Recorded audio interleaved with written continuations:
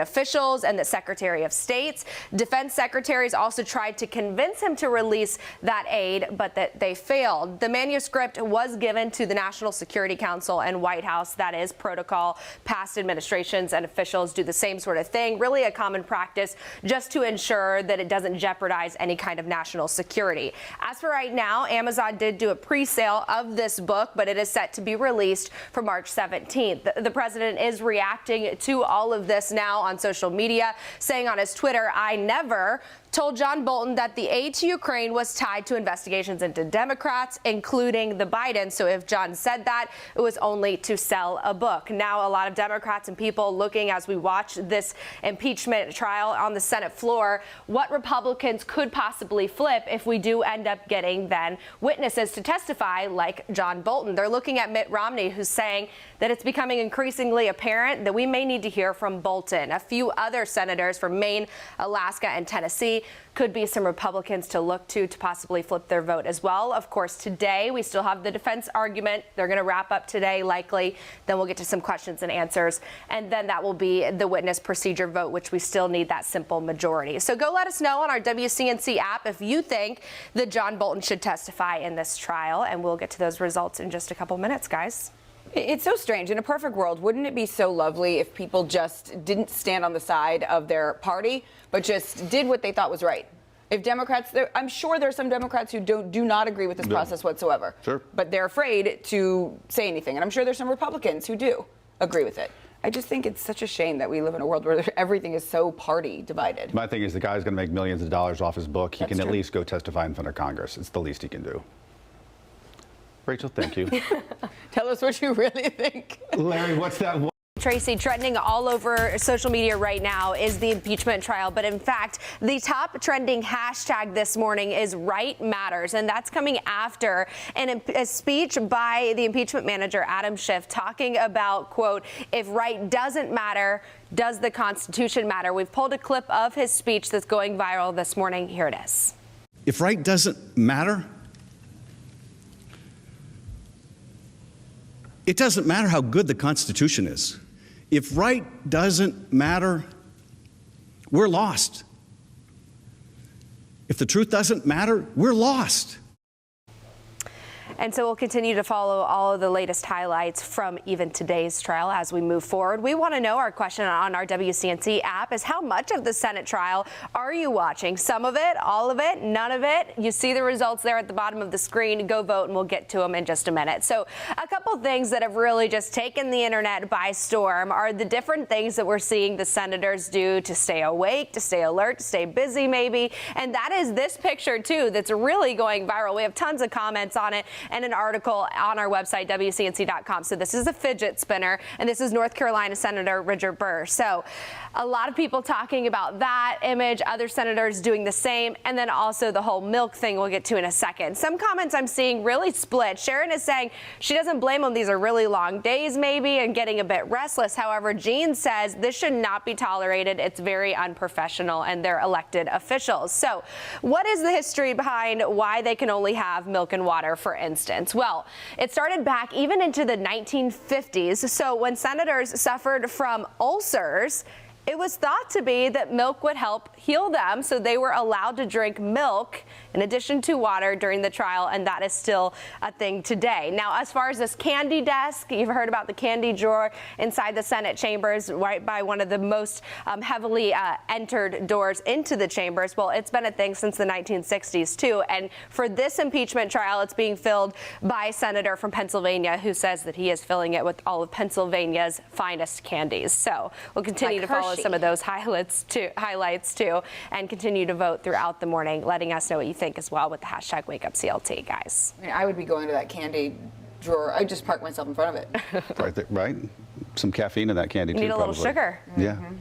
And the impeachment trial has been trending overnight, a major topic on social media. And looking at all of those tweets that Tracy Potts said that he tweeted throughout the evening, really retweeting a lot of lawmakers that support him, like you see here from Representative Doug Collins being one of them. Senator Tom Tillis from North Carolina, also a supporter of the president, tweeting this, saying that the impeachment, the people of North Carolina are getting tired of it, and repeating that it is a sham. So where are we at today now now when this trial reconvenes again. Well, we're continuing to hear from the prosecution on their opening statements made up of the 7 House managers led by Representative Schiff. Here's what they're arguing: that $391 million in federal aid to Ukraine was approved in the federal budget back in July. And according to a U.S. official, they're saying that Trump directly held that aid the same month, saying that that money wasn't released until there was a complaint about it. Now, after the prosecution wraps up their opening statements, we'll move to the defense,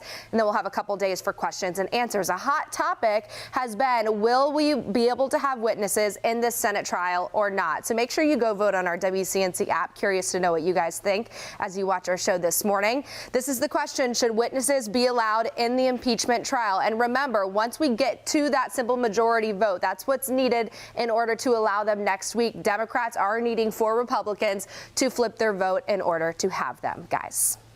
And keep in mind, there are some Republicans in swing states who are concerned about their seat and are up for re-election. Might find an incentive to go ahead and compromise with the Democrats. You know what I do think is interesting, regardless of what side you're on this, it is interesting to witness the process and see how much candidates are affected as opposed to members who are not up for re-election. Yeah. They act and move very differently in these situations. Absolutely. Not to mention the presidential candidates who wanted to be in Iowa right now. And they can't be. And they can't be. So, all right, Rachel, thank you. Well, this week, the impeachment trial of President Trump began. Democrats wrapping up their case on Friday. The President Trump's legal team began Saturday. And while many wanted other witnesses to testify, Senator Lindsey Graham says it is not going to happen.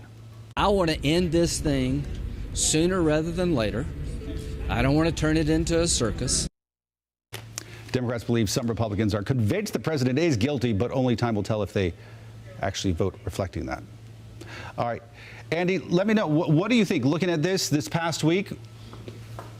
Any big developments that you saw, or do you feel any differently than you did at the start of the week? No, and I'll tell you, the great example is Chaz and I are really good friends, and we agree on how that we both love North Carolina and Charlotte. Sure.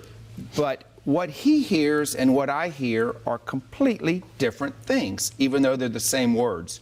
Well, that's going out throughout the nation, certainly in the Capitol, in the room where they're debating this. And, you know, I support Donald Trump and think that this is ridiculous. He doesn't, and thinks they need to keep the gas on and keep moving forward. Well, I think that it's very clear that what the president is accused of doing, he did. And I think it's also very clear that if President Obama was accused of half of what President Trump did, that Republicans would have voted to impeach and remove him. I think it is a shame that we have people who are not willing to admit the truth. And the truth is this: President Obama and President Trump are held to 2 very different standards by Republicans, and Donald Trump did something he should not have done, and this was not something that Democrats necessarily wanted to do. There were some that wanted to do it, but for the most part, a lot of people in leadership were brought along on this kicking and screaming, but they believe that the stakes and the interest of the country demands and requires that this president be impeached and that he have a real trial and not a fake one. You know, I disagree. But you disagree. I know, but you know, for goodness, what do you know? What do you disagree with, though? Because do you think the phone call was wrong? I think the transcripts of the phone call are out there. Yes. And you can go through them, and that it was, he keeps saying a perfect call. I don't know if it's a perfect call or not. I mean, we all are on the phone a lot. But this is such an overreach, and quite frankly, the leadership on the Democrat side, they're covering their butts back home. Sure. Many would say Republicans are doing the same. Absolutely. There are more Democrats covering. What I struggle with, and regardless about how you feel about President Trump or not, if you take that phone call, I feel like a lot of reasonable people can look at that phone call and be like, that was not a good thing. Absolutely. Whether you're a Republican president making that phone call or you're a Democrat, you would hope that does not happen. That sort of shakedown of another government at your own personal benefit. I disagree with shakedown, sir. A lot of people, I'm simply saying, a lot of people would say that seems unsavory. Now, where I think a lot of people then go different paths is whether that's impeachable or whether that's not impeachable. It gets me that I feel like on the Democratic side, they've been jumping at it since day one to make sure that he's guilty of something. On the Republican side, though, I feel like Republicans have been wanting to dismiss it from day one. So, of course, they're wanting to dismiss the impeachment because they wanted to dismiss it from the very start. And it's, at what point do you have honest brokers on both sides who actually do want answers, who can say that's not a good phone call? I don't think the guy should be impeached, but that's not a good, going forward past the Trump presidency, whether it's 4 years or 8 years, we do not want a president talking like that with another country. But and a big part of that is this is what happens when we get into a hyper-partisan environment where people have made their decision based on who's involved and not what's involved. The facts say President Trump did something wrong on that call. I think it's a problem when people won't even say that call, he should not have had that call. He should not have said, you know, you do something for me and I'll do something for you that's going to help me politically. He didn't say that. What did he? What do you think? What do you think that he said? Well, I think he was working to help our interests. How?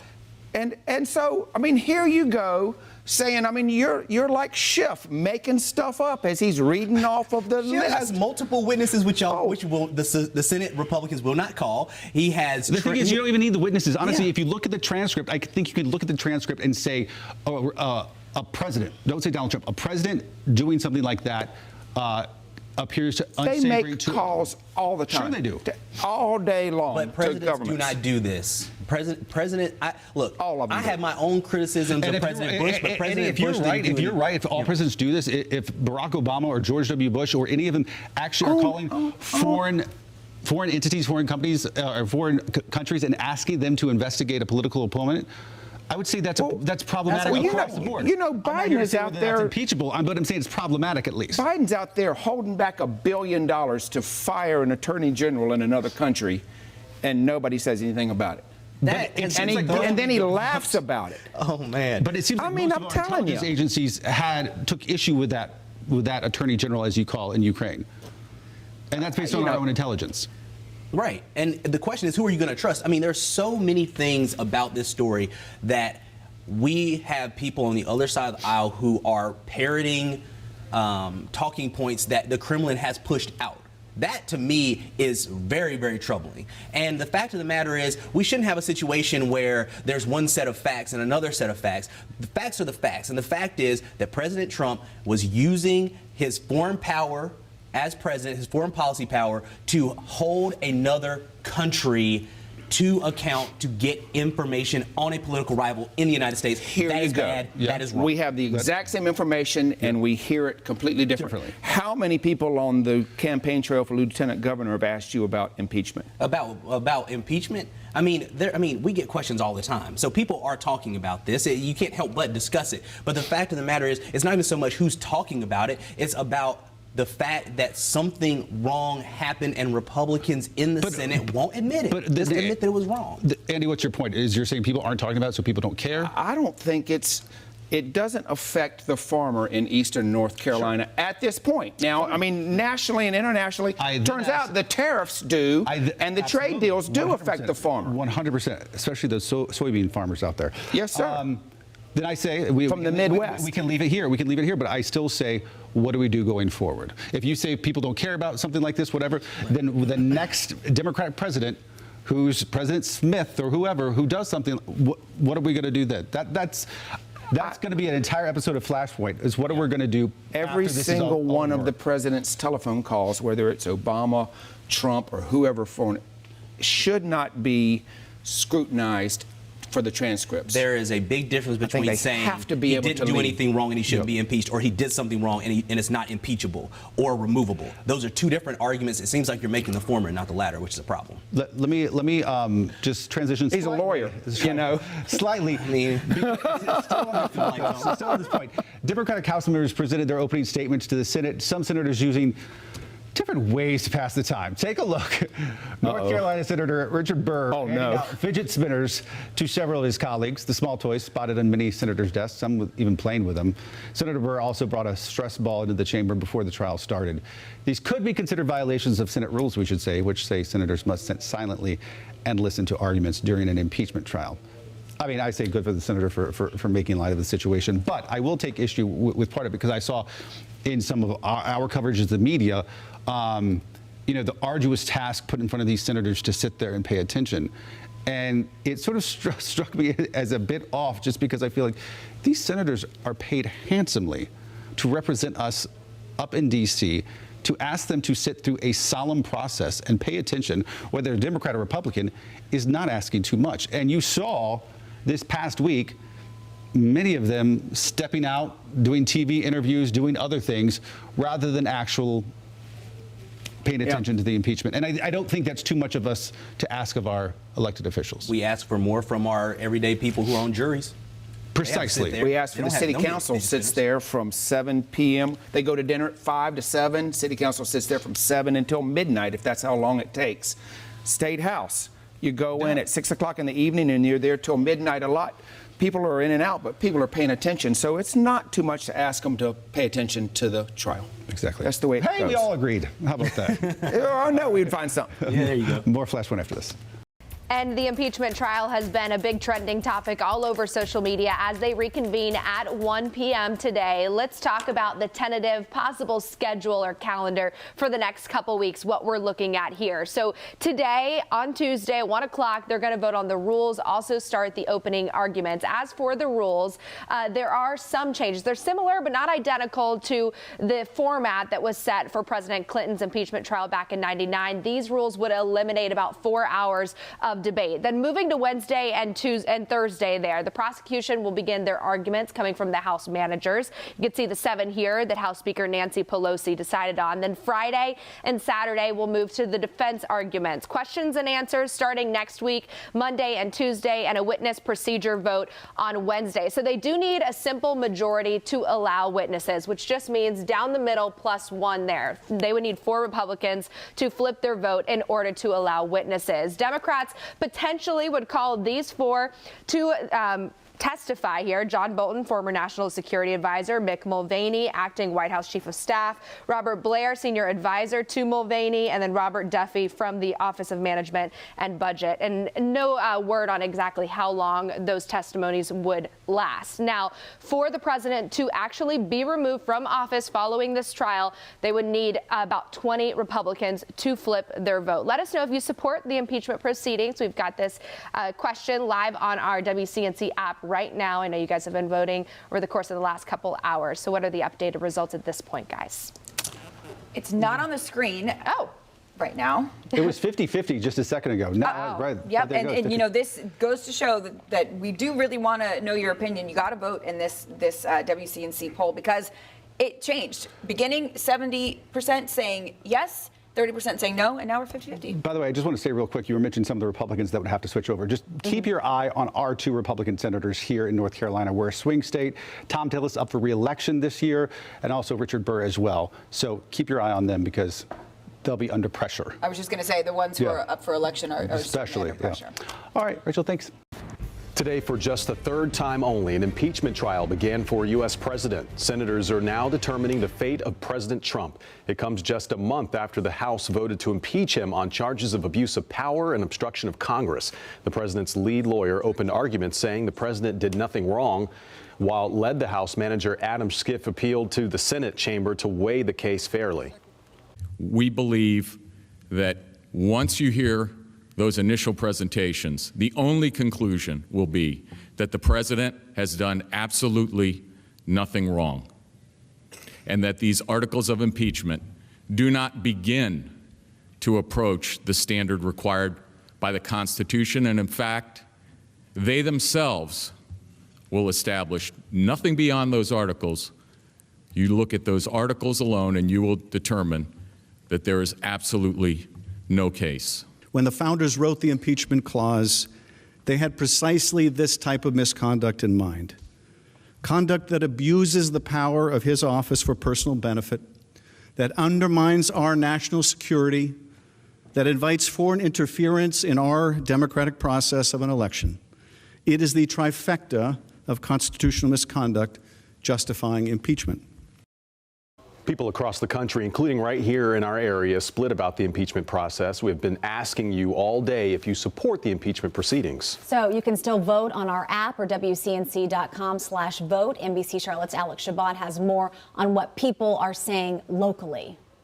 Well, I talked to several people walking around Uptown. Some of them told me they're not only focused on the president, but the process itself. About 400 miles from the debate at the U.S. Capitol, outside Charlotte's Government Center, some have already made up their minds. Yes, I do think that he should be removed. I think it's just a witch hunt. Others, like Steve Gibbons, I voted for President Trump. Remain undecided about whether the Senate should remove President Trump from office. There's some evidence that says, there was some, I don't know if the word is illegal, questionable doing. Don't know if any laws were actually broken, though. But several people we talked to believe it's an open and shut case. I believe that he should be removed from office. The evidence is pretty clear. I've seen what I've seen, and he looks guilty to me. I believe that he has asked foreign governments to interfere in our election, and I don't think that that's the way a democratic country should run. On the opposite side of the spectrum, there are those against the process altogether. I think he's a great president. I don't think he should be impeached. And for some, it comes down to trusting the process in the Senate. Ashley Wheeler says she doesn't. I think there should at least be a fair and open, honest telling of everything, and have witnesses and have everybody be able to hear exactly what is going on. He's trying to deny the fact that he's guilty of what he is, and the Republicans seem to go along with it. Both sides are very one-sided right now. Hopefully they'll come together and do the right thing. Most of the people told us they won't be watching the Senate proceedings, but they will be checking for information and updates later on. In Uptown, Alex Shabbat, NBC Charlotte. As we've been talking about all morning long, the third presidential impeachment trial in U.S. history begins in hours. And you might be wondering how this one compares to the other two. There are still a lot of questions as we wait for the Senate impeachment trial to kick into high gear, but previous impeachments do give us an idea. Let's connect the dots. Only two presidents have had actual Senate impeachment trials, Andrew Johnson and Bill Clinton. Richard Nixon resigned before it got that far. Johnson's trial back in 1868 took 2 months. Clinton's trial in 1999 took about 1 month. Both trials did have witnesses, 41 in Johnson's case, but for Clinton, 3 witnesses testified on videotape, then the Senate picked certain portions to play for the record. One of the big differences in the Clinton impeachment was that Ken Starr, an independent counsel, had conducted a very thorough investigation of the president, creating the Starr Report, which was the evidence used in the trial. This time around, the evidence comes from the House committee investigating President Trump. So while we can use history as a guide, some of what we will see this week and beyond will be brand new. And that is Connecting the Dots.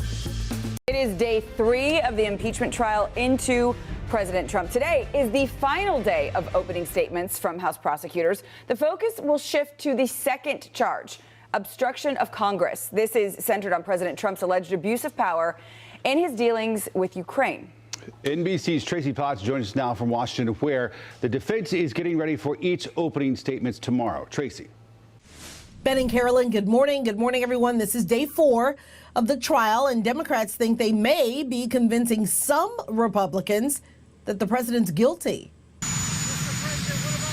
Did President Trump prevent Congress from investigating his actions with Ukraine by failing to produce documents and blocking White House witnesses? That's the focus of today's arguments. This conduct is not America first.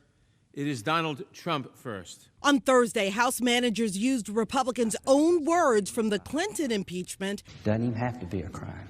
To argue that President Trump abused his power, demanding that Ukraine investigate Joe Biden and his son. President Trump asked for the investigation into Biden based on a made-up theory that no one agreed with. No one.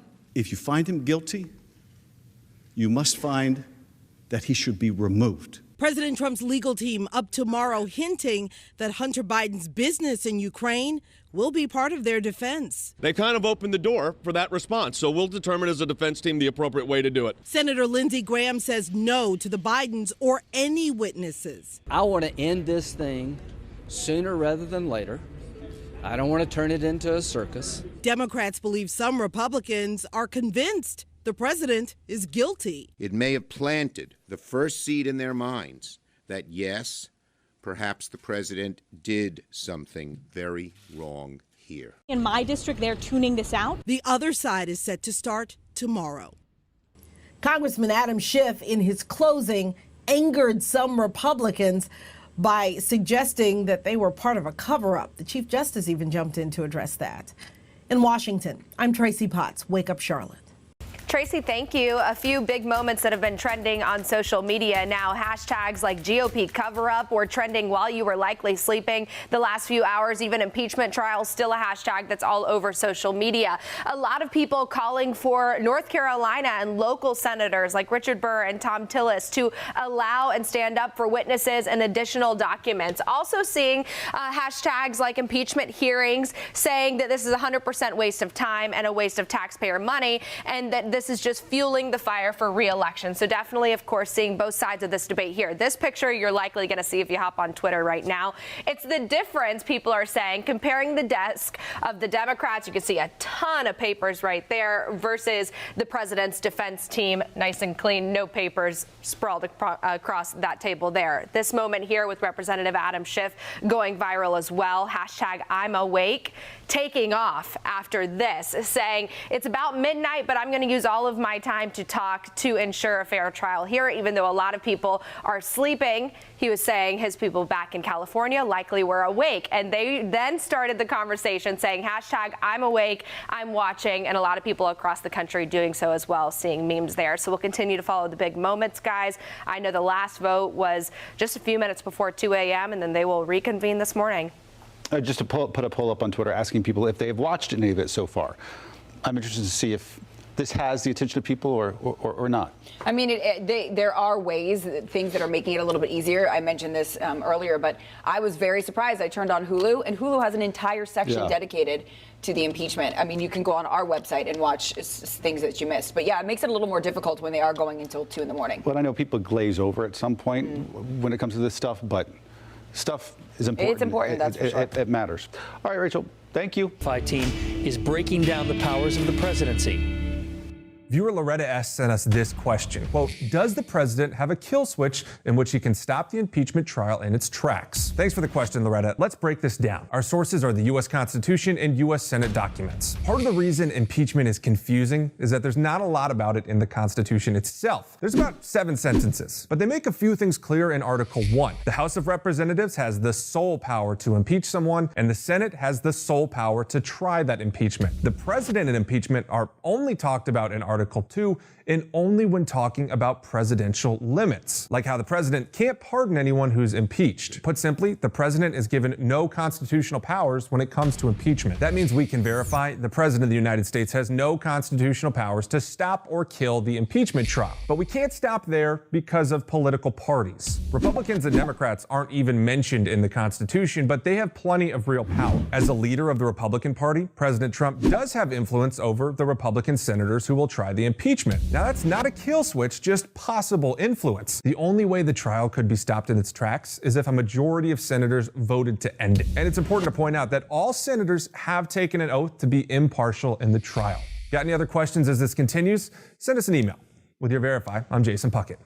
Big talker on social media days after a bombshell report. We're getting, it looks like, a sneak peek at some things that could be hinted at and described here in this book by former National Security Advisor John Bolton. It's called The Room Where It Started, a White House Memoir. So here's what, according to a New York Times report, says that John Bolton says in his book that the president wanted to hold aid to Ukraine until they announced an investigation into Hunter Biden. Also saying that Mr. Trump was upset with Ukrainian officials and the Secretary of State. Defense secretaries also tried to convince him to release that aid, but that they failed. The manuscript was given to the National Security Council and White House. That is protocol.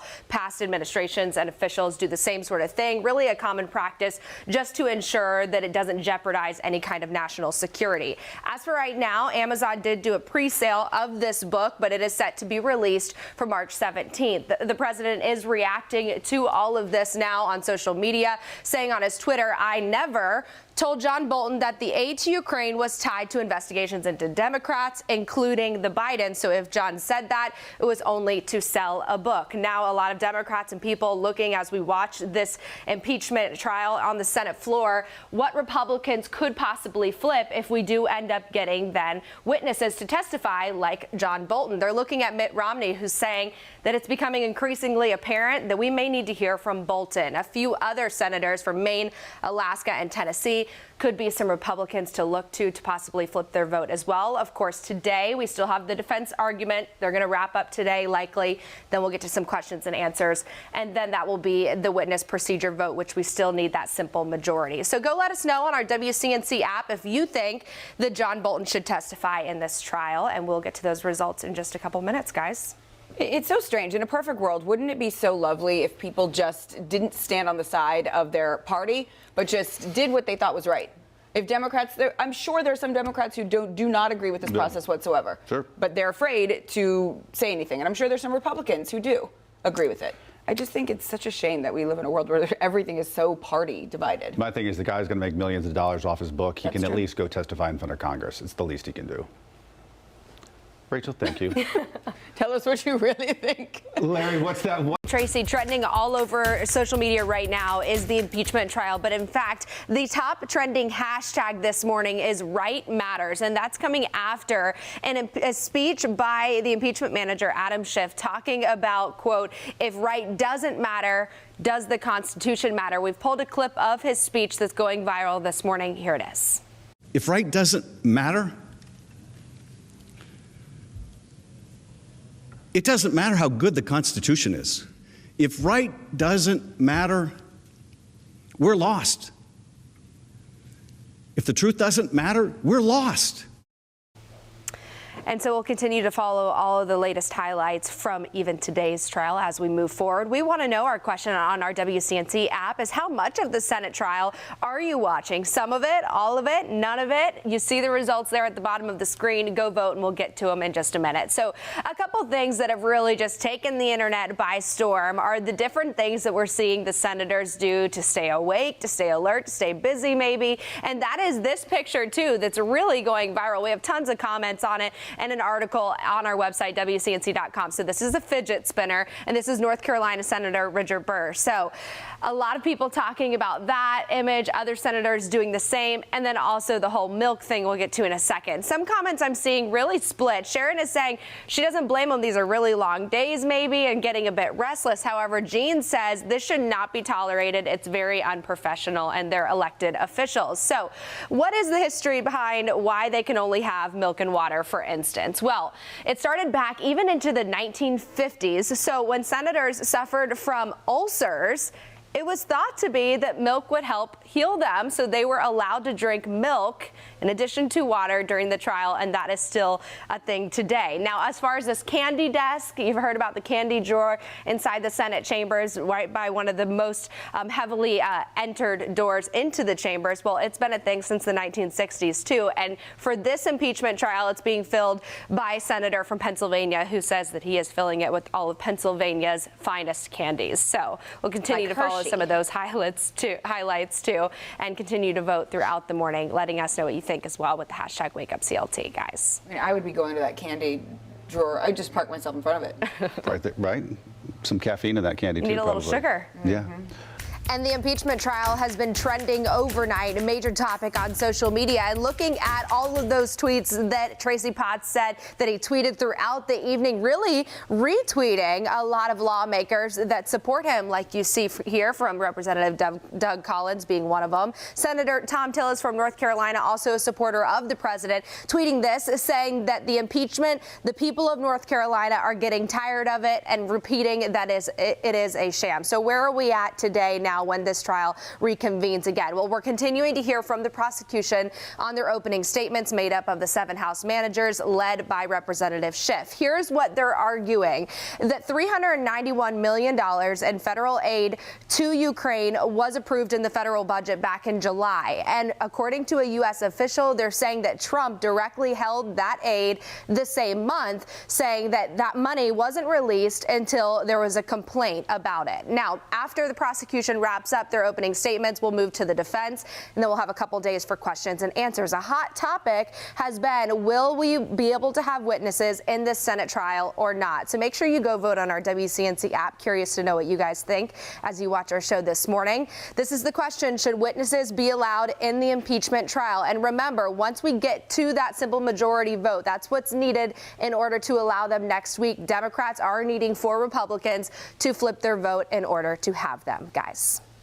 And keep in mind, there are some Republicans in swing states who are concerned about their seat and Or up for re-election. might find an incentive to go ahead and compromise with the Democrats. You know what I do think is interesting, regardless of what side you're on this, it is interesting to witness the process and see how much candidates are affected as opposed to members who are not up for re-election. Yeah. They act and move very differently in these situations. Absolutely. Not to mention the presidential candidates who wanted to be in Iowa right now. And they can't be. And they can't be. So, all right, Rachel, thank you.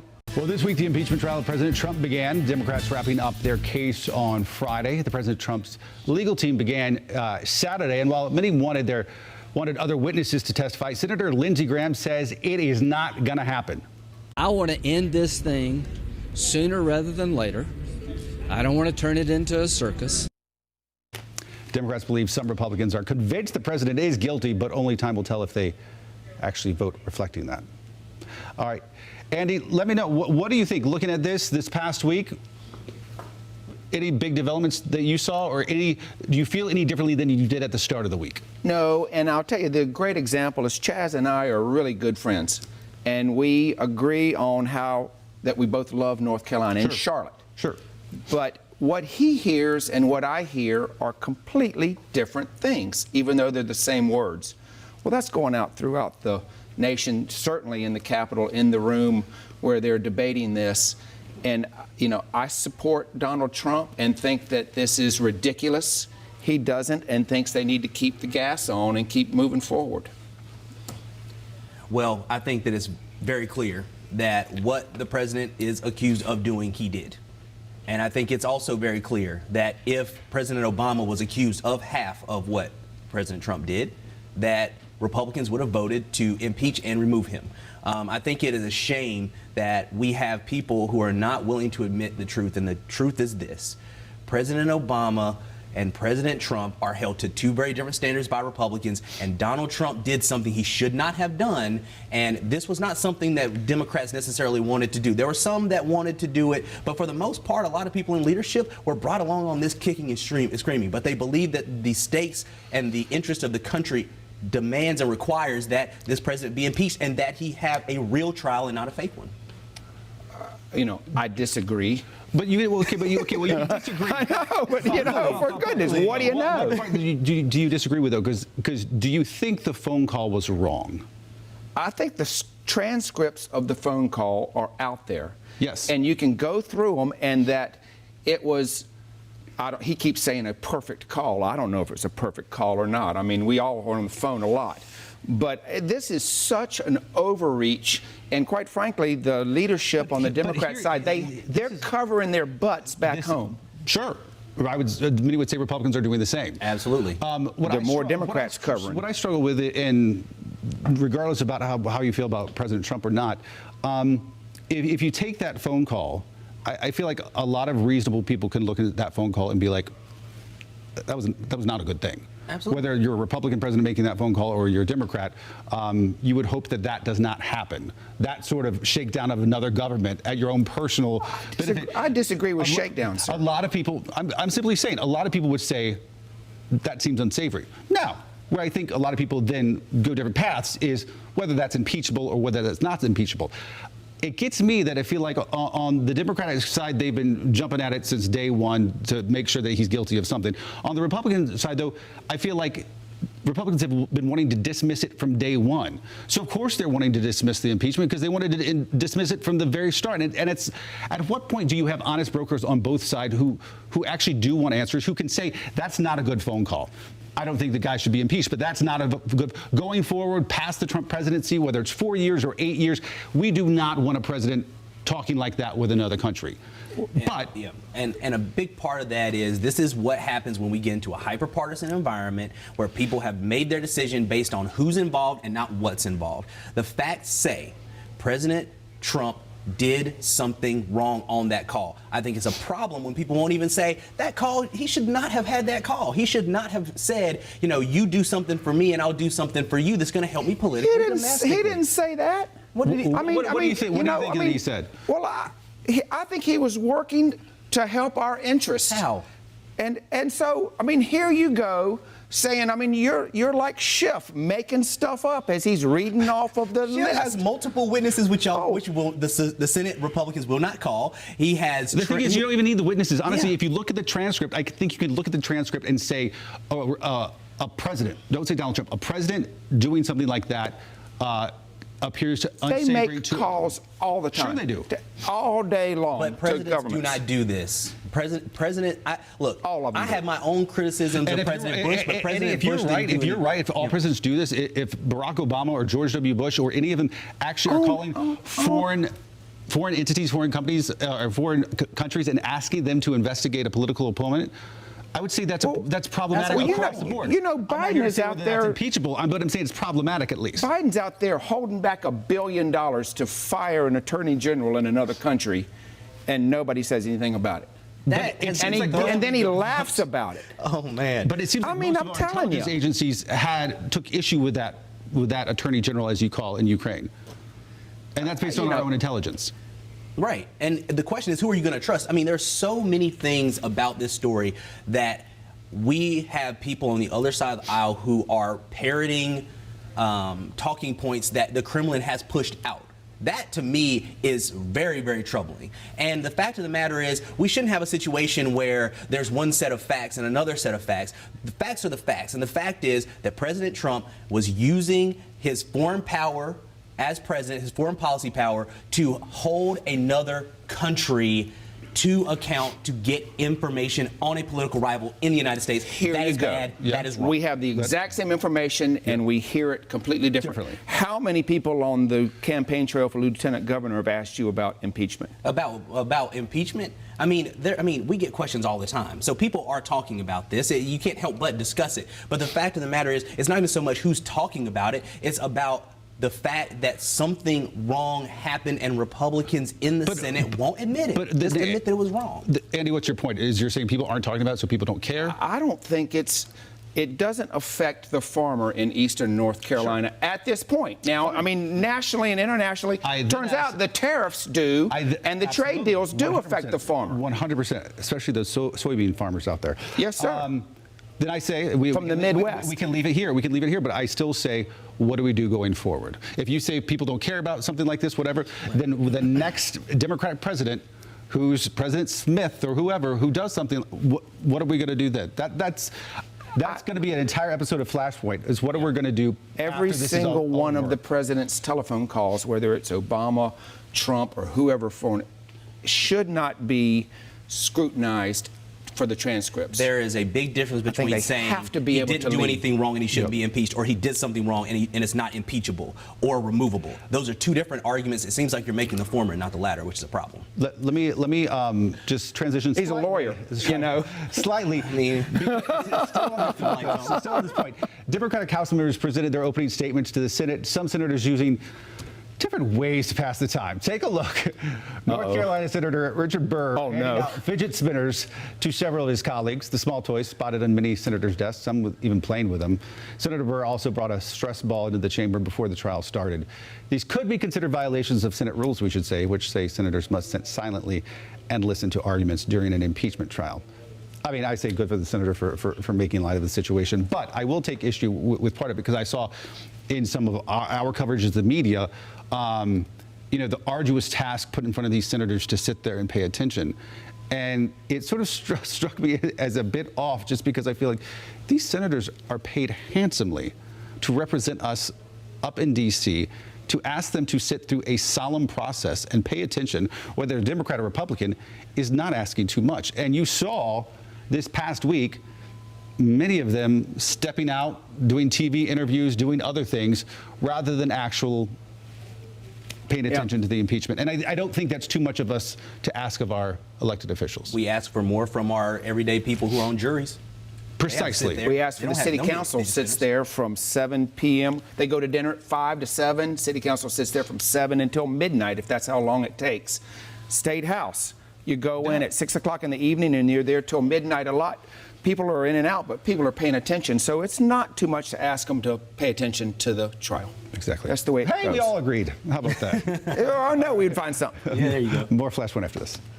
And the impeachment trial has been a big trending topic all over social media as they reconvene at 1 p.m. today. Let's talk about the tentative possible schedule or calendar for the next couple weeks, what we're looking at here. So today, on Tuesday at 1 o'clock, they're going to vote on the rules, also start the opening arguments. As for the rules, there are some changes. They're similar but not identical to the format that was set for President Clinton's impeachment trial back in '99. These rules would eliminate about 4 hours of debate. Then moving to Wednesday and Thursday there, the prosecution will begin their arguments coming from the House managers. You can see the 7 here that House Speaker Nancy Pelosi decided on. Then Friday and Saturday will move to the defense arguments. Questions and answers starting next week, Monday and Tuesday, and a witness procedure vote on Wednesday. So they do need a simple majority to allow witnesses, which just means down the middle +1 there. They would need 4 Republicans to flip their vote in order to allow witnesses. Democrats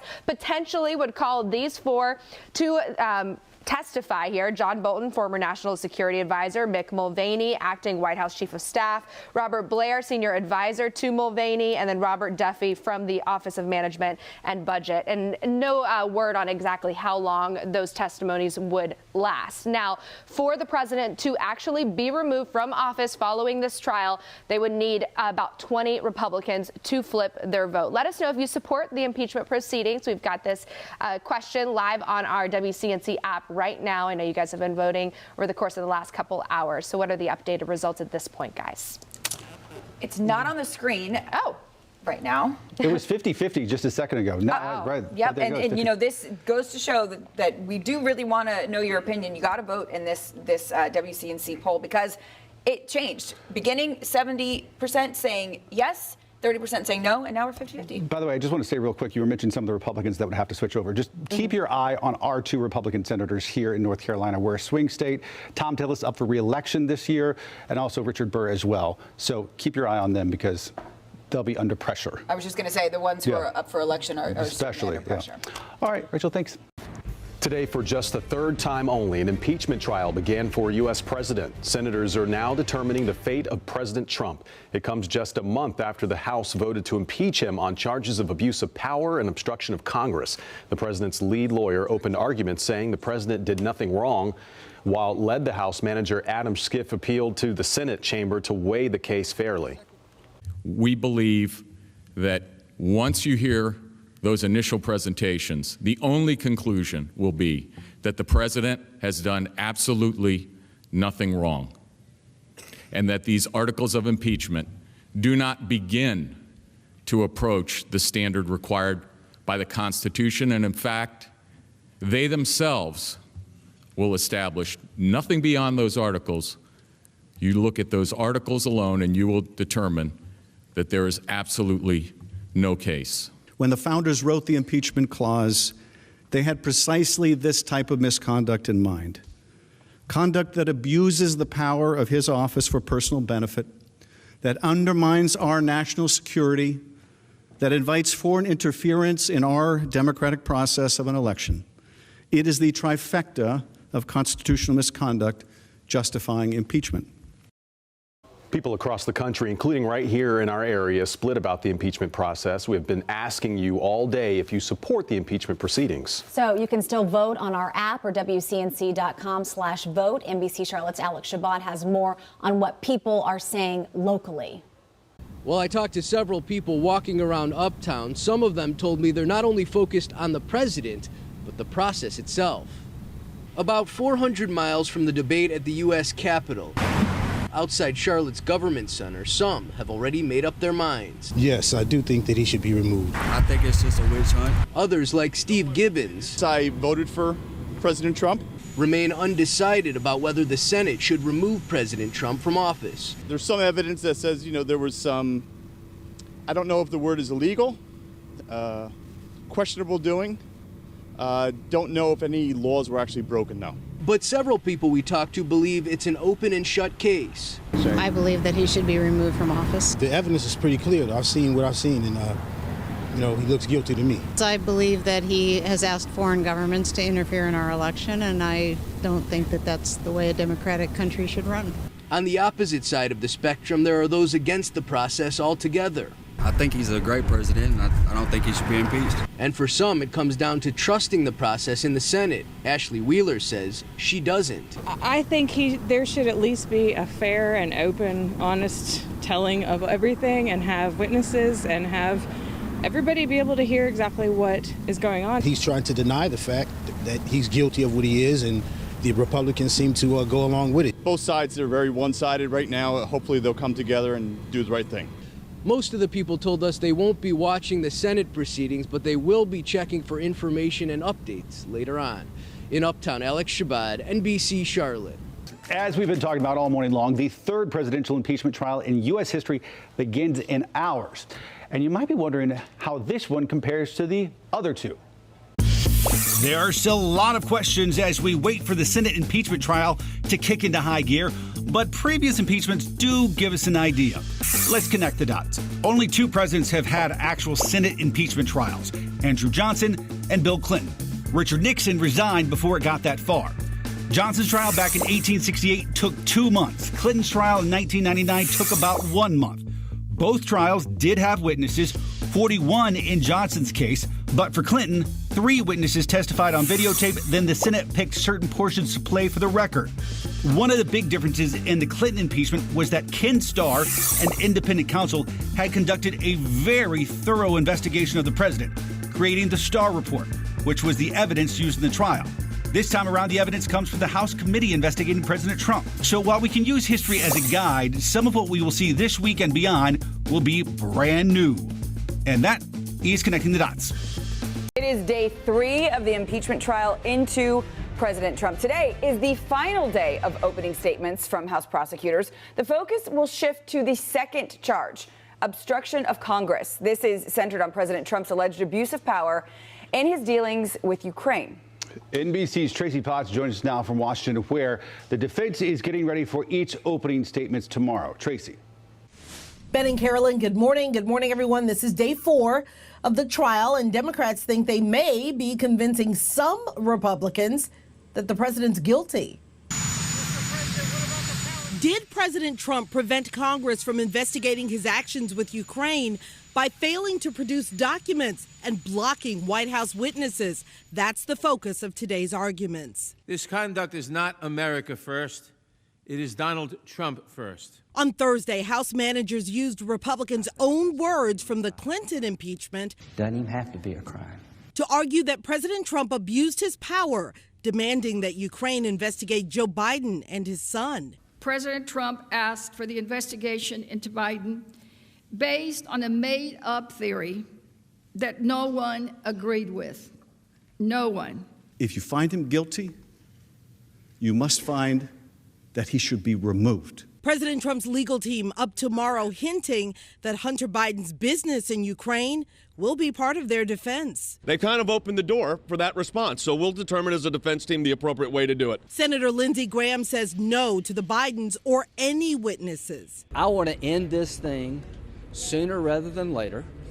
I don't want to turn it into a circus. Democrats believe some Republicans are convinced the president is guilty. It may have planted the first seed in their minds that, yes, perhaps the president did something very wrong here. In my district, they're tuning this out. The other side is set to start tomorrow. Congressman Adam Schiff, in his closing, angered some Republicans by suggesting that they were part of a cover-up. The Chief Justice even jumped in to address that. In Washington, I'm Tracy Potts. Wake up, Charlotte.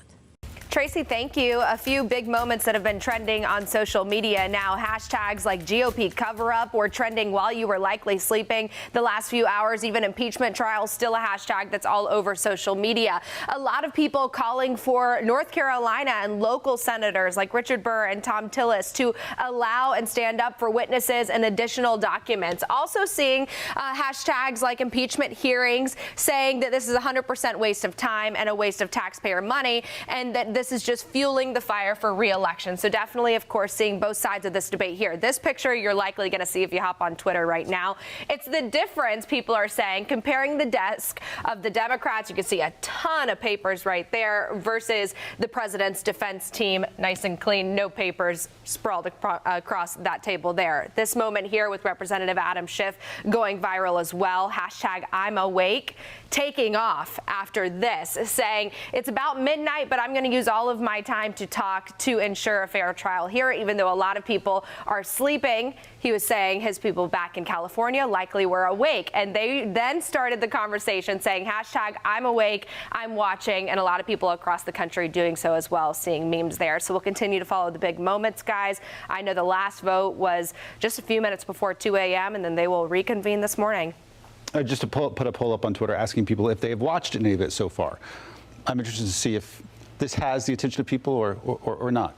I mean, there are ways, things that are making it a little bit easier. I mentioned this earlier, but I was very surprised. I turned on Hulu, and Hulu has an entire section dedicated to the impeachment. I mean, you can go on our website and watch things that you missed. But yeah, it makes it a little more difficult when they are going until 2 in the morning. Well, I know people glaze over at some point when it comes to this stuff, but stuff is important. It's important, that's for sure. It matters. All right, Rachel, thank you. Team is breaking down the powers of the presidency.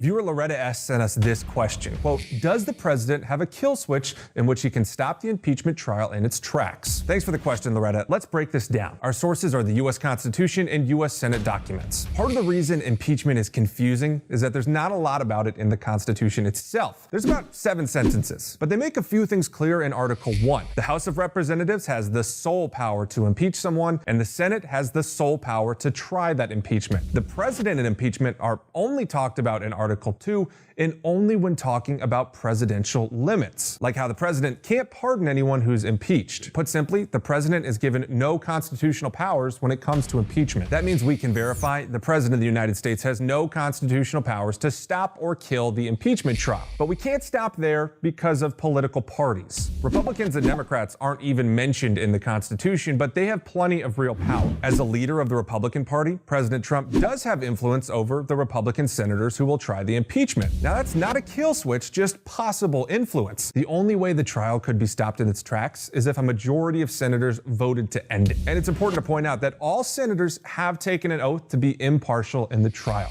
Got any other questions as this continues? Send us an email. With your Verify, I'm Jason Puckett. Big talker on social media days after a bombshell report. We're getting, it looks like, a sneak peek at some things that could be hinted at and described here in this book by former National Security Advisor John Bolton. It's called The Room Where It Started, a White House Memoir. So here's what, according to a New York Times report, says that John Bolton says in his book that the president wanted to hold aid to Ukraine until they announced an investigation into Hunter Biden, also saying that Mr. Trump was upset with Ukrainian officials and the Secretary of State. Defense secretaries also tried to convince him to release that aid, but that they failed. The manuscript was given to the National Security Council and White House. That is protocol. Past administrations and officials do the same sort of thing. Really a common practice just to ensure that it doesn't jeopardize any kind of national security. As for right now, Amazon did do a pre-sale of this book, but it is set to be released for March 17th. The president is reacting to all of this now on social media, saying on his Twitter, I never told John Bolton that the aid to Ukraine was tied to investigations into Democrats, including the Bidens. So if John said that, it was only to sell a book. Now, a lot of Democrats and people looking as we watch this impeachment trial on the Senate floor, what Republicans could possibly flip if we do end up getting then witnesses to testify like John Bolton. They're looking at Mitt Romney, who's saying that it's becoming increasingly apparent that we may need to hear from Bolton. A few other senators from Maine, Alaska, and Tennessee could be some Republicans to look to possibly flip their vote as well. Of course, today we still have the defense argument. They're going to wrap up today, likely. Then we'll get to some questions and answers. And then that will be the witness procedure vote, which we still need that simple majority. So go let us know on our WCNC app if you think that John Bolton should testify in this trial. And we'll get to those results in just a couple minutes, guys. It's so strange. In a perfect world, wouldn't it be so lovely if people just didn't stand on the side of their party, but just did what they thought was right? If Democrats, I'm sure there are some Democrats who do not agree with this process whatsoever. Sure. But they're afraid to say anything. And I'm sure there's some Republicans who do agree with it. I just think it's such a shame that we live in a world where everything is so party divided. My thing is the guy's going to make millions of dollars off his book. He That's can at true. least go testify in front of Congress. It's the least he can do. Rachel, thank you. Tell us what you really think. Larry, what's that one? Tracy, trending all over social media right now is the impeachment trial. But in fact, the top trending hashtag this morning is Right Matters. And that's coming after a speech by the impeachment manager, Adam Schiff, talking about, quote, if right doesn't matter, does the Constitution matter? We've pulled a clip of his speech that's going viral this morning. Here it is. If right doesn't matter, it doesn't matter how good the Constitution is. If right doesn't matter, we're lost. If the truth doesn't matter, we're lost. And so we'll continue to follow all of the latest highlights from even today's trial as we move forward. We want to know, our question on our WCNC app is, how much of the Senate trial are you watching? Some of it, all of it, none of it? You see the results there at the bottom of the screen. Go vote, and we'll get to them in just a minute. So a couple things that have really just taken the internet by storm are the different things that we're seeing the senators do to stay awake, to stay alert, to stay busy maybe. And that is this picture, too, that's really going viral. We have tons of comments on it and an article on our website, WCNC.com. So this is a fidget spinner, and this is North Carolina Senator Richard Burr. So a lot of people talking about that image, other senators doing the same, and then also the whole milk thing we'll get to in a second. Some comments I'm seeing really split. Sharon is saying she doesn't blame them. These are really long days maybe and getting a bit restless. However, Jean says this should not be tolerated. It's very unprofessional, and they're elected officials. So what is the history behind why they can only have milk and water, for instance? Well, it started back even into the 1950s. So when senators suffered from ulcers, it was thought to be that milk would help heal them, so they were allowed to drink milk in addition to water during the trial, and that is still a thing today. Now, as far as this candy desk, you've heard about the candy drawer inside the Senate chambers, right by one of the most heavily entered doors into the chambers. Well, it's been a thing since the 1960s, too, and for this impeachment trial, it's being filled by a senator from Pennsylvania who says that he is filling it with all of Pennsylvania's finest candies. So we'll continue to follow some of those highlights too, and continue to vote throughout the morning, letting us know what you think as well with the hashtag WakeUpCLT, guys. I mean, I would be going to that candy drawer. I just park myself in front of it. Right there, right?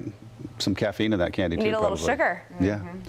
And the impeachment trial has been trending overnight, a major topic on social media. And looking at all of those tweets that Tracy Potts said that he tweeted throughout the evening, really retweeting a lot of lawmakers that support him, like you see here from Representative Doug Collins being one of them. Senator Tom Tillis from North Carolina, also a supporter of the president, tweeting this, saying that the impeachment, the people of North Carolina are getting tired of it, and repeating that it is a sham. So where are we at today now when this trial reconvenes again? Well, we're continuing to hear from the prosecution on their opening statements made up of the 7 House managers led by Representative Schiff. Here's what they're arguing: that $391 million in federal aid to Ukraine was approved in the federal budget back in July. And according to a U.S. official, they're saying that Trump directly held that aid the same month, saying that that money wasn't released until there was a complaint about it. Now, after the prosecution wraps up their opening statements, we'll move to the defense,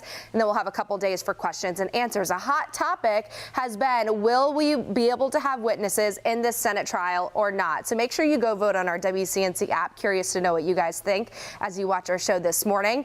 This is the question: should witnesses be allowed in the impeachment trial? And remember, once we get to that simple majority vote, that's what's needed in order to allow them next week. Democrats are needing 4 Republicans to flip their vote in order to have them, guys. And keep in mind, there are some Republicans in swing states who are concerned about their seat and or up for re-election. Might find an incentive to go ahead and compromise with the Democrats. You know what I do think is interesting, regardless of what side you're on this, it is interesting to witness the process and see how much candidates are affected as opposed to members who are not up for re-election. Yeah. They act and move very differently in these situations. Absolutely. Not to mention the presidential candidates who wanted to be in Iowa right now. And they can't be. And they can't be. So, all right, Rachel, thank you. Well, this week, the impeachment trial of President Trump began. Democrats wrapping up their case on Friday. The President Trump's legal team began Saturday. And while many wanted their wanted other witnesses to testify. Senator Lindsey Graham says it is not going to happen. I want to end this thing sooner rather than later. I don't want to turn it into a circus. Democrats believe some Republicans are convinced the president is guilty, but only time will tell if they actually vote reflecting that. All right. Andy, let me know, what do you think looking at this past week? Any big developments that you saw, or do you feel any differently than you did at the start of the week? No, and I'll tell you, the great example is Chaz and I are really good friends, and we agree on how that we both love North Carolina and Charlotte. Sure. But what he hears and what I hear are completely different things, even though they're the same words. Well, that's going out throughout the nation, certainly in the Capitol, in the room where they're debating this. And, you know, I support Donald Trump and think that this is ridiculous. He doesn't, and thinks they need to keep the gas on and keep moving forward.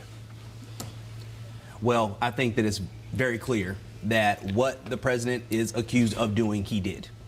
And I think it's also very clear that if President Obama was accused of half of what President Trump did, that Republicans would have voted to impeach and remove him. I think it is a shame that we have people who are not willing to admit the truth, and the truth is this.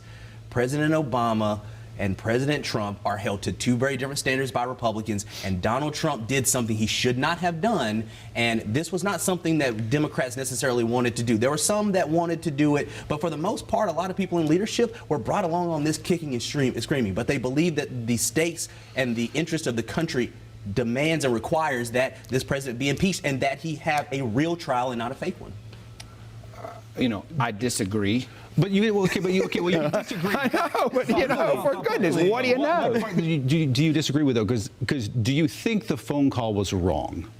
I think the transcripts of the phone call are out there. Yes. And you can go through them, and that it was, he keeps saying a perfect call. I don't know if it's a perfect call or not. I mean, we all are on the phone a lot. But this is such an overreach, and quite frankly, the leadership on the Democrat side, they're covering their butts back home. Sure.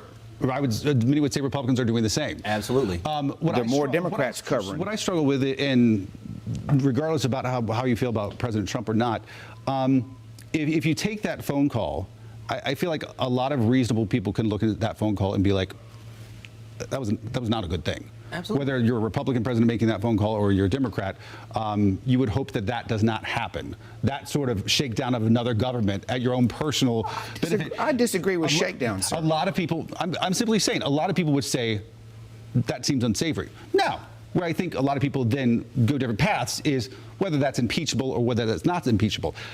It gets me that I feel like on the Democratic side, they've been jumping at it since day one to make sure that he's guilty of something.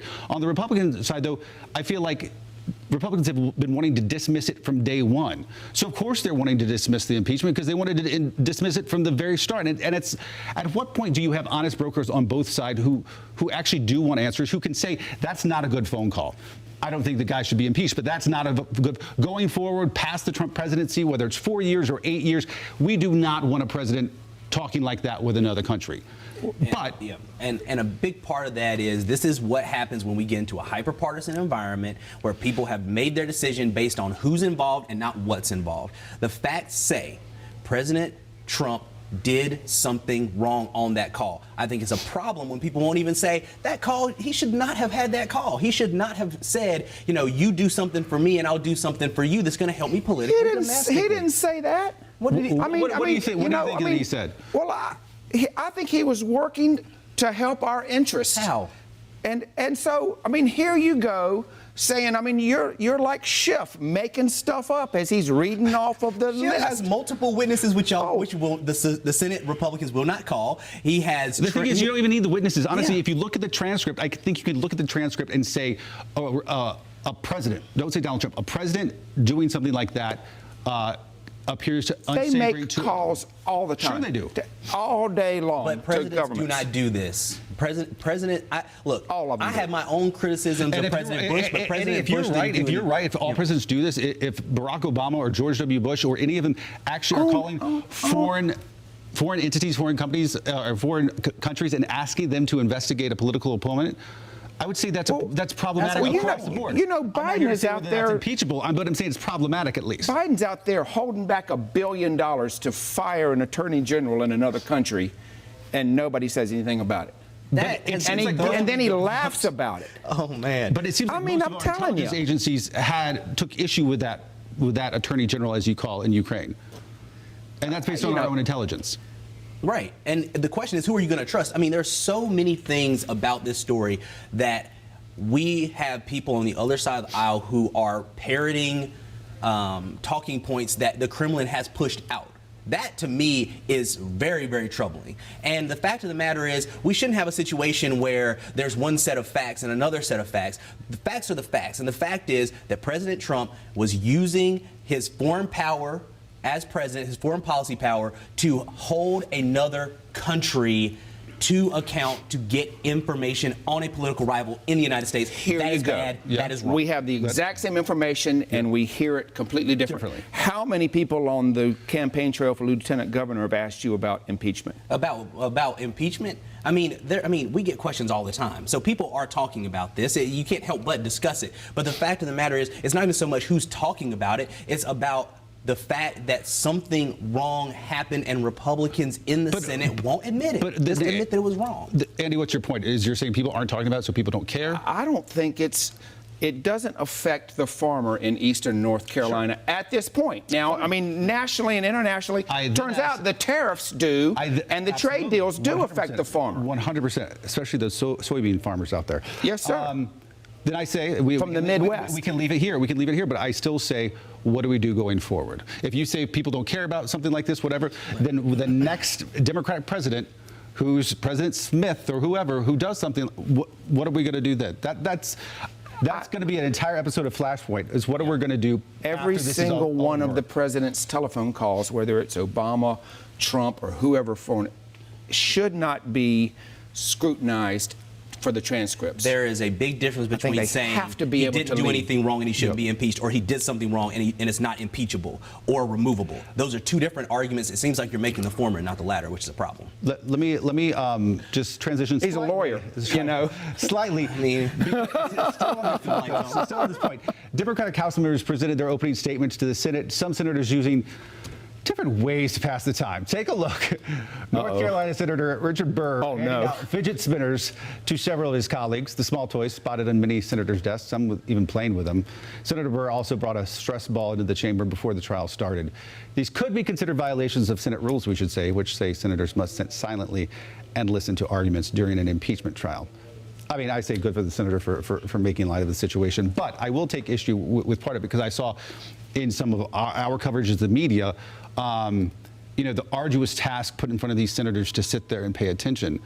And it sort of struck me as a bit off just because I feel like these senators are paid handsomely to represent us up in D.C., to ask them to sit through a solemn process and pay attention, whether they're Democrat or Republican, is not asking too much. And you saw this past week, many of them stepping out, doing TV interviews, doing other things, rather than actual paying attention to the impeachment. And I don't think that's too much of us to ask of our elected officials. We ask for more from our everyday people who are on juries. Precisely. We ask for the city council sits there from 7 p.m. They go to dinner at 5 to 7. City council sits there from 7 until midnight, if that's how long it takes. State House, you go in at 6 o'clock in the evening and you're there till midnight a lot.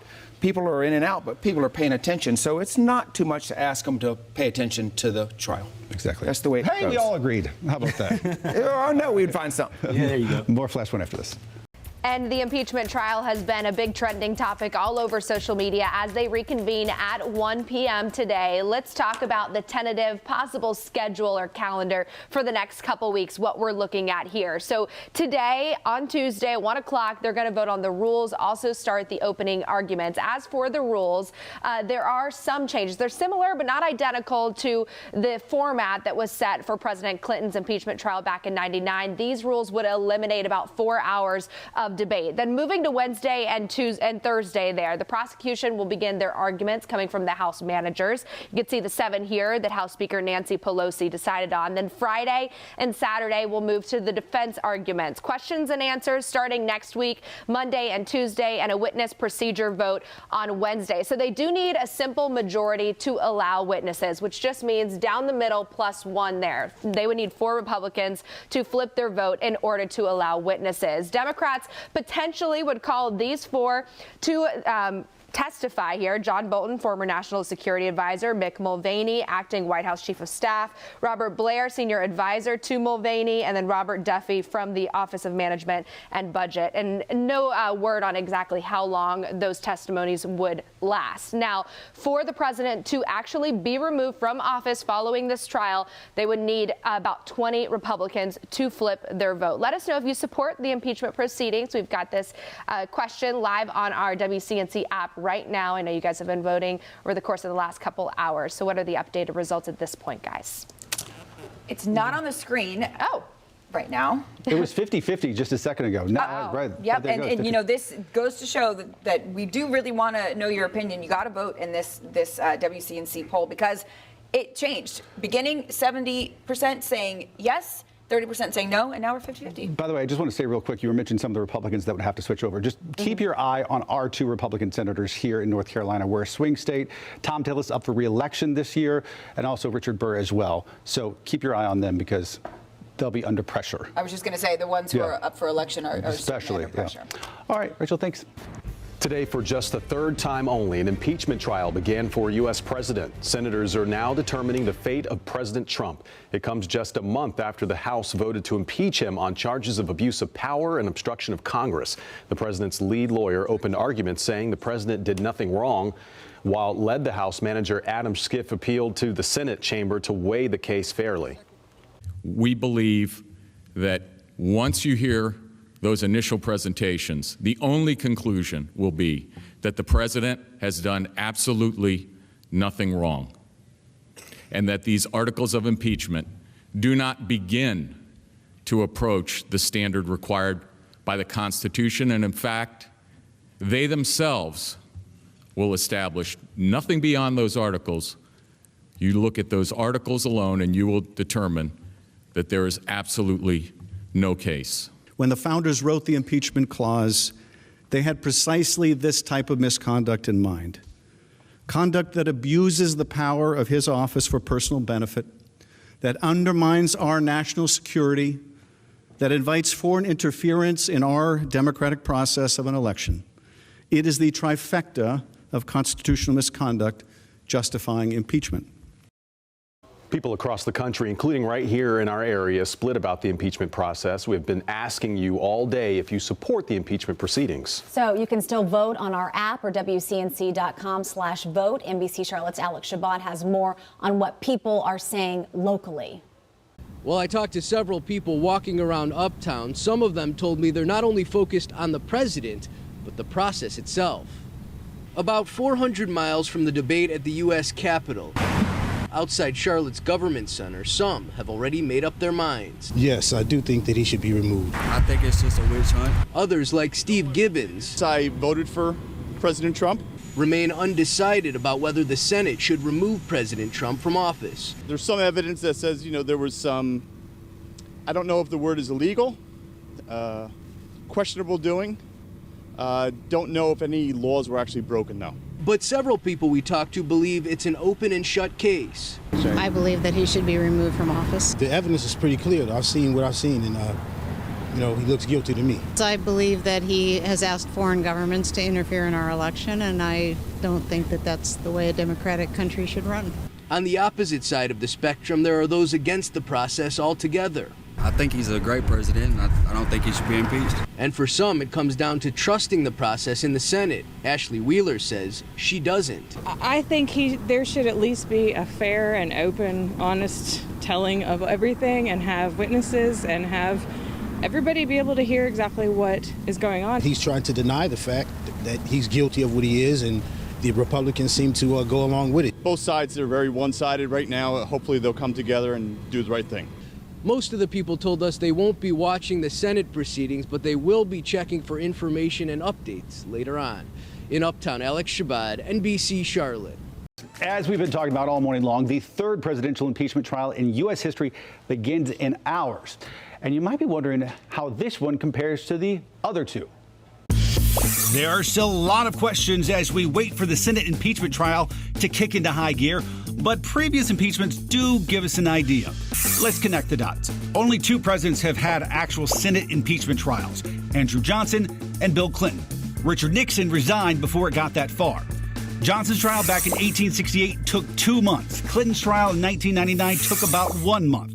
Both trials did have witnesses, 41 in Johnson's case, but for Clinton, 3 witnesses testified on videotape, then the Senate picked certain portions to play for the record. One of the big differences in the Clinton impeachment was that Ken Starr, an independent counsel, had conducted a very thorough investigation of the president, creating the Starr Report, which was the evidence used in the trial. This time around, the evidence comes from the House committee investigating President Trump. So while we can use history as a guide, some of what we will see this week and beyond will be brand new. And that is Connecting the Dots. It is day 3 of the impeachment trial into President Trump. Today is the final day of opening statements from House prosecutors. The focus will shift to the second charge, obstruction of Congress. This is centered on President Trump's alleged abuse of power and his dealings with Ukraine. NBC's Tracy Potts joins us now from Washington, where the defense is getting ready for each opening statements tomorrow. Tracy. Ben and Carolyn, good morning. Good morning, everyone. This is day 4 of the trial, and Democrats think they may be convincing some Republicans that the president's guilty. Did President Trump prevent Congress from investigating his actions with Ukraine by failing to produce documents and blocking White House witnesses? That's the focus of today's arguments. This conduct is not America first. It is Donald Trump first. On Thursday, House managers used Republicans' own words from the Clinton impeachment. Doesn't even have to be a crime. To argue that President Trump abused his power, demanding that Ukraine investigate Joe Biden and his son. President Trump asked for the investigation into Biden based on a made-up theory that no one agreed with. No one. If you find him guilty, you must find that he should be removed. President Trump's legal team up tomorrow hinting that Hunter Biden's business in Ukraine will be part of their defense. They kind of opened the door for that response, so we'll determine as a defense team the appropriate way to do it. Senator Lindsey Graham says no to the Bidens or any witnesses. I want to end this thing sooner rather than later. I don't want to turn it into a circus. Democrats believe some Republicans are convinced the president is guilty. It may have planted the first seed in their minds that, yes, perhaps the president did something very wrong here. In my district, they're tuning this out. The other side is set to start tomorrow. Congressman Adam Schiff, in his closing, angered some Republicans by suggesting that they were part of a cover-up. The Chief Justice even jumped in to address that. In Washington, I'm Tracy Potts. Wake up, Charlotte. Tracy, thank you. A few big moments that have been trending on social media now. Hashtags like GOP cover-up were trending while you were likely sleeping the last few hours. Even impeachment trial, still a hashtag that's all over social media. A lot of people calling for North Carolina and local senators like Richard Burr and Tom Tillis to allow and stand up for witnesses and additional documents. Also seeing hashtags like impeachment hearings saying that this is 100% waste of time and a waste of taxpayer money, and that this is just fueling the fire for re-election. So definitely, of course, seeing both sides of this debate here. This picture you're likely going to see if you hop on Twitter right now. It's the difference, people are saying, comparing the desk of the Democrats. You can see a ton of papers right there versus the president's defense team, nice and clean, no papers sprawled across that table there. This moment here with Representative Adam Schiff going viral as well. Hashtag I'm awake, taking off after this, saying it's about midnight, but I'm going to use all of my time to talk to ensure a fair trial here, even though a lot of people are sleeping. He was saying his people back in California likely were awake, and they then started the conversation saying hashtag I'm awake, I'm watching, and a lot of people across the country doing so as well, seeing memes there. So we'll continue to follow the big moments, guys. I know the last vote was just a few minutes before 2 a.m., and then they will reconvene this morning.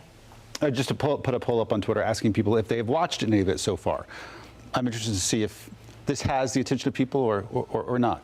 I mean, there are ways, things that are making it a little bit easier. I mentioned this earlier, but I was very surprised. I turned on Hulu, and Hulu has an entire section dedicated to the impeachment. I mean, you can go on our website and watch things that you missed. But yeah, it makes it a little more difficult when they are going until 2 in the morning. Well, I know people glaze over at some point when it comes to this stuff, but stuff is important. It's important, that's for sure. It matters. All right, Rachel, thank you. Team is breaking down the powers of the presidency.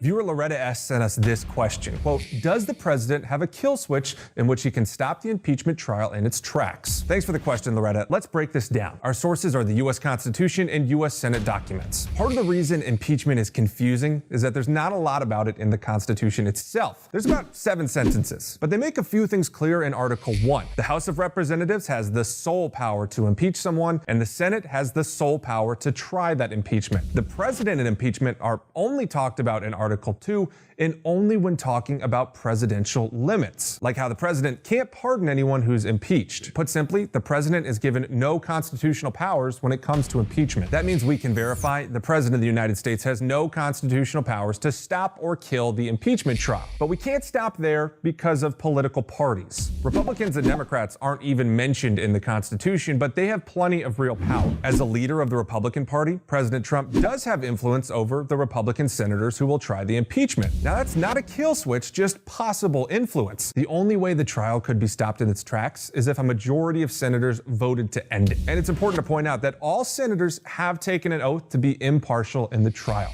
Got any other questions as this continues? Send us an email. With your Verify, I'm Jason Puckett.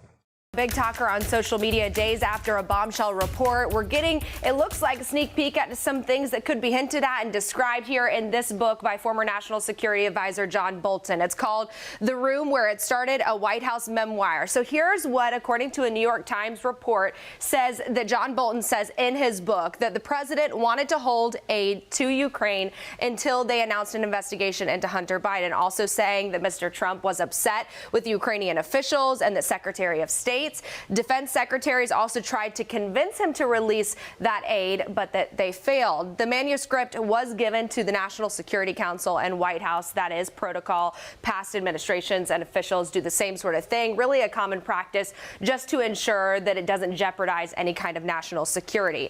As for right now, Amazon did do a pre-sale of this book, but it is set to be released for March 17th. The president is reacting to all of this now on social media, saying on his Twitter, I never told John Bolton that the aid to Ukraine was tied to investigations into Democrats, including the Bidens. So if John said that, it was only to sell a book. Now, a lot of Democrats and people looking as we watch this impeachment trial on the Senate floor, what Republicans could possibly flip if we do end up getting then witnesses to testify like John Bolton. They're looking at Mitt Romney, who's saying that it's becoming increasingly apparent that we may need to hear from Bolton. A few other senators from Maine, Alaska, and Tennessee could be some Republicans to look to possibly flip their vote as well. Of course, today we still have the defense argument. They're going to wrap up today, likely. Then we'll get to some questions and answers.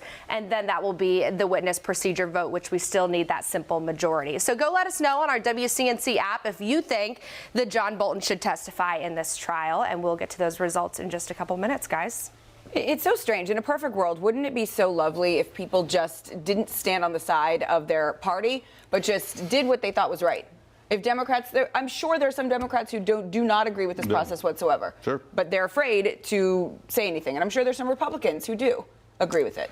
I just think it's such a shame that we live in a world where everything is so party divided. My thing is the guy's going to make millions of dollars off his book. He That's can true. at least go testify in front of Congress. It's the least he can do. Rachel, thank you. Tell us what you really think. Larry, what's that? Tracy, trending all over social media right now is the impeachment trial. But in fact, the top trending hashtag this morning is Right Matters. And that's coming after a speech by the impeachment manager, Adam Schiff, talking about, quote, if right doesn't matter, does the Constitution matter? We've pulled a clip of his speech that's going viral this morning. Here it is. If right doesn't matter, it doesn't matter how good the Constitution is. If right doesn't matter, we're lost. If the truth doesn't matter, we're lost. And so we'll continue to follow all of the latest highlights from even today's trial as we move forward. We want to know, our question on our WCNC app is, how much of the Senate trial are you watching? Some of it, all of it, none of it? You see the results there at the bottom of the screen. Go vote, and we'll get to them in just a minute. So a couple things that have really just taken the internet by storm are the different things that we're seeing the senators do to stay awake, to stay alert, to stay busy maybe. And that is this picture, too, that's really going viral. We have tons of comments on it and an article on our website, WCNC.com. So this is a fidget spinner, and this is North Carolina Senator Richard Burr. So a lot of people talking about that image, other senators doing the same, and then also the whole milk thing we'll get to in a second. Some comments I'm seeing really split. Sharon is saying she doesn't blame them. These are really long days maybe and getting a bit restless. However, Jean says this should not be tolerated. It's very unprofessional, and they're elected officials. So what is the history behind why they can only have milk and water, for instance? Well, it started back even into the 1950s. So when senators suffered from ulcers, it was thought to be that milk would help heal them, so they were allowed to drink milk in addition to water during the trial, and that is still a thing today. Now, as far as this candy desk, you've heard about the candy drawer inside the Senate chambers, right by one of the most heavily entered doors into the chambers. Well, it's been a thing since the 1960s, too, and for this impeachment trial, it's being filled by a senator from Pennsylvania who says that he is filling it with all of Pennsylvania's finest candies. So we'll continue to follow some of those highlights too, and continue to vote throughout the morning, letting us know what you think as well with the hashtag WakeUpCLT, guys. I mean, I would be going to that candy drawer. I just park myself in front of it. Right there, right? Some caffeine in that candy, too, Need a probably. little sugar. Yeah. And the impeachment trial has been trending overnight, a major topic on social media. And looking at all of those tweets that Tracy Potts said that he tweeted throughout the evening, really retweeting a lot of lawmakers that support him, like you see here from Representative Doug Collins being one of them. Senator Tom Tillis from North Carolina, also a supporter of the president, tweeting this, saying that the impeachment, the people of North Carolina are getting tired of it, and repeating that it is a sham. So where are we at today now when this trial reconvenes again? Well, we're continuing to hear from the prosecution on their opening statements made up of the 7 House managers led by Representative Schiff. Here's what they're arguing: that $391 million in federal aid to Ukraine was approved in the federal budget back in July. And according to a U.S. official, they're saying that Trump directly held that aid the same month, saying that that money wasn't released until there was a complaint about it. Now, after the prosecution wraps up their opening statements, we'll move to the defense, and then we'll have a couple days for questions and answers. A hot topic has been, will we be able to have witnesses in this Senate trial or not? So make sure you go vote on our WCNC app. Curious to know what you guys think as you watch our show this morning.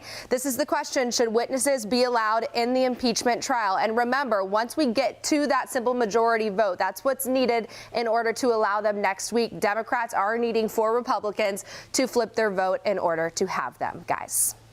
And keep in mind, there are some Republicans in swing states who are concerned about their seat and or up for re-election. Might find an incentive to go ahead and compromise with the Democrats. You know what I do think is interesting, regardless of what side you're on this, it is interesting to witness the process and see how much candidates are affected as opposed to members who are not up for re-election. Yeah. They act and move very differently in these situations. Absolutely. Not to mention the presidential candidates who wanted to be in Iowa right now. And they can't be. And they can't be. So, all right, Rachel, thank you. Well, this week, the impeachment trial of President Trump began. Democrats wrapping up their case on Friday. The President Trump's legal team began Saturday. And while many wanted other witnesses to testify, Senator Lindsey Graham says it is not going to happen. I want to end this thing sooner rather than later. I don't want to turn it into a circus. Democrats believe some Republicans are convinced the president is guilty, but only time will tell if they actually vote reflecting that. All right. Andy, let me know, what do you think looking at this past week? Any big developments that you saw, or do you feel any differently than you did at the start of the week? No, and I'll tell you, the great example is Chaz and I are really good friends, and we agree on how that we both love North Carolina and Charlotte. Sure. But what he hears and what I hear are completely different things, even though they're the same words. Well, that's going out throughout the nation, certainly in the Capitol, in the room where they're debating this. And, you know, I support Donald Trump and think that this is ridiculous. He doesn't, and thinks they need to keep the gas on and keep moving forward. Well, I think that it's very clear that what the president is accused of doing, he did. And I think it's also very clear that if President Obama was accused of half of what President Trump did, that Republicans would have voted to impeach and remove him. I think it is a shame that we have people who are not willing to admit the truth, and the truth is this. President Obama and President Trump are held to two very different standards by Republicans, and Donald Trump did something he should not have done, and this was not something that Democrats necessarily wanted to do. There were some that wanted to do it, but for the most part, a lot of people in leadership were brought along on this kicking and screaming, but they believe that the stakes and the interest of the country demands and requires that this president be impeached and that he have a real trial and not a fake one. You know, I disagree. But you disagree. I know, but you know, for goodness, what do you know? What do you disagree with, though? Because do you think the phone call was wrong? I think the transcripts of the phone call are out there. Yes. And you can go through them, and that it was, he keeps saying a perfect call. I don't know if it's a perfect call or not. I mean, we all are on the phone a lot. But this is such an overreach, and quite frankly, the leadership on the Democrat side, they're covering their butts back home. Sure. Many would say Republicans are doing the same. Absolutely. There are more Democrats covering. What I struggle with, and regardless about how you feel about President Trump or not, if you take that phone call, I feel like a lot of reasonable people can look at that phone call and be like, that was not a good thing. Absolutely. Whether you're a Republican president making that phone call or you're a Democrat, you would hope that that does not happen. That sort of shakedown of another government at your own personal benefit. I disagree with shakedown, sir. A lot of people, I'm simply saying, a lot of people would say that seems unsavory. Now, where I think a lot of people then go different paths is whether that's impeachable or whether that's not impeachable. It gets me that I feel like on the Democratic side, they've been jumping at it since day one to make sure that he's guilty of something. On the Republican side, though, I feel like Republicans have been wanting to dismiss it from day one. So, of course, they're wanting to dismiss the impeachment because they wanted to dismiss it from the very start. And it's, at what point do you have honest brokers on both sides who actually do want answers, who can say that's not a good phone call? I don't think the guy should be impeached, but that's not a good. Going forward past the Trump presidency, whether it's 4 years or 8 years, we do not want a president talking like that with another country. And a big part of that is this is what happens when we get into a hyper-partisan environment where people have made their decision based on who's involved and not what's involved. The facts say President Trump did something wrong on that call. I think it's a problem when people won't even say that call, he should not have had that call. He should not have said, you know, you do something for me and I'll do something for you that's going to help me politically. He didn't say that. What do you think? That he said? Well, I think he was working to help our interests. How? And so, I mean, here you go saying, I mean, you're like Schiff making stuff up as he's reading off of the list. He has multiple witnesses, which will the Senate Republicans will not call. He has. The thing is, you don't even need the witnesses. Honestly, if you look at the transcript, I think you could look at the transcript and say, a president. Don't say Donald Trump. A president doing something like that. Appears to unsavory. They make calls all the time. Sure they do. All day long. But presidents do not do this. I have my own criticisms of President Bush, but President Bush didn't do it. If you're right, if all presidents do this, if Barack Obama or George W. Bush or any of them actually are calling foreign entities, foreign companies, or foreign countries and asking them to investigate a political opponent, I would say that's problematic across the board. You know, Biden is out there. That's impeachable, but I'm saying it's problematic at least. Biden's out there holding back $1 billion to fire an attorney general in another country, and nobody says anything about it. That it and, seems like and then he laughs about it. oh man. But it seems like I mean, most I'm of our telling you. intelligence agencies took issue with that attorney general, as you call, in Ukraine, and that's based on our own intelligence. Right. And the question is, who are you going to trust? I mean, there's so many things about this story that we have people on the other side of the aisle who are parroting talking points that the Kremlin has pushed out. That, to me, is very, very troubling. And the fact of the matter is, we shouldn't have a situation where there's one set of facts and another set of facts. The facts are the facts. And the fact is that President Trump was using his foreign power as president, his foreign policy power, to hold another country to account to get information on a political rival in the United States. That is bad. That is wrong. We have the exact same information, and we hear it completely differently. How many people on the campaign trail for lieutenant governor have asked you about impeachment? About impeachment? I mean, we get questions all the time. So people are talking about this. You can't help but discuss it. But the fact of the matter is, it's not even so much who's talking about it. It's about the fact that something wrong happened and Republicans in the Senate won't admit it. Just admit that it was wrong. Andy, what's your point? You're saying people aren't talking about it, so people don't care? I don't think it doesn't affect the farmer in eastern North Carolina at this point. Now, I mean, nationally and internationally, turns out the tariffs do, and the trade deals do affect the farmer. 100%, especially those soybean farmers out there. Yes, sir. Then I say from the Midwest. We can leave it here. We can leave it here. But I still say, what do we do going forward? If you say people don't care about something like this, whatever, then the next Democratic president, who's President Smith or whoever, who does something, what are we going to do then? That's going to be an entire episode of Flashpoint. Is what are we going to do? Every single one of the president's telephone calls, whether it's Obama, Trump, or whoever, should not be scrutinized for the transcripts. There is a big difference between saying he didn't do anything wrong and he shouldn't be impeached, or he did something wrong and it's not impeachable or removable. Those are two different arguments. It seems like you're making the former and not the latter, which is a problem. Let me just transition. He's a lawyer, you know. Slightly. I mean, still on this point. Democratic House members presented their opening statements to the Senate. Some senators using different ways to pass the time. Take a look. North Carolina Senator Richard Burr handing out fidget spinners to several of his colleagues. The small toys spotted on many senators' desks, some even playing with them. Senator Burr also brought a stress ball into the chamber before the trial started. These could be considered violations of Senate rules, we should say, which say senators must sit silently and listen to arguments during an impeachment trial. I mean, I say good for the senator for making light of the situation, but I will take issue with part of it because I saw in some of our coverage of the media, the arduous task put in front of these senators to sit there and pay attention. And it sort of struck me as a bit off just because I feel like these senators are paid handsomely to represent us up in D.C., to ask them to sit through a solemn process and pay attention, whether Democrat or Republican, is not asking too much. And you saw this past week, many of them stepping out, doing TV interviews, doing other things, rather than actual paying attention to the impeachment. And I don't think that's too much of us to ask of our elected officials. We ask for more from our everyday people who are on juries. Precisely. We ask for the city council sits there from 7. As they enter a new phase of this impeachment trial, may they realize that you have appointed them for this great service, and they are accountable to you.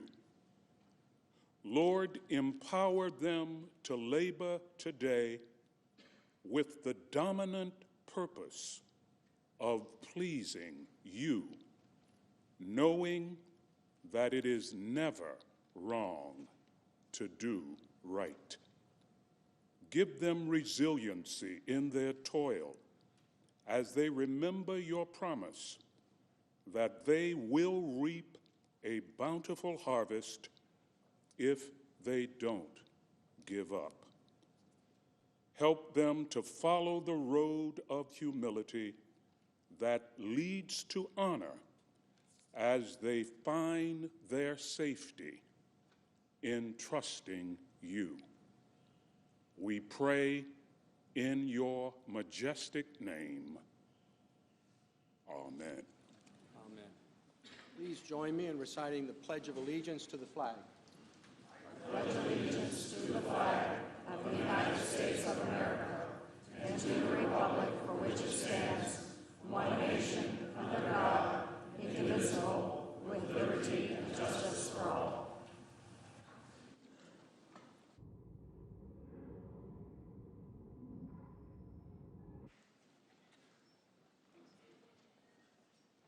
If there is no objection, the Journal of Proceedings of the trial are approved to date.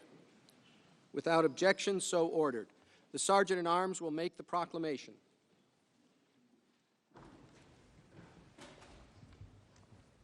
Hear ye, hear ye, hear ye. All persons are commanded to keep silent on pain of imprisonment, while the Senate of the United States is sitting for the trial of the articles of impeachment exhibited by the House of Representatives against Donald John Trump, President of the United States. The Majority Leader is recognized. Today, the Senate will conduct up to 8 hours of questions to the parties delivered in writing to the Chief Justice. As a reminder, the two sides will alternate and answers should be kept to 5 minutes or less. The majority side will lead off with a question from the senator from Maine. Mr. Chief Justice. The senator is recognized. I send a question to the desk.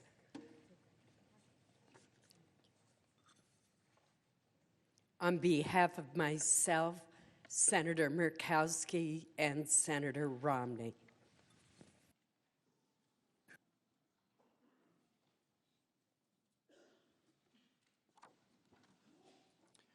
This is a question for the counsel for the President.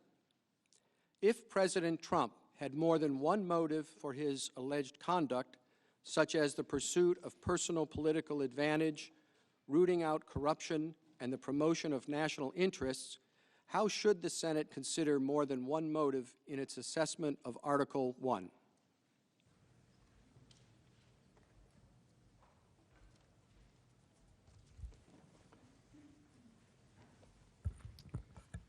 Mr. Chief Justice, Senators, in response to that question, there are really two layers to my answer, because I'd like to point out first that even if there was only one motive, the theory of abuse of power that the House managers have presented, that subjective motive alone can become the basis for an impeachable offense, we believe is constitutionally defective. It is not a permissible way to frame a claim of an impeachable offense under the Constitution. But I'll put that to one side and address the question of mixed motive. If there were a motive that was a public interest but also some personal interest, we think it follows even more clearly that that cannot possibly be the basis for an impeachable offense. And even the House managers, as they have framed their case, they have explained, and this is pointed out in our trial memorandum, that in the House Judiciary Committee report, they specify that the standard they have to meet is to show that this is a sham investigation. It's a bogus investigation. These investigations there's not any legitimate public purpose. That's the language, any legitimate public purpose. That's the standard they've set for themselves in being able to make this claim under their theory of what an abuse of power offense can be. So it's a very demanding standard that they've set for themselves to meet. And they've even said they came up and they talked a lot about the Bidens. They talked a lot about these issues in 2016 election interference, because they were saying there's not even a scintilla of any evidence of anything worth looking into there. And that's the standard that they would have to meet, showing that there's no possible public interest and the president couldn't have had any smidgen even of a public interest motive, because they recognize that once you get into a mixed motive situation, if there's both some personal motive but also a legitimate public interest motive, it can't possibly be an offense. Because it would be absurd to have the Senate trying to consider, well, was it 48% legitimate interest and 52% personal interest, or was it the other way? Was it 53% and 40%? You can't divide it that way. And that's why they recognize that to have even a remotely coherent theory, the standard they have to set for themselves is establishing there is no possible public interest at all for these investigations. And if there is any possibility, if there is something that shows a possible public interest, and the president could have that possible public interest motive, that destroys their case. So once you're into mixed motive land, it's clear that their case fails. There can't possibly be an impeachable offense at all. And think about it. All elected officials, to some extent, have in mind how their conduct, how their decisions, their policy decisions will affect the next election. There's always some personal interest in the electoral outcome of policy decisions. And there's nothing wrong with that. That's part of representative democracy. And to go start saying now that, well, if you've got a part motive that's for your personal electoral gain, that that's somehow going to become an offense, it doesn't make any sense. And it's totally unworkable. And it can't be a basis for removing a president from office. So the bottom line is, once you're into any mixed motive situation, once it is established that there is a legitimate public interest that could justify looking into something, just asking a question about something, the manager's case fails, and it fails under their own terms. They recognize that they have to show no possible public interest. There isn't any legitimate public interest. And they've totally failed to make that case. I think we've shown very clearly that both of the things that were mentioned, 2016 election interference and the Biden-Burisma situation, are things that raise at least some public interest. There's something worth looking at there. It's never been investigated in the Biden situation. Lots of their own witnesses from the State Department said that on its face, it appears to be a conflict of interest. It's at least worth raising a question about, asking a question about it. And there is that public interest, and that means their case absolutely fails.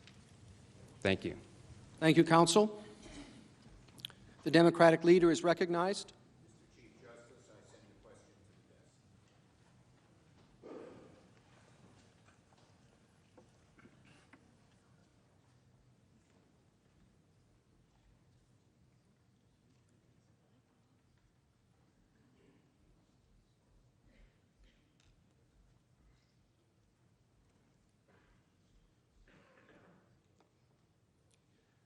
The Democratic leader asks of the House managers.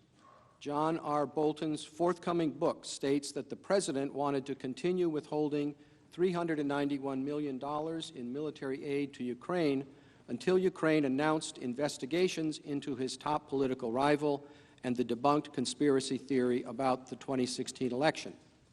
Is there any way for the Senate to render a fully informed verdict in this case without hearing the testimony of Bolton, Mulvaney, and the other key eyewitnesses, or without seeing the relevant documentary evidence?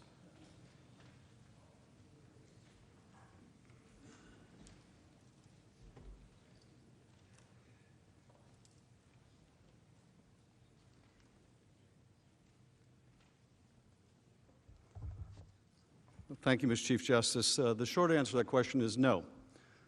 There's no way to have a fair trial without witnesses. And when you have a witness who is as plainly relevant as John Bolton, who goes to the heart of the most serious and egregious of the president's misconduct, who has volunteered to come and testify to turn him away, to look the other way, I think is deeply at odds with being an impartial juror. I would also add in response to the last question that if any part of the president's motivation was a corrupt motive, if it was a causal factor in the action to freeze the aid or withhold the meeting, that is enough to convict. It would be enough to convict under criminal law. But here there's no question about the president's motivation. And if you have any question about the president's motivation, it makes it all the more essential to call the man who spoke directly with the president, that the president confided in and said he was holding up this aid because he wanted Ukraine to conduct these political investigations that would help him in the next election.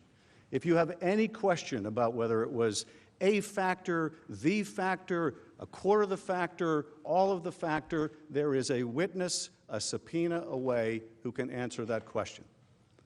But the overwhelming body of the evidence makes it very clear. On July 26th, the day after that phone call, Donald Trump speaks to Gordon Sondland, that's that conversation at Ukraine restaurant, And what does Gordon Sondland, what is the president's question of Gordon Sondland the day after that call? Is he going to do the investigations? Now, counsel, the president would have you believe the president was concerned about burden sharing. Well, he may have had a generic concern about burden sharing in other contexts. But here, the motivation was abundantly clear. On that phone with Gordon Sondland, the only question he wanted an answer to was, is he going to do the investigation? Now, bear in mind, he's talking to the ambassador to the European Union. What better person to talk to if his real concern was about burden sharing than the guy responsible for Europe's burden sharing? But did the president raise this at all? Of course not. Of course not.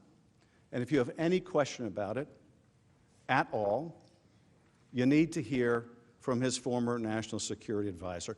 Don't wait for the book. Don't wait till March 17th, when it is in black and white, to find out the answer to your question. Was it all the motive, some of the motive, or none of the motive? Now, we think, as I mentioned, the case is overwhelmingly clear without John Bolton, but if you have any question about it, you can erase all doubt. Now, let me show you a video, underscore number 2, slide 2, how important this is. As House managers, really, their goal should be to give you all of the facts, because they're asking you to do something very, very consequential. And ask yourself, given the facts you heard today that they didn't tell you, who doesn't want to talk about the facts? Who doesn't want to talk about the facts? Impeachment shouldn't be a shell game. They should give you the facts. Last video, which is even more important and on point for Mr. Bolton. Number 3. And once again, not a single witness in the House record that they compiled and developed under their procedures that we've discussed and will continue to discuss provided any firsthand evidence that the president ever linked the presidential meeting to any investigations. Anyone who spoke with the president said that the president made clear that there was no linkage between security assistance and investigations. No, that's not correct, right? Because, of course, Mick Mulvaney said that the money was linked to these investigations. He said, in acknowledging a quid pro quo, they do it all the time and we should just get over it. Gordon Sondland also said, the president said, on the one hand, no quid pro quo, but also made it clear that Zelensky had to go to the mic and announce these investigations. Thank you. Thank you, Justice.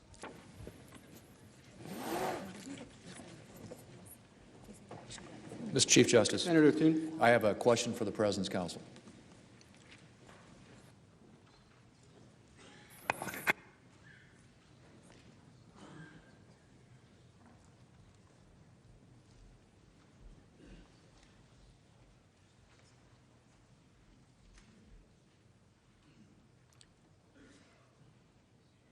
To the President's counsel, would you please respond to the arguments or assertions the House managers just made in response to the previous question?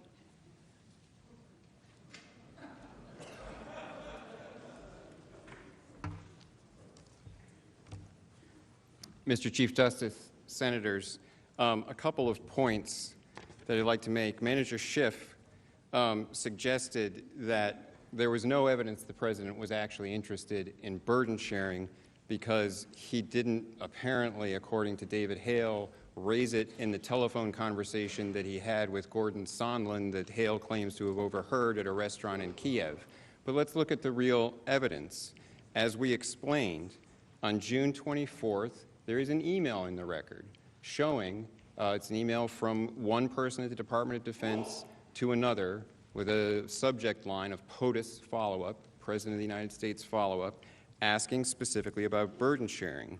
It says, quote, what do other NATO members spend to support Ukraine, end quote. That was what they were following up on for the president. And in the transcript itself, excuse me,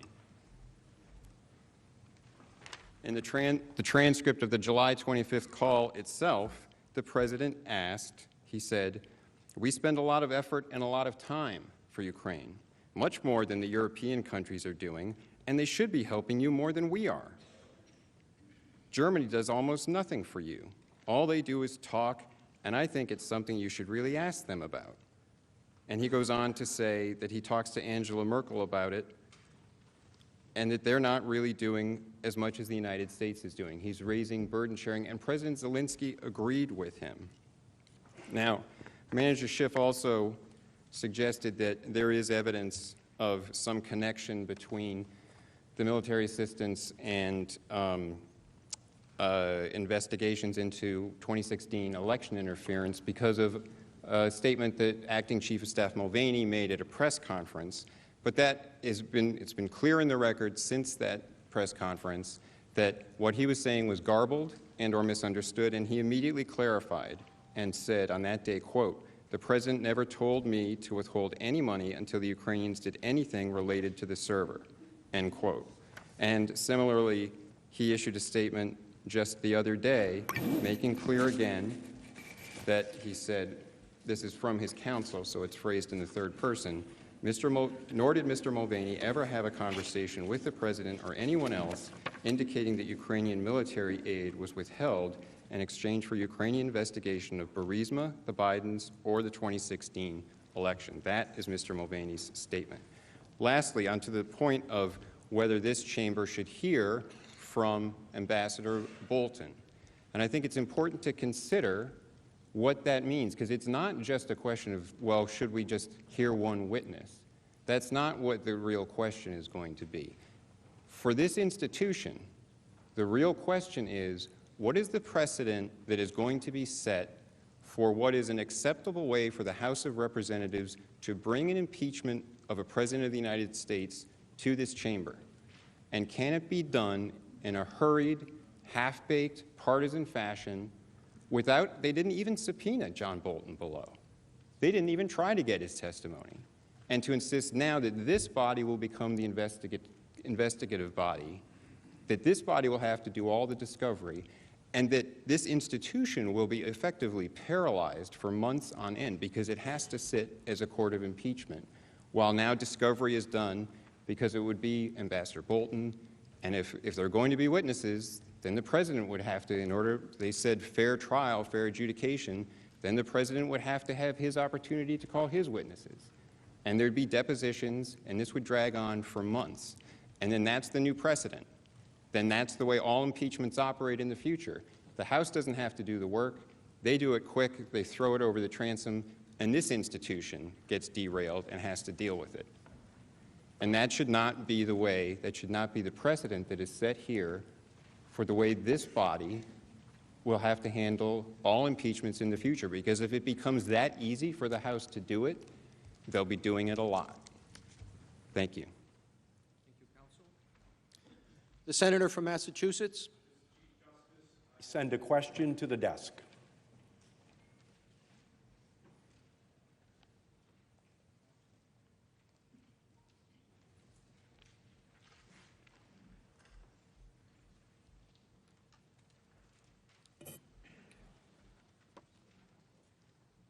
Question from Senator Markey to the House managers.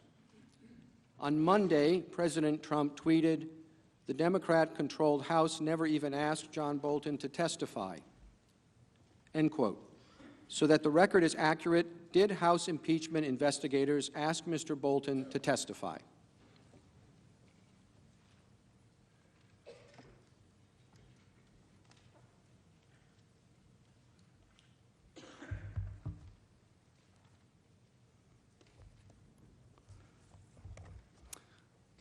Senators, the answer is yes.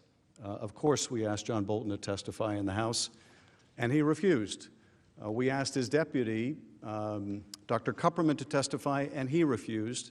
Fortunately, we asked their deputy, Dr. Fiona Hill, to testify, and she did. We asked her deputy, Colonel Vindman, to testify, and he did. But we did seek the testimony of John Bolton as well as Dr. Kupperman, and they refused. When we subpoenaed Dr. Kupperman, he sued us, took us to court. When we raised a subpoena with John Bolton's counsel, the same counsel for Dr. Kupperman, the answer was, Senator, you serve us with a subpoena and we will sue you too. We knew, based on the McGahn litigation, it would take months, if not years, to force John Bolton to come and testify. And I should point out, because I think this is an essential point to underscore, as the president's lawyers say, they didn't try hard enough to get John Bolton, or they should have subpoenaed John Bolton. That's what they're telling you.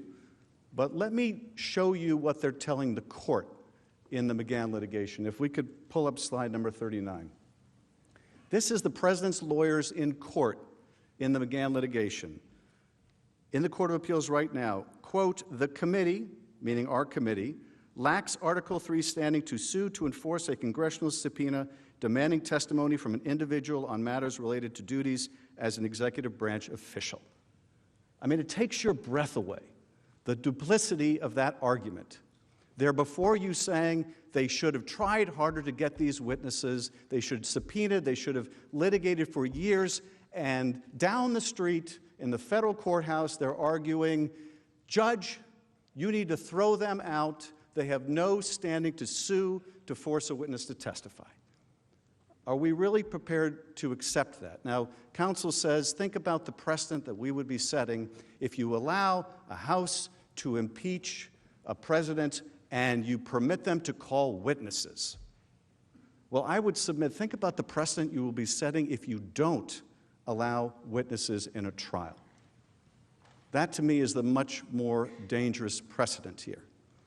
But I'll tell you there's something even more dangerous, and this was something that we anticipated from the very beginning, which is we understood when we got to this point they could no longer contest the facts that the president withheld military aid from an ally at war to coerce that ally to doing the president's political dirty work.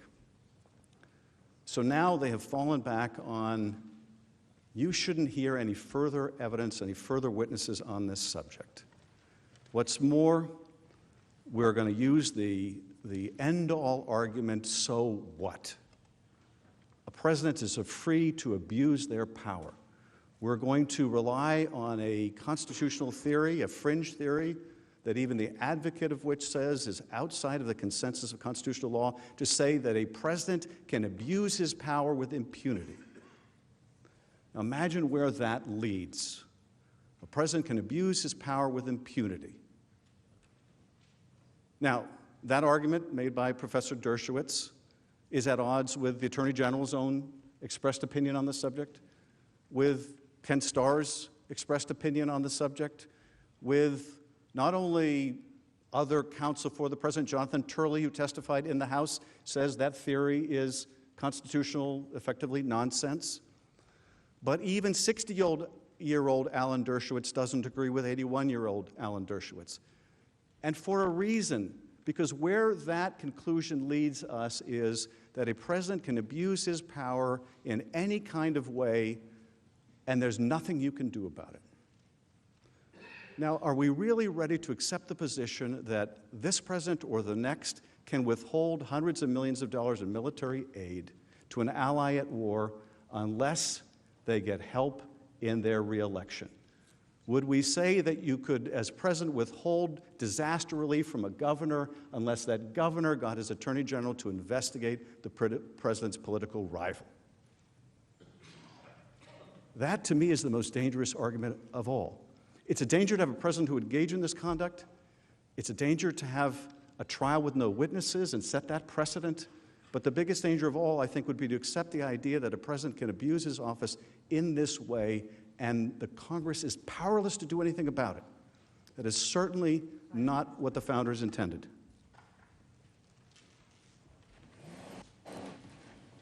Mr. Chief Justice.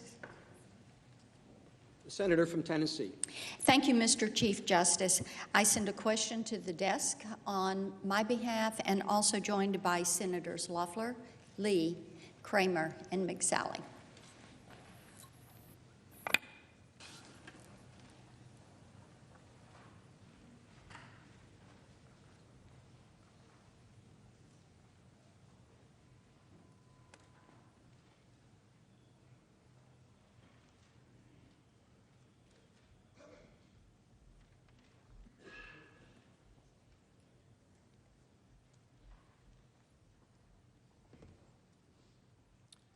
The senators ask of counsel for the president, is the standard for impeachment in the House a lower threshold to meet than the standard for conviction in the Senate?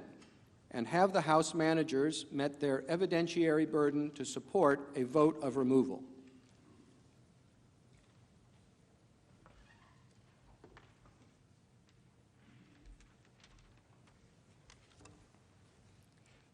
Mr. Chief Justice, Senators, the standard in the House, of course, the House is not making a final determination in the structure of the Constitution.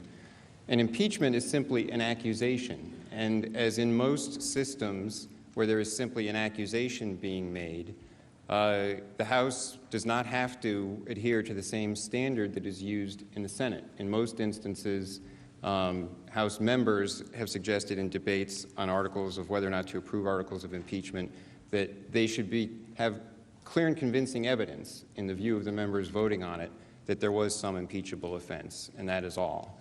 Some not even that standard. And so it is simply enough evidence that an accusation can be made. It is definitely a lower standard than the standard that has to be met here on a trial for an ultimate verdict. The Constitution speaks in terms of a conviction in the Senate. And as both Professor Dershowitz and Judge Starr pointed out in their comments, everywhere in the Constitution that there's any mention of impeachment, it is spoken of in terms of the criminal law. The offenses that define the jurisdiction for the Senate sitting as a court of impeachment are treason, bribery, and high crimes and misdemeanors. The Constitution speaks of a conviction upon being convicted in the Senate. It speaks of all crimes being tried by jury except in cases of impeachment, again suggesting notions of the criminal law. And as we pointed out in our trial memorandum, all of these textual references make it clear that the standards of the criminal law should apply in the trial, certainly to the extent of the burden and standard of proof to be carried by the House managers, which means proof beyond a reasonable doubt. And it is very clear that there is not any requirement for proof beyond a reasonable doubt simply for the House to vote upon articles of impeachment. There's a very much higher standard at stake here. As we pointed out in our trial memorandum, the mere accusation made by the House comes here with no presumption of regularity at all in its favor. The Senate sits as trier of both fact and law, reviewing both factual and legal issues de novo, and the House managers are held to a standard of proving proof beyond a reasonable doubt of every element of what would be a cognizable impeachable offense. Here, they have failed in their burden of proof. They have also failed on the law. They have not stated in the articles of impeachment anything that on its face amounts to an impeachable offense. And on the facts, I think we have demonstrated very clearly that they have not presented facts that would amount to an impeachable offense, even under their own theories. They have presented only part of the facts and left out the key facts. And Mr. Papura, I think, went through very effectively showing that there are some facts that don't change. The transcript of the July 25th call shows the president doing nothing wrong. President Zelensky said he never felt any pressure. His other advisors have said the Ukrainians never felt any pressure. They didn't think there was any quid pro quo. They didn't even know that the military assistance had been held up until the Politico article at the end of August. The only two people with statements on record who spoke to the president, who are Sondland and Senator Ron Johnson, report that the president said to them there was no quid pro quo, and the aid flowed without anything ever being done related to investigations. That is what's in the record. That is what the House managers have to rely on to make their case, and they have failed to prove their case beyond a reasonable doubt, failed even to prove it by clear and convincing evidence, failed to prove it at all, in my opinion. Thank you. Thank you, counsel. The senator from California is recognized. Thank you. Mr. Chief Justice, I send a question to the House managers.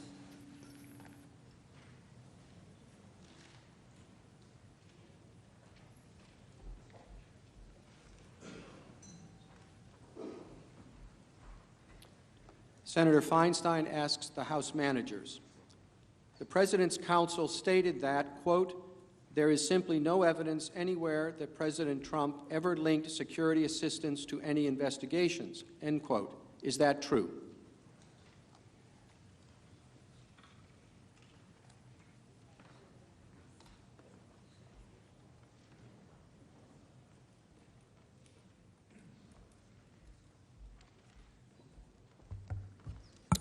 Thank you, Mr. Chief Justice, and thank you, Senator, for that question.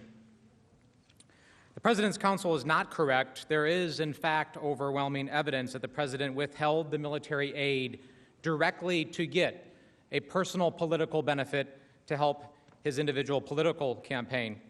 There's a few points that I'd like to submit for your consideration.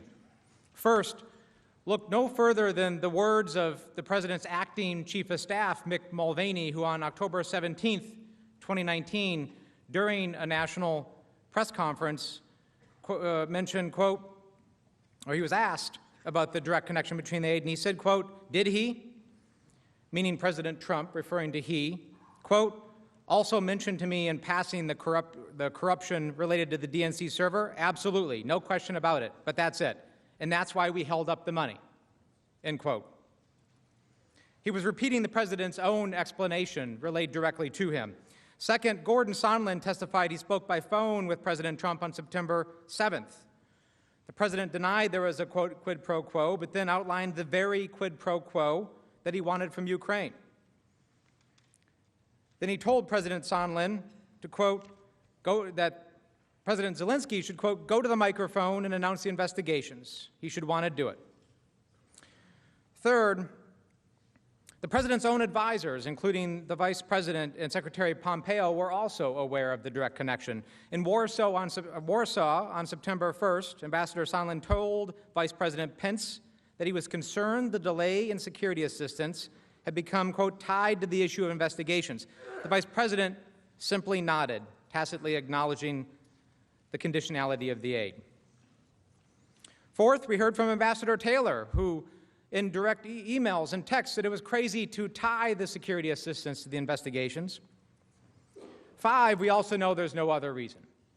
The entire apparatus and structure of the Defense Department, the State Department, that should have been dealing with the other legitimate reasons, the policy debate that the President's counsel wants you to believe that this was about, they were all kept in the dark. And the supposed interagency process that they made up several months after the fact had ended months before, during the last interagency meetings. And I'll make one final point. Again, if you have any lingering questions about direct evidence, any thoughts about anything we just talked about, anything I just relayed, or that we've talked about the last week, there is a way to shed additional light on it. You can subpoena Ambassador Bolton and ask him that question directly. Thank you, Mr. Manager. Mr. Chief Justice. Senator from Utah. I send a question to the desk.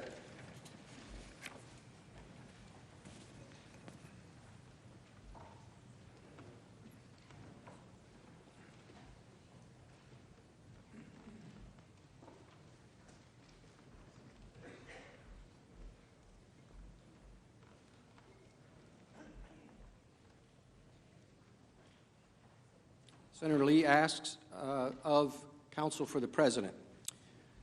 The House managers have argued aggressively that the President's actions contravened U.S. foreign policy. Isn't it the President's place, certainly more than the place of career civil servants, to conduct foreign policy?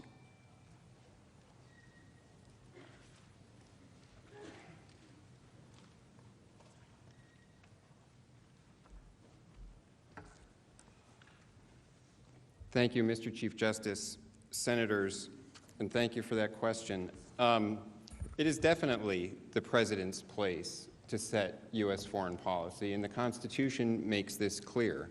Article 2, Section 1 vests the entirety of the executive authority in a President of the United States. And it's critically important in our constitutional structure that that authority is vested solely in the President, because the President is elected by the people every 4 years. That's what gives the President democratic legitimacy to have the powers that he is given under the Constitution. Our system is somewhat unique in the very broad powers that are assigned to the executive, but it works and it makes sense in a democratic system precisely because he is directly accountable to the people for the policies that he sets. Those who are staffers in the executive branch bureaucracy are not elected by the people. They have no accountability, and they have no legitimacy or authority that comes from an election by the people. And so it's critically important to recognize the President sets foreign policy. Of course, within some constraints, there's roles for Congress in foreign affairs to some extent. Statutes can be passed, funding provisions can be passed that relate to it. But the Supreme Court has recognized time and again that the President is, as the court said in Curtis Wright, the sole organ of the nation in foreign affairs. So he sets foreign policy. And if staffers disagree with him, that does not mean that the President is doing something wrong. And this is a critical point, because this is one of the centerpieces of the abuse of power theory that the House managers would like this body to adopt. And that is that they are going to impeach the President based solely on his subjective motive. The premise of their case is the objective actions that were taken were perfectly permissible and within the President's constitutional authority. But if his real reason, if we get inside his head and figure it out, then we can impeach him. And the way that they have tried to explain that they can prove that the President had a bad motive is they say, well, we compare what did the President want to do with what the interagency consensus was. And I mentioned this the other day. They say that the President defied and confounded every agency in the executive branch. That's a constitutionally incoherent statement. The President cannot defy the agencies within the executive branch that are subordinate to him. It is only they who can defy the President's determinations of policy. And so what this all boils down to, really, is it shows that this case is built on a policy difference, and a policy difference where the President is the one who gets to determine policy because he's been elected by the people to do that. And we're right now only a few months away from another election where the people can decide for themselves whether they like what the President has done with that authority or not. And that's the way disputes about policy like that should be resolved. It's not legitimate to say that there's some interagency consensus that disagrees with the President, and therefore we can show he did something wrong, and therefore he could be impeached. That's an extraordinarily dangerous proposition because it lacks any democratic legitimacy whatsoever. It's contrary to the Constitution, and it should be rejected by this body. The President is the one who gets to set foreign policy because that's the role assigned to him in the Constitution. And it was even Lieutenant Colonel Vindman, who had complained about the July 25th call, himself ultimately agreed that it was only a policy difference. It was a policy concern that he raised about the call. That's not enough to impeach a President of the United States. Thank you. Thank you, Counsel. The Senator from New Hampshire. Mr. Chief Justice, I send a question to the desk.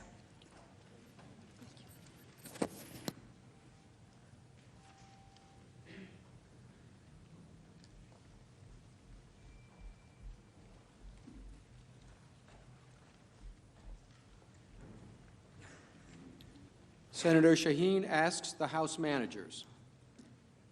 The President's counsel has argued that the alleged conduct set out in the articles does not violate a criminal statute and thus may not constitute grounds for impeachment as high crimes and misdemeanors. Does this reasoning imply that if the President does not violate a criminal statute, he could not be impeached for abuses of power, such as ordering tax audits of political opponents, suspending habeas corpus rights, indiscriminately investigating political opponents, or asking foreign powers to investigate members of Congress?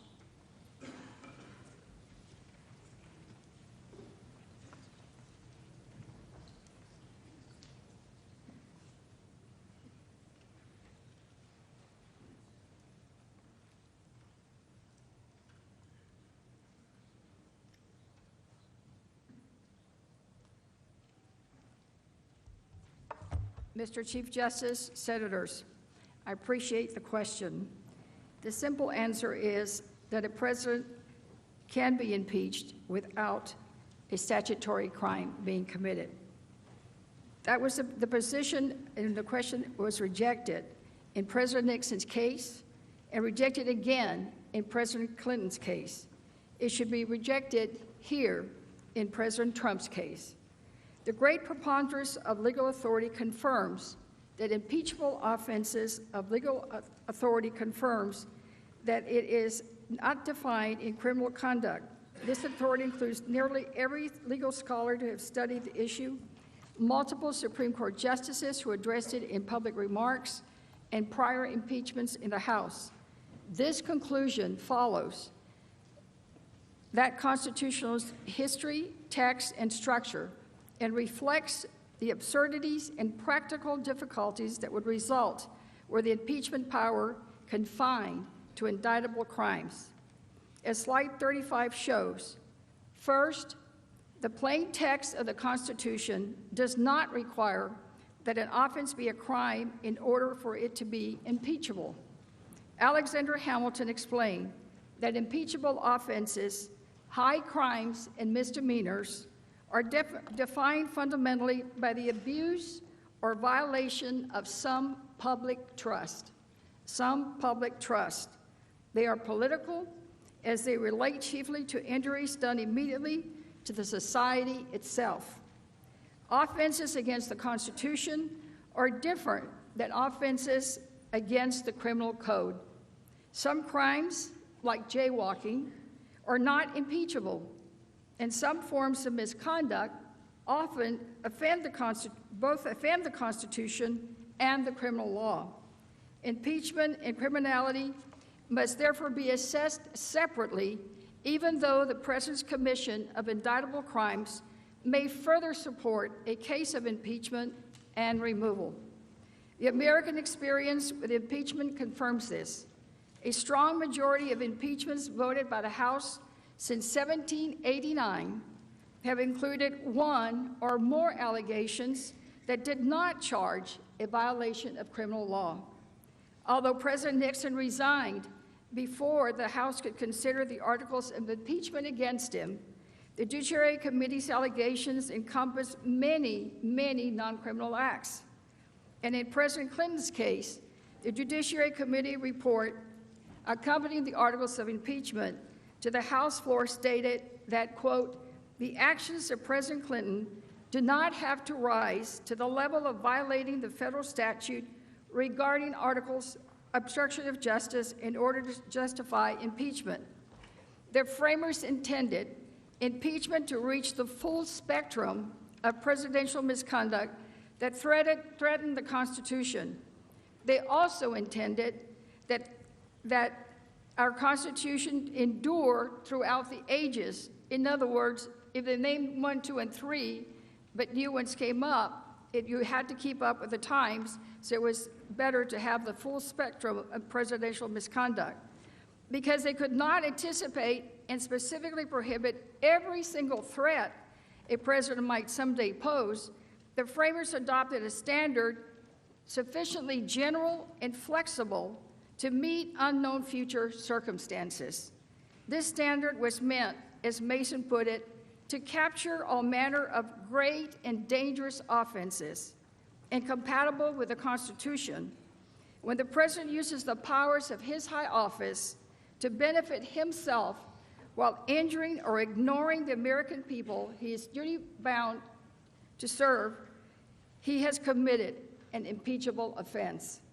The records of the Constitutional Convention offer further clarity.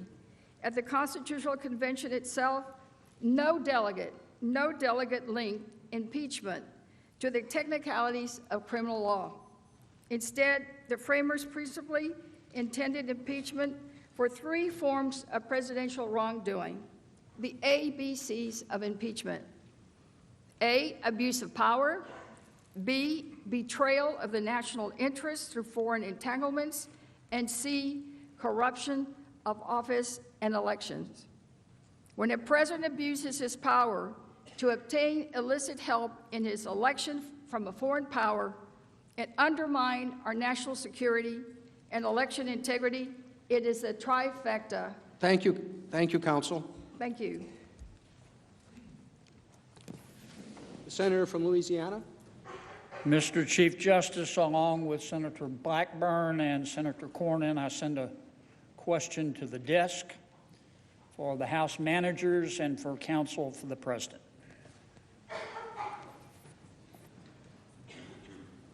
In the case of such a question addressed to both sides, they will split the 5 minutes equally.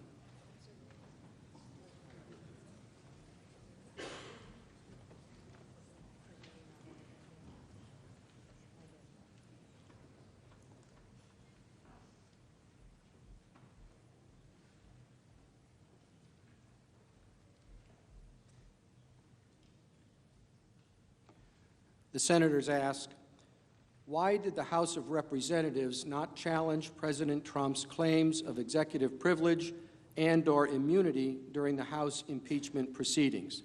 We'll begin with the House managers.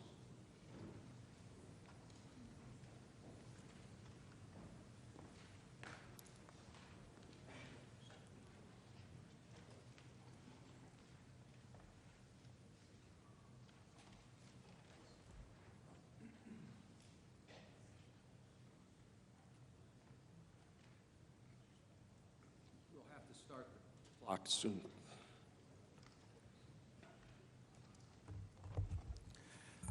Mr. Chief Justice, distinguished senators, thank you for your question.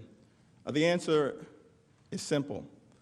We did not challenge any claims related to executive privilege because, as the President's own counsel admitted during this trial, the President never raised the question of executive privilege. What the President did raise was this notion of blanket defiance, this notion that the executive branch, directed by the President, could completely defy any and all subpoenas issued by the House of Representatives, not turn over documents, not turn over witnesses, not produce a single shred of information in order to allow us to present the truth to the American people. In the October 8th letter that was sent to the House of Representatives, there was no jurisprudence that was cited to justify the notion of blanket defiance. There has been no case law cited to justify the doctrine of absolute immunity. In fact, every single court that has considered any presidential claim of absolute immunity, such as the one asserted by the White House, has rejected it out of hand. Counsel for the President.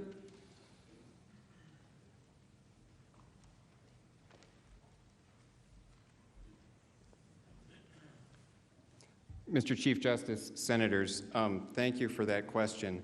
Let me frame this partly in response to what Manager Jeffries said, and I went through this before. The idea that there was blanket defiance and no explanation and no case law from the White House is simply incorrect. I put up slides showing the letters, a letter from October 18th that explained specifically that the subpoenas that had been issued by the House because they were not authorized by a vote from the House were invalid. And there was a letter from the White House counsel saying that. There was a letter from OMB saying that. There was a letter from the State Department saying that. There were specific rationales given, citing the cases, Watkins, Roomley, and others, explaining that defect. The House, Manager Schiff, chose not to take any steps to correct that. We also pointed out other defects. We asserted the doctrine of absolute immunity for senior advisors to the president, which has been asserted by every president since the 1970s. They chose not to challenge that in court. We also explained the problem that they didn't allow agency counsel to be present at depositions. They chose not to challenge that in court. These were specific legal reasons, not blanket defiance, right? That's just a misrepresentation of the record. And there was no attempt to have that adjudicated in court. And the reason that there was no attempt is that the House Democrats were just in a hurry. They had a timetable. One of the House managers said on the floor here, they had no time for courts. They had to impeach the president before the election. So they had to have that done by Christmas. That's why the proper process wasn't followed here, because it was a partisan and political impeachment that they wanted to get done all around timing for the election. Thank you. Thank you, counsel. Senator from Vermont.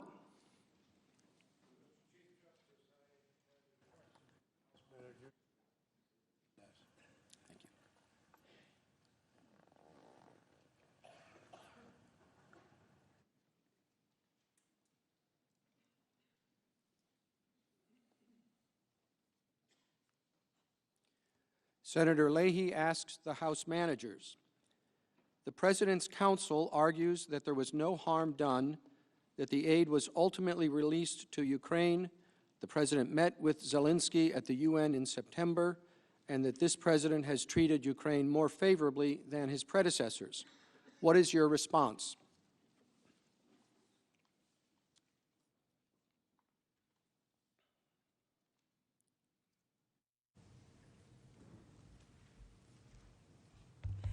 Mr. Chief Justice and Senator, thank you so much for your question. Contrary to what the White House counsel has said or has claimed, that there was no harm, no foul, that the aid eventually got there,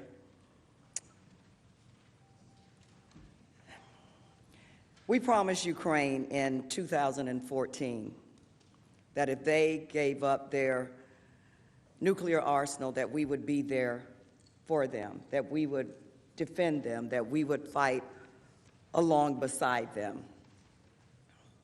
15,000 Ukrainians have died. It was interesting the other day when the White House counsel said that no American life was lost, and we are always grateful and thankful for that. But what about our friends? What about our allies in Ukraine? According to Diplomat Holmes and Ambassador Taylor, that our Ukrainian friends continue to die on the front lines, those who were fighting for us, fighting Russian aggression. When you fight Russian aggression, when the Ukrainians have the ability to defend themselves, they have the ability to defend us. The aid, although it did arrive, it took the work of some senators in this room who had to pass additional laws to make sure that the Ukrainians did not lose out on $35 million additional dollars. And contrary to the president's tweet that all of the aid arrived and that it arrived ahead of schedule, that is not true. All of the aid has not arrived. And let's talk about what kind of signal withholding the aid for no legitimate reason. The president talked about burden sharing, but nothing had changed on the ground. Holding the aid for no legitimate reason sent a strong message that we would not want to send to Russia, that the relationship between the United States and Ukraine was on shaky ground. It actually undercut Ukraine's ability to negotiate with Russia, with whom, as everybody in this room knows, is in an active war, in a hot war. So when we talk about the aid eventually got there, no harm, no foul, that is not true, senators, and I know that you know that. There was harm, and there was foul. And let us not forget that Ukraine is not an enemy, they're not an adversary, they are our friends.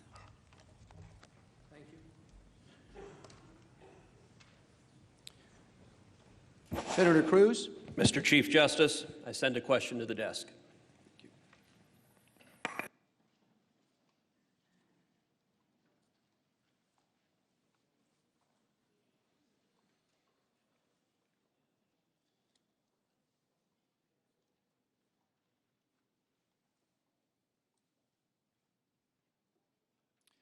The question is addressed to counsel for the President. As a matter of law, does it matter if there was a quid pro quo? Is it true that quid pro quos are often used in foreign policy?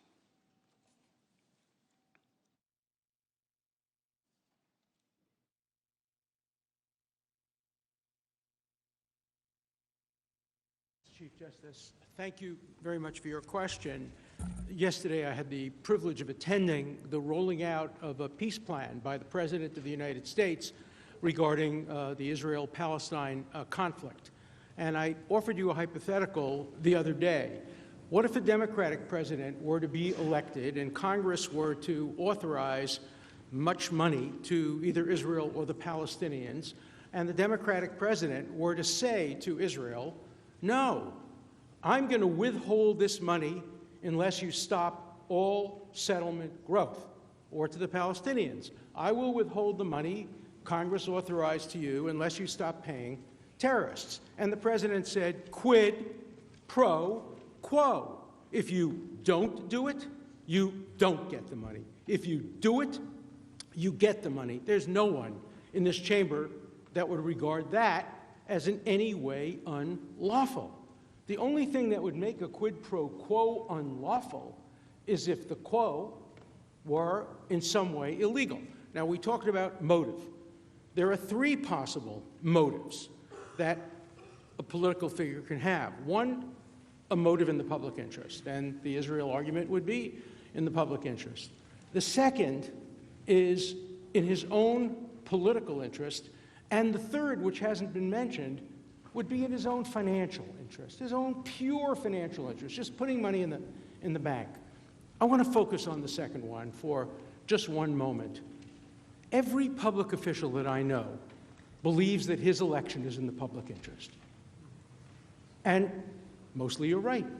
Your election is in the public interest. And if a president does something which he believes will help him get elected in the public interest, that cannot be the kind of quid pro quo that results in impeachment. I quoted President Lincoln.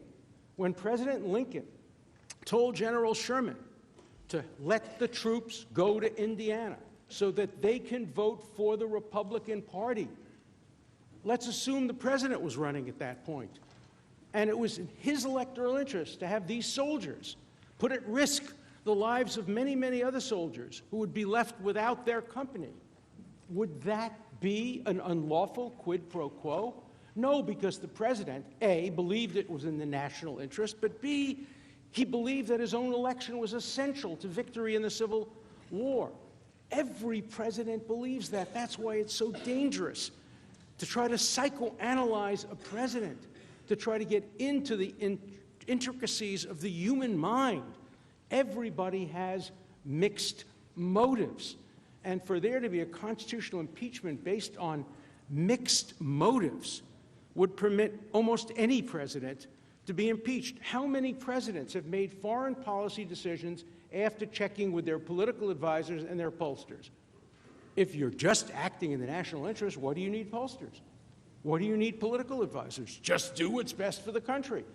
But if you want to balance what's in the public interest with what's in your party's electoral interest and your own electoral interest, it's impossible to discern how much weight is given to one to the other. Now, we may argue that it's not in the national interest for a particular president to get reelected or for a particular senator or member of Congress. And maybe we're right. It's not in the national interest for everybody who's running to be elected. But for it to be impeachable, you would have to discern that he or she made a decision solely on the basis of, as the House managers put it, corrupt motives. And it cannot be a corrupt motive if you have a mixed motive that partially involves the national interest, partially involves electoral, and does not involve personal pecuniary interests. And the House managers do not allege that this decision, this quid pro quo, as they call it, and the question is based on the hypothesis there was a quid pro quo, I'm not acting the facts, they never allege that it was based on pure financial reasons. It would be a much harder case if a hypothetical president of the United States said to a hypothetical leader of a foreign country, unless you build a hotel with my name on it, and unless you give me $1 million kickback, I will withhold the funds. That's an easy case. That's purely corrupt and in the purely private interest. But a complex middle case is, I want to be elected. I think I'm a great president. I think I'm the greatest president there ever was, and if I'm not elected, the national interest will suffer greatly. That cannot be an impeachable offense. Thank you, Mr. Chief Justice. Recognize the Democratic leader. Mr. Chief Justice, I send a question to the desk.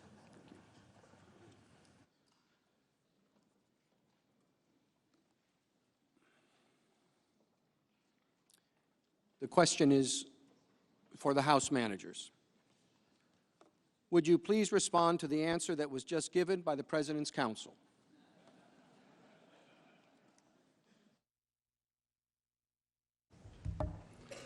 I would be delighted. There are two arguments that Professor Dershowitz makes. One that is, I have to say, a very odd argument for a criminal defense lawyer to make, and that is, it is highly unusual to have a discussion in a trial about the defendant's state of mind, intent, or mens rea. In every courtroom in America, in every criminal case, or almost every criminal case, except for a very small sliver that are strict liability, the question of the defendant's intent and state of mind is always an issue. So this is nothing novel here. You don't require a mind reader. In every criminal case, and I would assume in every impeachment case, yes, you have to show that the president was operating from a corrupt motive, and we have. But he also makes an argument that all quid pro quos are the same and all are perfectly copacetic. Now, some of you said earlier, well, if they could prove a quid pro quo over the military, now that would be something. Well, we have. So now the argument shifts to all quid pro quos are just fine, they're all the same. Well, I'm going to apply Professor Dershowitz's own test. He talked about the step test. John Rawls, the philosopher. Let's put the shoe on the other foot and see how that changes our perception of things. But I want to merge that argument with one of the other presidential counsel's argument when they resorted to the whataboutism about Barack Obama's open mic. Now, that was a very poor analogy, I think you'll agree, but let's use that analogy and let's make it more comparable to today and see how you feel about this scenario. President Obama, on an open mic, says to Medvedev, hey, Medvedev, I know you don't want me to send this military money to Ukraine because they're fighting and killing your people. I want you to do me a favor, though. I want you to do an investigation of Mitt Romney. And I want you to announce you found dirt on Mitt Romney.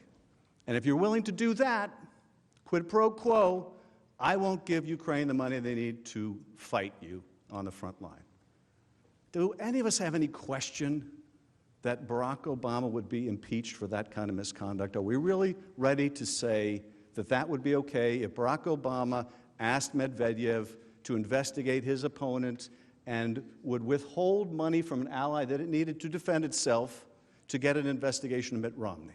That's the parallel here. And to say, well, yes, we condition aid all the time, for legitimate reasons, yes. For legitimate reasons, you might say to a governor of a state, hey, governor of a state, you should chip in more towards your own disaster relief. But if the president's real motive in depriving a state of disaster relief is because that governor won't get his attorney general to investigate the president's political rival, are we ready to say that the president can sacrifice the interests of the people of that state or in the case of Medvedev, the people of our country, because all quid pro quos are fine, it's carte blanche?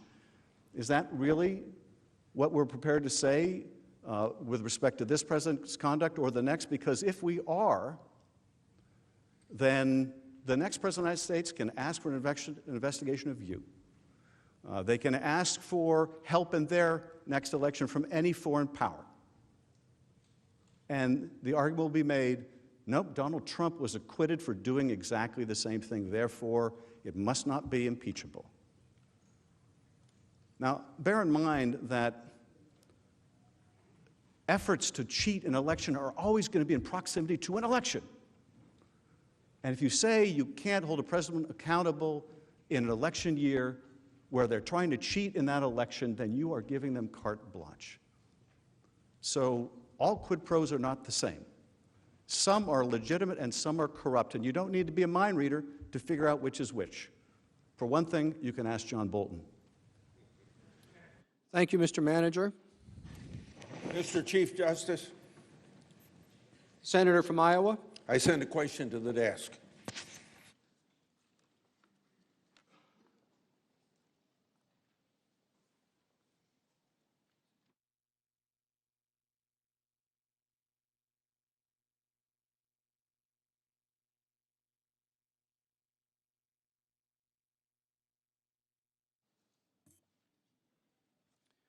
Senator Grassley asks counsel for the President, does the House's failure to enforce its subpoenas render its, quote, obstruction of Congress, end quote, theory unprecedented?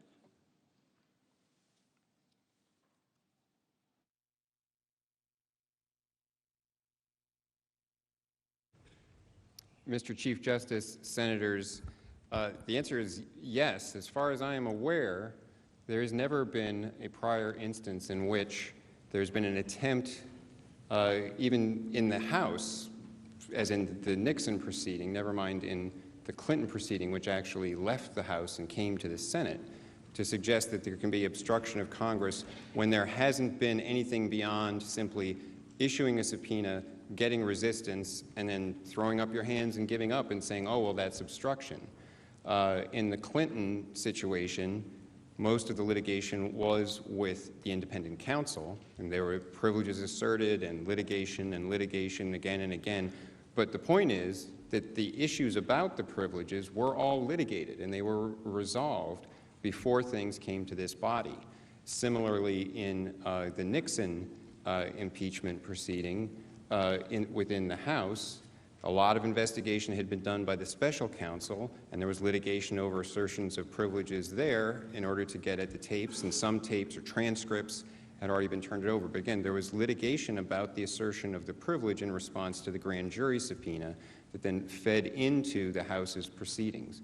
So it would be completely unprecedented for the House to attempt to actually bring a charge of obstruction into the Senate where all they can present is, well, we issued a subpoena and there were legal grounds asserted for the invalidity of the subpoena, and there were different grounds as I've gone through. I won't repeat them all in detail here, but some were because the subpoenas were just invalid when issued because there was no vote.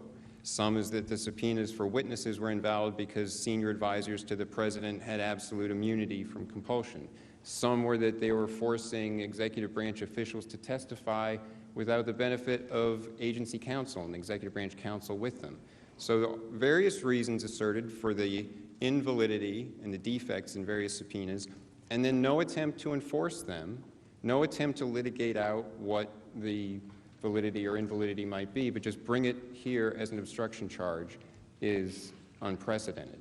And I'll note the House managers have said, and I'm sure that they will say again today, that, well, but if we had gone to court, the Trump administration would have said that the courts don't have jurisdiction over those claims. Now, that is true. In some cases, there's one being litigated right now related to the former counsel to the president, Don McGahn. The Trump administration position, just like the position of the Obama administration, is that an effort by the House to enforce a subpoena in Article III court is a non-justiciable controversy. That is our position, and we would argue that in court. But that's part of what would have to be litigated. That doesn't change the fact that the House managers can't have it both ways. And I want to make this clear. The House managers want to say that they have an avenue for going to court. They're using that avenue for going to court. They actually told the court in McGahn that once they reached an impasse with the executive branch, the courts were the only way to resolve the impasse. And as I explained the other day, there are mechanisms for dealing with these disputes between the executive and Congress. The first is an accommodations process. They didn't do that. We offered to do that in the White House counsel's October 8th letter. They didn't do accommodations.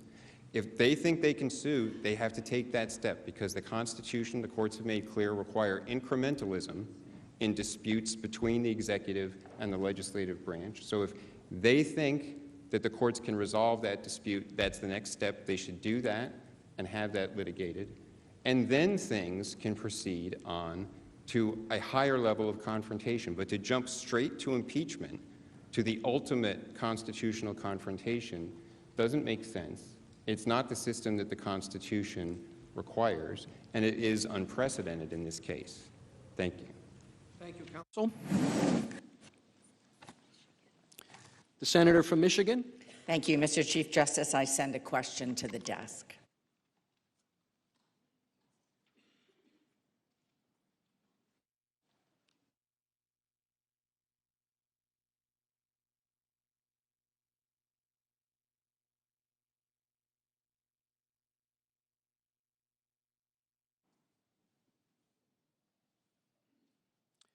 Senator Stabenow asks the House managers, would the House managers care to correct the record on any falsehoods or mischaracterizations in the White House's opening arguments?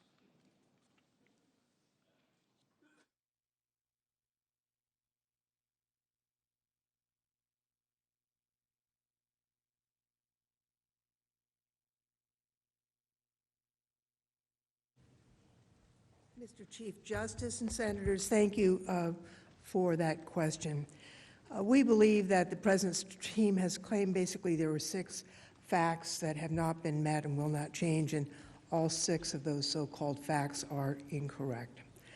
Let's be clear, on July 25th, that's not the whole evidence before us, even though it includes devastating evidence of the President's scheme. President Trump's intent was made clear on the July 25th call, but we had evidence of information before the meetings with Mr. Bolton, the text message to Mr. Zelensky's people telling him he had to do the investigations to get what he wanted, all of this evidence that makes us understand that phone call even more clearly. Now, the President's team claimed that Mr. Zelensky and other Ukrainians said they never felt pressure to open investigations. Now, of course, they didn't say that publicly. They were afraid of the Russians finding out.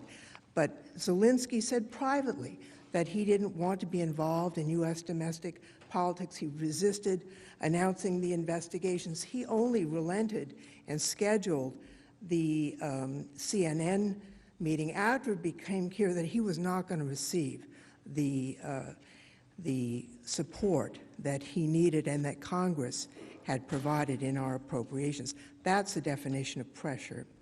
Now, Ukraine, the President's lawyers say, didn't know that Trump was withholding the security assistance until it was public. Many witnesses have contested that, including the open statement by Olena Zirkle, who was then the Deputy Foreign Minister of Ukraine, that they knew about the President's hold on the security matters. And in the end, everyone knew it was public. And after it was, Ukraine did relent and schedule that testimony. Fourth, they said no witnesses said security was conditioned on the investigations. Not so. Mulvaney, we had other witnesses talking about the shakedown for the security assistance. But the important thing is that you can get a witness who talked to the President firsthand about what the President thought he was doing.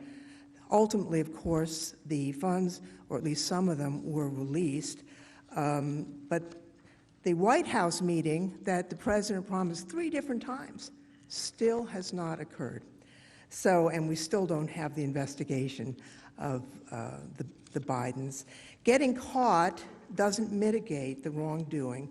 The president's unrepentant, and we fear he will do it again. Now, the Independent Government Accountability Office concluded that the president violated federal law when he withheld that aid. That misconduct is still going on. All the aid has not yet been released. And finally, I'd just like to say there's been some confusion, I think, I'm sure not intentional, but the president surely does not need the permission of his staff about foreign policy. That information is offered to you as evidence of what he thought he was doing. And he did not appear to be pursuing a policy agenda. He appeared, from all the evidence, to be pursuing a corruption of our election that's upcoming, a high crime and misdemeanor that requires conviction and removal. I yield back.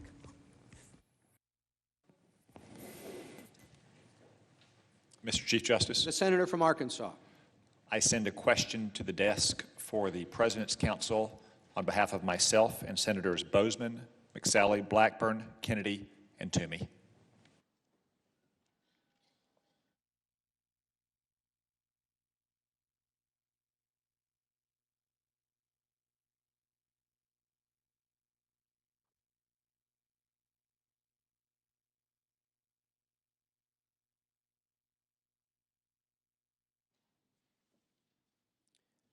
The senators asked the President's counsel, did the House bother to seek testimony or litigate executive privilege issues during the month during which it held up the impeachment articles before sending them to the Senate?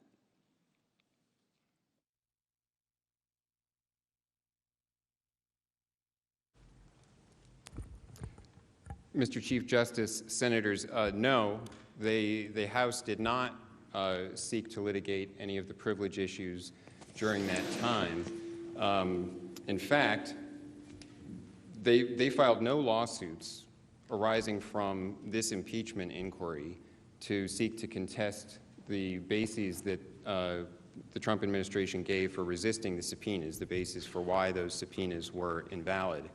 And when litigation was filed by one of the subpoena recipients, that was Dr. Charles Kupperman, the Deputy National Security Advisor, he went to the court and sought a declaratory judgment saying, President's told me I shouldn't go. I have a subpoena from the House saying I should go.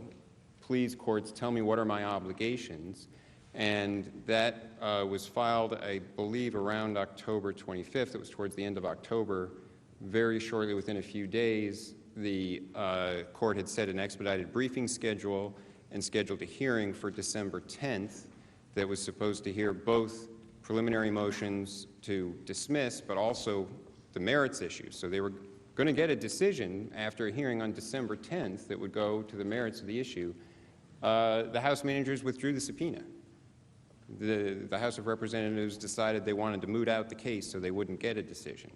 So no, the House has not pursued litigation to get any of these issues resolved. It's affirmatively avoided getting any litigation. And that seems to be, at least in part, based on, if you look at the House Judiciary Committee report, their assertion that under the sole power of impeachment assigned to the House believes that the Constitution assigns, I believe the exact words are, it gives the House the last word, something to that effect. And I mentioned this the other day. This is the new constitutional theory that because they have the sole power of impeachment, in their view, it's actually the paramount power of impeachment. And all other constitutionally based privileges or rights or immunities or roles even of the other branches, both the judiciary and the executive, fall away. And there is nothing that can stand in the way of the House's power of impeachment. If they issue a subpoena, the executive has to respond. and it can't raise any constitutionally based separation of powers concerns. If you do, that's obstruction. The courts have no role. The House has the sole power of impeachment. And that's a very dangerous construct for our Constitution. It suggests that once they flip the switch onto impeachment, there's no check on their power, on what they want to do. And that's not the way the Constitution is structured.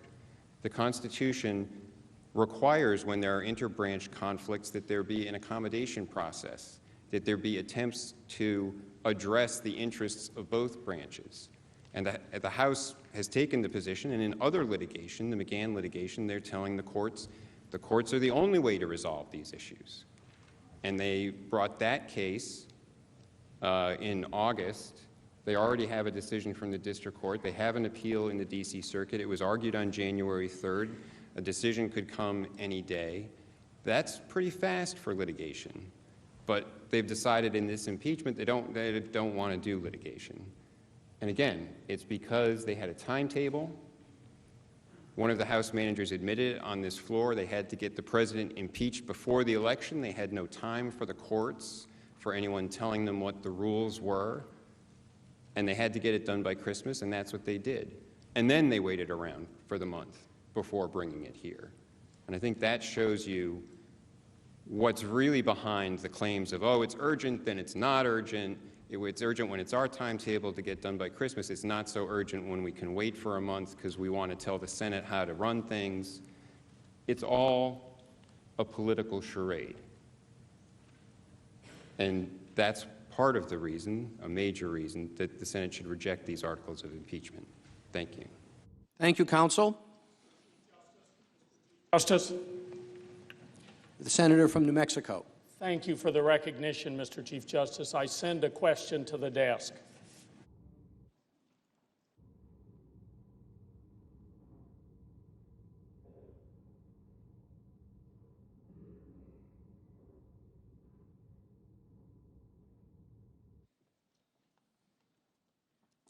The question is for the House managers.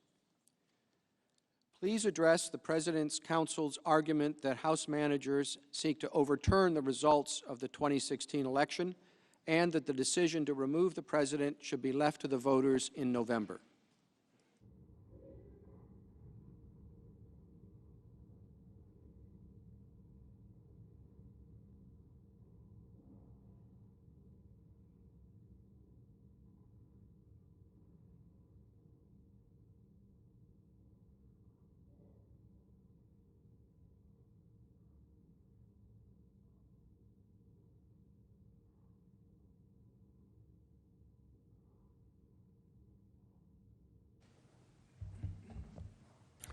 Thank you for the question.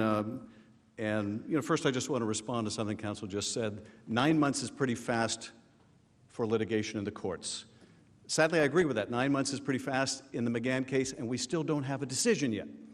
And what's more, that's the very case in which they're arguing, as I quoted earlier, that Congress has no right to come to the courts to force a witness to testify.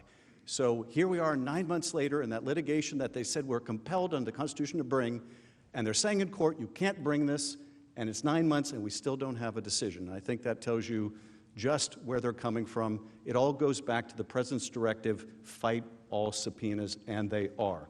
Nixon was going to be impeached for far less obstruction than anything that Donald Trump did. Now, the argument, well, if you impeach a president, you are overturning the results of the last election, and you're tearing up the ballots in the next election. Okay, if that were the case, there would be no impeachment clause in the Constitution. Because by definition, if you're impeaching a president, that president is in office, has won an election. Clearly, that's not what the founders had in mind. What they had in mind is if the president commits high crimes and misdemeanors, you must remove him from office. It is not voiding the last election, it is protecting the next election. Indeed, the impeachment power was put in the Constitution not as a punishment, that's what the criminal laws are for, but to protect the country. Now, if you say you can't impeach a president before the next election, what you're really saying is you can only impeach a president in their second term. Okay, if that were going to be the constitutional requirement, the founders would have put in the Constitution, a president may commit whatever high crimes and misdemeanors that he wants as long as it's in the first term. That is clearly not what any rational framer would have written, and indeed they didn't. And they didn't for a reason. The founders were concerned that, in fact, the object of a president's corrupt scheme might be to cheat in the very form of accountability that they had prescribed, the election. So counsel has continued to mischaracterize what the managers have said. We're not saying that we had to hurry to impeach the president before the election. We had to hurry because the president was trying to cheat in that election. And the position of the president's counsel is, well, yes, it's true that if a president is going to try to cheat an election, by definition, that's prior to their re-election. By definition, that's going to be proximate to an election. But, you know, let the voters decide, even though the object is to corrupt that vote of the people. That cannot be what the founders had in mind. One of the things I said at the very open of this proceeding is, yes, we're to look to history. Yes, we're to try to divine the intent of the framers, but we are not to leave our common sense at the door. The issue isn't whether this is his first term or his second. It isn't whether the election is a year away or 3 years away. The issue is, did he commit a high crime and misdemeanor? Is it a high crime and misdemeanor for a president of the United States to withhold hundreds of millions of dollars in aid to an ally at war to get help, illicit foreign interference in our election? If you believe that it is, it doesn't matter what term it is. It doesn't matter how far away the election is, because that president represents a threat to the integrity of our elections, and more than that, a threat to our national security. As we have shown by withholding that aid, and I know the argument, no harm, no foul, we held aid from an ally at war. We sent a message to the Russians when they learned of this hold that we did not have Ukraine's back. We sent a message to the Russians as Zelensky was going into negotiations with Putin to try to end that war, that Zelensky was operating from a position of weakness because there was a division between the President of the United States and Ukraine. That's immediate damage. That's damage done every day. That damage continues to this day. The damage the President does in pushing out the Russian conspiracy theories were identified during the House proceedings, and you've heard in the Senate, as Russian intelligence propaganda. The danger the President poses by taking Vladimir Putin's side over his own intelligence agencies, that's a danger today. That's a danger that continues every day he pushes out this Russian propaganda. The framers, if they meant impeachment only to imply in a second term, would have said so, but that would have made the Constitution a suicide pact. That's not what it says, and that's not how you should interpret it. Thank you. The senator from Ohio. Yes. Thank you.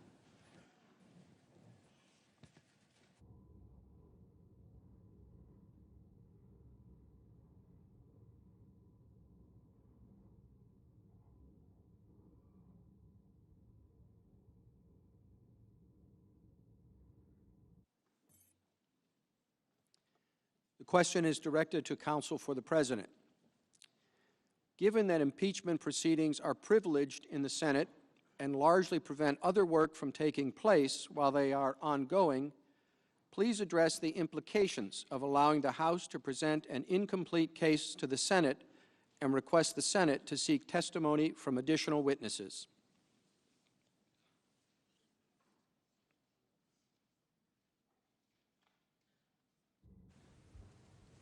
Thank you, Mr. Chief Justice, Senators.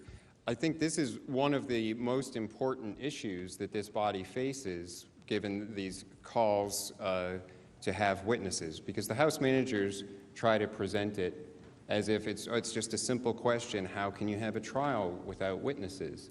But in real litigation, no one goes to trial without doing discovery. No one goes to trial without having heard from the witnesses first. You don't show up at trial and then start trying to call witnesses for the first time. And the implications here in our constitutional structure for trying to run things in such an upside-down way would be very grave for this body as an institution. Because, as the senator's question points out, it largely prevents this chamber from getting other business done as long as there is a trial pending. And the idea that the House can do an incomplete job in trying to find out what witnesses there are, having them come testify, trying to find out the facts, just rush something through and bring it here as an impeachment, and then start trying to call all the witnesses, means that this body will end up taking over that investigatory task.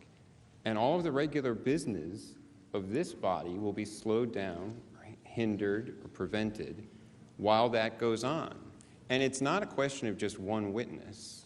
It's not a question, a lot of people talk right now about John Bolton, but the president would have the opportunity to call his witnesses just as a matter of fundamental fairness. And there would be a long list of witnesses if the body were to go in that direction. That would mean this would drag on for months and prevent this chamber from getting its business done. There's a proper way to do things and an upside-down way of doing things. And to have the House not go through a process that is thorough and complete, and to just rush things through in a partisan and political manner and then dump it onto this chamber to clean everything up, is a very dangerous precedent to be set. As I said the other day, whatever is accepted in this case becomes the new normal. If this chamber puts its imprimatur on this process, then that's the seal of approval for all time in the future. And if it becomes that easy for the House of Representatives to impeach a president of the United States, don't attempt to subpoena the witnesses, never mind litigation, it takes too long, but then leave it all to this chamber. And as I said the other day, remember, what do we think will happen if some of these witnesses are subpoenaed now that they never bothered to litigate about? Then there'll be the litigation now, most likely, and then that will take time while this chamber is still stuck sitting as a court of impeachment. That's not the way to do things. And it would forever change the relationship between the House of Representatives and the Senate in terms of the way impeachments operate. So I think it's vitally important for this chamber to consider what it really means to start having this chamber do all that investigatory work, how this chamber would be paralyzed by that, and is that really the precedent? Is that the way this chamber wants everything to operate in the future? Once you make it that much easier, and we've said this on a couple of different points, both in terms of the standards for impeachable offenses, but also in terms of the process that's used in the House. You make it really way too easy to impeach a president, then this chamber is going to be dealing with that all the time. And as Minority Leader Schumer had pointed out, at the time of the Clinton impeachment, he was prophetic. As the White House counsel pointed out the other day, once you start down the path of partisan impeachments, they'll be coming again and again and again. And if you make it easier, they'll come even more frequently. And this chamber is going to have to spending a lot of time dealing with impeachment trials and cleaning up incomplete, half-baked procedures, rushed partisan impeachments from the House, if that's the sort of system that's given your imprimatur here. And that's a very important reason for not accepting that procedure and not trying to open things up now when things haven't been done properly in the House of Representatives. Thank you. So, the senator from Delaware. Mr. Chief Justice, I send a question to the desk.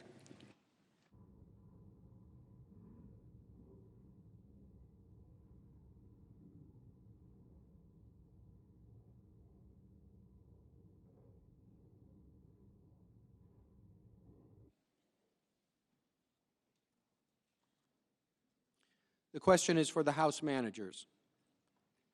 Some have claimed that subpoenaing witnesses or documents would unnecessarily prolong this trial. Isn't it true that depositions of the 3 witnesses in the Clinton trial were completed in only 1 day each? And isn't it true that the Chief Justice, as presiding officer in this trial, has the authority to resolve any claims of privilege or other witness issues without any delay?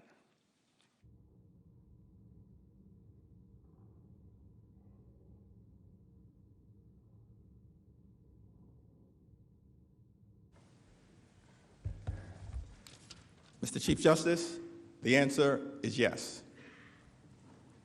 What is clear, based on the record that was compiled by the House of Representatives, where up to 5 depositions per week were completed, that this can be done in an expeditious fashion. It's important to note that the record that exists before you right now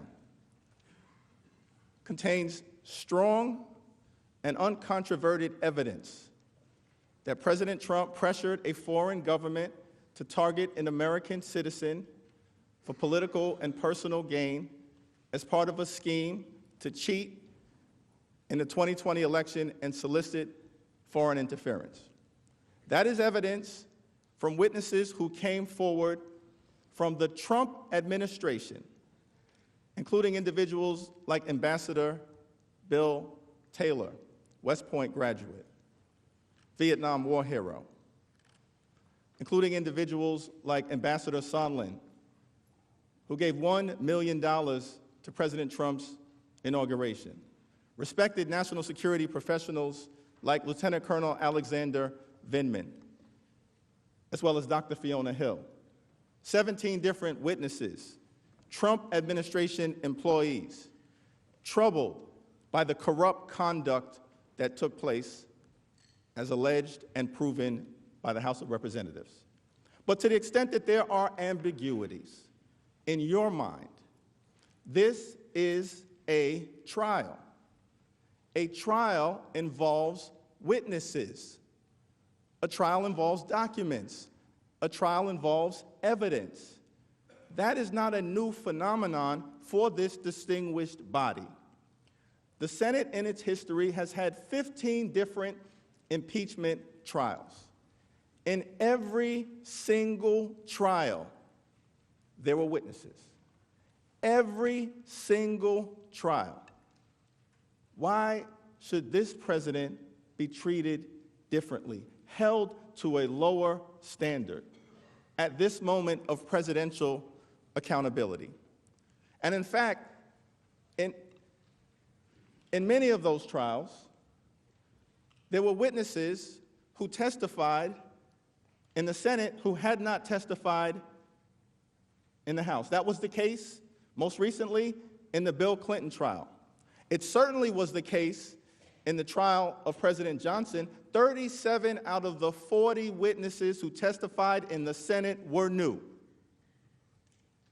37 out of 40. Why can't we do it in this instance?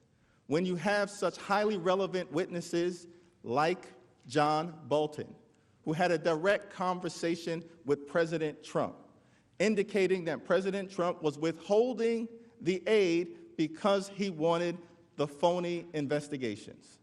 Counsel has said the greatest invention in the history of jurisprudence for ascertaining the truth has been the vehicle of cross-examination. Let's call John Bolton. Let's call Mick Mulvaney. Let's call other witnesses, subject them to cross-examination, and present the truth to the American people.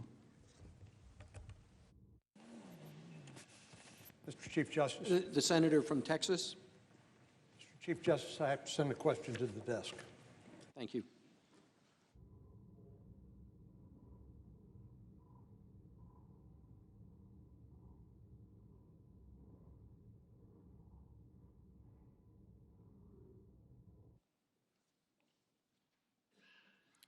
Senator Cornyn asks counsel for the president, what are the consequences to the presidency, the president's constitutional role as the head of the executive branch, and the advice the president can expect from his senior advisors if the Senate seeks to resolve claims of executive privilege for subpoenas in this impeachment trial without any determination by an Article III court?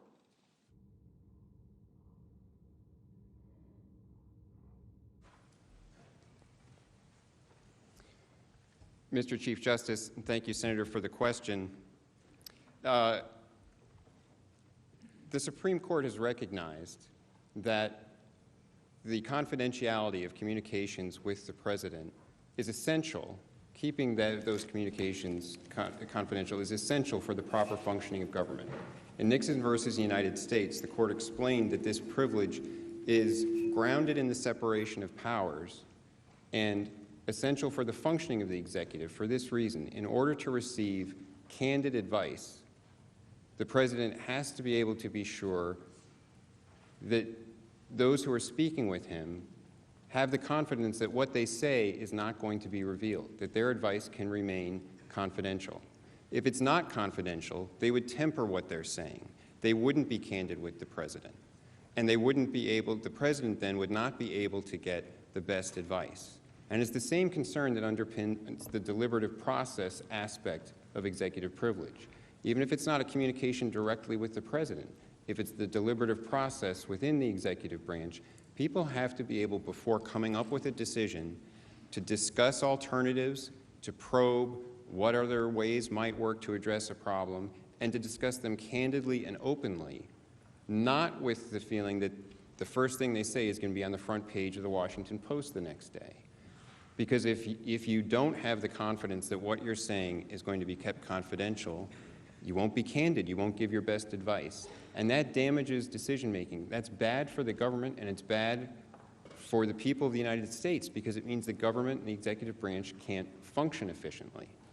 So there is a critical need for the executive to be able to have these privileges and to protect them. And that's why the Supreme Court recognized that in Nixon versus United States and pointed out that there has to be some very high showing of need from another branch of government if there's going to be any breach of that privilege.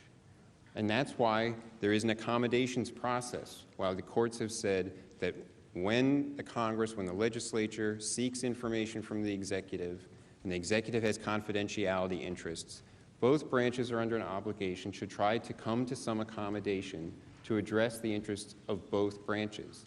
But it's not a situation of simply the Congress is supreme and can demand information from the executive, and the executive must present everything. And the courts have made that clear, because that would be damaging to the functioning of government. And so here in this case, there are vital interests at stake. And, you know, in one of the potential witnesses that the House managers have raised again and again is John Bolton. Well, John Bolton was the National Security Advisor to the President. He has all of the nation's secrets from the time that he was the National Security Advisor, and that's precisely the area, the field, in which the Supreme Court suggested in Nixon versus United States there might be something approaching an absolute privilege of confidentiality in communications with the President, the field of national security and foreign affairs. That's the crown jewels of executive privilege. And so to suggest that the National Security Advisor, well, we'll just subpoena him, he'll come in, and that'll be easy, there won't be any problem. That's not the way it would work, because there's a vital constitutional privilege at stake there. And it's important for the institution of the office of the presidency, for every president, to protect that privilege. Because once precedents start to be set, if one president says, well, I won't insist on the privilege then, I'll let people interview this person, I won't insist on the immunity, that sets precedents. And then the next time, when it's important to preserve the privilege, the precedent is raised, and the privilege has been weakened, and it's forever weakened, and that damages the functioning of government. So this is a very serious issue to consider. It's important, the Supreme Court has made clear, for the proper functioning of the executive branch, for the proper functioning of our government, and there would be grave issues raised attempting to have a national security advisor to the president come under subpoena to testify. And that would all have to be dealt with, and that would take some time before things would continue. Thank you. Counsel? The senator from Hawaii. Mr. Chief Justice, I send a question to the desk.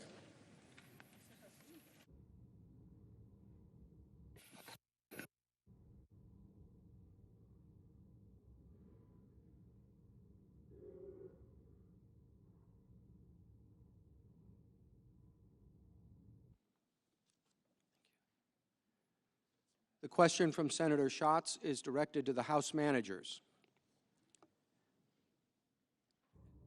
And also from Senator Feinstein. If the President were acting in the interest of national security, as he alleges, would there be documentary evidence or testimony to substantiate his claim? If yes, has any evidence like that been presented by the President's counsel?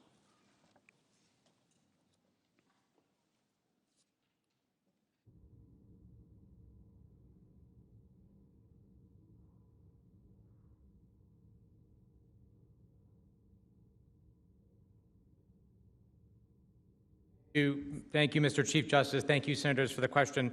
The answer is yes. Right? There are well-established processes, mechanisms, and agencies in place to pursue valid and legitimate national security interests of the United States, like the National Security Council, like the National Security Advisor, as in Ambassador John Bolton, and many other folks within the State Department and the Department of Defense.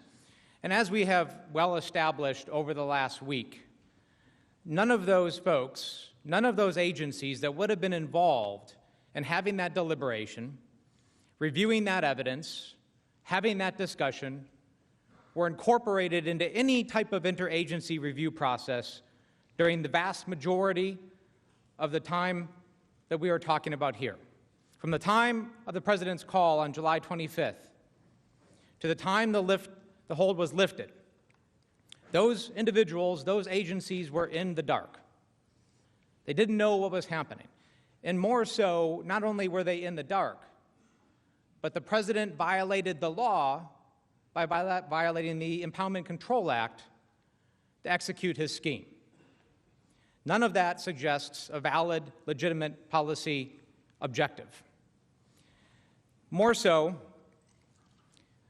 the President himself and his counsel is bringing at issue the question of documents and witnesses. If over and over again, as we've heard in the last few days, that the President was simply pursuing a valid, legitimate policy objective, if this was a specific debate about policy, a debate about corruption, a debate about burden sharing, then let's have the documents that would show that. Let's hear from the witnesses that would show that, because the documents and the witnesses that we have forwarded, that we have talked about, show the exact opposite. So the American people in this chamber deserve to have a fair trial. The President deserves to have a fair trial. In fact, if he is arguing that there is evidence, that there was a policy debate, then I think everybody would love to see those documents, would love to see the witnesses, hear from them directly about what exactly was being debated. Thank you, Mr. Manager.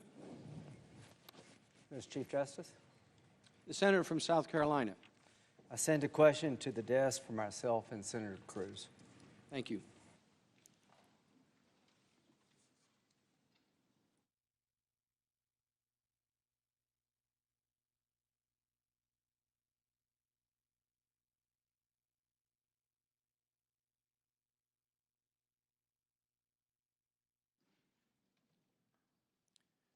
Senator Graham and Senator Cruz pose this question for the House managers. In Mr. Schiff's hypothetical, if President Obama had evidence that Mitt Romney's son was being paid $1 million per year by a corrupt Russian company and Mitt Romney had acted to benefit that company, would Obama have authority to ask that that potential corruption be investigated?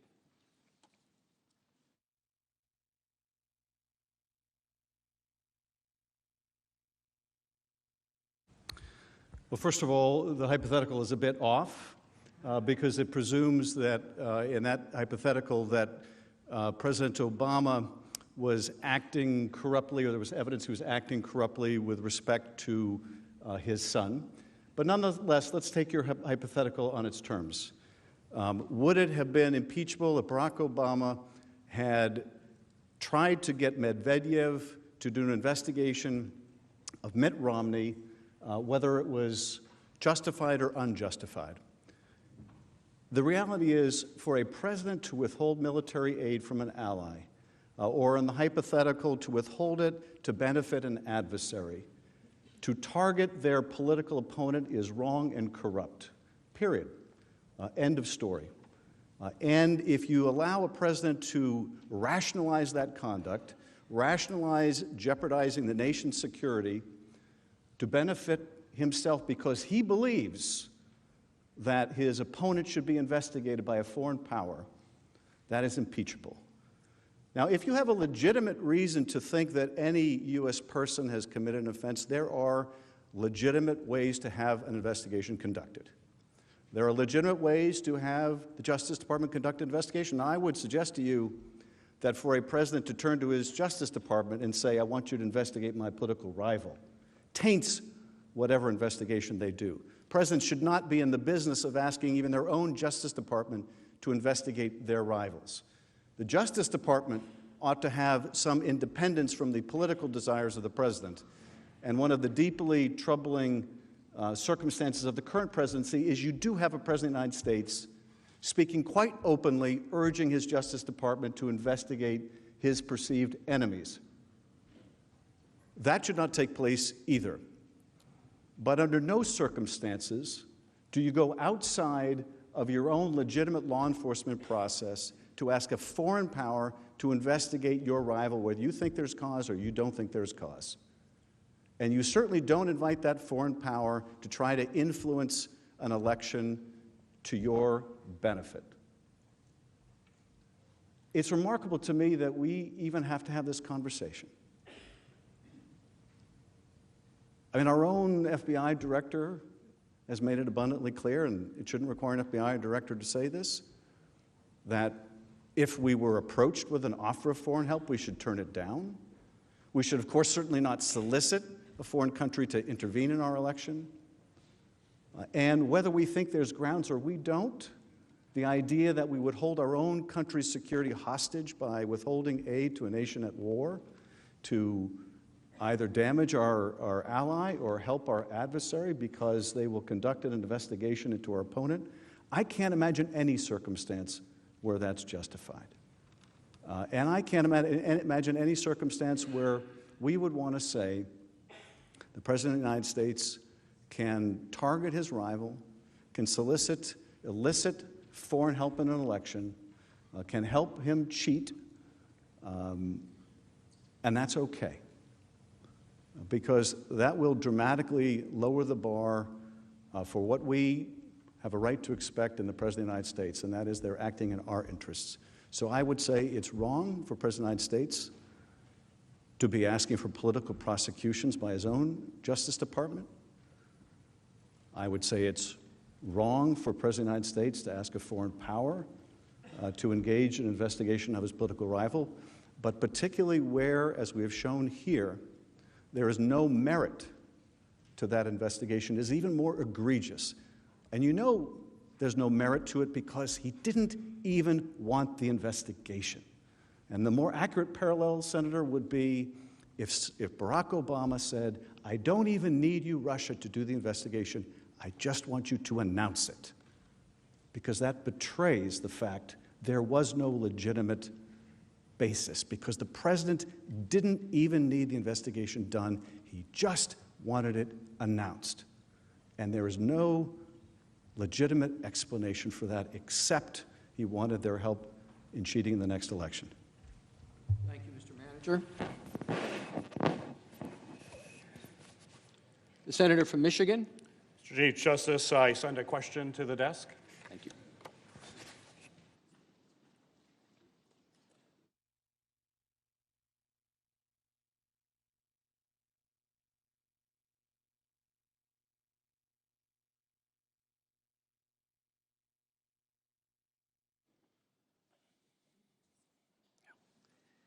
The question from Senator Peters is for the House managers.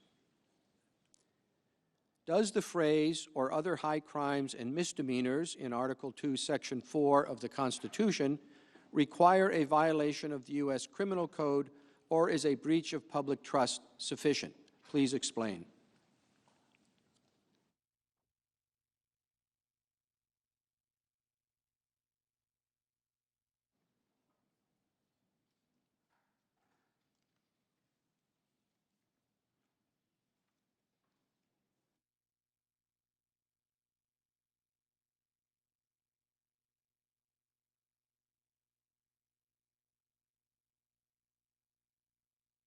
Framers were very clear that abuse of power is an impeachable offense. In explaining why the Constitution must allow impeachment, Edmund Randolph warned that, quote, the executive will have great opportunities of abusing his power.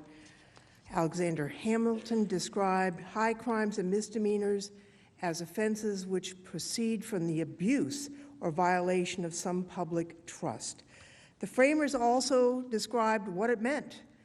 It was impeachable for a president to abuse his pardon power to shelter people he was connected with in a suspicious manner. Future Supreme Court Justice James Iredell said the president would be liable to impeachment if he'd acted from some corrupt motive or other, or if he was willfully abusing his trust. As was later stated in a treatise summarizing centuries of common law, abuse of power occurs if a public officer entrusted with definite powers to be exercised for the benefit of the community wickedly abuses or fraudulently exceeds them. So when the framers said this, that abuse of power was impeachable, it wasn't just an empty, meaningless state. Remember, the founders had been participating with overthrowing the British government, a king who was not accountable. They incorporated the impeachment power into the Constitution late, actually, in the drafting of the Constitution.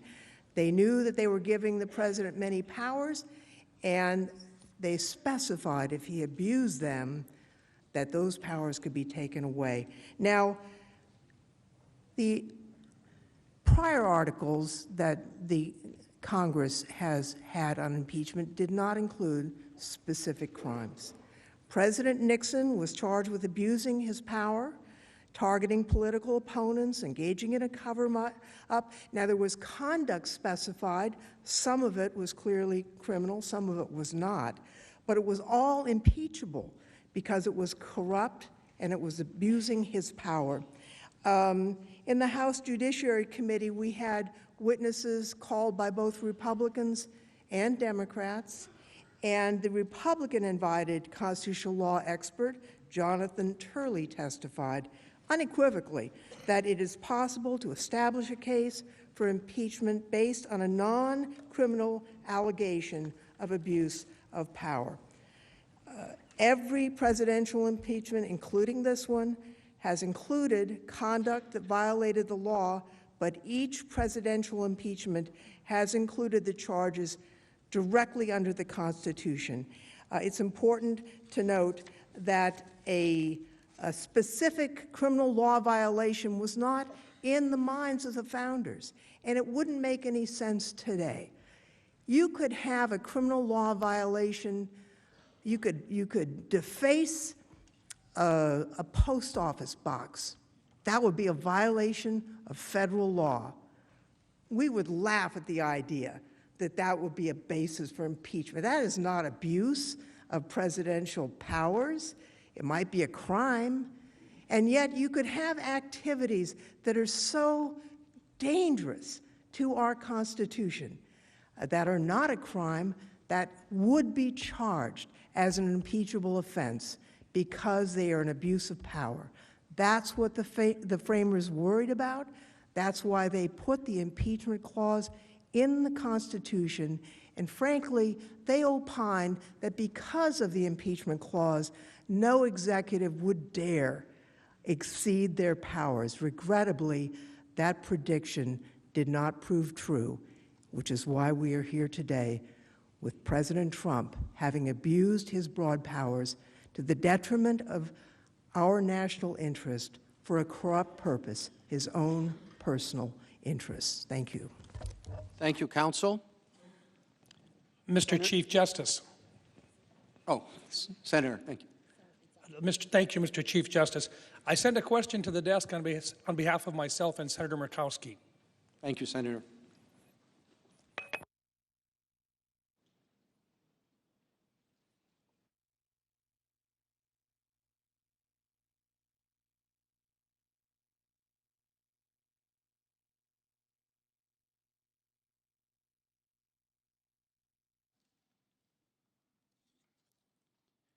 Senators ask counsel for the President. Describe in further detail your contention that all subpoenas issued prior to the passage of House Resolution 660 are an exercise of invalid subpoena authority by the House committees.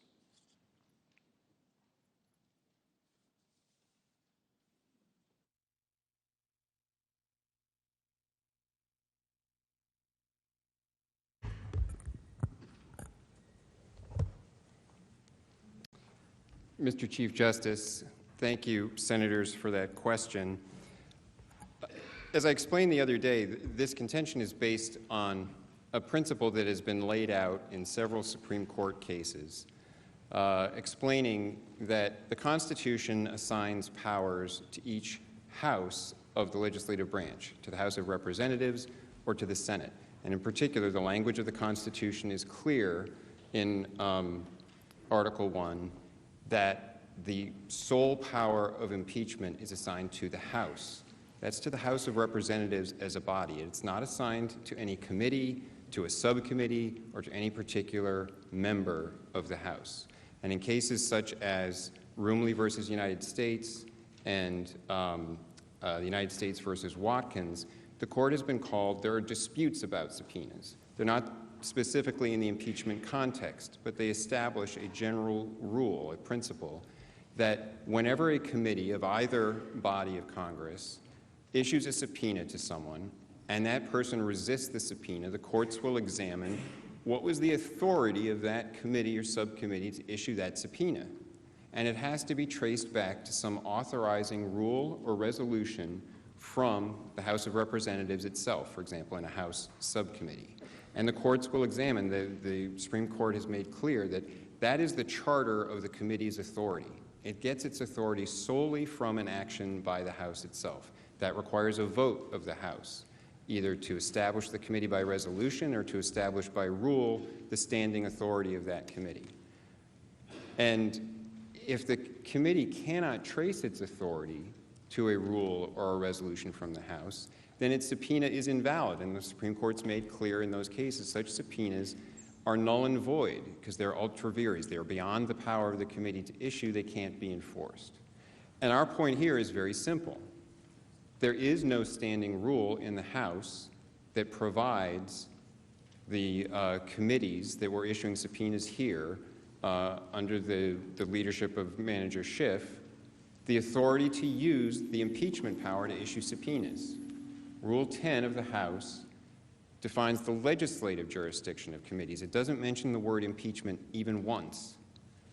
And so no committee under Rule 10 was given the authority to issue subpoenas for impeachment purposes. And this has always been the case in every presidential impeachment in the history of the nation. There has always been a resolution from the House first to authorize a committee to use the power of impeachment before it attempted to issue compulsory process. So in this case, there was no resolution from the House. The authority, the sole power of impeachment, remained with the House of Representatives itself, and Speaker Pelosi, by herself, did not have authority merely by talking to a group of reporters on September 24th to give the powers of the House to any particular committee to start issuing subpoenas. So the subpoenas that were issued were invalid when they were issued. And then 5 weeks later, on October 31st, when the House finally adopted House Resolution 660 that authorized from that point, purported to authorize at least from that point, the issuance of subpoenas, nothing in that resolution addressed the subpoenas that had already been issued. It didn't even attempt, it didn't purport to say the ones that have already been issued, we're going to try to retroactively give authority for that. It's a separate question whether that could have been done legally. They didn't even attempt to do it. And this is all explained in the opinion from the Office of Legal Counsel, which is in our trial memorandum attached as Appendix C. And it's a very detailed and thorough opinion, 37 pages of legal reasoning, but it explains all of this. The basic principle that applies generally, the history that it has always been done this way. There has always, in every presidential impeachment, been an authorizing resolution from the House, and the fact that there was none here. So there was no authority for those subpoenas. And that means that 23 subpoenas that were issued were invalid. And this was explained, as I pointed out the other day, in letters from the administration to the committees, a letter from the White House, from OMB, I think the State Department, and in very specific terms, it set out this rationale. So that is the basis on which those subpoenas were invalid, and they were properly resisted by the administration. Thank you. Thank you, counsel.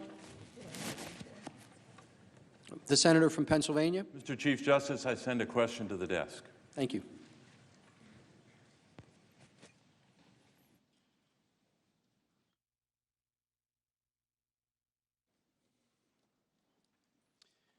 The question is directed to the House managers. In Federalist 65, Alexander Hamilton writes that the subjects of impeachment are, quote, those offenses which proceed from the misconduct of public men or, in other words, from the abuse or violation of some public trust, end quote. Could you speak broadly to the duties of being a public servant and how you believe the President's actions have violated this trust?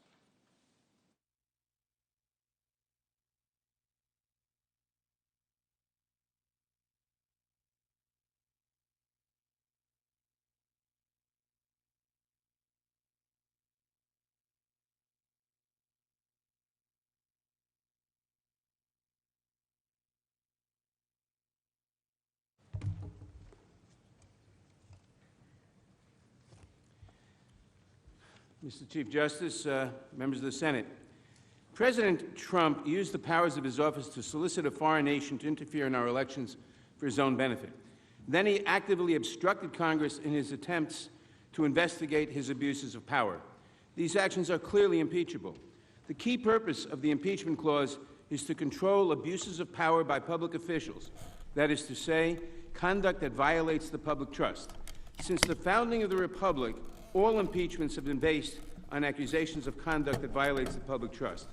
When the framers wrote the phrase high crimes and misdemeanors, they intended to capture the conduct of public officials like President Trump, who showed no respect for their oath of office.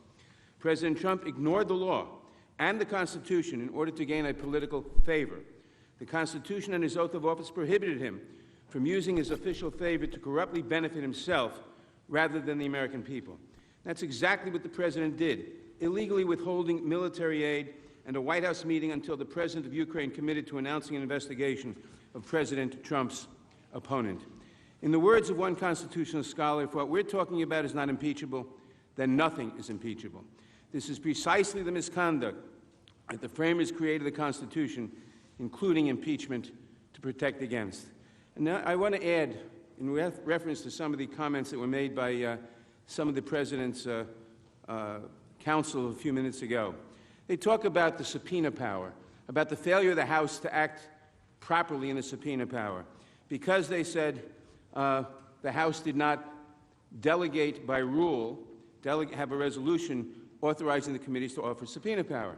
They apparently haven't read the fact that the House has generally delegated all subpoena power to the committees. That wasn't true at the time of the Watkins case. It wasn't true 15 years ago, but it is true now. Second, the House has the sole power of impeachment, and the manner of its exercise may not be challenged from outside. Whether we do it, the President should be convicted upon our accusation is a question for the Senate. But how we reached our accusation is a matter solely for the House. Thirdly, they talk about executive privilege, and they point to the Nixon case that established executive privilege, that the President has a right to candid advice, and therefore executive privilege is established. But the same case says that executive privilege cannot be used to hide wrongdoing. And in fact, President Nixon was ordered in that case to turn over all the material. Thirdly, there's the doctrine of waiver. You cannot use executive privilege or any other privilege if you waive it. The moment President Trump said that John Bolton was not telling the truth when he said that the President told him of the improper quid pro quo, he waived any executive privilege that might have existed. He cannot characterize a conversation and put it into the public domain and then claim executive privilege against it. The President, by the way, never claimed executive privilege, ever. He has claimed instead absolute immunity, a ridiculous doctrine that the President has absolute immunity from any questioning by the Congress or by anybody else, a claim rejected by every court that has ever considered it. And finally, the difference from this President and any other President claiming privilege of any sort is that this President told us in advance, I will defy all subpoenas. Whatever their nature, I will make sure that the Congress gets no information. In other words, I am absolute. The Congress cannot question what I do because I will defy all subpoenas. I will make sure they get no information, no matter what their rights, no matter what the situation. That is the subject of Article 2 of the impeachment, because that is a claim of absolute monarchical power. Thank you, Mr. Manager. The Majority Leader is I'm going to recognized. suggest after 2 more questions on each side, one more, I've been corrected, as I frequently am. One more question on each side, we take a 15-minute break. Thank you. Mr. President. Yes, the Senator from Kansas. I send a question to the desk for the Counsel for the President. Thank you.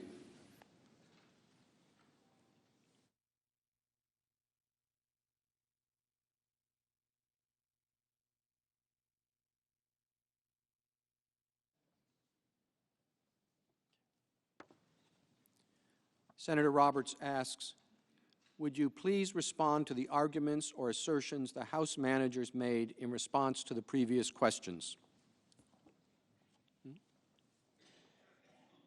Directed to the Counsel for the President.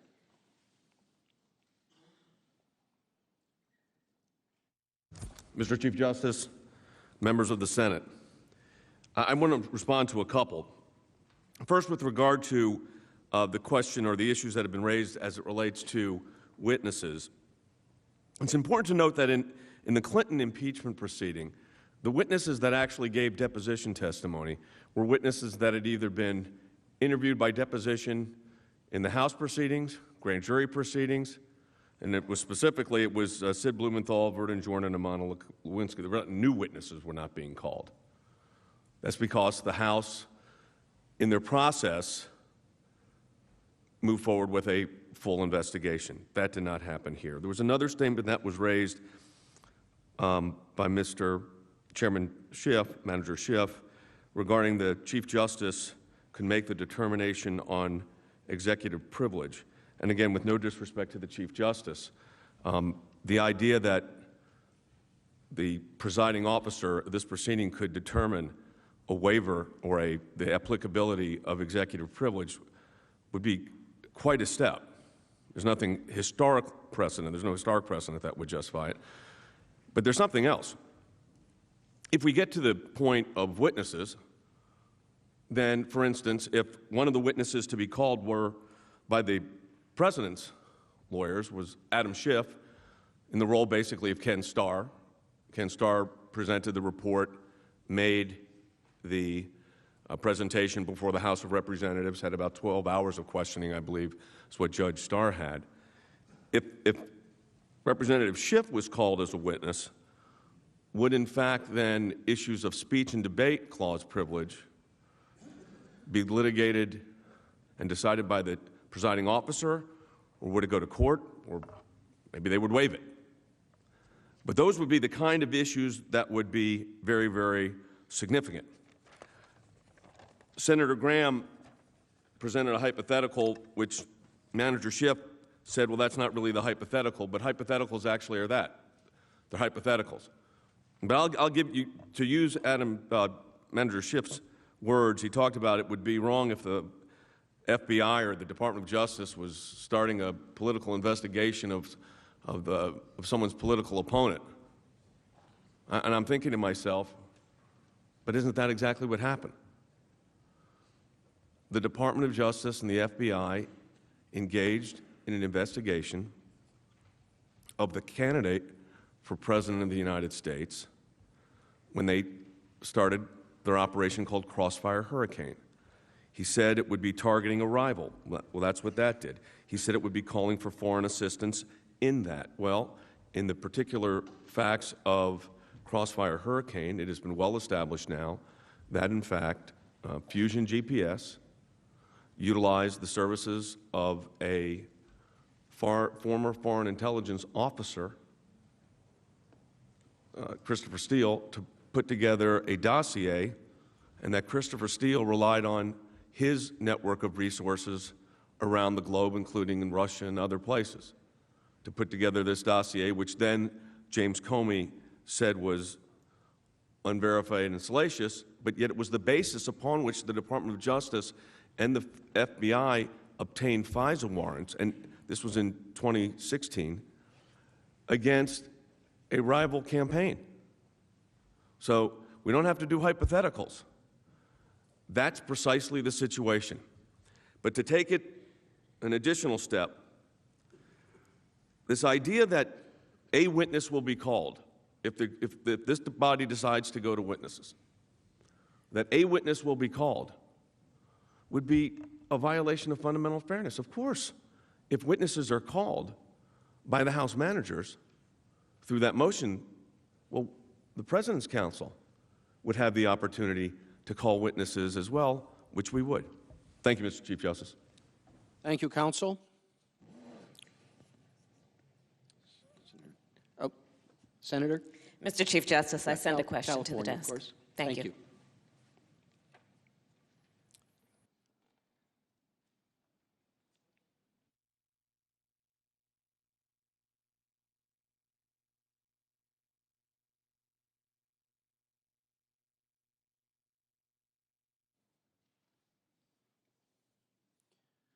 The question from Senator Harris is for the House managers. President Nixon said, quote, "When the president does it, that means that it is not illegal," end quote.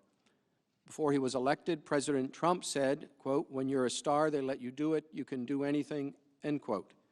After he was elected, President Trump said that Article 2 of the Constitution gives him, quote, "the right to do whatever he wants as president," end quote. These statements suggest that each of them believed that the president is above the law, a belief reflected in the improper actions that both presidents took to effect their re-election campaigns. If the Senate fails to hold the president accountable for misconduct, how would that undermine the integrity of our system of justice?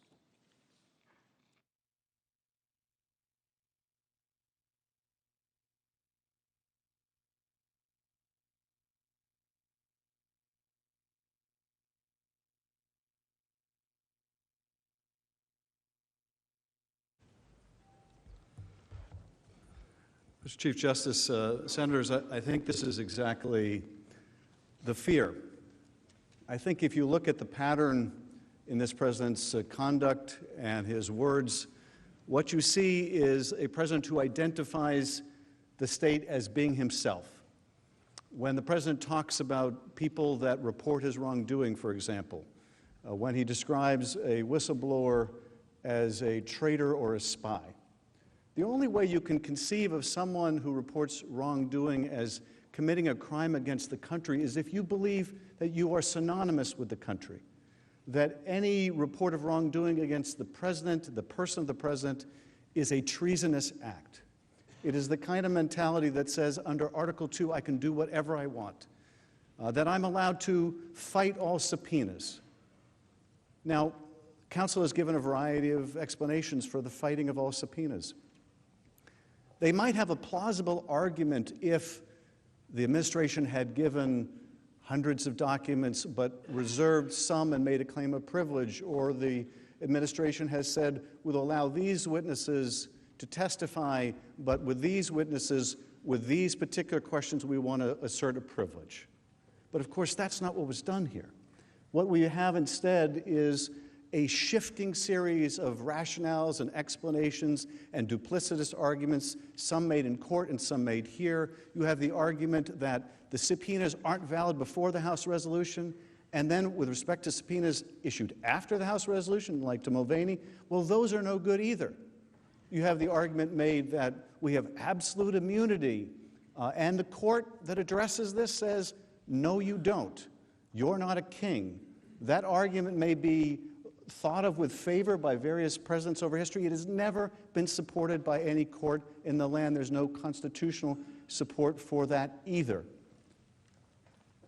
Documents that are being released right now as we sit here, and it's a mystery to the country and it's a mystery to some of us, how are private litigants able to get documents through the Freedom of Information Act that the administration has withheld from Congress? If they were operating in any good faith, would that be the case? And of course the answer is no. What we have instead is we're going to claim absolute immunity even though the court says that doesn't exist. Now, they said, well, the House withdrew the subpoena on Dr. Kupperman. Why would they withdraw the subpoena on Dr. Kupperman when he was only threatening to tie you up endlessly in court? Now, we suggested to counsel for Dr. Kupperman that if they had a good faith concern about testifying, if this was really good faith and it wasn't just a stratagem to delay, if it wasn't just part of the president's wholesale fight all subpoenas, they didn't need to file separate litigation because there was actually a case already in court involving Don McGahn on that very subject. That was ripe for decision. Indeed, the decision would come out very shortly thereafter. And we said, let's just agree to be bound by what the McGahn court decides. Well, they didn't want to do that, and it became obvious once the McGahn court decision came out because the McGahn court said, there's no absolute immunity, you must testify. And by the way, if you think people involved in national security, i.e. Dr. Kupperman and John Bolton, if you're listening, if you think you're somehow absolutely immune, you're not.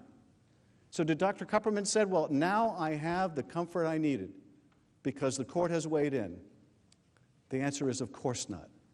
Now, counsel says, well, we might have gotten a quick judgment in Kupperman. Yeah, in the lower court. Do any of you believe for a single minute they wouldn't appeal to the Court of Appeals and to the Supreme Court? And the Supreme Court struck down the absolute immunity argument. They wouldn't be back in the district court saying, okay, he's not absolutely immune anymore, but we're going to claim executive privilege over specific conversations that go to the president's wrongdoing. Okay, that is the sign of a president who believes he is above the law, that Article 2 empowers him to do anything he wants. And I'll say this, if you accept that argument, if you accept the argument that the President of the United States can tell you to pound sand when you try to investigate his wrongdoing, there will be no force behind any Senate subpoena in the future. The fighting all subpoenas started before the impeachment. If you allow a president to obstruct Congress so completely in a way that Nixon could never have contemplated, nor would the Congress of that day have allowed, you will eviscerate your own oversight capability, not Thank just you, in counsel. impeachments. The majority leader is recognized. I suggest that we resume at 4 o'clock. Without objection, so ordered.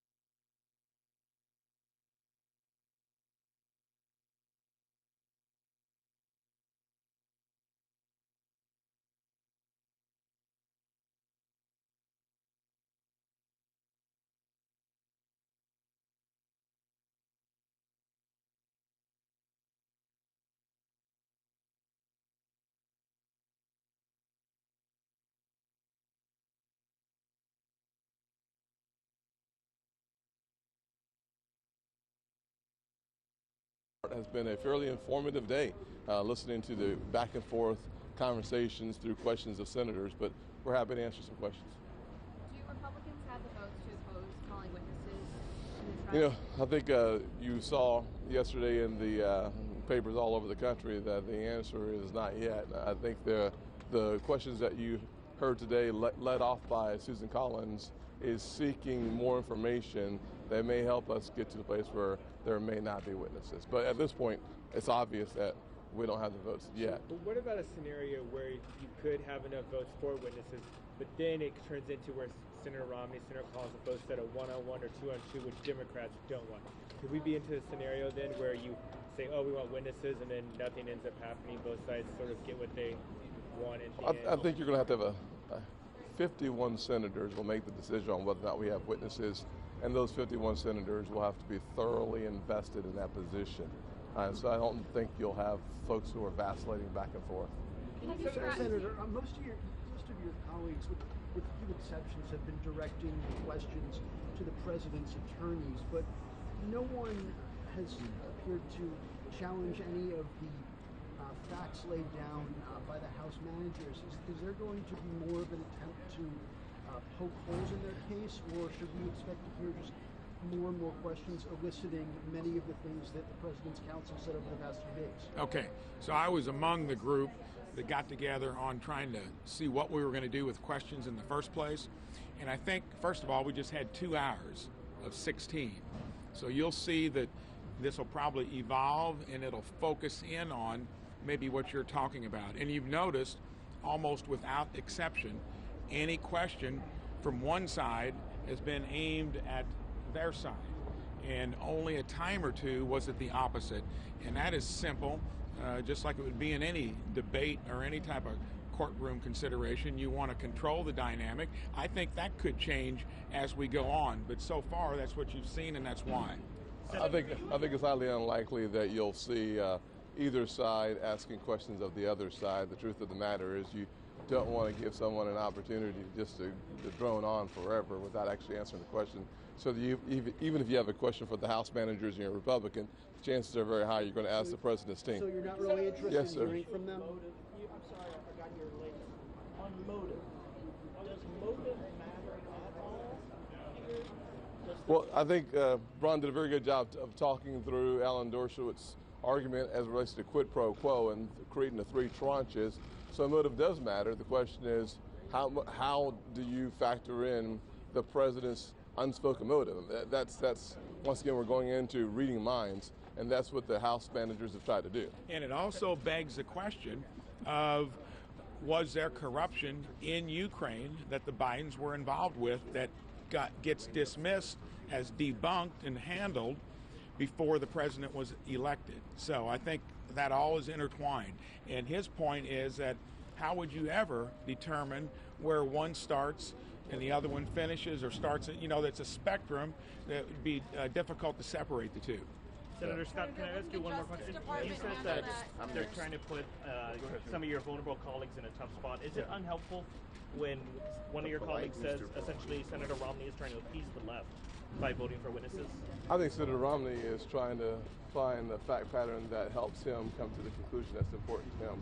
My point is that I do think that my colleagues on the other side are trying to target vulnerable Republicans in order to take majority in the Senate. That's, in my opinion, is the whole goal of the current conversation. But I think Senator Romney is doing what Senator Romney thinks is in the best interest of Utah and the country. But is it unhelpful when your Republican colleagues add to that? I'm coming to Tim Scott's rescue. He's finished. Okay, good afternoon, everybody. I thought the House managers did a great job. There were so many untruths, incomplete facts.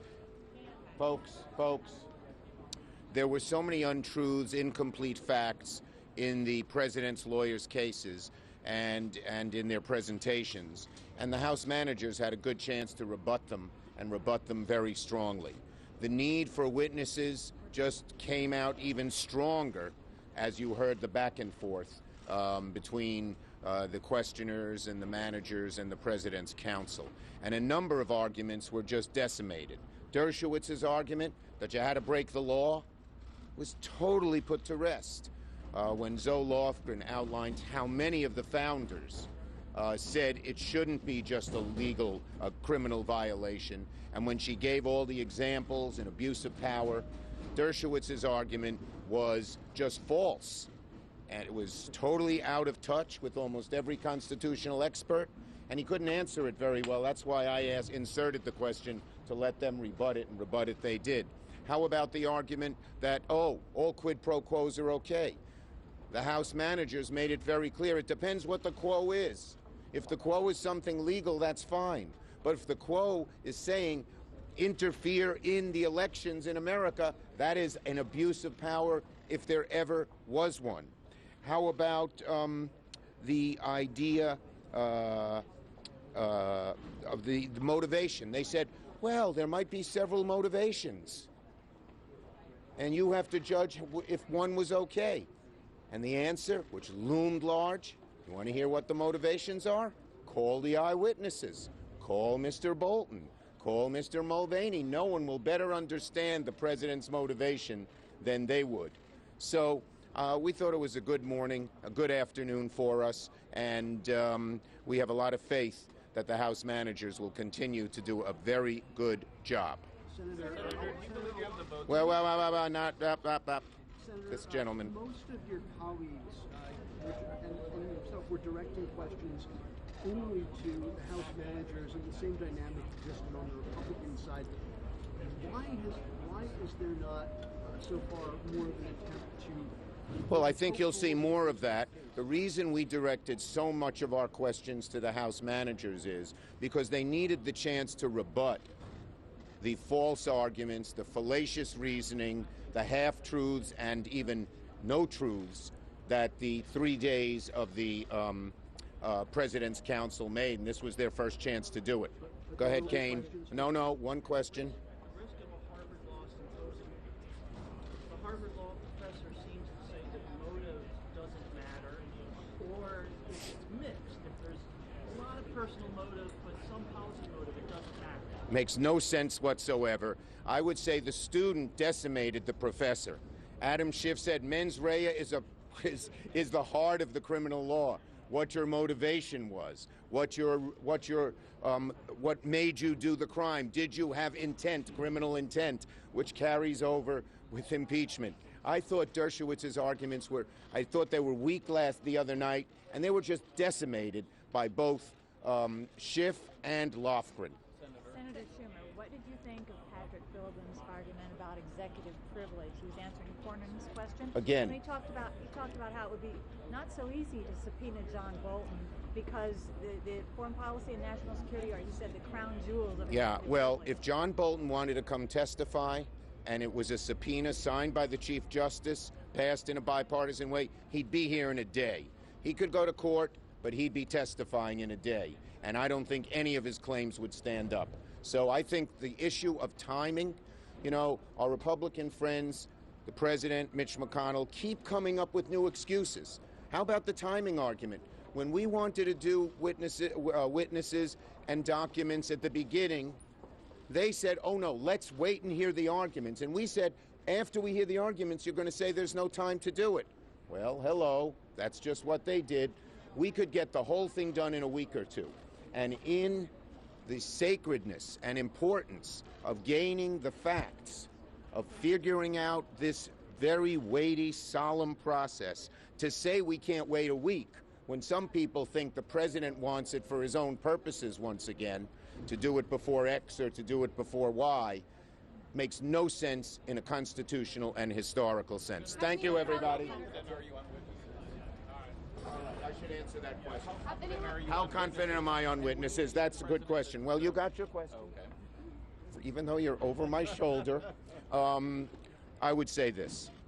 We've always known it will be an uphill fight on witnesses and on documents because the president and Mitch McConnell put huge pressure on these folks. But for 4 weeks, we've made the relentless. I've been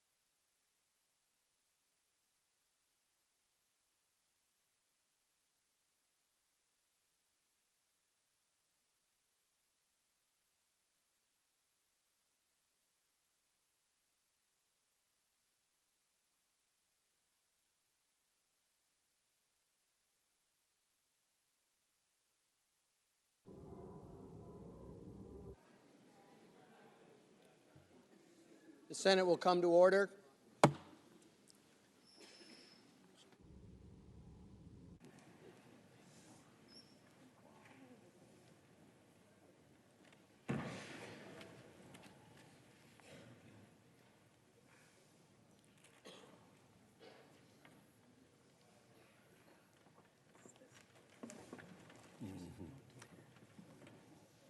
Mr. Chief Justice, I have a question for the President's Counsel, and it's co-sponsored by Senators Rounds, Wicker, Ernst, Blackburn, Tillis, Kramer, Cotton, Sullivan, and McSally, all members of the Senate Armed Services Committee. The senator from South Dakota, Oklahoma, excuse me.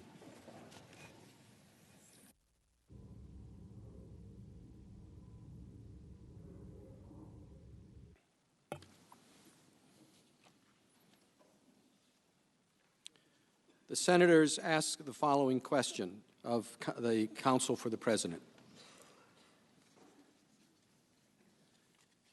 Mr. Cipollone, as members of the Senate Armed Services Committee, we listened intently when Manager Crow was defending one of Senator Schumer's amendments to the organizing resolution last week, as he explained how he had firsthand experience being denied military aid when he needed it during his service.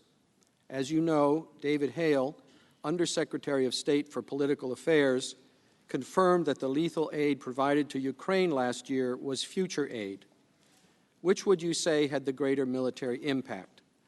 President Trump's temporary pause of 48 days on future aid that will now be delivered to Ukraine, or President Obama's steadfast refusal to provide lethal aid to Ukraine for 3 years, more than 1,000 days, while Ukraine attempted to hold back Russia's invasion and preserve its sovereignty?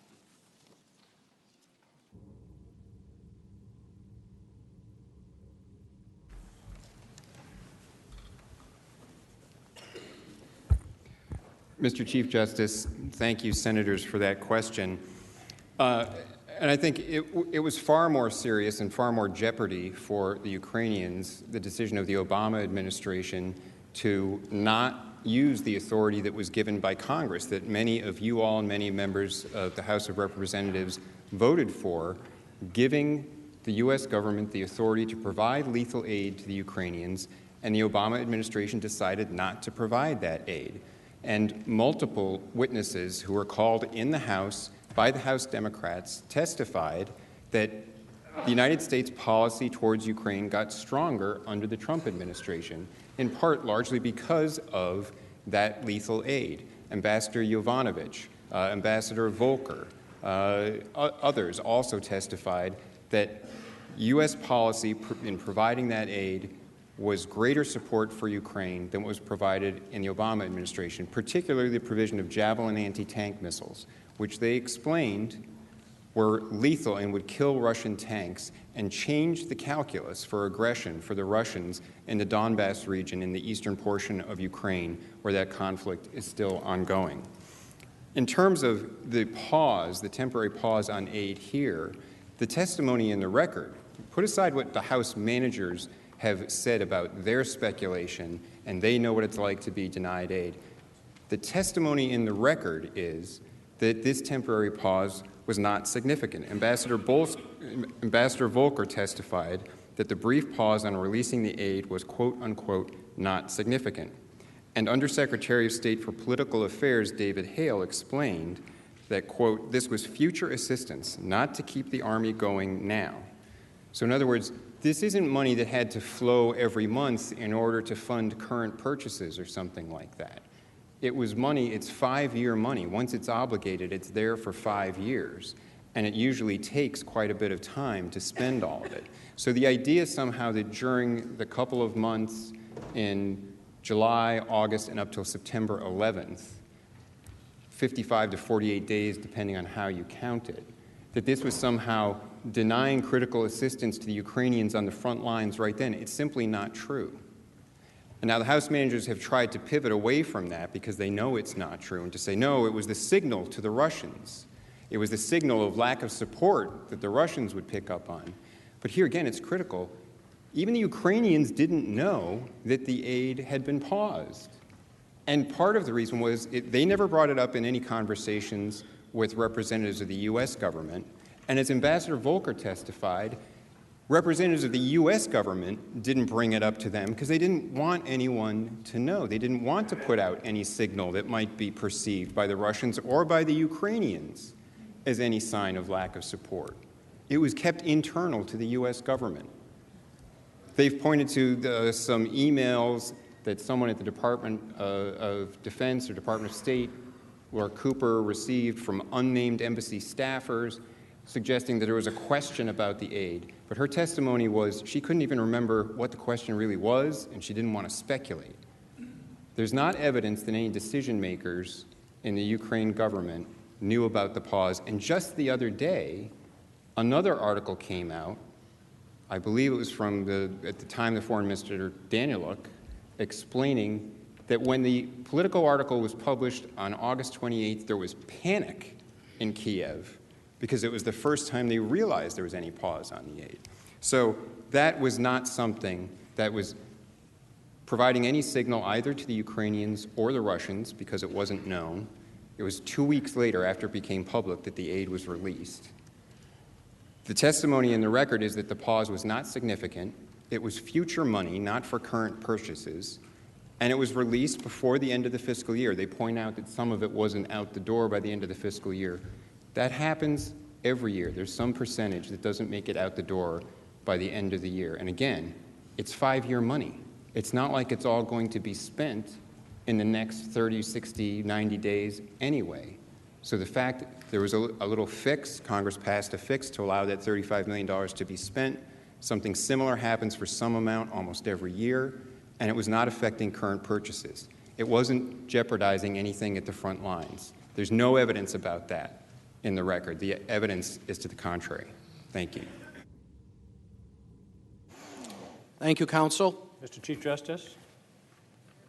Senator from Maine. Mr. Chief Justice, I have a question for both sets of counsel, which I'm sending to the desk.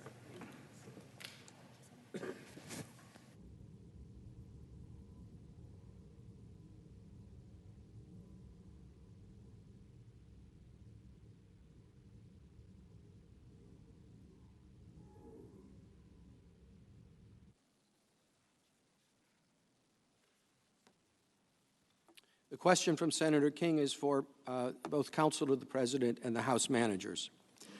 President Trump's former Chief of Staff, General John Kelly, has reportedly said, quote, "I believe John Bolton," end quote, and suggests Bolton should testify, saying, quote, "If there are people that could contribute to this, either innocence or guilt, I think they should be heard," end quote. Do you agree with General Kelly that they should be heard? I think, counsel for the President, it's your turn to go first.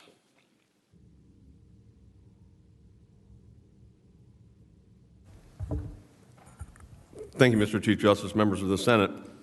This was a bit of a topic that I discussed yesterday, and that was the information that came out in the New York Times piece about what is purportedly in a book by Ambassador Bolton. Now, as I've said, the idea that a manuscript that's not in the book, there's not a quote from the manuscript in the book, this is a perception of what the statement might be. There have been very forceful statements, not just from the President, but from the Attorney General. The Department of Justice stated that while the Department of Justice has not reviewed Mr. Bolton's manuscript, the New York Times account of this conversation grossly mischaracterizes what Attorney General Barr and Mr. Bolton discussed. There was no discussion of, and this again, personal favors or undue influence on investigations, nor did Attorney General Barr state that the President's conversations with foreign leaders were improper. So again, that goes to some of the allegations that were in the article. The Vice President said the same thing. He said, in every conversation with the President and Vice President in preparation for our trip to Poland, the President consistently expressed his frustration that the United States was bearing the lion's share of responsibility. There's also an interview that Ambassador Bolton had given, I think in August, about the conversation where he said it was a perfectly appropriate conversation. I think that information's publicly available now. So again, to move that into a a change in proceeding, so to speak, I think is not correct. The evidence that has already been presented, a accusation that if you get into witnesses, I'll do this very briefly, if we get down the road on the witness issues, let's be clear. It should not be, I certainly can't dictate to this body, it should certainly not be, though, that the House managers get John Bolton and the president's lawyers get no witnesses. We would expect if they're going to get witnesses, we will get witnesses, and those witnesses would then, but all of that, just to be clear, changes the nature and scope of the proceedings. They didn't ask for it before. Thank you, counsel.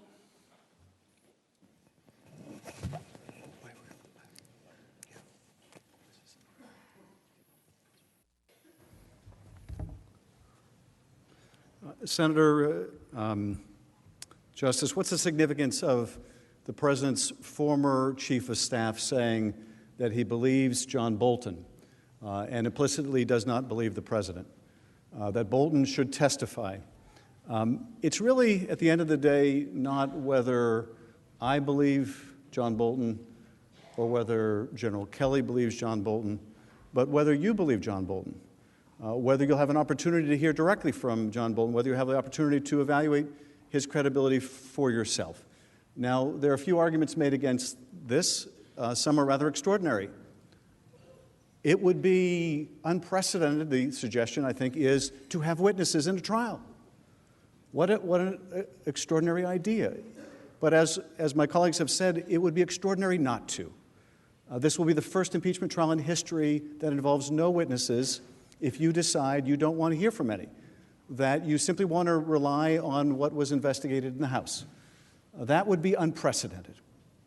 Yes, we should be able to call witnesses, and yes, so should the President. Relevant witnesses. Now, the President says that you can't believe John Bolton, and Mick Mulvaney says you can't believe John Bolton. Well, let the President call Mick Mulvaney, another relevant witness with firsthand information. If he's willing to say publicly, not under oath, that Bolton is wrong, let him come and say that under oath.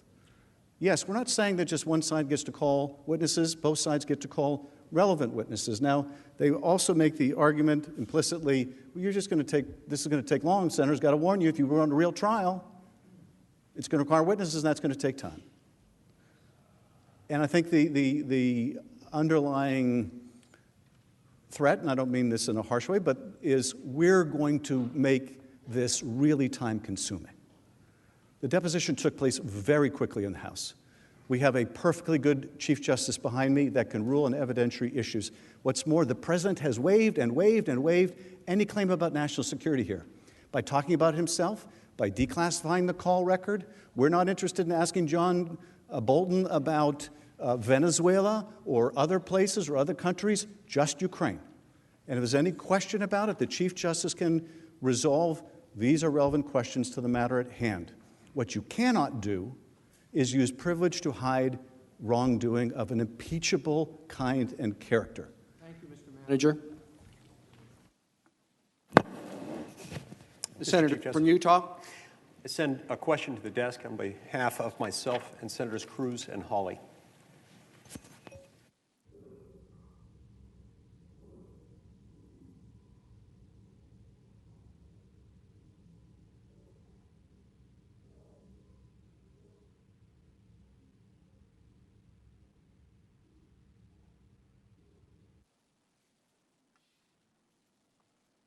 The question is directed to counsel for the President.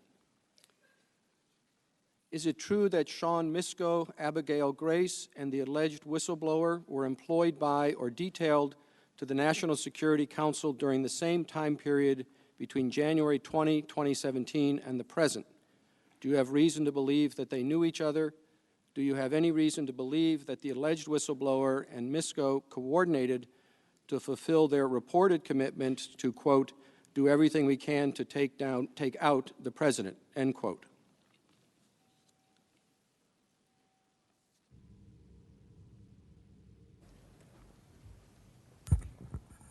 Mr. Chief Justice, Senators, the only knowledge that we have, that I have of this, comes from public reports I gather that there is a news report in some publication that suggests a name for the whistleblower, suggests where he worked, that he worked at that time while detailed the NSC staff for then Vice President Biden, and that there were others who worked there. We have no knowledge of that other than what's in those public reports, and I don't want to get into speculating about that. It is something that, to an unknown extent, may have been addressed in the testimony of the Inspector General of the intelligence community before Chairman Schiff's committees, but that testimony, contacts with the whistleblower, contacts between members of Manager Schiff's staff and the whistleblower are shrouded in secrecy to this day. We don't know what the testimony of the ICIG was. It remains secret. It has not been forwarded. We don't know what Manager Schiff's staff's contact with the whistleblower have been and what connections there are there. It's something that would seem to be relevant since the whistleblower started this entire inquiry, but I can't make any representations that we have particular knowledge of the facts suggested in the question. We know that there was a public report suggesting connections and prior working relationships between certain people. Not something that I can comment on other than to say that there's a report there. We don't know what the ICIG discussed. We don't know what the ICIG was told by the whistleblower. Other public reports about inaccuracies in the whistleblower's report to the ICIG. We don't know the testimony on that. We don't know the situation of the contacts, coordination, advice provided by Manager Schiff's staff to the whistleblower. That all remains unknown, but something that obviously, to get to the bottom of motivations, bias, how this was all, this inquiry was all created, could potentially be relevant. Thank you. Thank you, counsel. The senator from New Mexico. Mr. Chief Justice, I send a question to the desk for the President's counsel.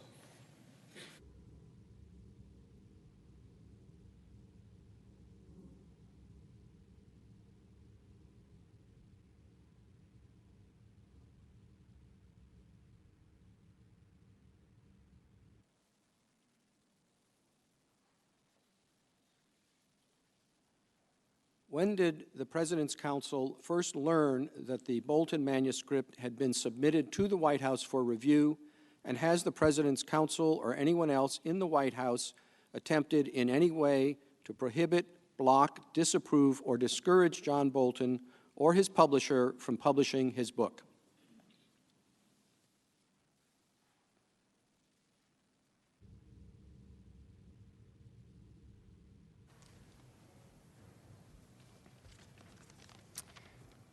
Thank you, Mr. Chief Justice, and thank you, Senator, for the question. At some point, I don't know off the top of my head the exact date. The manuscript had been submitted to the NSC for review. It is with career NSC staff for review. The White House counsel's office was notified that it was there. The NSC has released a statement explaining that it has not been reviewed by anyone outside NSC staff. In terms of the second part of the question, has there been any attempt to prevent its publication or to block its publication?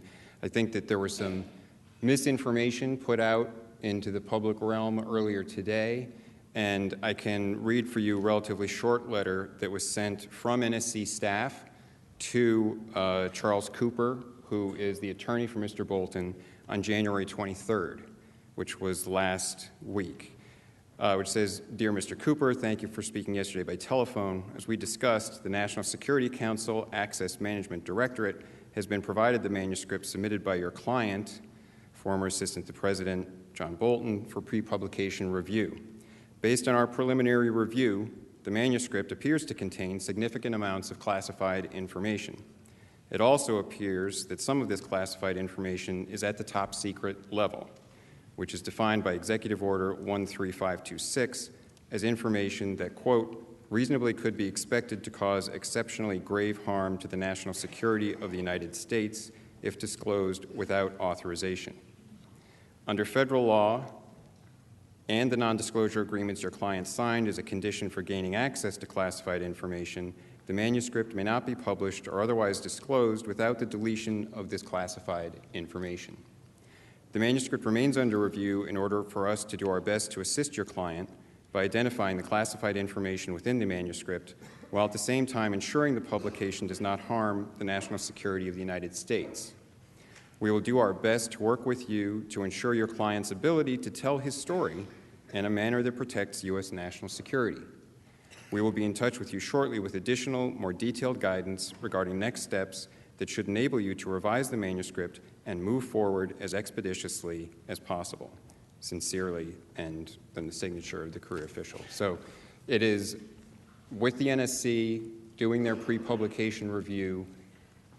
Through his lawyer, Ambassador Bolton was notified that the manuscript he submitted contains a significant amount of classified information, including at the top secret level, so that in its current form, it can't be published, but that they will be working with him as expeditiously as possible to provide guidance so it can be revised and so that he can tell his story. And that was the letter from the NSC that went out.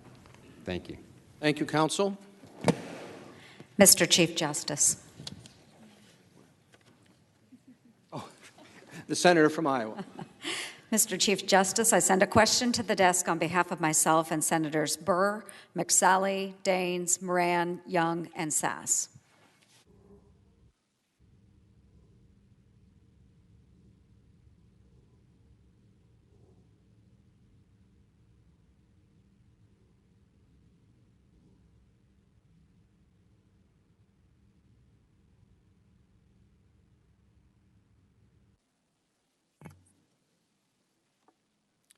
The senator's question is directed to counsel for the president. Is it true the Trump administration approved supplying Javelin anti-tank missiles to Ukraine?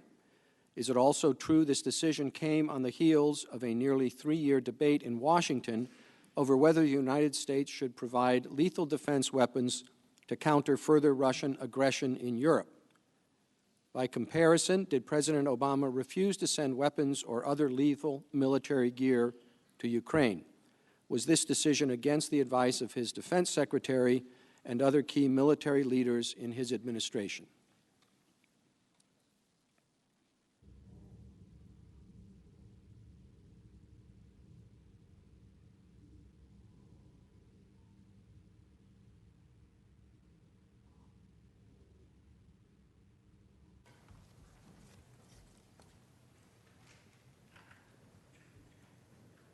Mr. Chief Justice, thank you, senators, for the question. Yes, the Trump administration made the decision to provide Javelin anti-tank missiles, and there was a significant debate about that for some time. Authorization had been granted by Congress, and many of you voted for that statutory authorization during the Obama administration to provide lethal assistance to Ukraine. But the Obama administration decided not to provide that.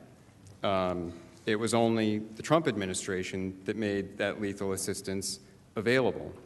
And there was a significant amount of testimony in the House proceedings that President Trump's policy towards Ukraine was actually stronger. Ambassador Volker explained that America's policy toward Ukraine has been strengthened under President Trump, and that each step along the way in the decisions that got to the Javelin missiles being provided was made by President Trump. It is something that has substantially strengthened our relationship with Ukraine and strengthened their ability to resist Russian aggression. Ambassador Yovanovitch said that President Trump's decision to provide lethal weapons meant that our policy actually got stronger over the last 3 years, and she called it very significant. Another point to make in relation to this is, again, that the temporary pause that took place over the summer is something that the Ukrainian Deputy Defense Minister described as being so short that they didn't even notice it. So President Trump's policies across the board have been stronger than the prior administration's in providing defensive capability, lethal defensive capability, to the Ukrainians. And I think that that's significant. The specific part of the question, senators, whether it was contrary to the advice of the President's Defense Secretary and others. I believe that that is accurate. It was against the advice of the Secretary of Defense. It was President Trump's decision to provide this lethal assistance, and that has been made public in the past. Thank you. Thank you, counsel.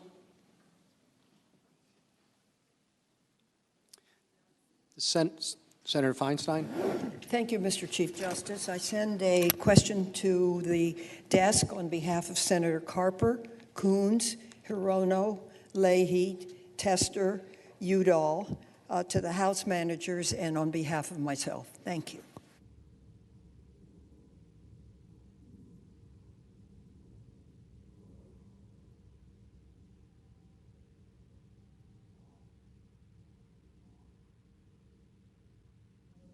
Senator Feinstein and the other senators is to the House managers.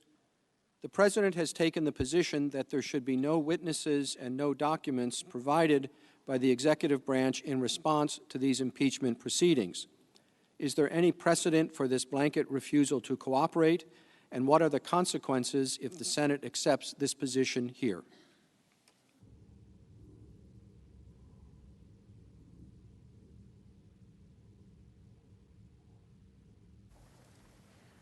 Mr. Chief Justice and Senators, President Trump has taken really an extreme measure to hide this evidence from Congress. No president has ever issued an order to direct a witness to refuse to cooperate in an impeachment inquiry before this. Despite his famous attempts to conceal the most damaging evidence against him, even President Nixon allowed senior officials to testify under oath. Not only did he allow them, he told them to go to Congress voluntarily and answer all relevant questions truthfully. But President Trump issued a blanket order directing the entire executive branch to withhold all documents and testimony from the House of Representatives. This order was categorical, it was indiscriminate, unprecedented. Its purpose was clear: to prevent Congress from doing its duty under the Constitution, to hold the president accountable for high crimes and misdemeanors. Telling every person who works in the White House and every person who works in every department, agency, and office of the executive branch is just not precedented. It wasn't about specific, narrowly defined privileges. He never asserted privileges. And the President's counsel has mentioned over and over that he had some reason because of the subpoenas. Well, I'll tell you, we adopt rules about subpoenas in the House. The Senate is a continuing body, but the House isn't. And in January, we adopted our rules, and it allows the committee chairman to issue subpoenas. And that's what they did. He refused to comply with those subpoenas, not because he exerted executive privilege, because he didn't like what we were doing. He tried to say it was invalid, but it was valid, and actually he doesn't have the authority to be the arbiter of the rules of the House. The House is the sole arbiter of its rules when it comes to impeachment. Now, this refusal to give testimony documents, it's still going on. We still have former or current administration officials who are refusing to testify. We would not allow this in any other context. If a mayor said, I'm not going to answer your subpoenas, they'd be dealt with harshly if it was to cover up misdeeds and crimes as we have here.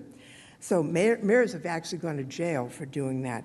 If we allow the president to avoid accountability by simply refusing to provide any documents, any witnesses, unlike every single president who preceded him, we're opening the door not just to eliminating the impeachment clause in the Constitution.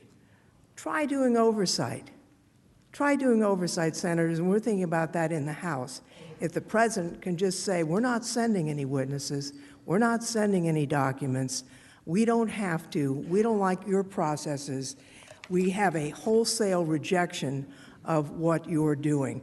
That's not the way our Constitution was created, where each body has a responsibility. There's a sharing of power. And I know you, cherish the responsibility that we have. That will be eviscerated if the president's complete stonewalling is allowed to persist and be accepted by this body. You have to act now in this moment of history. I yield back. Thank you. Mr. Chief Justice. Senator from West Virginia. Thank you. I send a question to the desk for the President's Counsel.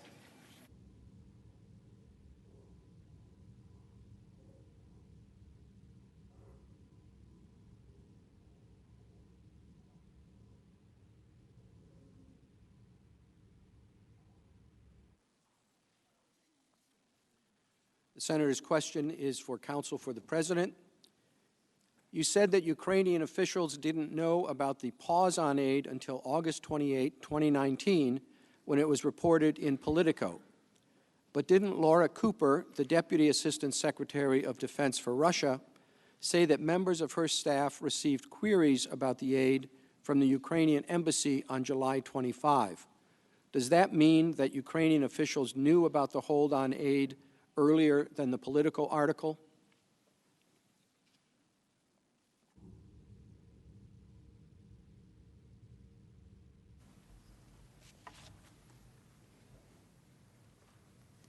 Mr. Chief Justice.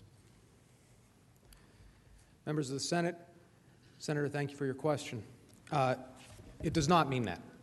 As we explained on Saturday, the overwhelming body of evidence indicates that the Ukrainians at the very highest levels, President Zelensky and his top advisors, only became aware of the pause in the security assistance through the August 28 Politico article.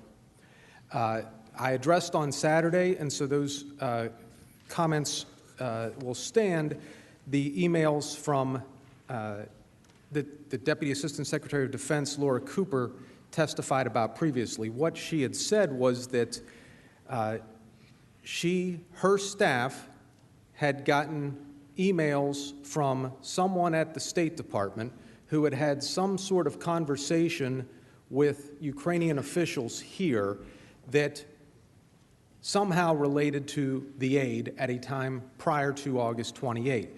She did not know the substance of the emails, nor whether they mentioned hold, pause, review, anything of that nature. And she even said herself that she didn't want to speculate as to what the emails mean and cannot say for certain what they were about. I presented on Saturday the evidence, which again, referencing the common sense that would be in play here. This was something that on August 28th caused a flurry of activity among the highest-ranking Ukrainian officials. Never before did they raise any questions at any of the meetings they had with the high-ranking U.S. officials through July and August. There were meetings on July 9, July 10, July 25 call, July 26, and August 27. At none of those meetings was the pause on aid revealed or inquired about. However, as soon as the Politico article came out, on August 28th, within hours of that Politico article coming out, Mr. Yermak texted the article to Ambassador Volker and asked to speak with him. That's consistent with someone finding out about it for the first time. The Ukrainians have also made statements that they learned about it for the first time, and then Mr. Philbin just referenced an article that came out yesterday in the Daily Beast, which was an interview with Mr. Daniluk, who was at the time a very high-ranking defense official with the Ukrainians. And this is interesting, and I'm going to read this article because I think it's important, and I suggest it to the Senate if they wish to have something to consider further on this. Daniluk said he first found out that the U.S. was withholding aid to Ukraine by reading Politico's article published August 28. U.S. officials and Ukrainian diplomats, including the country's foreign minister, Elena Zerkal, have said publicly that Kiev was aware that there were problems as early as July. And that's the article that they've mentioned in the statement that the House members have mentioned. Here's Mr. Daniluk. I was really surprised and shocked because just a couple of days prior to that, I actually had a meeting with John Bolton. Actually, I had several meetings with him, and we had extensive discussions. The last thing I'd expected to read was an article about military aid being frozen, Daniluk said. After that, I was trying to get the truth. Was it true or not true? Daniluk said that it was a panic inside the Zelensky administration after the initial news broke, saying Zelensky was convinced there had been some sort of mistake. That's President Zelensky. Daniluk put in calls to the National Security Council, and asked other officials in Washington what to make of the news, again on August 28th, or right after August 28th. The next time we met in September, it was in Poland for the commemoration of the beginning of the Second World War, the Warsaw meeting we've discussed previously. Daniluk said, adding that he met with Bolton on the sidelines of the commemoration. I had my suspicions. There was a special situation with one of our defense companies that were acquired by the Chinese, and the U.S. was concerned about this. Bolton actually made the public comments about this as well. So somehow I linked this to things and tried to understand, okay, maybe this could be related to this. So not only did they not know until August 28th, when they did find out, they didn't link it to any investigations. Where's the quid pro quo? If this is such the forefront of their minds, such pressure on them that the Ukrainians have to do these investigations to get the aid, when the aid was held up, they didn't think it was connected to the investigations. Thank you, counsel.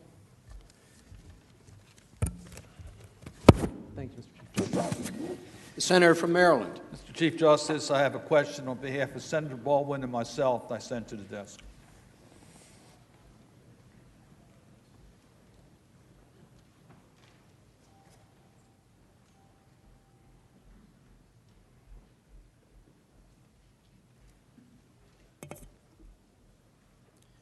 The question is addressed to the House managers.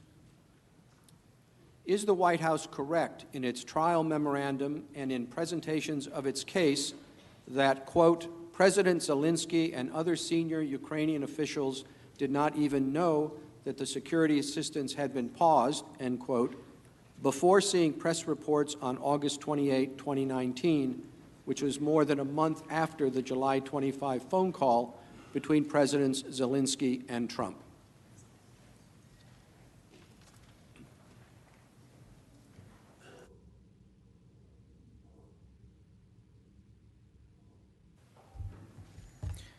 Thank you, Chief Justice and Senators, for the question. The answer is no.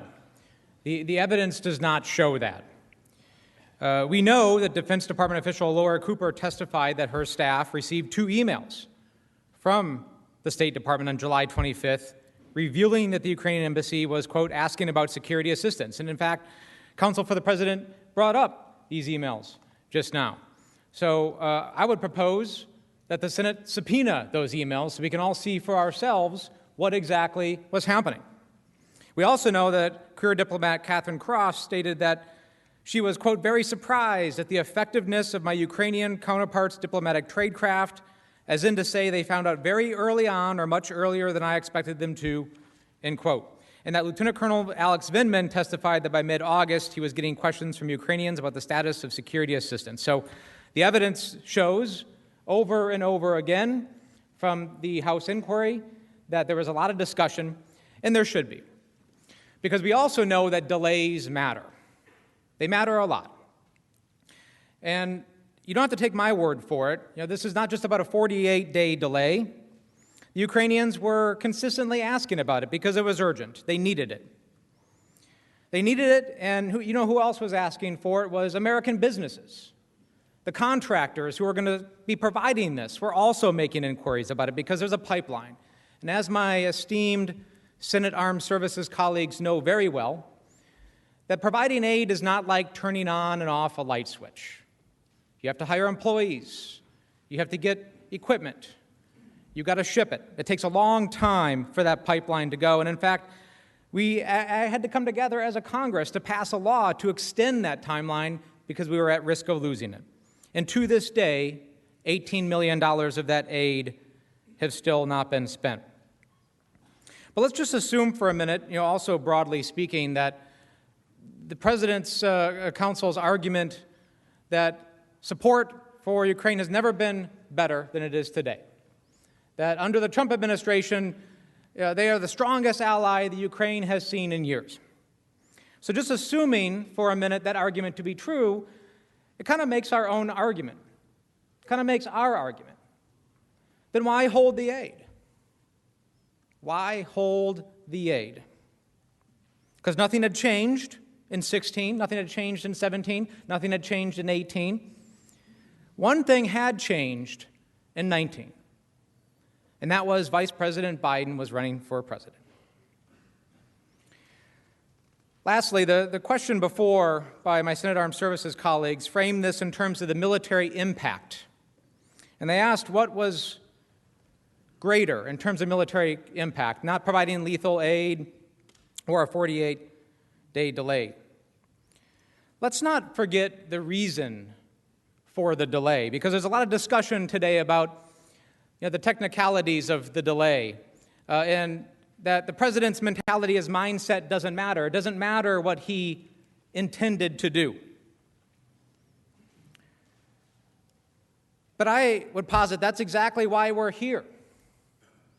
That it does matter what the president intended to do, because the American people, in matters of national security, deserve to go to bed every night knowing that the president, the commander-in-chief, the person who is ultimately responsible for the safety and security of our nation every night, has the best interests of them and their families in this country in mind, not the best interests of his political campaign. And that is why we are here. Mr. Manager. Mr. Chief Justice. Senator. I sent a question to the desk on behalf of myself and Senator Murkowski.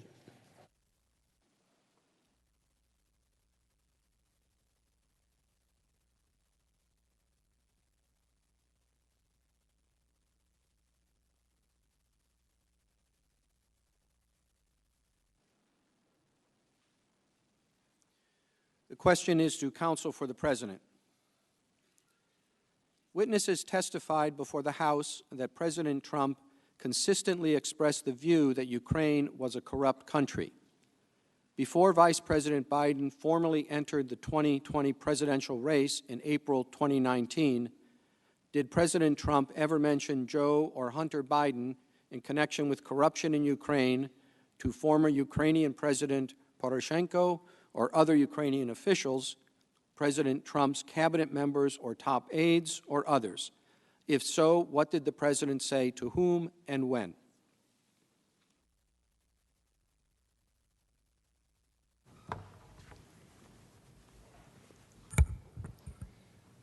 Mr. Chief Justice, Senators, thank you for that question. Of course, I think it's important at the outset to frame the answer by bearing in mind I'm limited to what's in the record, and what's in the record is determined by what the House of Representatives sought. It was their proceeding. They were the ones who ran it. They were the ones who called the witnesses. So part of the question refers to conversations between President Trump and other cabinet members and others like that.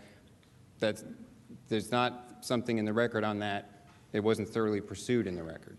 So I can't point to something in the record that shows President Trump at an earlier time mentioning specifically something related to Joe or Hunter Biden. It is in the record that he spoke to President Poroshenko twice about corruption in the Ukraine, both in June of 2017 and again in September of 2017. But there is other information publicly available and in the record that I think is important for understanding the timeline and understanding why it was that the information related to the Bidens and the Burisma affair came up when it did. So one important piece of information to bear in mind is President Poroshenko was the person that Joe Biden himself, on the tapes we've seen, went to have the prosecutor fired. So as long as President Poroshenko was still in charge in Ukraine, he was the person that Joe Biden had spoken to get the prosecutor Shokin fired when Shokin was looking into, according to public reports, looking into Burisma. As long as he was still the president in Ukraine, questioned the utility of raising an incident in which he was the one who was taking the direction from Vice President Biden to fire the prosecutor. So when you have an election in April of 2019, and you have a new president, President Zelensky, who is run on an anti-corruption platform, and there is a question, is he really going to change things? Is there going to be something new in the Ukraine? It opens up an opportunity to start looking really at anti-corruption issues and raising questions. Now, the other important thing to understand in the timeline is that we've heard a lot about Rudy Giuliani, the president's private lawyer, and what was he interested in Ukraine, and what was his role? Well, as we know, it's been made public, Mr. Giuliani, as the president's private lawyer, had been asking a lot of questions in the Ukraine dating back to the fall of 2018. And in November 2018, he said publicly he was given some tips about things to look into. He gave a dossier to the State Department in March of this year. Remember, Vice President Biden announces his candidacy in April 25th. In March, Rudy Giuliani gave documents to the State Department, including interview notes from interviews he conducted both with Shokin and with Yuri Lutsenko, who was also a prosecutor in the Ukraine. And those interview notes are from January 23rd and January 25th, 2019, so months before Vice President Biden announced any candidacy. And it goes through in these interview notes, Shokin explaining that he was removed at the request of Mr. Joseph Biden, the Vice President. And it explains that he had been investigating Burisma and that Hunter was on the board. And it raises all of the questions about that. So it was Mr. Giuliani who had been, as Jane Raskin explained the other day as counsel for the president here, Mr. Giuliani, as counsel for the president, is looking into what went on in Ukraine. Is there anything related to 2016? Are there other things related there? And he's given this information, tips about this, and starts pursuing that as well.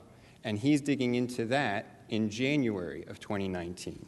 We know that Mr. Giuliani is the president's private counsel. I can't represent specific conversations they had. They would be privileged. But we do know from testimony that the president said in a May 23rd Oval Office meeting with respect to Ukraine, talk to Rudy. Rudy knows about Ukraine. So the president, it seems from that, gets information from Mr. Giuliani. Months before Vice President Biden announced his candidacy, Mr. Giuliani is looking into this issue, interviewing people and getting information about it. In addition, in March of 2019, articles began to be published.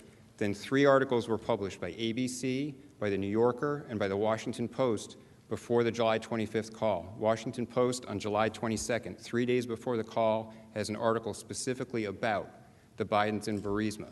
That's what makes it suddenly current, relevant, probably to be in someone's mind. So that's the timeline. Mr. Chief Justice. Senator from California. Thank you. I sent a question to the desk on behalf of Senator Patty Murray and myself.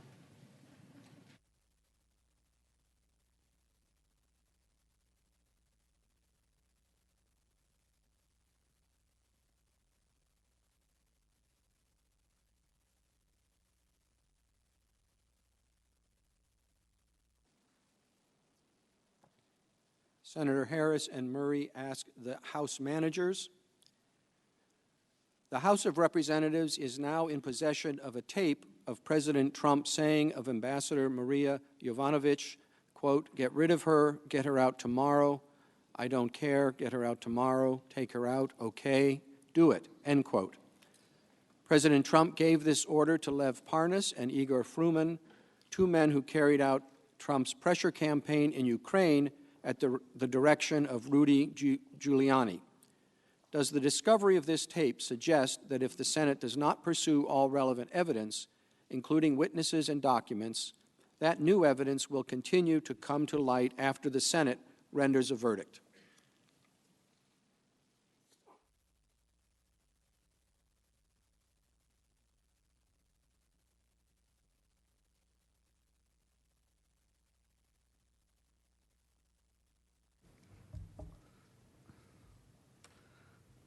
The answer is yes. What we have seen really over the last several weeks since the passage of the articles in the House of Representatives is every week, indeed, sometimes every day, there is new information coming to light. We know there's going to be new information coming to light on March 17th when the Bolton book comes out. That is, if the NSC isn't successful in redacting it or preventing much of its publication. And on that issue, I do want to mention one other thing in response to the question about the Bolton manuscript and what did the White House lawyers know. Because I listened very carefully to the answer to that question, and maybe you listened more carefully than I did. What I thought I heard them say in the answer to that question, what did they know about the manuscript and when did they know it? Their statement was very precisely worded. The NSC unit reviewing the book did not share the manuscript. Well, that's a different question than whether the White House lawyers found out what's in it. Because you don't have to circulate the manuscript to have someone walk over to the White House and say, you do not want John Bolton to testify. Let me tell you, you do not want John Bolton to testify. You don't need to read his manuscript because I can tell you what's in it. So the denial was a very carefully worded one.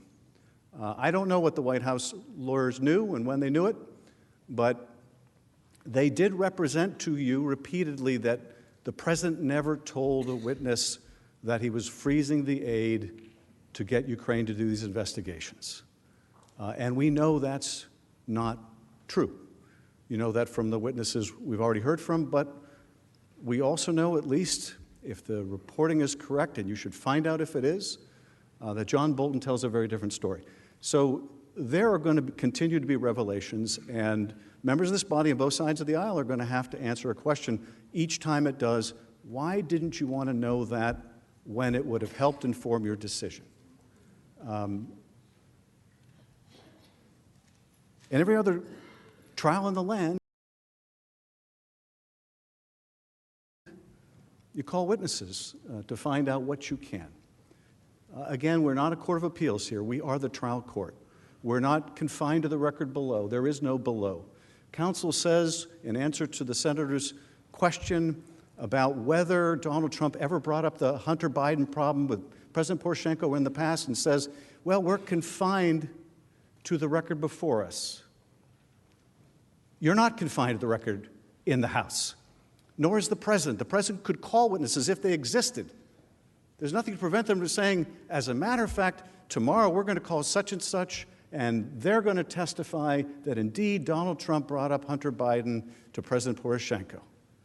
There's nothing prohibiting them from doing that. But at the end of the day, we are going to continue to see new evidence come out all the time. But among the most significant evidence, we know what that's going to be.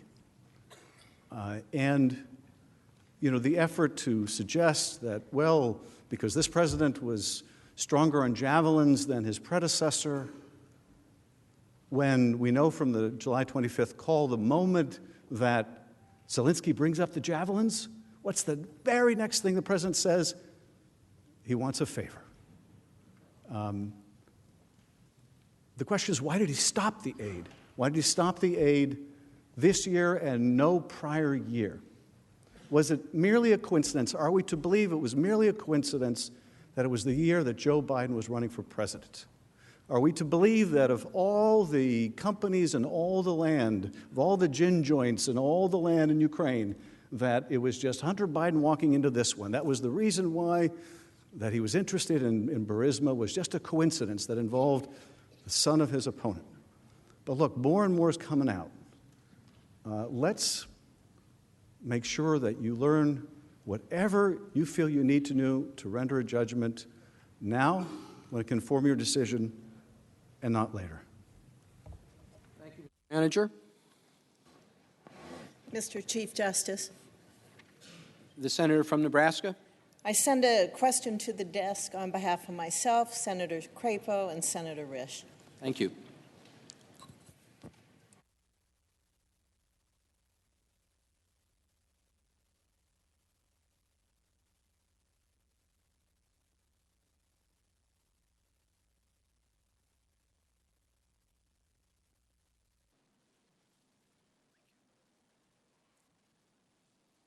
The senators ask counsel for the President.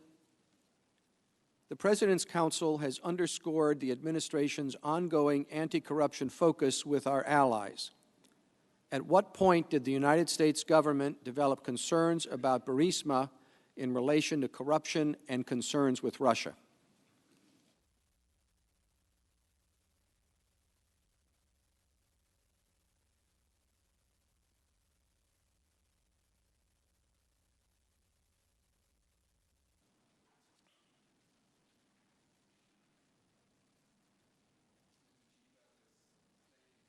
That question, and I think it bears on the answer that I was last giving to the last question.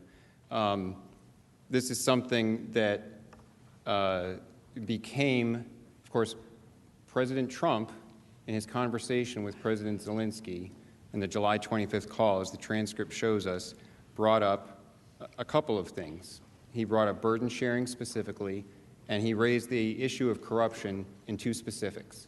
The specific case of potential Ukrainian interference in the 2016 election, which he had heard about and asked about, and the incident involving the firing of a prosecutor who, according to public reports, had been looking into Burisma, the company that Vice President's son was on the board of. And that was the President's way of pinpointing specific issues related to corruption. So when did it become part of the President's concern, those issues related to corruption in Ukraine? Of course, we have the evidence that everyone in the government, Fiona Hill testified to this, thought that anti-corruption was a major issue for U.S. policy with respect to Ukraine. When there was a new president elected in April, President Zelensky, that brought the possibility of reform to the forefront. Then we know that the president was receiving information from his private attorney, Rudy Giuliani. And he spoke in the Oval Office of, Rudy knows about the Ukraine. You guys go talk to him, because he was explaining to the delegation that had just returned from the inauguration for President Zelensky, that he had concerns about Ukraine because they're all corrupt. And he kept saying, it's a corrupt country, I don't know. They tried to get me in the election. So it draws again, and there's his specific experience with Ukrainian corruption, because he knew from the public reports, as in the Politico article that has been referenced many times, the Politico article in January of 2017 explained a laundry list of Ukrainian government officials who had been out there attempting to assist the Hillary Clinton campaign and spread misinformation or bad information or assist in digging up dirt on members of the Trump campaign. Mr. Giuliani had been investigating things related to Ukraine in 2016 and was led to the information about the Burisma situation and Vice President Biden having the prosecutor fired. So that was in January that he had these interviews. He turned over to the State Department in March. And then there were a series also of public articles published. John Solomon in The Hill published an article in March. Rudy Giuliani tweeted about it in March. There was an ABC story in June. There was a two-part New Yorker story about Biden's in Burisma in July. Then July 22nd, the Washington Post had an article and explained specifically on just July 22nd, this is 3 days before the July 25th call, the Washington Post reported that Mr. Shokin, the prosecutor, quote, believed his ouster was because of his interest in the company, end quote, referring to Burisma. And he said that, quote, had he remained in his post, he would have questioned Hunter Biden, end quote. So I think it is a reasonable inference that as there were these articles being published in close proximity to the time, this was information that was available to the president, and it became available to him as something that was a specific example of potentially serious corruption. And remember, everyone who testified, who was asked about it, does it seem like there's an appearance of a conflict of interest? Does it seem like that's fishy? Everyone testified below, yes, there's at least an appearance of a conflict of interest there. And I think it was after the information had come to Mr. Giuliani, long before Vice President Biden had announced his candidacy, that it came to the attention of the president and became something worth raising because, again, President Poroshenko is the one who fired the prosecutor. While he's still the president, it's not really as much of an opportunity or possibility of raising that. And so I think it was in that time frame, along that arc of the timing, that it came to the president's attention, and that's why it was raised in that timing. Thank you. Mr. Chief Justice. The senator from Connecticut. Thank you, Mr. Chief Justice. I have a question for the counsel for the president. Thank you.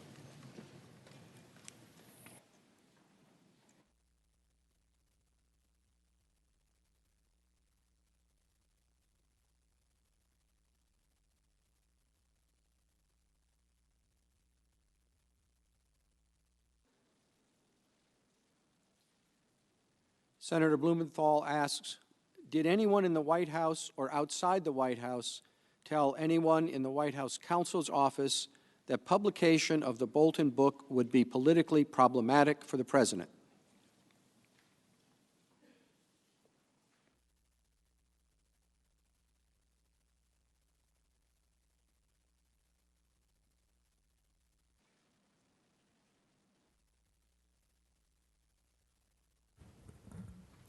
Thank you, Mr. Chief Justice. Thank you, Senator, for the question.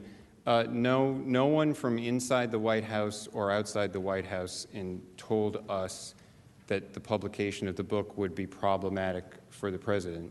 I think we assumed that Mr. Bolton was disgruntled, and we didn't expect he was going to be saying a lot of nice things about the president, but no one told us anything like that.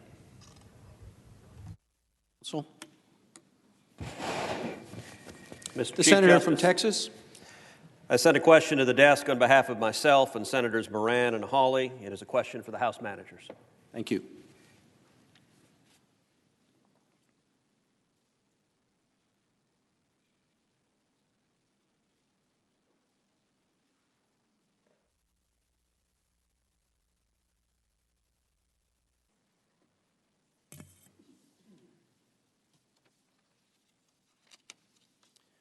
The question from the senators to the House managers. An August 26, 2019 letter from the Intelligence Community Inspector General to the Director of National Intelligence discussing the so-called whistleblower stated that the Inspector General identified some indicia of an arguable political bias on the part of the complainant in favor of a rival political candidate. Multiple media outlets reported that this likely referred to the whistleblower's work with Joe Biden.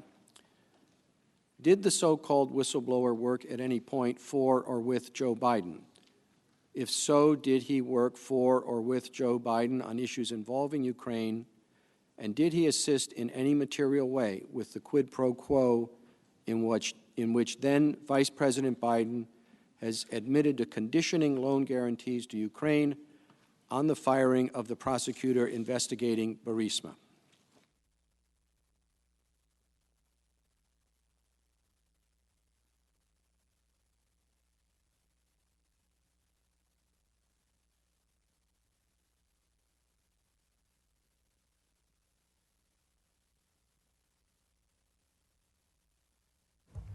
Thank the senators for the question, and I want to be very careful in how I answer it so as not to disclose or give an indication that may allow others to identify the identity of the whistleblower.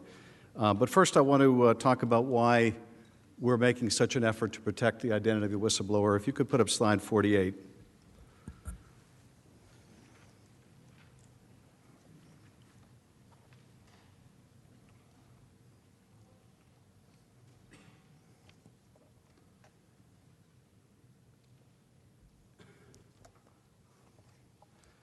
This slide shows, and it may be difficult for some of you to read, so let me try to, actually, if you could hand me a copy of that as well. And have a chance to distribute that to everyone.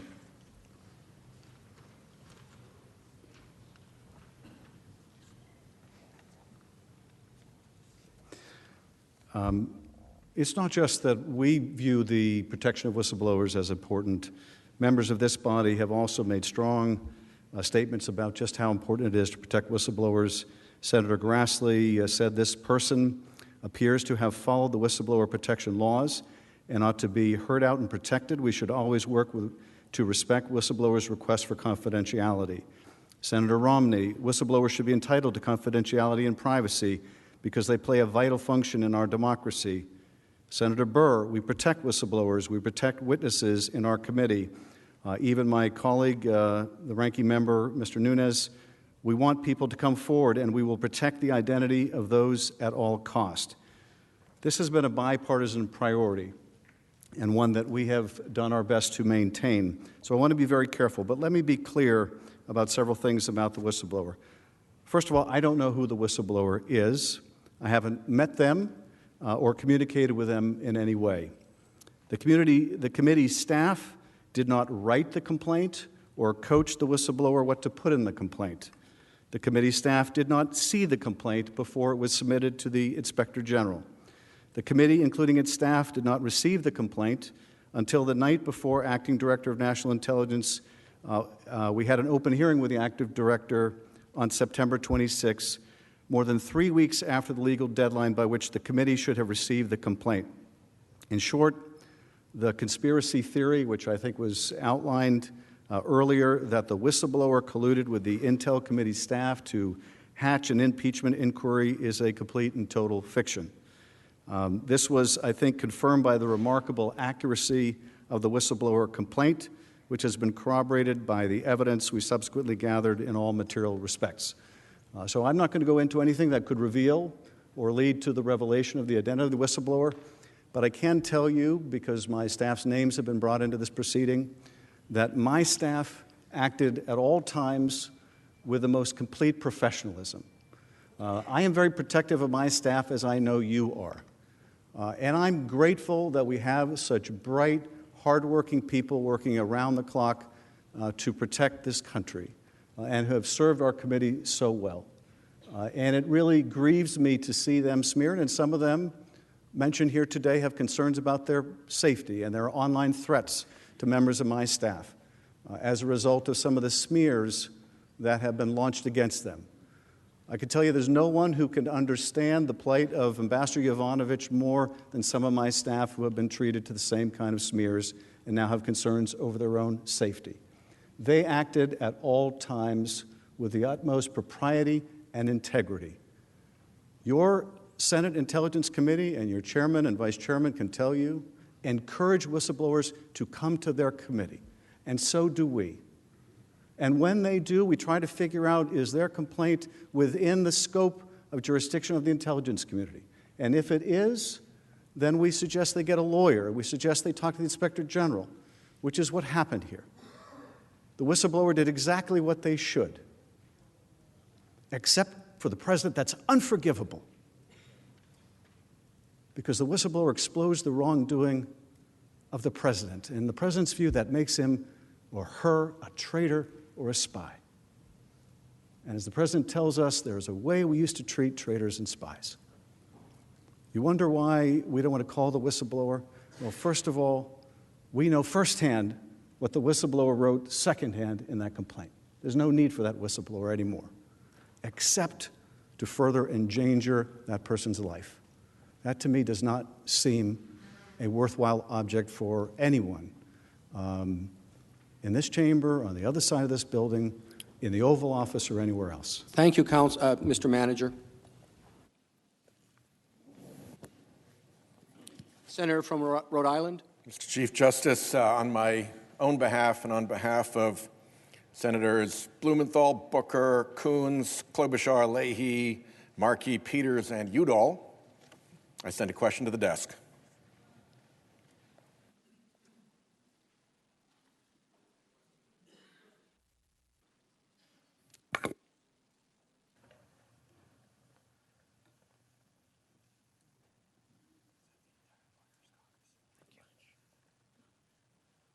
The question from Senator Whitehouse and the other senators to the House managers.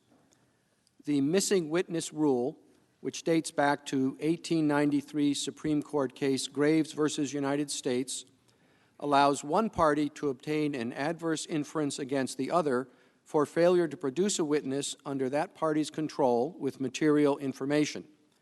Here, one party, the President, has prevented witnesses within his control from testifying or providing documents. Do the House managers believe senators should apply the missing witness rule here? And if so, what adverse inferences should we draw about the missing testimony and documents?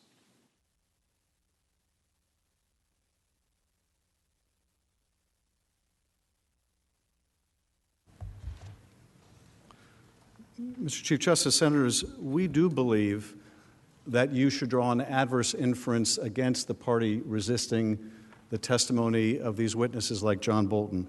Courts have long recognized that when a party has relevant evidence within his control which he fails to produce, that failure gives rise to an inference that that evidence is unfavorable to him. Courts have frequently drawn adverse inferences where a party acts in bad faith to conceal evidence or preclude witnesses from offering testimony. And I would suggest that it is bad faith when counsel comes before you and says that if you really wanted these witnesses, you should have sued to get them in the House, and goes into the courtroom down the street and says, you can't sue to get witnesses before the House. But that's what's happened here. And you are, I think, not only permitted, but absolutely should draw an adverse inference that when a party is making that argument on both sides of the courthouse,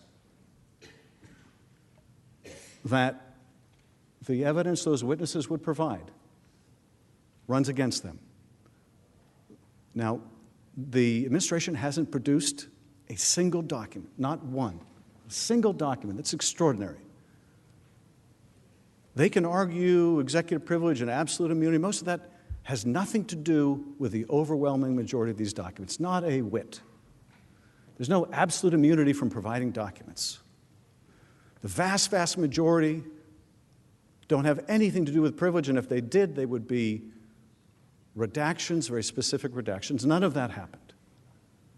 Are you allowed to draw an adverse inference that the reason why the President's team, which has possession of those emails regarding inquiries by Ukraine into why the aid was frozen, are you allowed to draw an inference, if they won't show you those emails, that those emails would confirm that Ukraine knew the aid was withheld, just like the former Deputy Foreign Minister of Ukraine said publicly when she told the New York Times, yes, we knew. By the end of July, we knew. This is the Deputy Foreign Minister at the time. We knew the aid was frozen, but I was instructed by Andrei Yermak not to mention it. I had a trip planned to Washington to talk to Congress. I was told not to go. Why? Because they didn't want it public. Are you entitled to draw an inference that those records they refuse to turn over, all those State Department records, the fact that they won't allow John Bolton's notes to be turned over, they won't let Ambassador Taylor's notes to be turned over? Should you draw an adverse inference? You're darn right you should. Now, they say, well, the President only told Sondland no quid pro quo. They leave out the other half where Sondland told Taylor, but he said no quid pro quo, but you got to go to the mic and announce these investigations. Well, Ambassador Taylor wrote down the notes of that conversation. That took place right after that call with the President. Are you allowed to draw an adverse inference from the fact they don't want you to see Ambassador Taylor's notes, from the fact they don't want you to see Ambassador Taylor's cable? You're darn right you should draw an adverse inference.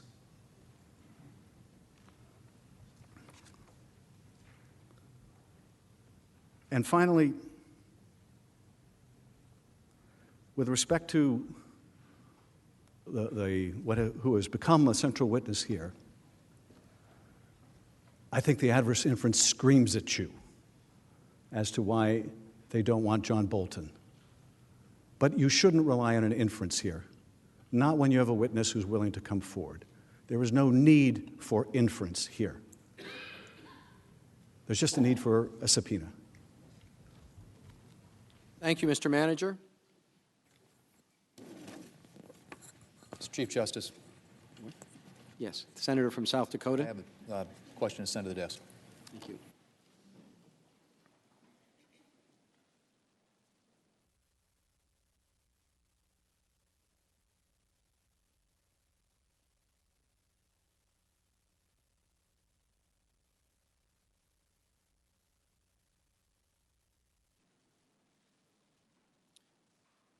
Senator Thune's question is for counsel for the President.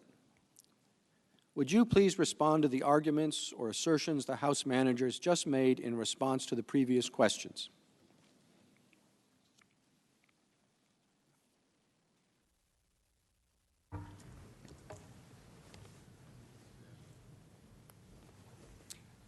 Mr. Chief Justice, thank you, Senator, for the question.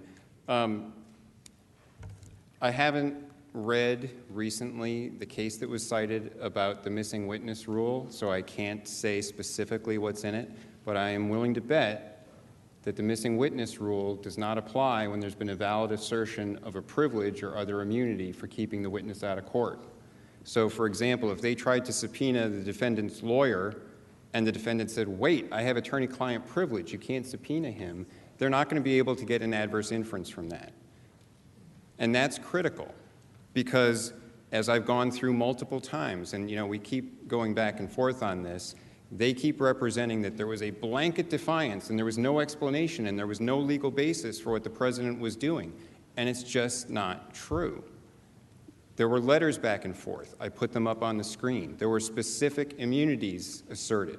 There were specific legal deficiencies in the subpoenas that were sent. And this is important because if you're going to impeach the President of the United States, turning square corners and proceeding by the law matters. And for the House managers to come here and say it was blanket defiance, it was unprecedented, that you have to draw an adverse inference against them because they didn't respond to any of our document subpoenas.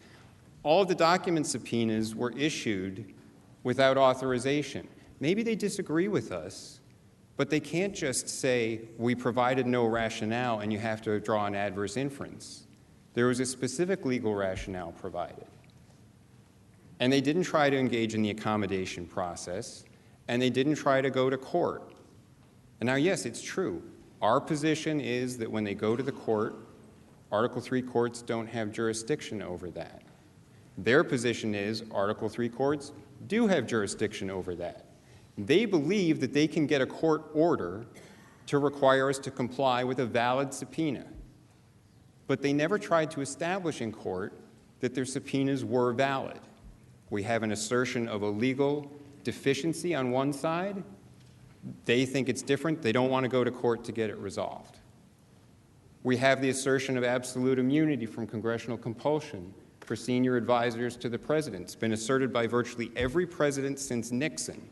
They try to say, oh, it's preposterous, it's irrelevant, we don't have to worry about that. Every president since Nixon, virtually, has asserted that. It's only been addressed by 2 district courts, trial-level courts.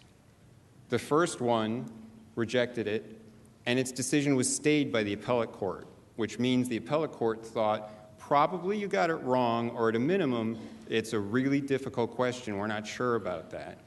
And the second district court decision is being litigated right now. They're litigating it. And when they say that when Charlie Kupperman went to court, they were trying to do something reasonable to say, oh, well, we don't want to litigate this with you. You should just agree to be bound by the McGahn decision. What's the saying, every litigant gets his day in court? Why shouldn't Charlie Kupperman get to have his counsel argue that issue on his behalf? That's what he wanted. He didn't want to say, I'm going to trust it to the other people litigating the other case. I've got my case. I want to make the arguments. But they wouldn't have that, so they mooted out the case. They withdrew the subpoena to moot out the case because they didn't want to go to the hearing in front of Judge Leon on December 10th.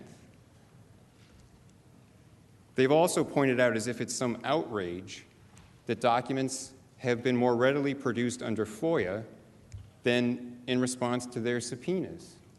But what that actually shows is that when you turn square corners and follow the law and make a request to the administration that follows the law, the administration follows the law and responds. And that's right. The documents were produced. Information came out. But they didn't get it because they issued invalid subpoenas and they didn't try to do anything to establish the validity of their subpoenas. If you're going to be sloppy and issue invalid subpoenas, you're not going to get a response. But if some private litigant follows FOIA and submits a FOIA request, they get a response. So to act like the Trump administration has done some blanket denial of everything simply isn't accurate, and there's no basis for any adverse inference because there's a specific privilege or basis for every reason not to produce something. Thank you. Thank you, counsel. Mr. Chief Justice. Senator from New Hampshire. Thank you, Mr. Chief Justice. I send a question to the desk for the House managers. Thank you.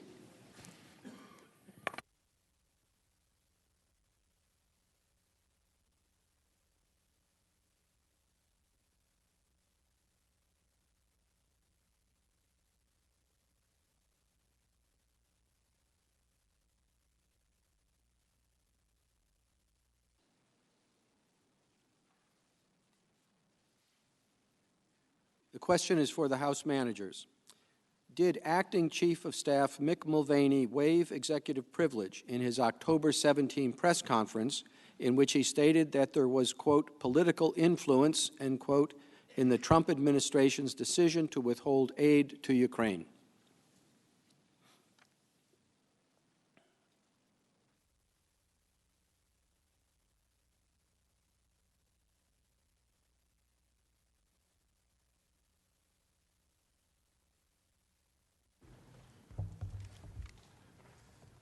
Mr. Chief Justice, distinguished members of the Senate, I thank you for that question. Mick Mulvaney has absolutely waived executive privilege. He has never asserted executive privilege. In fact, as the President's counsel has acknowledged, they have not asserted executive privilege once. The President's counsel has said, when we made that point during our opening arguments, that that was technically true. No, it's true. It's not an alternate fact, it's a fact. You have never asserted executive privilege in connection with Mick Mulvaney's testimony or anyone else. It was not asserted as it relates to any of the 17 witnesses who testified, 12 of whom testified publicly.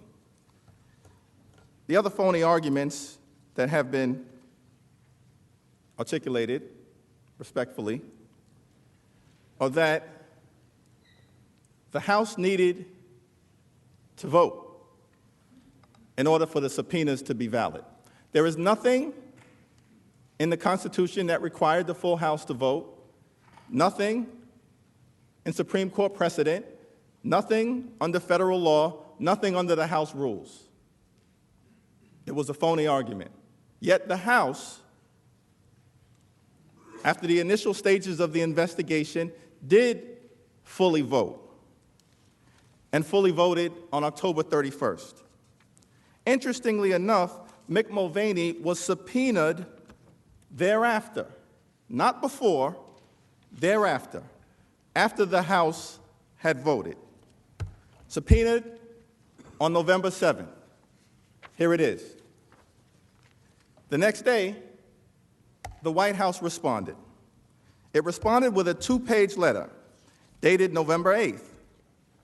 There's no mention of executive privilege in the November 8th letter. But here's what it does say. The Department of Justice has advised me that Mr. Mulvaney is absolutely immune from compelled congressional testimony with respect to matters related to his service as a senior advisor to the President. What's interesting about this letter from Mr. Cipollone is that it doesn't cite a single legal case for that outrageous proposition. A single legal case for the proposition that Mick Mulvaney is absolutely immune. Why? Because there's no law to support it. The President tried to cheat, he got caught, and then he worked hard to cover it up. The Senate can get to the truth. You can get to the truth by calling witnesses who can testify. And any privilege issues can be worked out by the Chief Justice of the Supreme Court. The American people deserve a fair trial. The President deserves a fair trial. The Constitution deserves a fair trial. That includes Mulvaney, that includes Bolton, that includes other relevant witnesses. Manager. Mr. Chief Justice. The Senator from Alaska. Mr. Chief Justice, I send a question to the desk on behalf of myself and Senator Young and Senator Crapo. The question is to be directed to both parties. Thank you.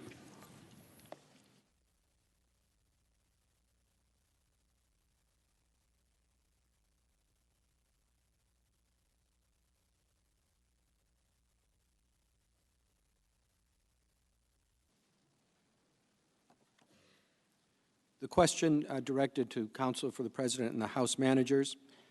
The Constitution does not specify the standard of proof to be used in trials of impeachment, and the Senate has not adopted a uniform standard by rule. Thus, the standard of proof is arguably a question for each individual senator.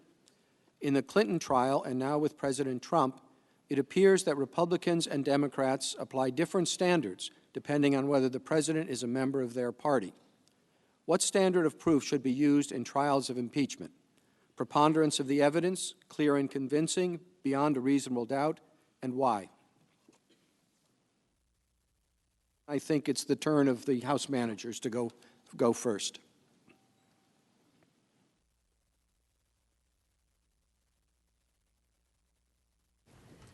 Mr. Chief Justice, Senators, there is no court case on this. The House needs strong evidence, but it's never been decided beyond a reasonable doubt, as the President's counsel has suggested. And as the question notes, the Constitution does not specify either the House's evidentiary burden of proof or the Senate's. I would note that the House Judiciary Committee held itself to a clear and convincing standard of proof in the Nixon matter, which requires that the evidence of wrongdoing must be substantially more probable to be true than not, and that the trier of fact must have a firm belief in its factuality. In the Clinton case, the House did not commit to any particular burden of proof, and I would recommend against including an express standard. Instead, like in the Clintons, simply finding the facts and any inferences from those facts without legal technicalities. It has been opined that in the end, it is up to each senator to make a judgment, and I think there is much truth to that. Your oath holds you to a finding of impartial justice, and I trust that each and every one of you is holding that oath very dear to your heart. It will find the facts and lead to a just result for our country, the Constitution, and for a future that hopefully is as free as our past has been. I yield back. Thank you.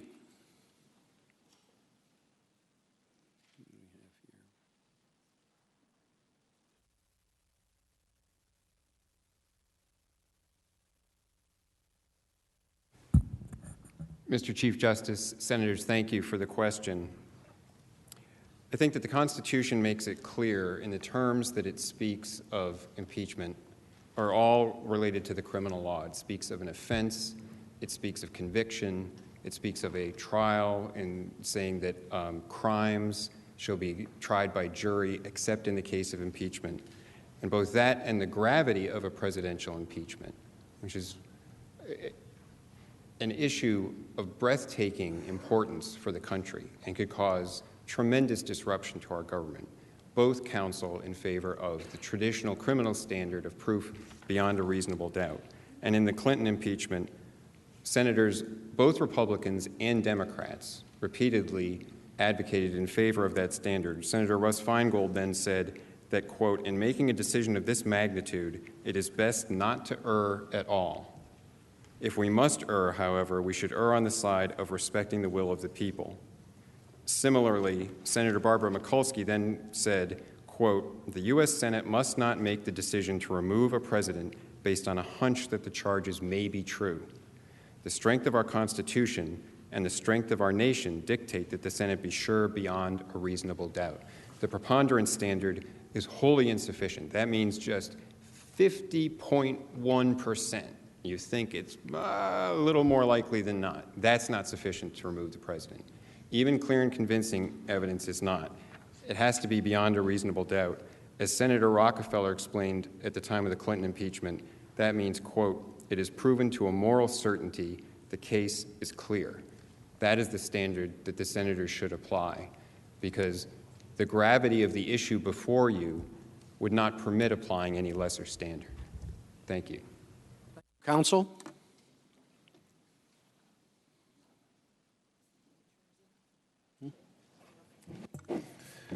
Mr. Chief Justice. Senator from New Jersey. Thank you, sir. Mr. Chief Justice, I send a question to the desk.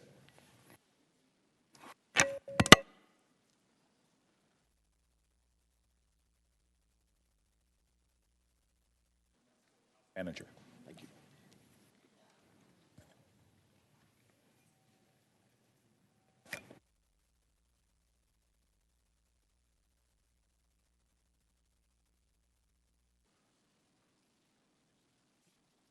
The question is for the House Manager. Even if a communication or a document is covered by executive privilege, that privilege can be overcome by showing the evidence is important and unavailable elsewhere. On January 22nd, while this trial was underway, President Trump said, quote, "I thought our team did a very good job, but honestly, we have all the material. They don't have the material," end quote. Can you comment on whether executive privilege allows a president to conceal information from Congress, particularly if the evidence cannot be obtained elsewhere?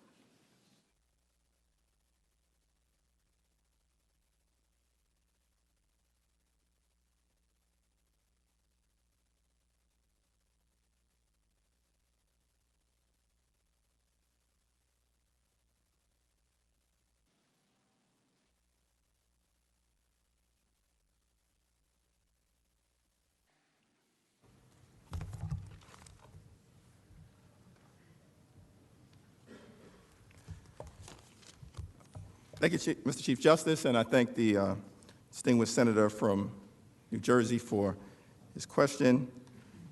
President Trump alone has the power to assert executive privilege.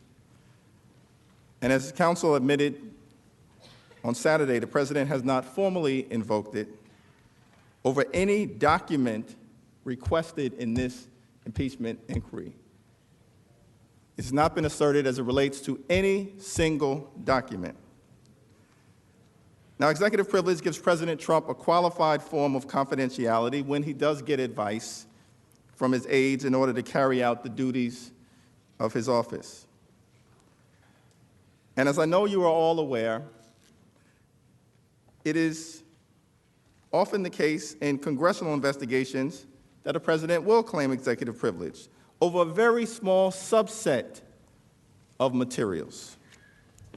In that case, what the executive branch usually does and should do is to produce everything that it can and then provide a log of documents in dispute or permit a private review of the documents that have been contested. That's not what has occurred in this case, because the president has ordered the entire executive branch to defy our constitutionally inspired impeachment inquiry. Blanket defiance is what has taken place. And there's no right to do that.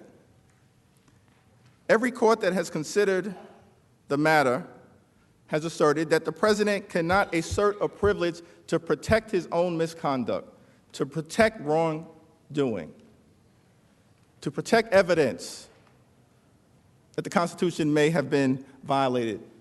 The president cannot do it. In an impeachment inquiry, the congressional need for information and its constitutional authority, of course, are at its greatest. It's imperative to investigate serious allegations of misconduct that might constitute high crimes and misdemeanors. And that is what is before you right now. Let's look at what the Supreme Court has said in circumstances that are closest to what we face today in U.S. versus Nixon. in the context of a grand jury subpoena.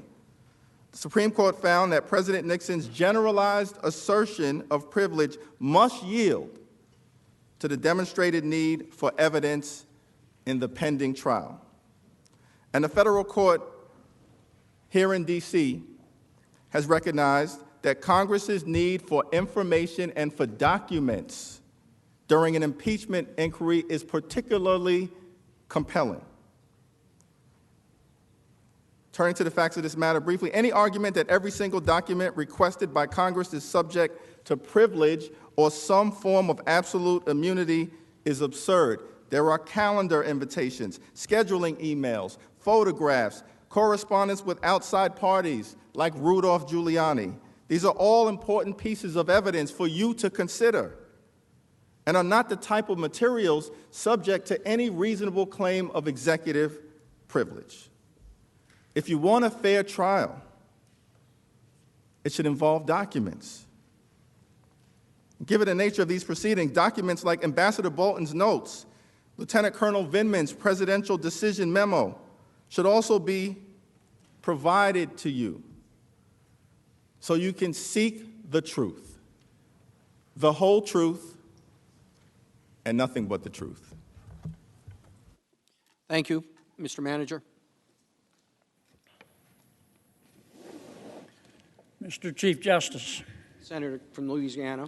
Senator Moran, my colleague from Kansas, and I send a question to the desk for counsel for the President.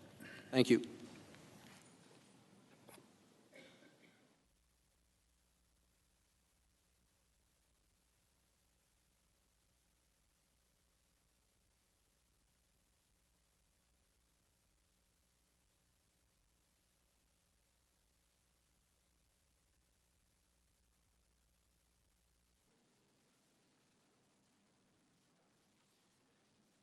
Question for counsel for the President is, what did Hunter Biden do for the money that Burisma Holdings paid him?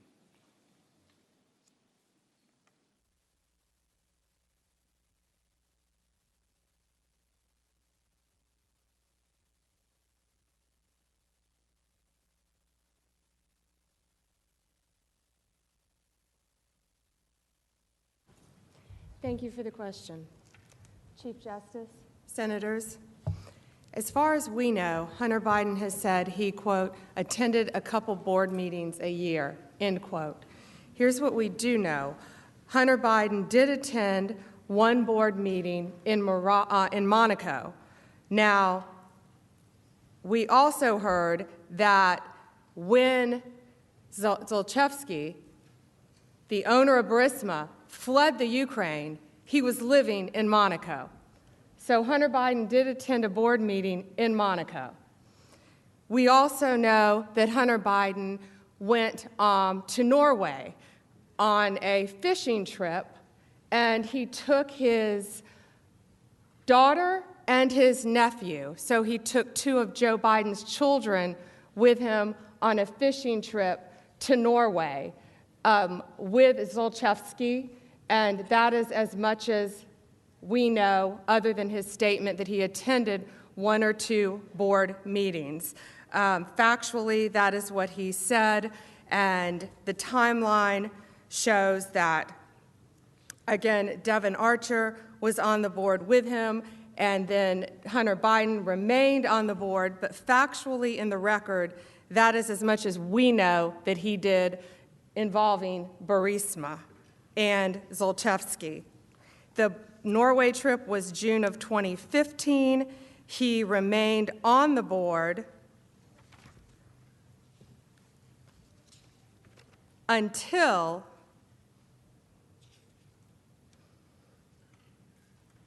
April of 2019. We also know that prior to then, a Ukrainian court in September of 2016 canceled Zlochevsky's arrest warrant. We also know December 15th, Vice President Biden called President Poroshenko, and then Mid-January 2017, Burisma announces all legal proceedings against the company and Zlochevsky had been closed.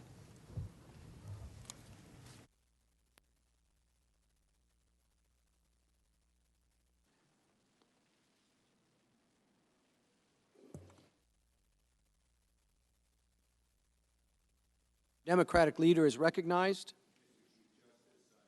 Question to the desk for both the counsel for the president and the House managers. Thank you.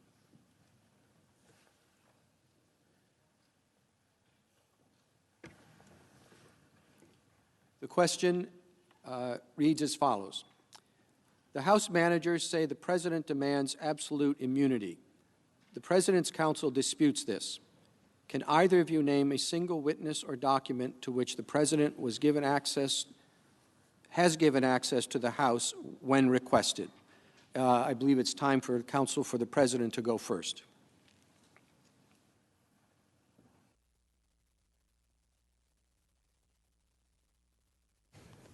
Mr. Chief Justice, thank you, Minority Leader Schumer, for the question. And let me try to be clear and distinguish a couple of things. The House managers have said there was blanket defiance. That's the way they characterize it. Just, we're not going to give you anything, and that's all we said. It was just blanket defiance. We're not going to respond. What I've tried to explain several times is that that was not the president's response. There were specifically articulated responses to different requests based on different legal rationales because there were different problems with different subpoenas. So one problem is all the subpoenas up until October 31st were not validly authorized. So those subpoenas, we said, we're not going to respond to those because they weren't validly issued. It wasn't an assertion of executive privilege. It wasn't an assertion of absolute immunity. It wasn't anything else. It was the fact that they weren't validly authorized. They pointed out that, we subpoenaed, I think it was, they mentioned Acting Chief of Staff Mulvaney after October 31st. That's true.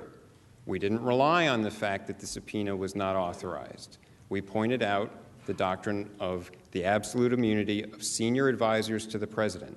This is not some blanket absolute immunity for the entire executive branch. It doesn't apply to all of the subpoenas they issued. As we explained in our brief, it applies to 3. There were 3 people they subpoenaed as witnesses that was on this basis alone that the president declined to make them available. Acting Chief of Staff Mulvaney, the legal advisor to the National Security Council, John Eisenberg, and the Deputy National Security Advisor, Mr. Kupperman, I believe. But it's in our brief. It was those 3 who had immunity. A doctrine asserted by every president since Nixon. Then there was a different problem with some of the subpoenas. Some of the other witnesses who were not senior advisors to the president did not assert that they had absolute immunity. Instead, those subpoenas refused to allow those executive branch personnel to have executive branch counsel accompany them. And there's an OLC opinion. It's been published. It's online. It's cited in our trial memorandum saying that it is unconstitutional to refuse to allow the executive branch personnel to have the assistance of executive branch counsel to protect privileged information during the questioning. And therefore, it's not valid to force them to appear without that. Thank you, counsel. Thank you.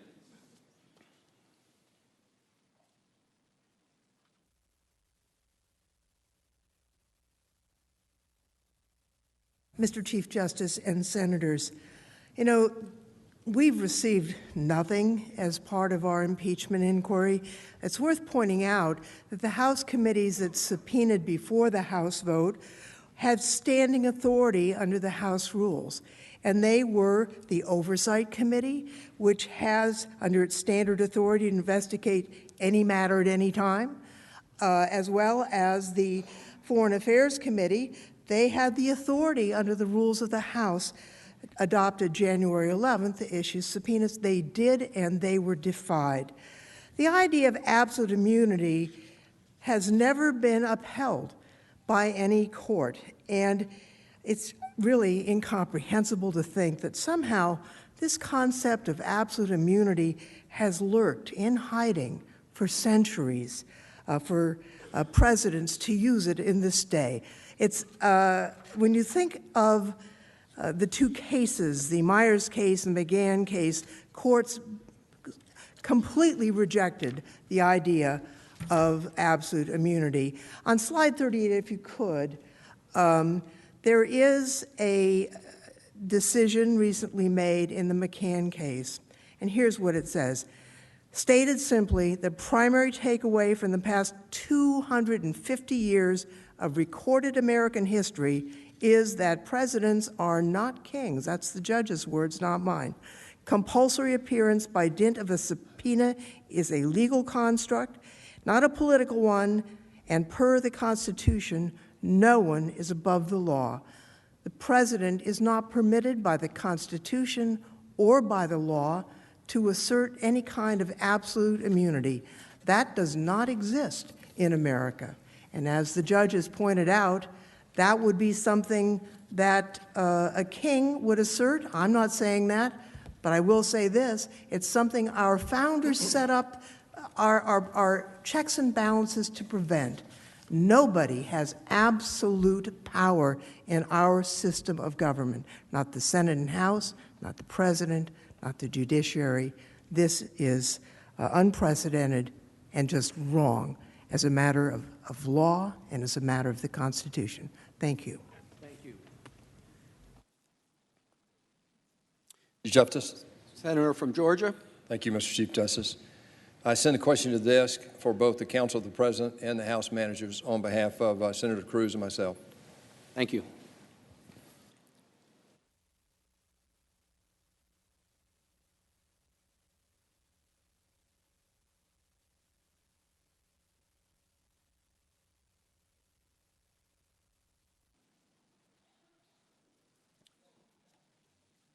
The question is, you refuse to answer the question on political bias.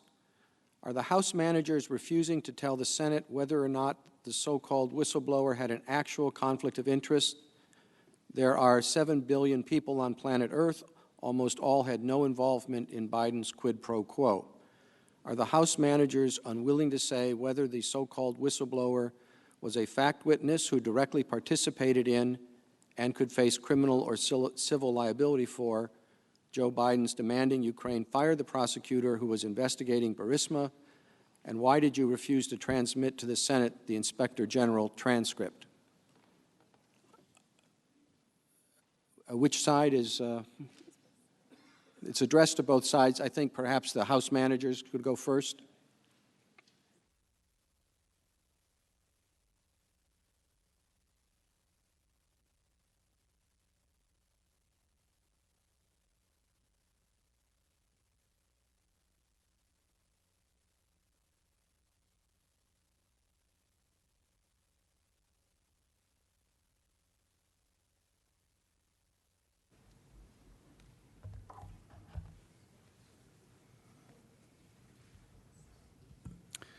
With respect to the ICIG, the President and his allies have tried to shift focus to the Inspector General of the intelligence community, a highly respected veteran of the Justice Department, and his handling of the whistleblower complaint.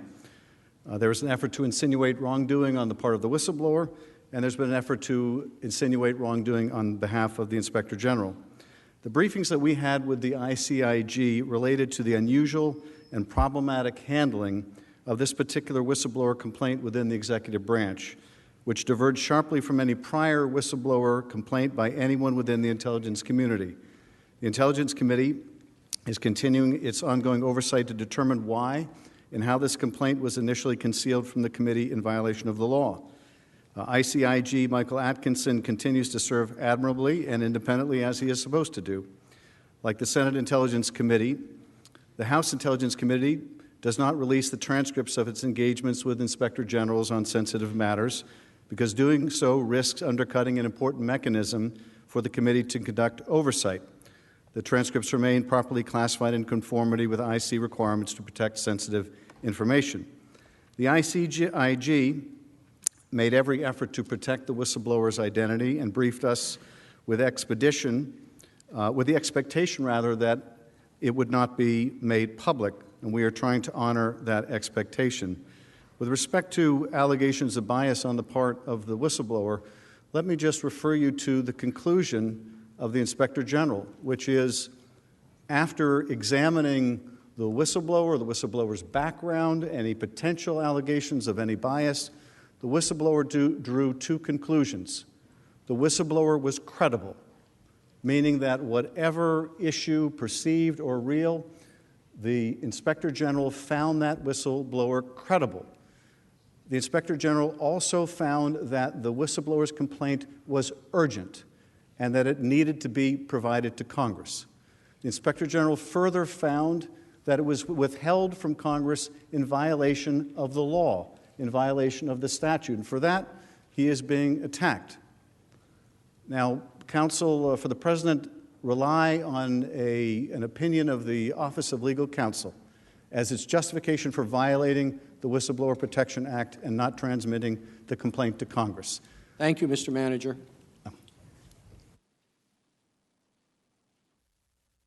Mr. Chief Justice, members of the Senate, on page 5 of the Inspector General's report, it states, although the Inspector General's preliminary review identified some indicia of arguable political bias on the part of the complainant. Now, that's in the actual statement. He goes on to say, involving a rival political candidate, such evidence did not change his view about the credible nature of the concern or what appears to be credible. But to argue that it does not include an issue of political bias, the Inspector General himself says that that's, in fact, at least that they said that their preliminary reviews indicate some political bias. Now, there's been reports in the media that the individual may have worked for Joe Biden when he was vice president. He may have had some area under his watch involving Ukraine.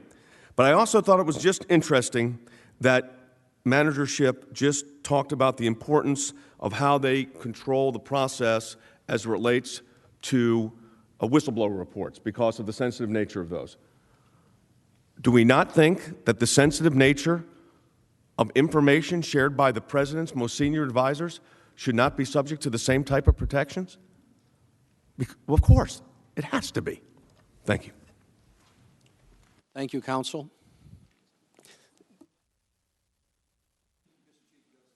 Send a question to the desk for both the President's counsel and the House managers. Thank you.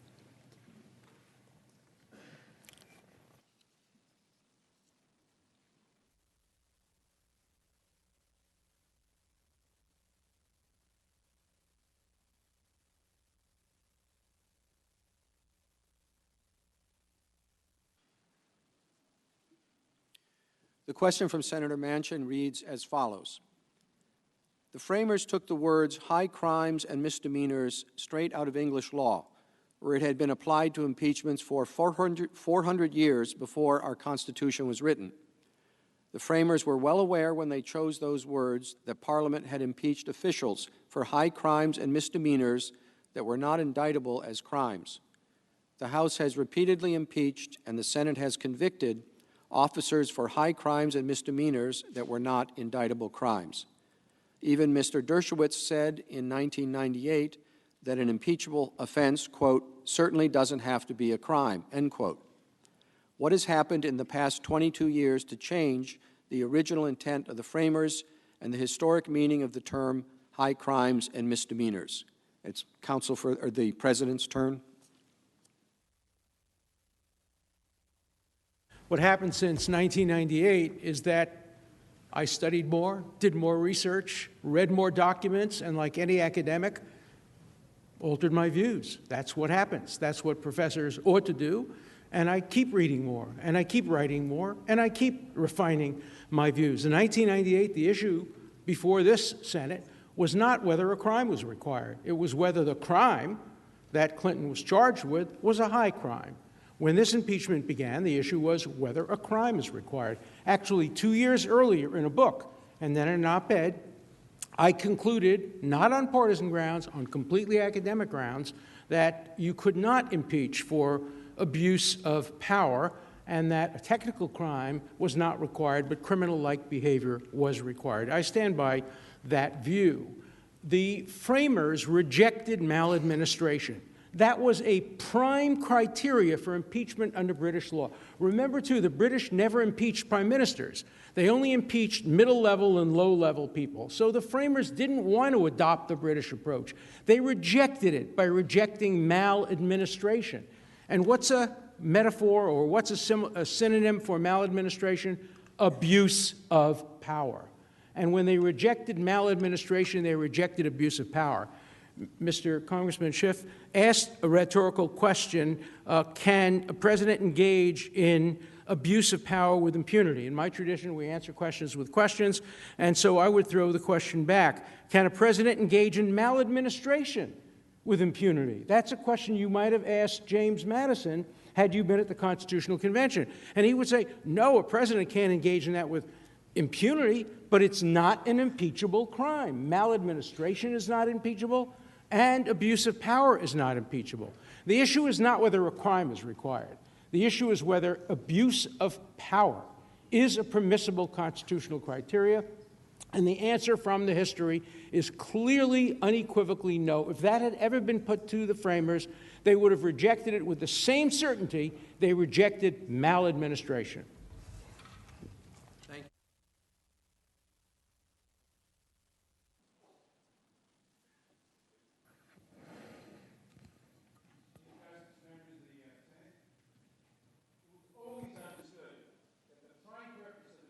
Was of power. The first draft of the Constitutional Convention said treason or bribery. That was rejected because it wasn't inclusive enough. Mason proposed maladministration, found too vague. So they said high crimes and misdemeanors. That was a well-understood term in English law. It was a well-understood term in the Warren Hastings impeachment going on in England right then. And it meant primarily abuse of power. That is the main meaning of high crimes and misdemeanor. Charles Pinckney said, those who behave amiss or betray their public trust. Edmund Randolph misbehaves. But I quoted Justice Story the other day. Every impeachment in American history has been for abuse of power in one form or another. The idea that you have to have a crime, bribery, is right there in the Constitution. Treason, bribery, or other crimes. Bribery was not made a statutory crime until 1837, so it couldn't have been impeachment. The fact of the matter is that crimes and impeachment are two different things. Impeachments are not punishments for crimes. Impeachments are protections of the Republic against the president who would abuse his power, who would aggrandize power, who would threaten liberty, who would threaten the separation of powers, who would threaten the powers of the Congress, who would try to arrogate power to himself. That is why punishment upon conviction for impeachment only goes to removal from office. Can't put him in jail, as you could for a crime. You can't fine him, as you could for a crime. They are two different things. An impeachable offense need not be a crime, and a crime need not be an impeachable offense. Two completely different tests, understood that way throughout American history, and by all scholars in our history, except for Mr. Dershowitz. Thank you, Mr. Manager.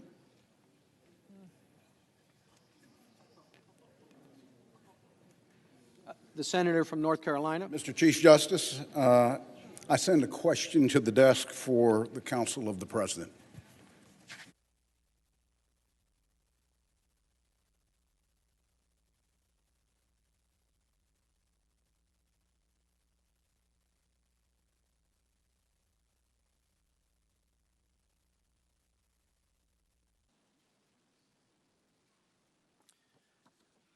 Senator Burr asks, we've seen the House managers repeatedly play video clips of Acting Chief of Staff Mick Mulvaney's press conference in which they claim he said that there was a quid pro quo. How do you respond to the House manager's allegation that Mr. Mulvaney supported their claims in his press conference?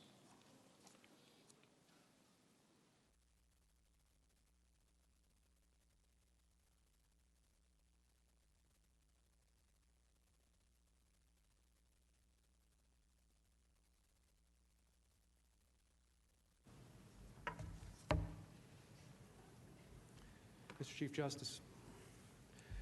Members of the Senate, Senator, thank you for the question.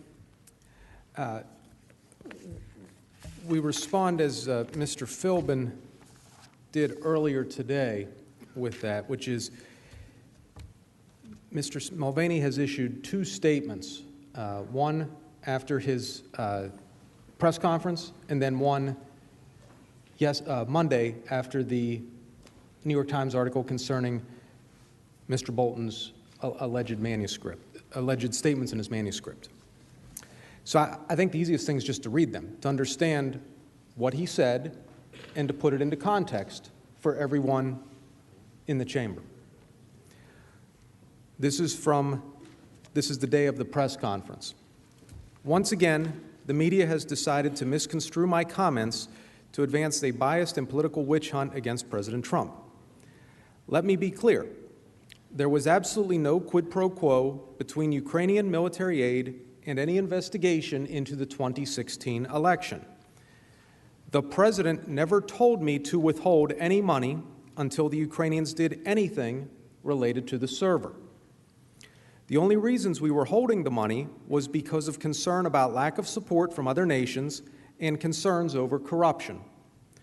Multiple times during the more than 30-minute briefing, where I took over 25 questions, I referred to President Trump's interest in rooting out corruption in Ukraine and ensuring taxpayer dollars are spent responsibly and appropriately.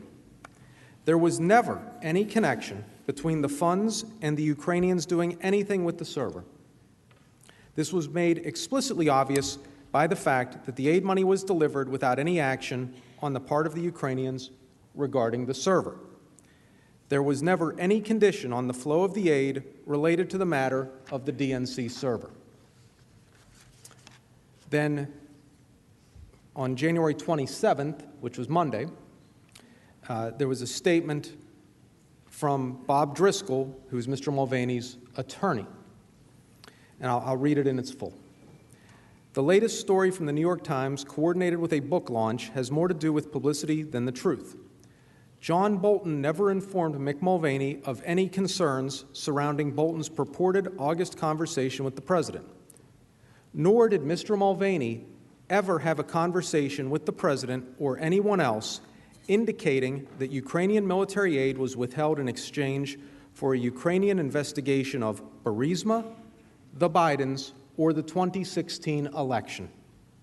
Furthermore, Mr. Mulvaney has no recollection of any conversation with Mr. Giuliani resembling that reportedly described in Mr. Bolton's manuscript, as it was Mr. Mulvaney's practice to excuse himself from conversations between the president and his personal counsel to preserve any attorney-client privilege. So I wanted to read those statements in full so that everyone had the full context.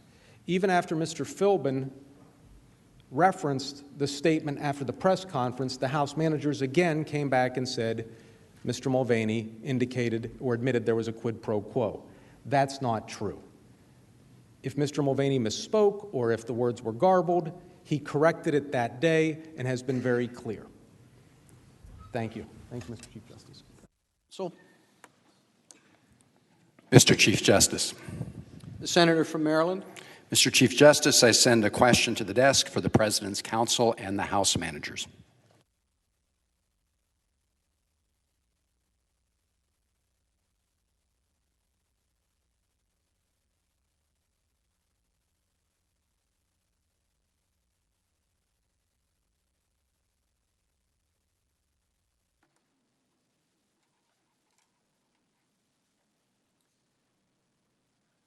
The question to both parties, the House managers will go first. What did National Security Advisor John Bolton mean when he referenced whatever drug deal Sondland and Mulvaney are cooking up on this, end quote, and did he ever raise that issue in any meeting with President Trump?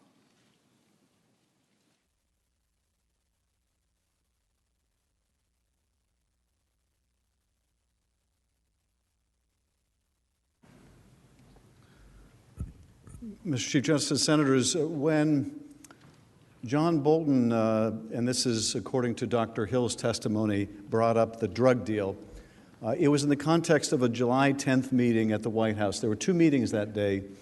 There was a meeting that Ambassador Bolton was present for, and then there was a follow-on meeting after Ambassador Bolton abruptly ended the first meeting. In the first meeting, The Ukrainians naturally wanted to raise the topic of getting the White House meeting that President Zelensky so desperately wanted. And after raising the issue, at some point, Ambassador Sondland said, no, we've got a deal. They'll get the meeting once they announce the investigations. And this is the point where Ambassador Bolton stiffened.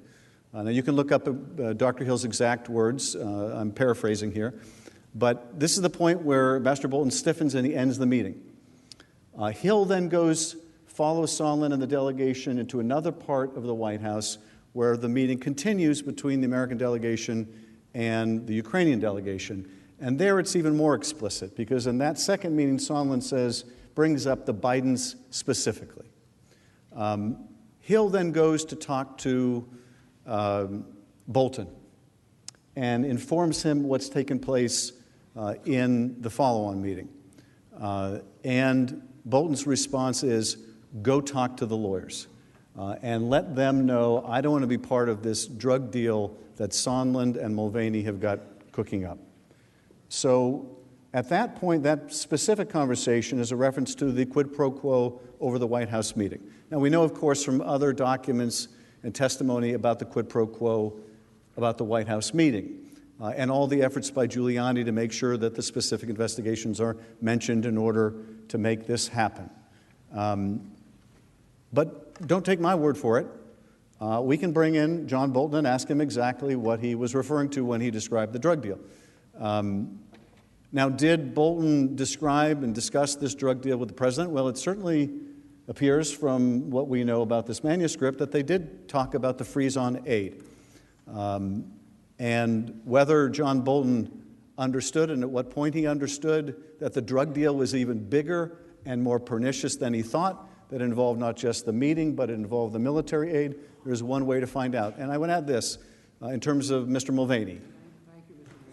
No, maybe I'll add it later.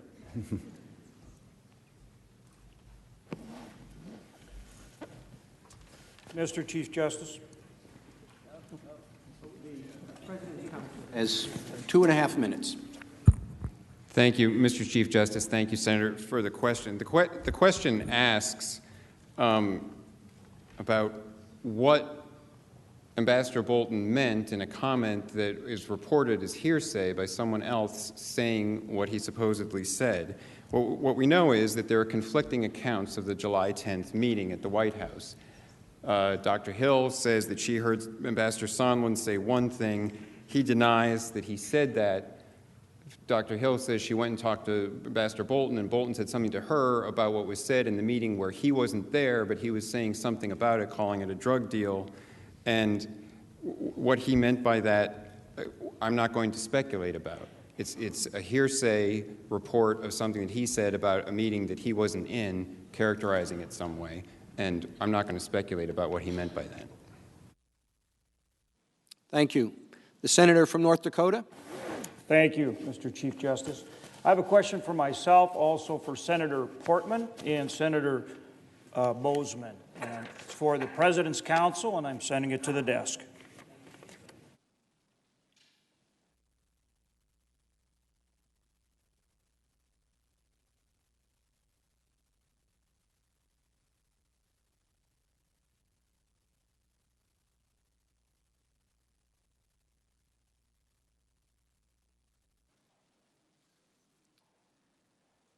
The question from the senators is as follows.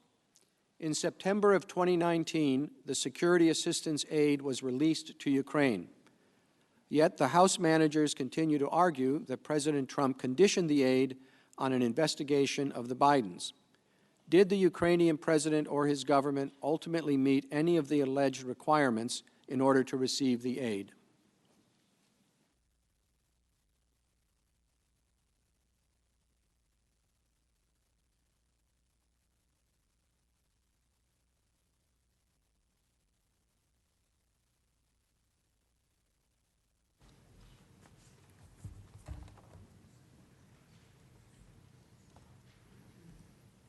Mr. Chief Justice.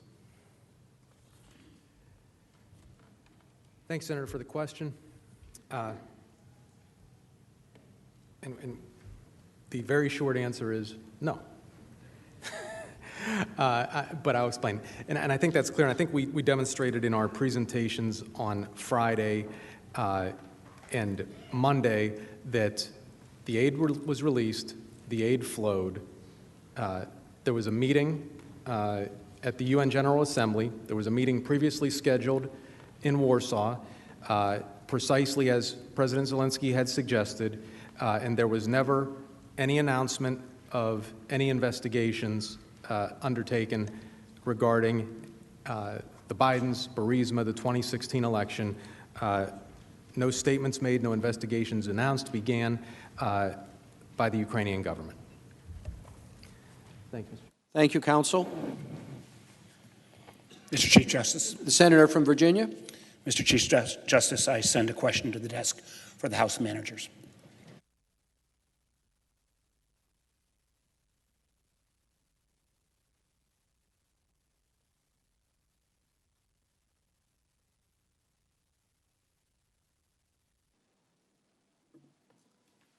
The question is, do you know about additional information related to Russia disseminating President Trump's or Rudolph Giuliani's conspiracy theories?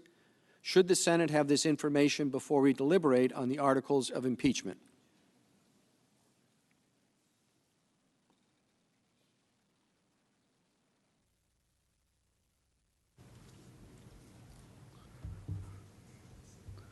Mr. Chief Justice, Senators, I think there are three categories of relevant material here. The first you do have access to, and that is the supplemental testimony of Jennifer Williams.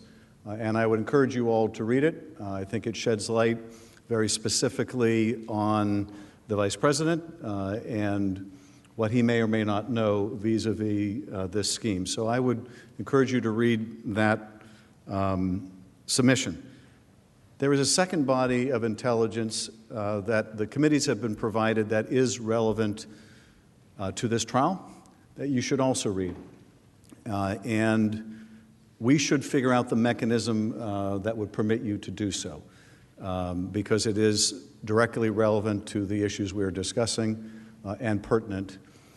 There's a third category of intelligence, too, which raises a very different problem, and that is that the intelligence communities are for the first time refusing to provide to the Intelligence Committee. And that material has been gathered. We know that it exists, but the NSA has been advised not to provide it. Now, the director says that this is the director's decision, but nonetheless there is a body of intelligence that is relevant to requests that we have made that is not being provided. And that raises a very different concern than the one before this body, and that is, are now other agencies like the intelligence community that we require to speak truth to power, that we require to provide us the best intelligence, now also withholding information at the urging of the administration. And that is, I think, a deeply concerning and new phenomenon. That problem we've obviously had with other departments that have been part of the wholesale obstruction, but it now is rearing its ugly head with respect to the IC. But the shorter answer to the question on, apart from Jennifer Williams, are there other relevant materials? The answer is yes. And I would encourage that you and we work together to find out how you might access them. Thank you, Mr. Manager. Mr. Majority Leader. Mr. Chief Justice, the next two questions, one from each side, will be the last before we break for dinner. I would ask that following the next two questions, the Senate stand in recess for 45 minutes. Thank you. Senator from Alabama. I send a question to the desk. Thank you.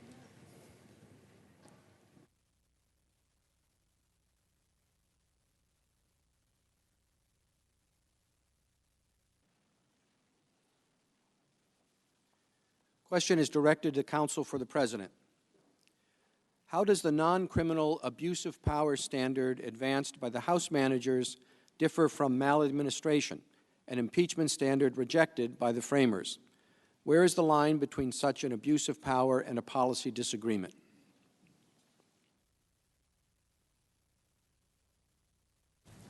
Thank you very much for that question, because that question, I think, hits the key to the issue that's before you today. When the framers rejected maladministration, and recall that it was introduced by Mason and rejected by Madison on the ground that it would turn our new republic into a parliamentary democracy where a prime minister, in this case a president, can be removed at the pleasure of the legislature. Remember, too, that in Britain, impeachment was not used against the prime minister. All you needed was a vote of no confidence. It was used against lower-level people. And so maladministration was introduced by Mason, and Madison said, no, it would turn us, it was just too vague and too general. Now, what is maladministration? If you look it up in the dictionary and you look up synonyms, the synonyms include abuse, corruption, misrule, dishonesty, misuse of office, and misbehavior. Even Professor Nicholas Bowie, a Harvard professor who was in favor of impeachment, so this is an admission against interest by him. He's in favor of impeachment. He says abuse of power is the same as misconduct in office. And he says that his research leads him to conclude that a crime is required.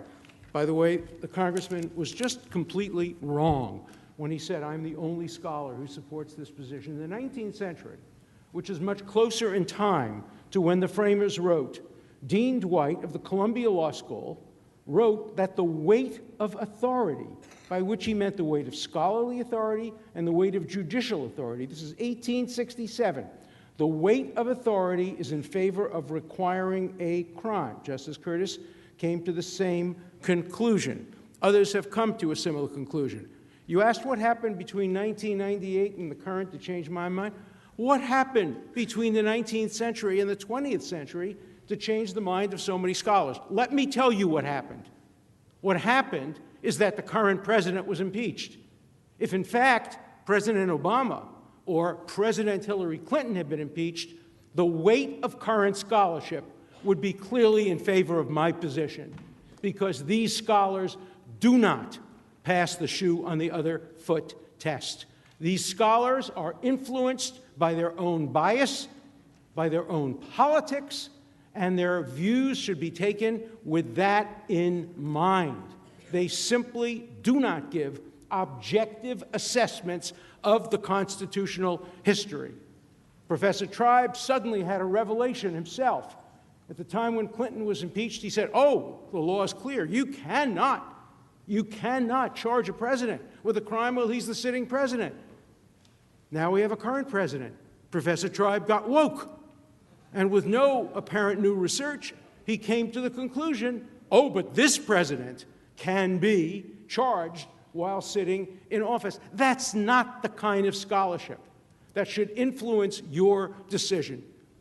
You can make your own decisions. Go back and read the debates, and you will see that I am right that the framers rejected vague, open-ended criteria, abuse of power, and what we had is the manager made a fundamental mistake again. She gave reasons why we have impeachment. Yes, we feared abuse of power. Yes, we feared criteria like maladministration. That was part of the reason. We feared incapacity. But none of those made it into the criteria because the framers had to strike a balance. Here are the reasons we need impeachment, yes. Now, here are the reasons we fear giving Congress too much power. So we strike a balance. How did they strike it? Treason, a serious crime. Bribery, a serious crime. Or other high crimes and misdemeanors akin to treason and bribery. That's what the framers intended. They didn't intend to give Congress a license to decide who to impeach and who not to impeach on partisan grounds. I read you the list of 40 American presidents who have been accused of abuse of power. Should every one of them be impeached? Should every one of them have been removed from office? It's too vague a term. Reject my argument about crime. Reject it if you choose to.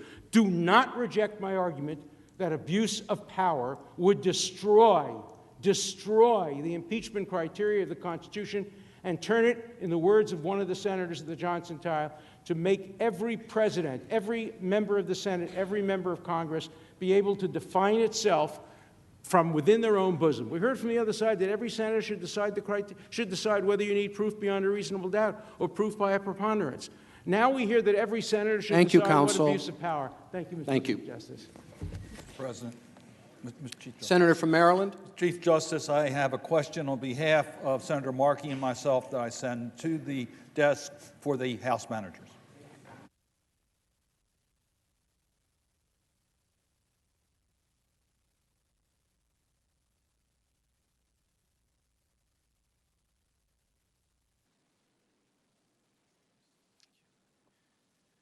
The question is as follows. Supreme Court Justice Byron White, in a concurring opinion in Nixon versus United States, 1993, acknowledged that the Senate, quote, has very wide discretion in specifying impeachment trial procedures, end quote, but stated that the Senate, quote, would abuse its discretion, end quote, if it were to, quote, insist on a procedure that could not be deemed a trial by reasonable judges, end quote. If the Senate does not allow for additional evidence and the testimony of key witnesses with firsthand knowledge of President Trump's actions and intentions, would a reasonable judge conclude these proceedings constitute a constitutionally fair trial?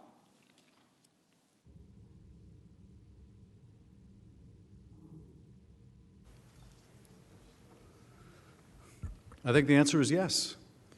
I don't know that we need to look to the words of a prior justice to tell us that a trial without witnesses is not really a trial.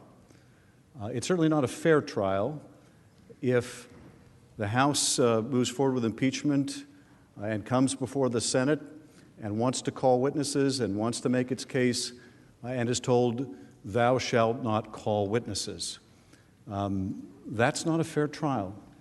I think that the American people understand that without reading the case law. They go to jury duty themselves every year, and they see the first thing that takes place after the jury is sworn in is the government makes its opening statement, the defense makes theirs, and then begins the calling of witnesses. I do want to take this opportunity, though, to respond to Professor Dershowitz's argument while they're fresh. You can say a lot of things about Alan Dershowitz. You cannot say he's unprepared. He's not unprepared today. He wasn't unprepared 21 years ago. And to believe that he would not have read 21 years ago what Mason had to say, or Madison had to say, or Hamilton had to say, I'm sorry, I don't buy that.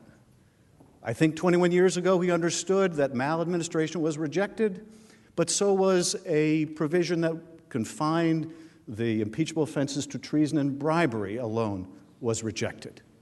I think the Alan Dershowitz from 21 years ago understood that, yes, while you can't impeach for a policy difference, you can impeach a president for abuse of power. That's what he said 21 years ago. Nothing has changed since then. I don't think you can write off the consensus of constitutional opinion by saying they're all never Trumpers. All the constitutional law professors, in fact, let's play a snippet from Professor Turley, who was in the House defending the president, and see what he had to say recently.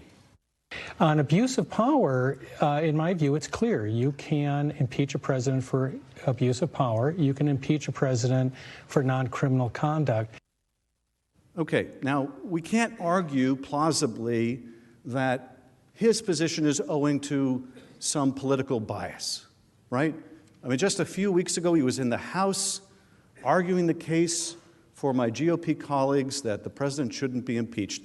Now, he did say, well, if you could actually prove these things, you could prove, as indeed we have, that the president abused his power by conditioning military aid to help his reelection campaign, yes, that is an abuse of power. You can't impeach for that kind of abuse of power.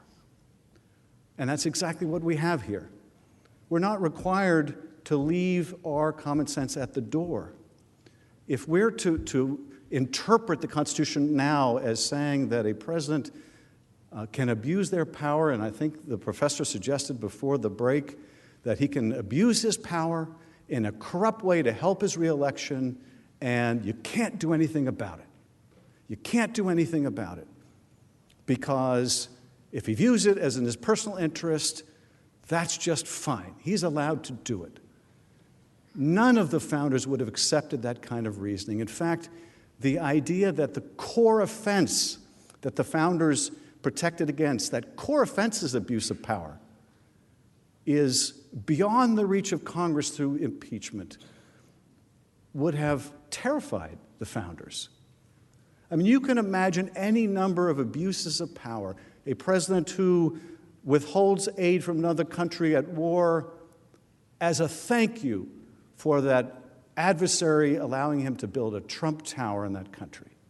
Okay, that may not be criminal, but are we really going to say that we're going to have to permit a president of the United States to withhold military aid as a thank you for a business proposition? Now, counsel acknowledges that a crime is not necessary, but something akin to a crime. Well, we think there's a crime here of bribery or extortion, conditioning of official acts for personal favors. That is bribery. It's also what the founders understood as extortion. And you cannot argue, even if you argue, well, under the modern definition of bribery, you've got to show such and such. You cannot plausibly argue that it's not akin to bribery. It is bribery, but it's certainly akin to bribery. But that's the import of what they would argue, that no, the president has a constitutional right. Under Article 2, he can do anything he wants. He can abuse his office and do so sacrificing our national security, undermining the integrity of the elections, and there's nothing Congress can do about it. Thank you, Mr. Manager.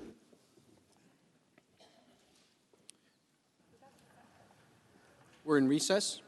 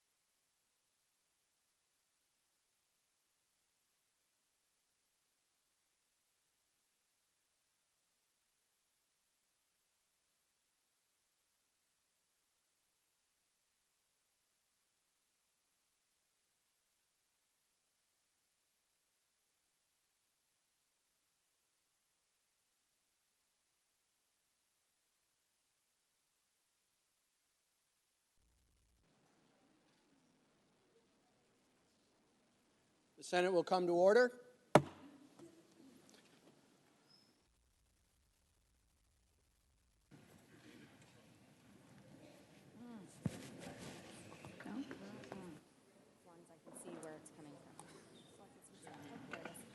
Mr. Chief Justice.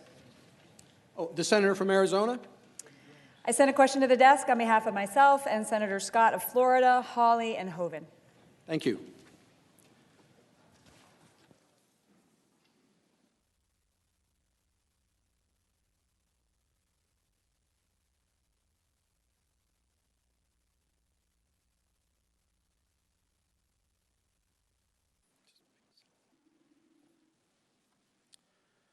The question is for counsel for the President from Senator McSally, Senator Scott from Florida, Senator Hawley, and Senator Hoven.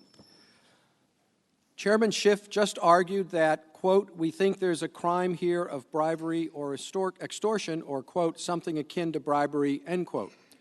Do the articles of impeachment charge the President with bribery, extortion, or anything akin to it? Do they allege facts sufficient to prove either crime? If not, are the House managers' discussion of crimes they neither alleged nor proved appropriate in this proceeding?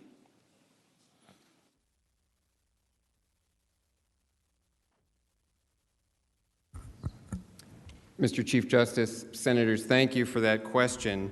And no, the articles of impeachment do not charge the crime of bribery, extortion, or any other crime. And that's a critical point because, as the Supreme Court has explained, no principle of procedural due process is more clearly established than that of notice of the specific charge and a chance to be heard in a trial of the issues raised by that charge are among the constitutional rights of every accused. That was the Supreme Court in Cole versus Arkansas.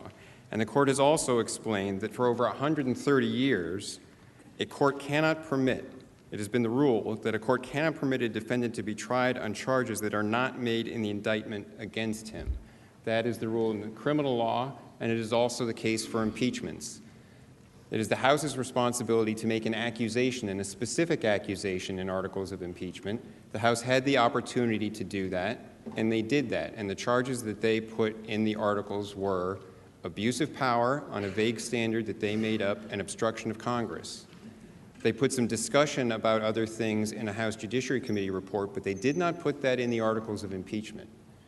And if this were a criminal trial in an ordinary court, and Mr. Schiff had done what he just did on the floor here and start talking about crimes of bribery and extortion that were not in the indictment, it would have been an automatic mistrial. We'd all be done now, and we could go home. And Mr. Schiff knows that because he's a former prosecutor. It is not permissible for the House to come here failing to have charged, failing to have put in articles of impeachment any crime at all, and then to start arguing that actually, oh, we think there is some crime involved, and actually, we think we actually proved it, even though we provided no notice we were going to try to prove that. It's totally impermissible. It's a fundamental violation of due process. And scholars have pointed out those rules apply equally in cases of impeachment. Charles Black and Philip Bobbitt explained in their work, Impeachment, a handbook that is regarded as one of the authorities collecting sources of authority on impeachments. They said, quote, the senator's role is solely one of acting on the accusations, the articles of impeachment, voted by the House of Representatives. The Senate cannot lawfully find the president guilty of something not charged by the House any more than a trial jury can find a defendant guilty of something not charged in the indictment, end quote. So what Manager Schiff just attempted here was totally improper. It would have resulted in a mistrial in any court in this country. And there is nothing that has been introduced in the facts that would satisfy the elements of a crime of extortion or bribery either. And to attempt, after making their opening, after not charging anything in the articles that is a crime, after not specifying any crime, after providing no notice that they're going to attempt to argue a crime, in the question and answer session to try to change the charges that they've made against the President of the United States and to say that actually there's bribery and extortion is totally unacceptable. It's not permissible. And this body should not consider those arguments. They were not permissible bounds for argument. They're not included in the articles of impeachment, and they should be ignored. Thank you. Thank you, Counsel. Yes, the senator from New Mexico. Thank you for the recognition, Mr. Chief Justice. Mr. Chief Justice, I have sent a question to the desk. I'm joined in this question by Senators Blumenthal, Leahy, and Whitehouse. Thank you.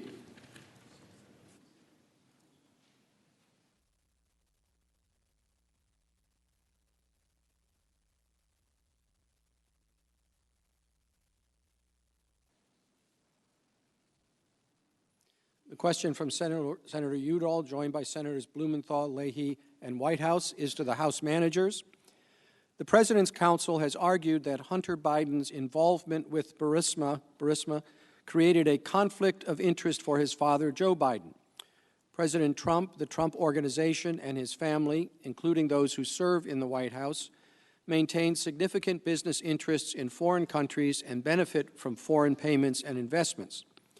By the standard the President's counsel has applied to Hunter Biden, should Mr. Kushner and Ms. Trump's conflicts of interest with foreign governments also come under investigation?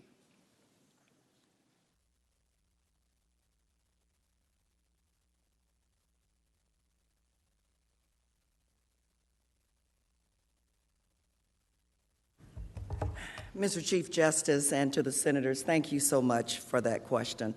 Let me just preface what I'm about to say with this statement. This has been a tough few days.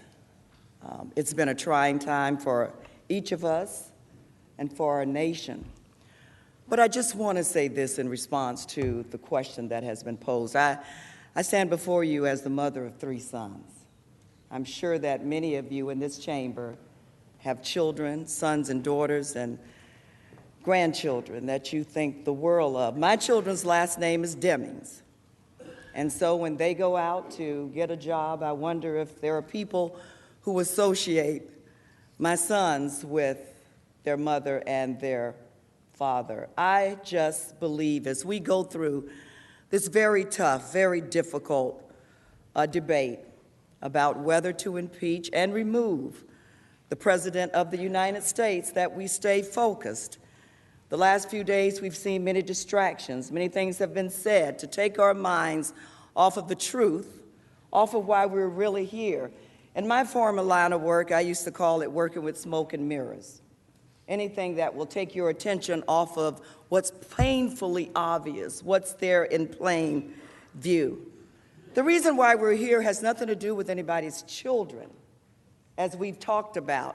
The reason why we're here is because the President of the United States, the 45th President, used the power of his office to try to shake down, I'll use that term because I'm familiar with it, a foreign power to interfere into this year's election. In other words, the President of the United States tried to cheat and then tried to get this foreign power, this newly elected president, to spread a false narrative that we know is untrue about interference in our election. That's why we are here, and it really would help, I believe, the situation if the Attorney General, perhaps the Department of Justice, who's been pretty silent, would issue a ruling or an opinion about any person of authority, especially the President of the United States, using or abusing that authority to invite other powers into interfering in our election. And so, Mr. Chief Justice, I will just close my remarks as I began them. Let us stay focused. This doesn't have anything to do with the President's children or the Biden's children. This is about the President's wrongdoing. Thank you. Thank you. Senator from Idaho. Mr. Chief Justice, on behalf of myself, Senator Risch, Senator Cruz, Graham, Braun, Moran, and Bozeman, I send a question to the desk for the Counsel for the President.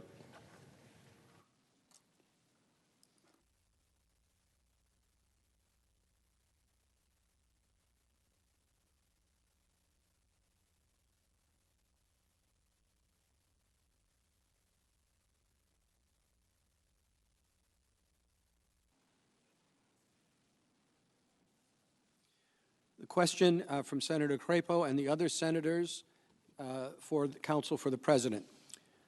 Does the evidence in the record show that an investigation in the Burisma Biden matter is in the national interest of the United States and its efforts to stop corruption?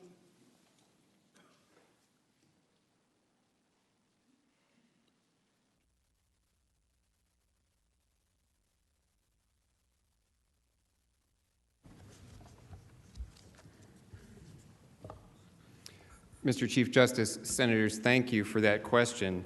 And the straightforward answer is yes, the evidence does show that it would be in the interest of the United States. In fact, the evidence on that point is abundant. Here's what we know. Hunter Biden was appointed to the board of an energy company in Ukraine without any apparent experience that would qualify him for that position. He was appointed shortly after his father, the vice president, became the Obama administration's point man for policy on Ukraine. We know that his appointment raised several red flags at the time. Chris Hines, the stepson of the then Secretary of State, severed his business relationship with Hunter, citing Hunter's lack of judgment in joining the board of that company, Burisma, because Burisma was owned by an oligarch who was repeatedly under investigation for corruption, for money laundering, and other offenses. Contemporaneous press reports speculated that Hunter's role with Burisma might undermine U.S. efforts, led by his father then at that time, to promote the U.S. anti-corruption message in Ukraine. The Washington Post said, quote, "The appointment of the vice president's son to Ukrainian oil board looks nepotistic at best, nefarious at worst," end quote. There were other articles. There was one that reported, quote, "The credibility of the United States was not helped by the news that Hunter had been on the board of the directors of Burisma."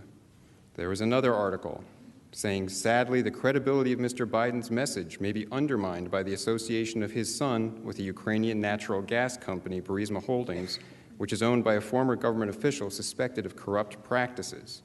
And it went on. Reports from the Wall Street Journal said that activists here, that is in the Ukraine, say that the U.S.'s anti-corruption message is being undermined as his son receives money from a former Ukrainian official who is being investigated for graft. At the same time, within the Obama administration, officials raised questions. The Special Envoy for Energy Policy, Amos Hochstein, raised the matter with the Vice President. Similarly, Deputy Assistant Secretary of State Kent testified that he too voiced concerns with Vice President Biden's office. Everyone who was asked in the proceedings before the House of Representatives agreed that there was at least an appearance of a conflict of interest when Mr. Biden's son was appointed to the board of this company. That included Ambassador Yovanovitch, Deputy Assistant Secretary Kent, Lieutenant Colonel Vindman, Jennifer Williams, Ambassador Sondland, Dr. Fiona Hill, and Ambassador Taylor. They all agreed there was an appearance of a conflict of interest. And even in the transcript of the July 25th telephone call, President Zelensky himself acknowledged the connection between the Biden and Burisma incident, the firing of the prosecutor who reportedly had been looking into Burisma, when Vice President Biden openly acknowledged he leveraged $1 billion in U.S. loan guarantees to make sure that that particular prosecutor was fired. He openly acknowledged it was an explicit quid pro quo. You don't get $1 billion in loan guarantees unless and until that prosecutor is fired. My plane's leaving in 6 hours, he said on the tape. And when the President Trump, raised this in the July 25th call, President Zelensky recognized that this related to corruption. And he said, the issue of the investigation of the case, and he's referring to the case of Burisma, is actually the issue of making sure to restore the honesty, so we will take care of that.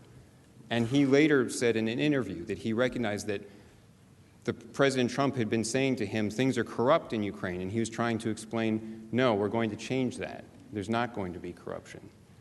So that explicit exchange in the July 25th call shows that President Zelensky recognized that that Biden-Burisma incident had an impact on corruption and anti-corruption. And so it was definitely undermining the U.S. message on anti-corruption, and it was a perfectly legitimate issue for the president to raise with President Zelensky to make clear that the United States did not condone anything that would seem to interfere with legitimate investigations and to enforce the proper anti-corruption message. Thank you. Thank you, counsel. Senator from Illinois. Thank you.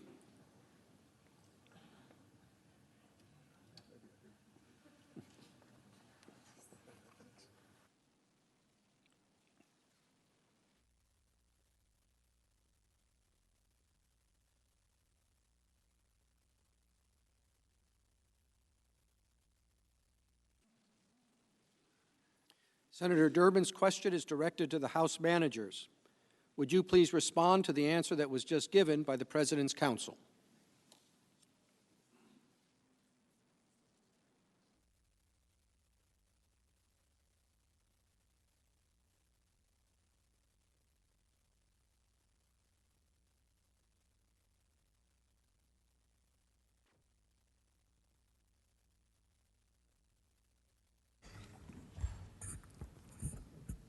Mr. Chief Justice, Senators, the President sought Ukraine's help in investigating the Bidens only after reports suggested Vice President Biden might enter the 2020 presidential race and would seriously challenge President Trump in the polls. President Trump had no interest in Biden's Obama-era Ukraine work in 2017 or 2018, when Biden was not running against him for president. None of the 17 witnesses in the impeachment inquiry provided any credible evidence, no credible evidence, to support the allegation that former Vice President Biden acted inappropriately in any way in Ukraine.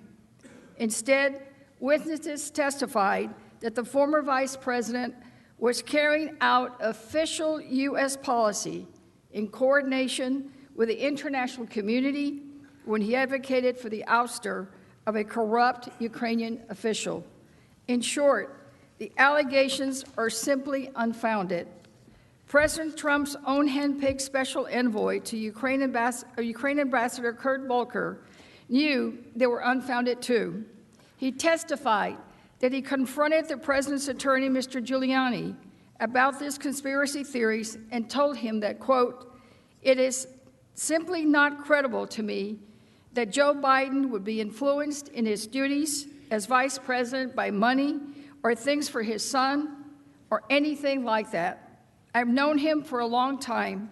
He's a person of integrity, and that's not credible." Giuliani acknowledged that he did not find one of the sources of these allegations, a former Ukrainian prosecutor, to be credible. So even Giuliani knew the allegations were false. Our own Justice Department confirmed that the president never spoke to the Attorney General about Ukraine or any investigation into Vice President Biden. If President Trump genuinely believed that there was a legitimate basis to request Ukraine's assistance in law enforcement investigations, there are specific formal processes that he should have followed. Specifically, he could have asked the DOJ to make an official request for assistance through the Mutual Legal Assistance Treaty. It's worth noting the president only cares about Hunter Biden to the extent that he is the vice president's son, and therefore a means through which to smear a political opponent. But President Trump specifically mentioned Vice President Biden in asking for the removal of the former prosecutor on that July 25 call. That is what he wanted, not an investigation into Hunter Biden. This is yet another reason you know that there is no basis for investigating Vice President Biden. Can we get slide 52 up? The timing shows clearly that despite the fact that this conduct occurred in 2015, it wasn't until Vice President Biden began consistently beating Trump in national polls in the spring of 2019 by significant margins that the president targeted Biden. He was scared of losing. The president wanted to cast a cloud over a formal political opponent. This wasn't about any genuine concern of wrongdoing. The evidence proves that this was solely about the president wanting to make sure that he could do whatever it took to make sure that he could win. So he froze the critical money to Ukraine to coerce Ukraine to help him attack his political opponent and secure his reelection. Well, the President of the United States cannot use our taxpayer dollars to pressure a foreign government to do his personal bidding. No one is above the law. Thank I yield you. back. The senator from South Carolina. Thank you, sir. I send a question to the desk on behalf of myself, Senators Crapel and Graham, for the White House Counsel.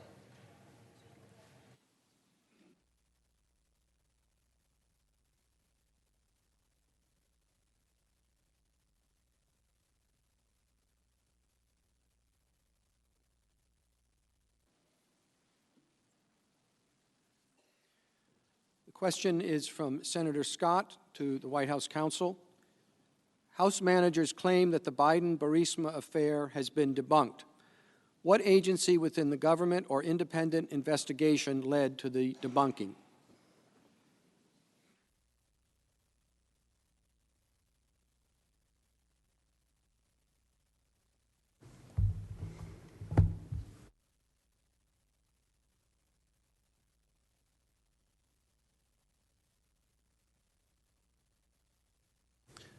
Mr. Chief Justice, members of the Senate, there is no evidence in the record about any investigation, let alone debunked, sham, discredited, or as Manager Jeffries told you tonight, phony.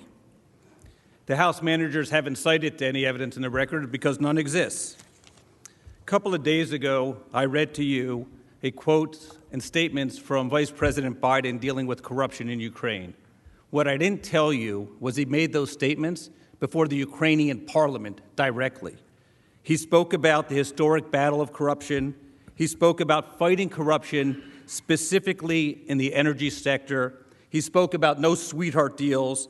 He said oligarchs and non-oligarchs must play by the same rules.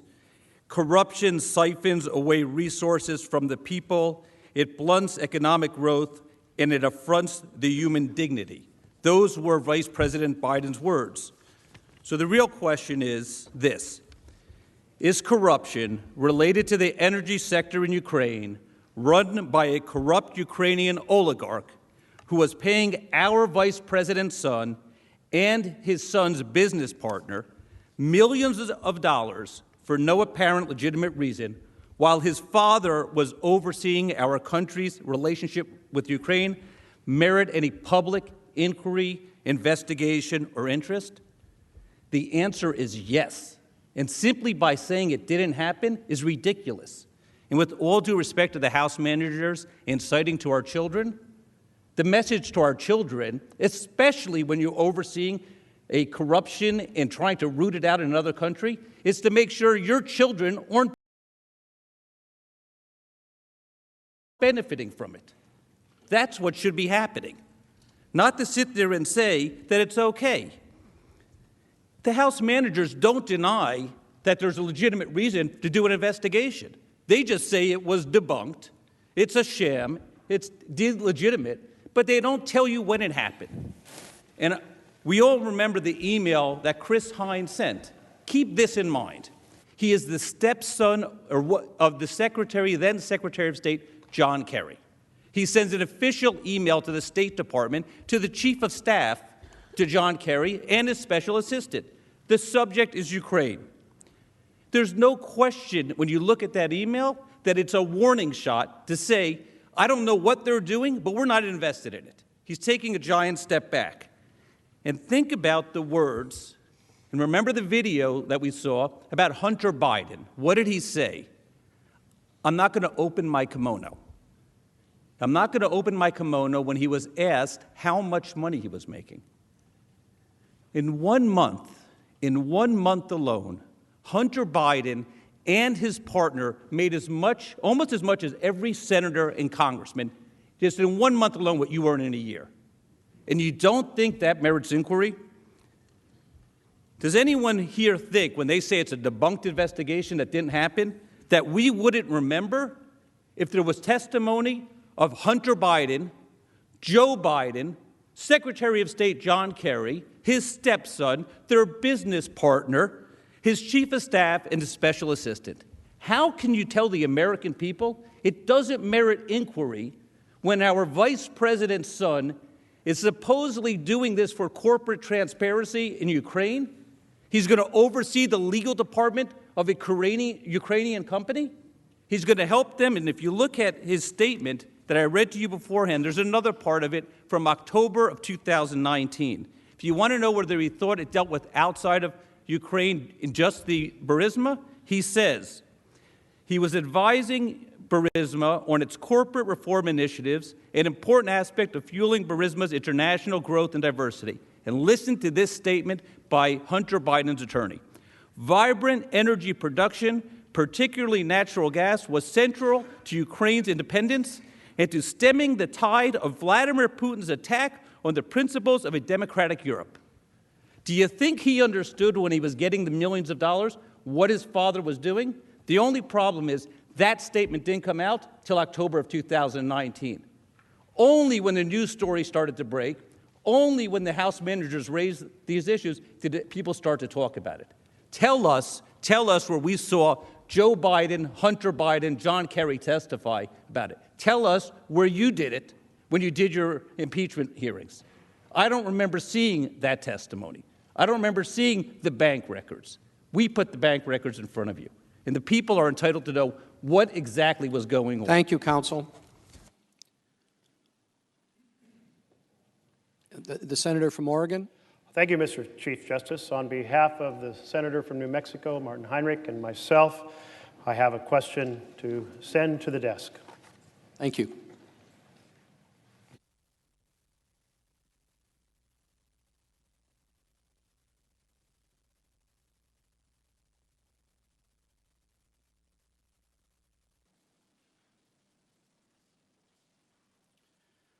The question from Senator Merkley and other senators is for counsel to the President. Please clarify your previous answer about the Bolton manuscript.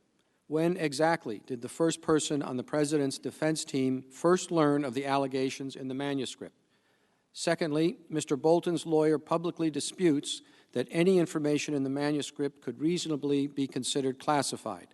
Was the determination to block its publication on the basis that it contains classified information made solely by career officials, or were political appointees in the White House counsel's office or elsewhere in the White House involved?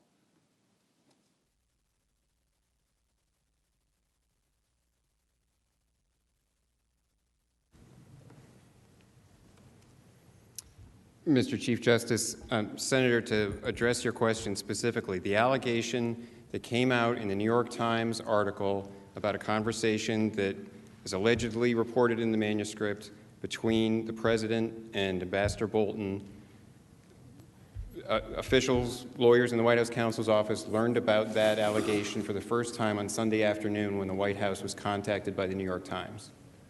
In terms of the classification review, it is conducted at the NSC. The White House counsel's office is not involved in classification review, determining what's classified or not classified. I can't state the specifics. My understanding is that it's conducted by career officials at the NSC, but it's handled by the NSC. So I'm not in a position to give you full information on that. My understanding is being done by career officials, but it is not being done by lawyers in the White House counsel's office. And I hope that answers your question, Senator. Thank you, counsel. Mr. Chief Justice.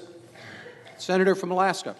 Mr. Chief Justice, I sent a question to the desk on behalf of myself and Senator Langford for the President's counsel. Thank you.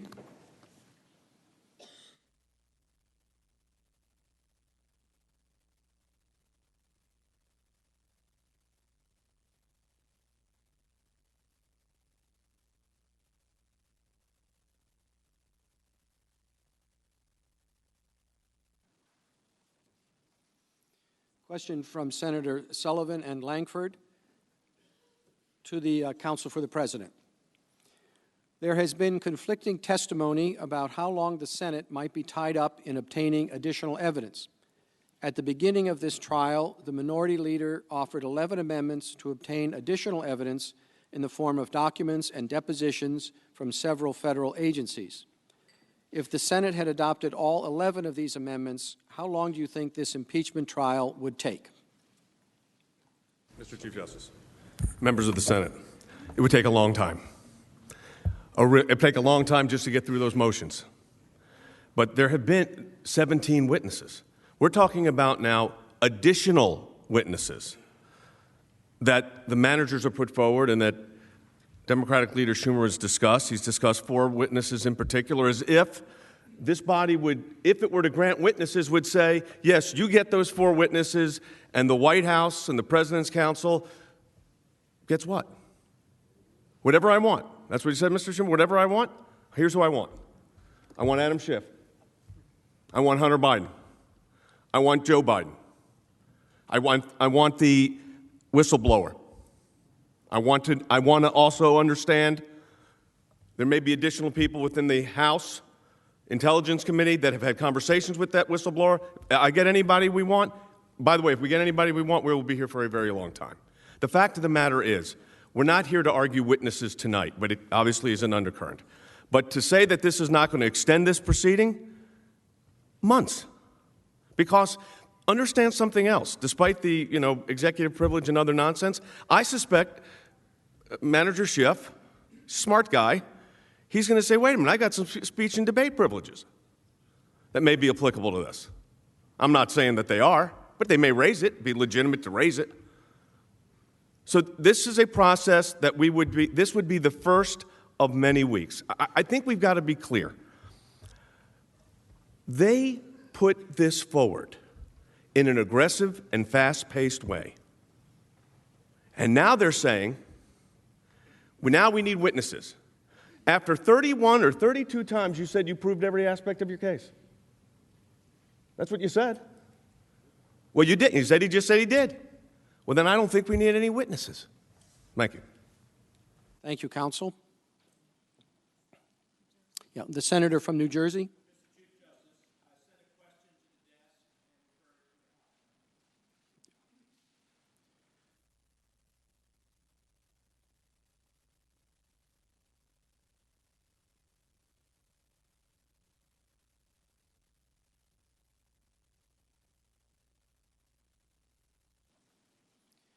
The question is from Senator Menendez to the House managers. President Trump has maintained that he withheld U.S. security assistance to Ukraine because he was concerned about corruption. Yet his purported concern about corruption did not prevent his administration from sending congressionally appropriated assistance to Ukraine more than 45 times between January 2017 and June 2019, totaling more than $1.5 billion. So why did the President suddenly become concerned about corruption in early 2019?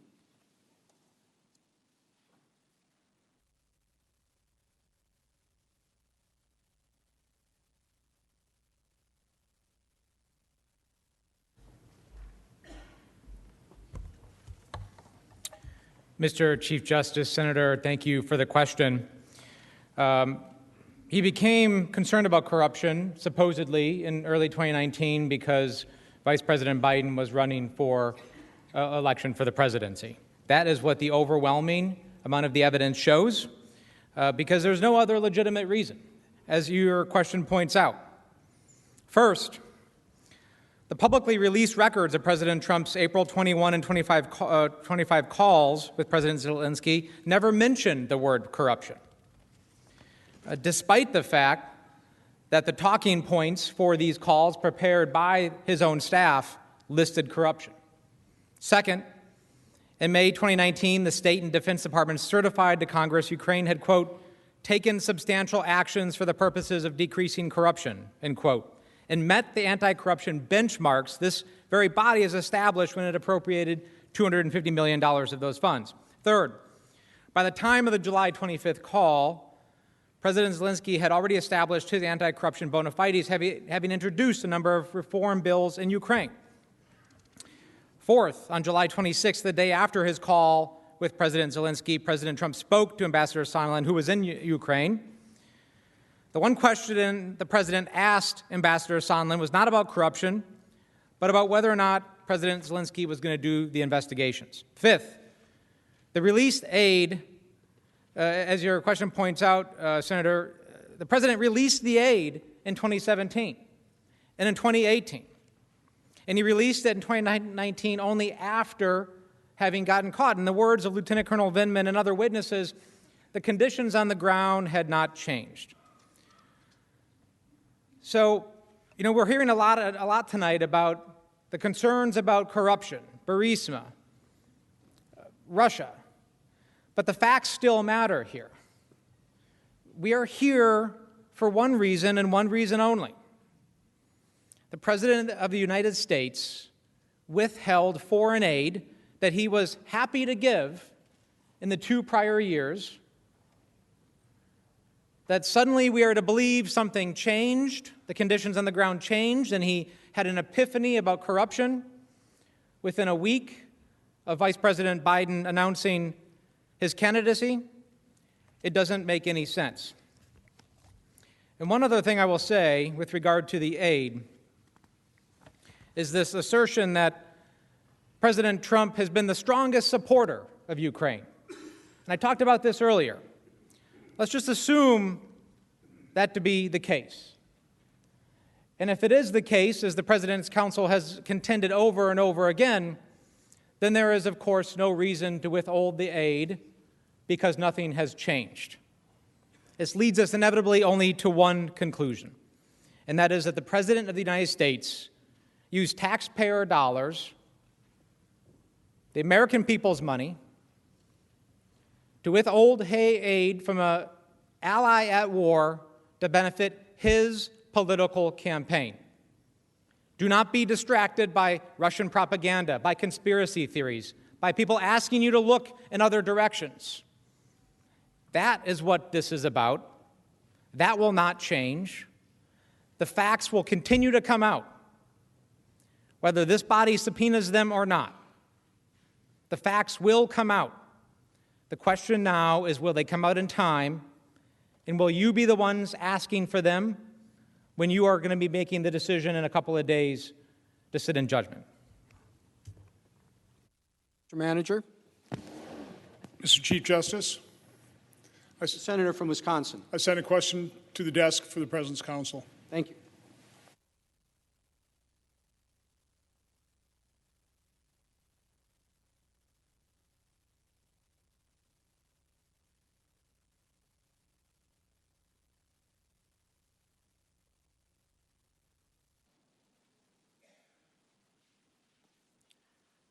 Question from Senator Johnson for the President's counsel. If House managers were certain it would take months to litigate a subpoena for John Bolton, why shouldn't the Senate assume lengthy litigation and make the same decision as the House made, reject a subpoena for John Bolton? Mr. Chief Justice, members of the Senate, I think that's precisely the point. And the fact is that if, in fact, we are to go down that road of a witness or witnesses that had national, in the case of Ambassador Bolton, high-ranking NSA, this is an individual that's giving the president advice at the highest level. The Supreme Court's been very consistent on that. That's where privileges are at their highest level. The presumed privilege, actually, is what the Supreme Court has said. And in a situation like this, I think we're going down a road, if the Senate goes this road, of a lengthy proceeding with a lot more witnesses. And then I want to ask this question and just plant it as a thought. Is that going to be the new norm for impeachment? You put an impeachment together in a couple of weeks. We don't like what the president did. We get it through in a 2-day proceeding in front of the Judiciary Committee.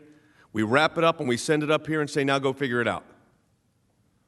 Because that's what this is really becoming. That's what this actually is. So I think if we're looking at the institutional interests that are at stake here, This is a very dangerous precedent.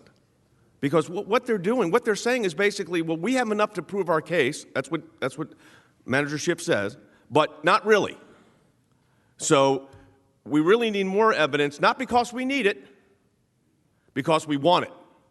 But we didn't want it bad enough when we were in the House, so we didn't get it. So now you issue the subpoena, and then let's duke it out in court and see what happens. It sounds like to me that this is, they're acting like this is some municipal traffic court proceeding. I remind everybody that we're talking about, under their articles of impeachment, they are requesting the removal of the President of the United States. So, they're already saying in the media that there are ongoing investigation. They're going to continue to investigate. So are we going to be doing this every 3 weeks? Every month except in the summer? There's an election months away. The people should have a right to vote. My colleague Pat Cipollone, the White House counsel, said that. So when I look at all of this, whether it's the late need of witnesses after you said you proved your case, if it's how do privileges apply or not apply, Senator Schumer said we get anybody we want, we'd be here for a very, very long time. And that's not good for the United States. Thank you. Thank you, counsel. The Democratic leader is recognized. I have a question.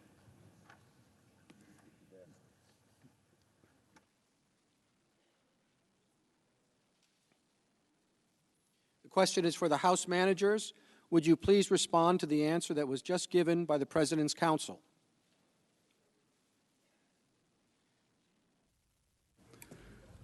I think we can all see what's going on here, and that is, if the House wants to call witnesses, if you want to hear from a single witness, if you want to hear what John Bolton has to say, we are going to make this endless. We, the President's lawyers, are going to make this endless. We promise you. We're going to want Adam Schiff to testify. We're going to want Joe Biden to testify. We're going to want Hunter Biden. We're going to want the whistleblower. We're going to want everyone in the world. If you dare, if you have the unmitigated temerity to want witnesses in a trial, we will make you pay for it with endless delay. The Senate will never be able to go back to its business. That's their argument. How dare the House assume there will be witnesses in a trial? Shouldn't the House have known when they undertook its investigation that the Senate was never going to allow witnesses? That this would be the first impeachment trial in the history of the Republic with no witnesses? So Mr. Sekulow wants me to testify. I'd like Mr. Sekulow to testify about his contacts with Mr. Parnas or Mr. Cipollone about the efforts to implement the President's fight on all subpoenas. I'd like to ask questions of the President and put him under oath. But we're not here to indulge in fantasy or distraction. We're here to talk about people with pertinent and probative evidence. And you know something? I trust the man behind me, sitting way up, who I can't see right now. But I trust him to make decisions about whether a witness is material or not, whether it's appropriate to out a whistleblower or not, whether a particular passage in a document is privileged or not. It's not going to take months of litigation, although that's what the President's counsel is threatening. They're doing the same thing to the Senate they did to the House, which is you try to investigate the President, you try to try the President, we will tie you and your entire chamber up in knots for weeks and months. And you know something? They will if you let them. You don't have to let them. You can subpoena John Bolton.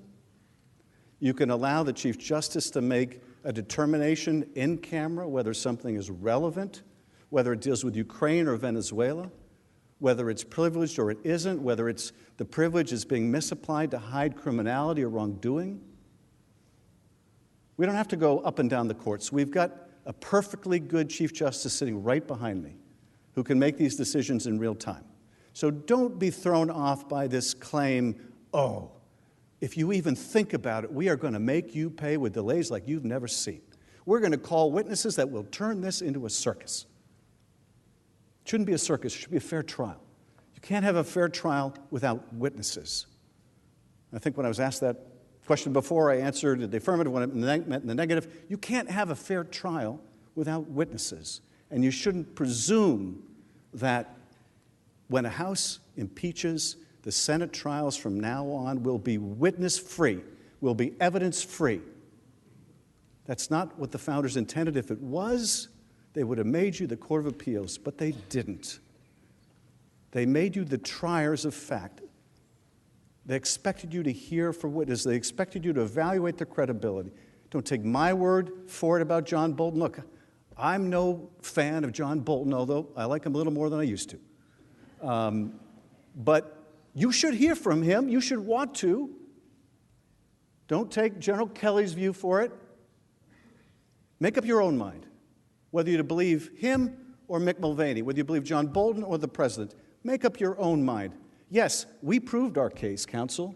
We proved it overwhelmingly. But you chose to contest the fact that the president withheld military aid to coerce an ally.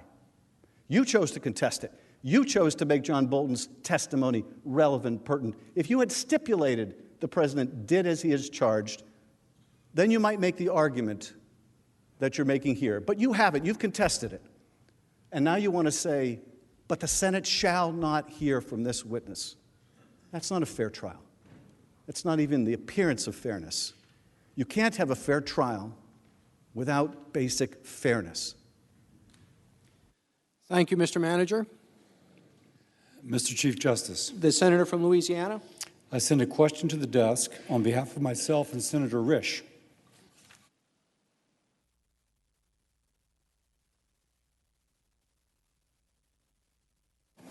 To be both to the White House counsel and the House managers. Thank you.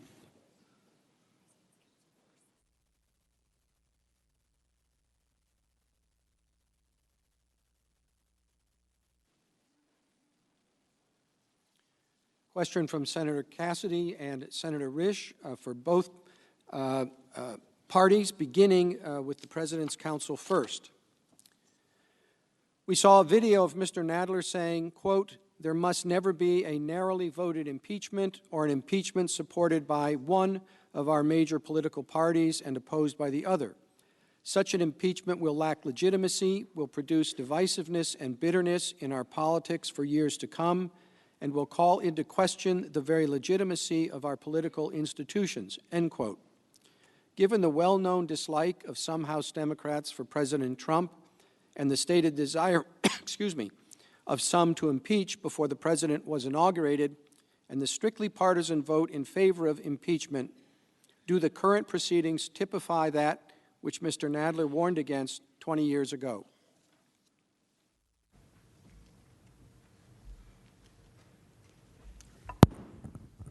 Mr. Chief Justice, Senators, thank you for the question. The simple answer is yes. These are exactly the sort of proceedings that Manager Nadler warned against 20 years ago. It is a purely partisan impeachment, and it has been clear that at least some factions on the other side of the aisle, on the Democratic side of the aisle, have been intent on finding some way to impeach the president from the day he was sworn in and even before the day he was sworn in. And that's dangerous for our country. To allow partisan venom and enmity like that to take hold and become the norm for driving impeachments is exactly what the framers warned against. It's in Federalist number 65. Hamilton warned against it. He warned against persecution by an intemperate and designing majority in the House of Representatives, and that's exactly what the framers did not want impeachment to turn into. And yet that is clearly what it is turning into here. And both Manager Nadler and Democratic Leader Schumer in the video that we saw were prescient in forewarning that if we start to go down this road, I mean, one thing that seems to be sure in Washington is that what goes around comes around.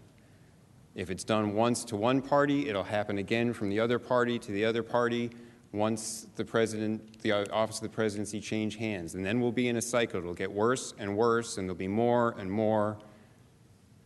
And every president will be impeached. That's not what the framers intended, and this body shouldn't allow it to happen here. Thank you.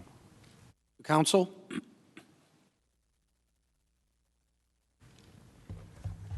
The evidence is overwhelming that President Trump pressured a foreign government to target an American citizen for personal and political gain as part of President Trump's corrupt effort to cheat and solicit foreign interference in the 2020 election. There is a remedy for that type of stunning abuse of power, and that remedy is in the Constitution. That remedy is impeachment and the consideration of removal, which is what this distinguished body is doing right now. That's not partisan. That's not the Democratic Party playbook. That's not the Republican Party playbook. That is the playbook in a democratic republic, given to us in a precious fashion by the framers of the Constitution. The impeachment in this instance, of course, and the consideration of removal is necessary because President Trump's conduct strikes at the very heart of our free and fair elections. As North Carolinian Delegate William Davey noted at the Constitutional Convention, quote, "If he be not impeachable while in office, he will spare no efforts or means whatsoever to get himself re-elected." The framers of the Constitution understood that perhaps this remedy would one day be necessary. That is why we are here right now.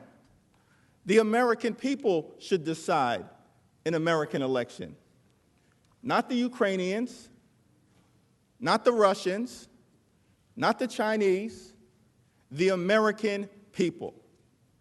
That is why this president was impeached. That is why it is appropriate for Democrats and Republicans, both sides of the aisle, not as partisans, as Americans, to hold this president accountable for his stunning abuse of power. Thank you, Mr. Manager. Chief Justice. Senator from Vermont. I send the question to the desk for the House managers. Thank you.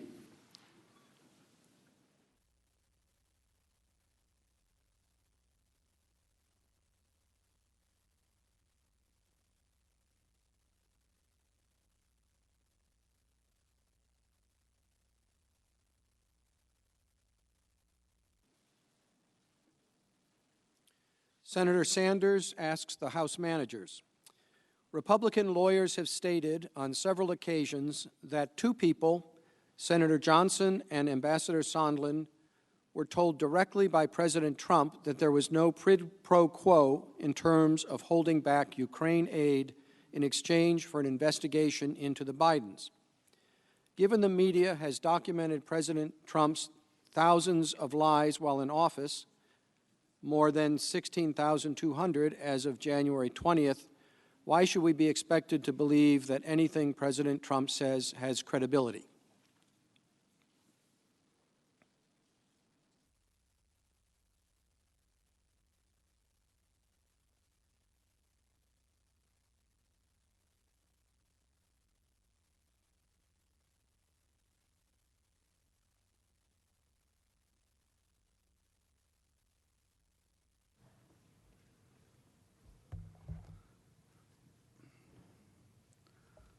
Well, I'm not quite sure where to begin with that question, except to say that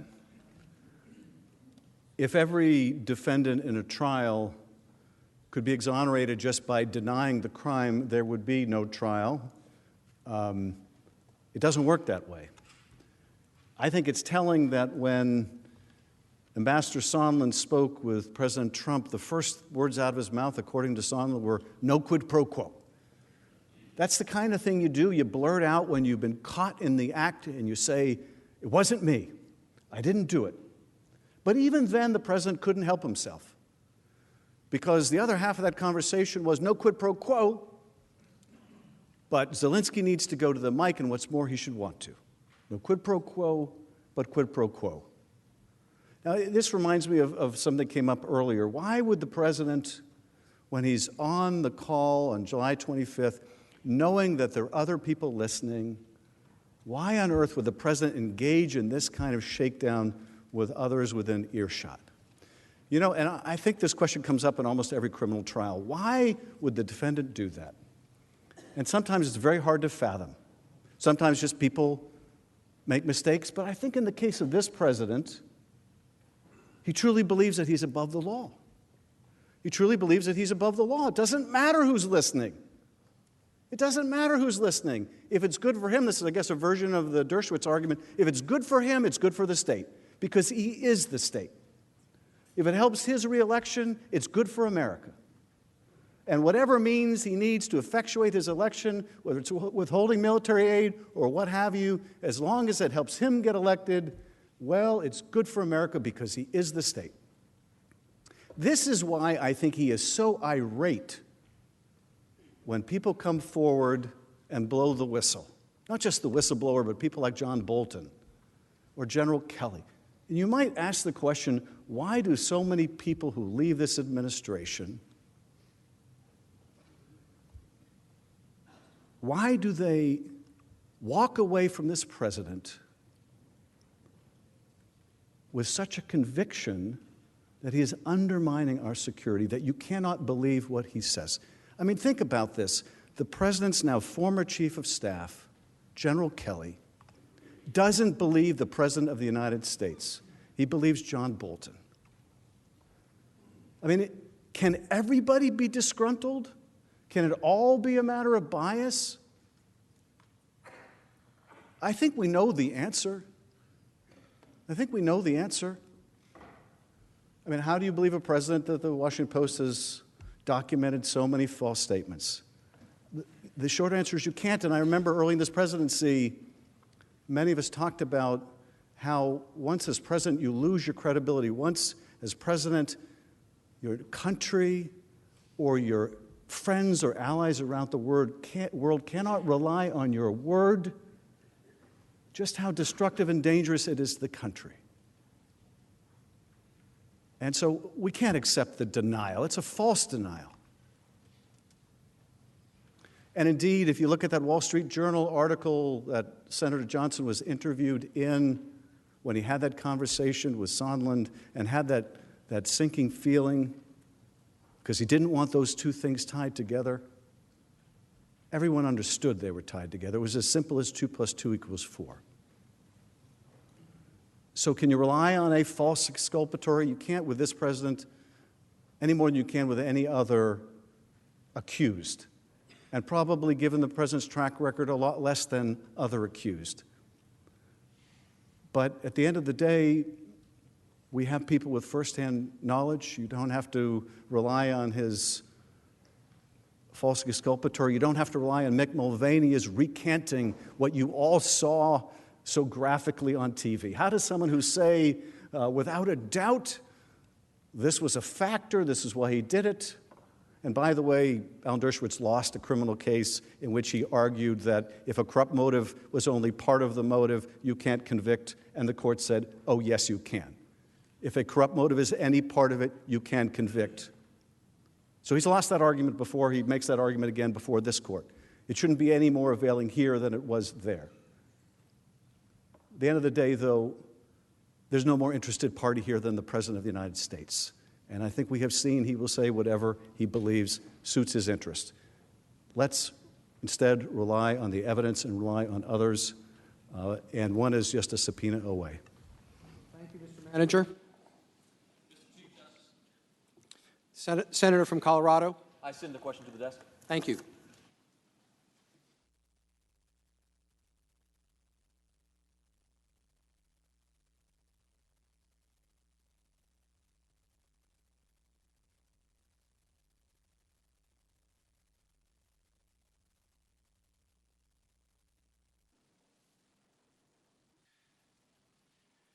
Question from Senator Gardner is for counsel to the President.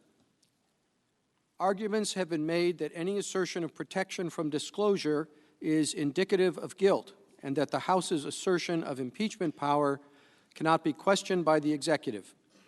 Is that interpretation of the House's impeachment power consistent with the Constitution, and what protects the executive from the House abusing the impeachment power in the future?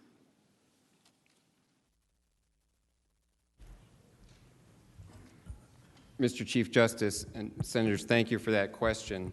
The House manager's assertion that any effort to assert a privilege, assert a legal immunity, to decline disclosing information is somehow a sign of guilt is not the law. It is actually fundamentally contrary to the law. Legal privileges exist for a reason. We allow people to assert their rights. It's a basic part of the American justice system, and asserting your rights, asserting privileges, immunities, due process rights, even if it means limiting the information that might be turned over to a tribunal, is not and cannot be treated as evidence of guilt. And to the second part of the question, as to the House manager's theory that the power of impeachment means that the president can't resist any subpoena that they issue pursuant to the power of impeachment, it's not consistent with the Constitution. The Constitution gives the House the sole power of impeachment, which means only that the House is the only place, the only part of the government that has that power. It doesn't say that they have a paramount power of impeachment that destroys all other constitutional rights or privileges or immunities. It doesn't mean that executive privilege suddenly disappears. And the House managers a number of times have cited Nixon versus United States. Or I might get it reversed now, United States versus Nixon. The case involving President Nixon. In 1974, the Supreme Court determined that in that particular case, after a balancing of interests, assertions of executive privilege would have to give way. But it did not say that there is just an absolute blanket rule that any time there's an allegation of wrongdoing or that there's some impeachment going on in the background, executive privilege just disappears. That is not the rule from that case. And in fact, even in that context, the court pointed out that there might be an absolute immunity or privilege in the field of foreign relations and national security, which is the field that we're dealing with here. The framers recognized that there could be partisan and illegitimate impeachments. They recognized that the House could impeach for the wrong reasons. They didn't leave the executive branch totally defenseless to that. Executive privilege, immunities rooted in executive privilege, such as the absolute immunity for senior advisors, still applies even in the context of an impeachment. That's part of the checks and balances in the Constitution. They don't fall away simply because the House says, now we want to proceed on impeachment. It's necessary for the proper functioning of the government and the separation of powers for the executive branch to retain that ability to protect confidentiality interests, to protect the prerogatives of the office of the presidency. And for any president to fail to assert those rights and to protect them would do lasting damage to the office of the presidency for the future. And I think that's a critical point to understand, that there is a danger in the legal theory that the House managers are proposing here, because it would do lasting damage to the separation of powers, to the structure of our government, to have the idea be that as soon as the House flips the switch that they want to start proceeding on impeachment, the executive has no defenses and has to open every file and display everything. That's not the way the framers had it in mind, because the executive branch has to have still its defenses for its sphere of authority under the Constitution. That's part of the checks and balances. And before I sit down, I'd just like to close, going back to the senator who asked the question about the review process on the Bolton book. I believe I was clear about this, but I just want to make 100% sure. To the extent the senator was asking for an assurance that only career officials in the NSC review it for classification review, I can't make that assurance because it's an NSC process.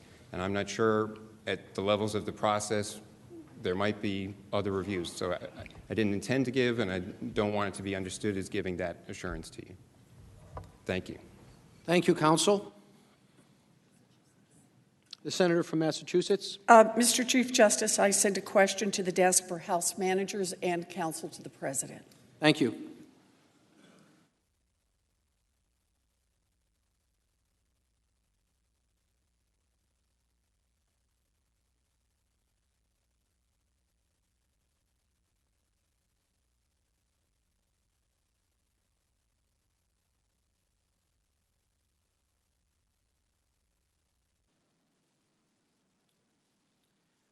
The House managers will respond first to this question from Senator Warren. If Ukrainian President Zelensky called President Trump and offered dirt on President Trump's political rivals in exchange for President Trump handing over hundreds of millions in military aid, that would clearly be bribery and an impeachable offense. So why would it be more acceptable and somehow not impeachable for the reverse? That is, for President Trump to propose this same corrupt bargain.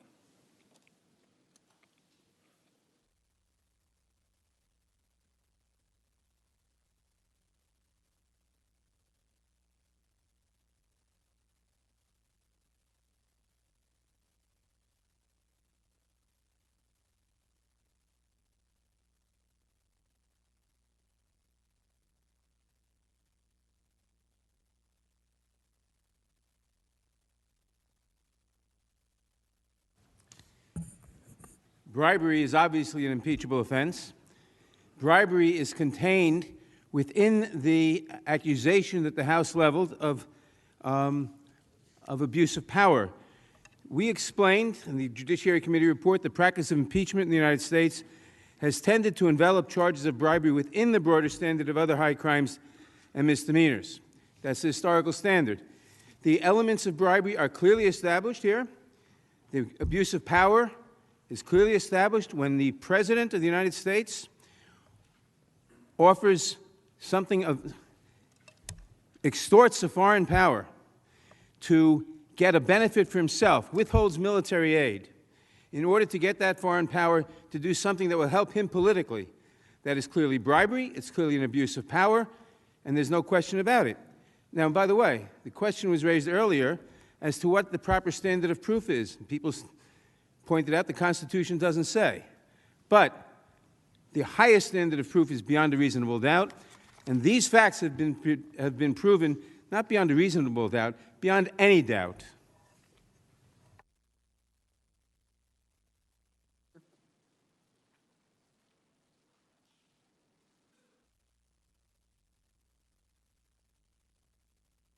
The question. I think what this hypothetical shows, and Manager Nadler shows, is this is an effort to try to smuggle into articles of impeachment that do not mention any crime the idea that there is some crime alleged here. There's not, and I went through that earlier. The articles of impeachment specify a theory of the charge here that is abuse of power. They do not allege the elements of bribery or extortion. They don't mention bribery or extortion. If the House managers had wanted to bring those charges, they had to put them in the articles of impeachment. Just the way a prosecutor, if he wants to put someone on trial for bribery, he's got to put it in the indictment. If you don't, and you come to trial, and then try to start arguing that, well, actually, we think there is bribery going on here, that's impermissible. It's prosecutorial misconduct. And so a hypothetical that is contrary to what the facts were here to try to suggest that maybe there's some element of bribery, that's all beside the point. We have specific facts. We have evidence that has been presented in the record. We have a specific article of impeachment. It doesn't say bribery. It doesn't say extortion. And there's no way to get that into this case at this point, because the House managers had the opportunity to frame their case. They had every opportunity to frame it any way they wanted because they controlled the whole process. They controlled all the evidence that went in. They controlled all the evidence that was the witnesses that were called, and they could frame it any way they wanted. And they didn't put in any crime. There's no crime asserted here. It's not part of the articles of impeachment, and it can't be considered now. Thank you. Thank you, counsel. Mr. Chief Justice. The senator from Kansas. Thank you, Mr. Chief Justice. I submit to the desk a question on my behalf and on behalf of Senator Cornyn.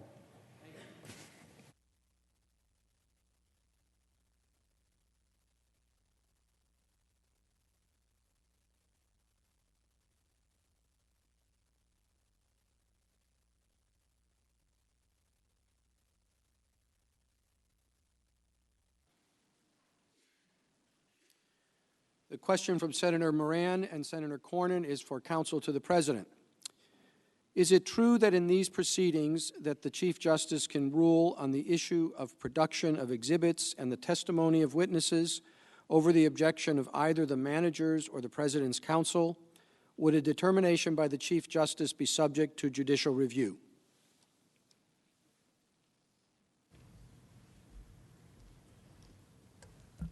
Mr. Chief Justice, Senators, thank you for the question. And let me answer it this way, lay out my understanding of the process. If we were going to start talking about subpoenaing witnesses, subpoenaing documents, having things come into evidence that way, the first question would be subpoenas would have to be issued to the witnesses or for the documents. And if those subpoenas were resisted on the grounds of some privilege or immunity, then that would have to be sorted out. Because if the president asserted, for example, the immunity of a senior advisor to the president or an executive privilege over certain documents, then the Senate would have to determine whether it was going to fight that assertion and how, through some accommodation process and negotiation, or if the Senate were going to go to court to litigate that. And that whole process would have to play out. That would be the first stage. And that would have to be gone through any time the president resisted the subpoena on the witnesses or documents. That would take a while.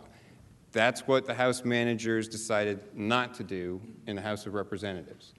Then, once there had been everything resolved on a subpoena or something like that, it sounds like the question asks further in terms of questions here in the trial, admissibility of particular evidence. It's my understanding then that the presiding officer, the Chief Justice, could make an initial determination if there were objections to admission of evidence, but that all such determinations can be challenged by the members of the Senate and would be subject to a vote. So it would not be, I think there were some suggestions earlier that we don't need any other courts, we don't need anything, the involvement of anyone else, because the Chief Justice is here. That's not correct. On the subpoenas at the front end, that's not going to be something that's determined, just with all respect, sir, by the Chief Justice. That's something that would have to be sorted out in the courts or by negotiation with the executive branch. Then once we're here on specific evidentiary objections, if we have a witness and there are objections during depositions that later have to be resolved or by a witness on the stand, if there are objections to particular documents, authentication or things like that, the Chief Justice could make an initial ruling, but every one of those rulings could be appealed to this body to vote by a majority vote on whether the evidence would come in or not. And you might have to consider rules, whether you're going to have the federal rules of evidence apply or some modified rules of evidence, and all of that would have to be sorted out. I don't think that we would get to the stage then of any determinations on evidence here being in any way appealed out to the courts. But that would be a process that this body would have to decide what would be admissible in evidence in the trial. Thank you. Thank you, counsel. Mr. Chief Justice. Mr. Chief Justice, I send a question. I'm sorry, excuse me? Yes, Senator from Minnesota. Thank you. I send a question to the desk. Thank you.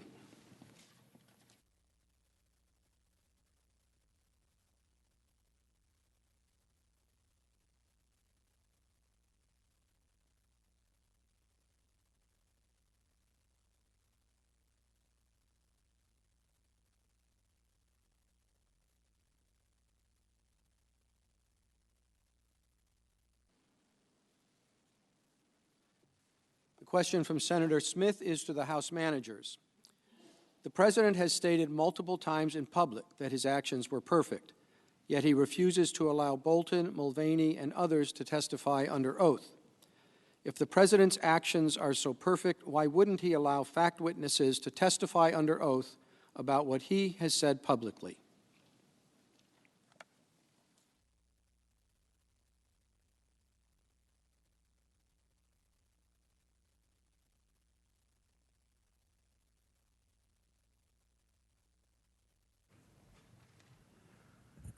Well, the short answer is if the president were so confident that this was a perfect call and that those around him would agree that there was nothing nefarious going on, he would want witnesses to come and testify. But of course he doesn't. He doesn't want his former national security advisor to testify. He doesn't want his current chief of staff to testify. He doesn't want those that were heading OMB to testify. He doesn't want you to hear from any of them. Now, I think that's pretty indicative that he knows what they have to say. And he doesn't want you to hear what they have to say. He doesn't want you to see any of the myriad of documents that he has been withholding from this body as he did from the House. But I also want to address the last question, if I could. Is the Chief Justice empowered under the Senate rules to adjudicate questions of witnesses and privilege? And the answer is yes. Can the Chief Justice make those determinations quickly? The answer is yes. Is the Senate empowered to overturn the Chief Justice under certain circumstances? Is the vote 50 or is the vote 2/3? That would be something that we would have to discuss with the parliamentarian and with the Chief Justice. But the Chief Justice has the power to do it. And what's more, under the Senate rules, you want expedited process?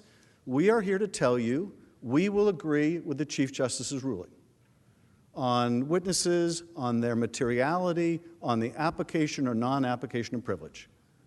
We agree to be bound by the Chief Justice. We will not seek to litigate an adverse ruling. We will not seek to appeal an adverse ruling. Will the President's counsel do the same? And if not, just as the President doesn't trust what these witnesses have to say, the President's lawyers don't want to rely on what the Chief Justice's rulings might be. Now, why is that? They, as we understand, the Chief Justice will be fair. I'm not for a moment suggesting they don't think the Chief Justice is fair. Quite the contrary. They're afraid he'll be fair. They're afraid he'll make a fair ruling. That should tell you something about the weakness of their position. They don't want a fair trial with witnesses. They don't want a fair justice to adjudicate these questions. They just want to suggest to you that they will delay and delay and delay. I think it was Thomas Paine said, those who would enjoy the blessings of liberty must undergo the rigors of defending it, the fatigues of defending it. Is it too much fatigue for us to hear from a witness? Is that how little effort we're willing to put into the blessings of freedom and liberty? Is that how little fatigue we are willing to incur? Thank you, Mr. Manager. Mr. Chief Justice. The gentleman from Nebraska. I send a question to the desk on behalf of myself, Tim Scott, and Marco Rubio. Thank you.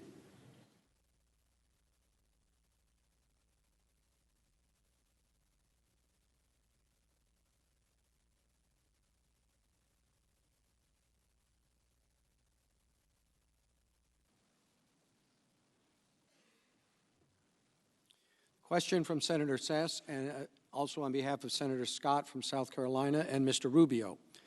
It's directed to counsel for the President. Mr. Cipollone pointed senators to the, quote, golden rule of impeachment, end quote. In elaborating on that rule, can you offer your views on the limiting principles, both in the nature of offenses that should be considered and in the proximity to elections, for future impeachments toward the end of safeguarding public trust by putting guardrails on both parties?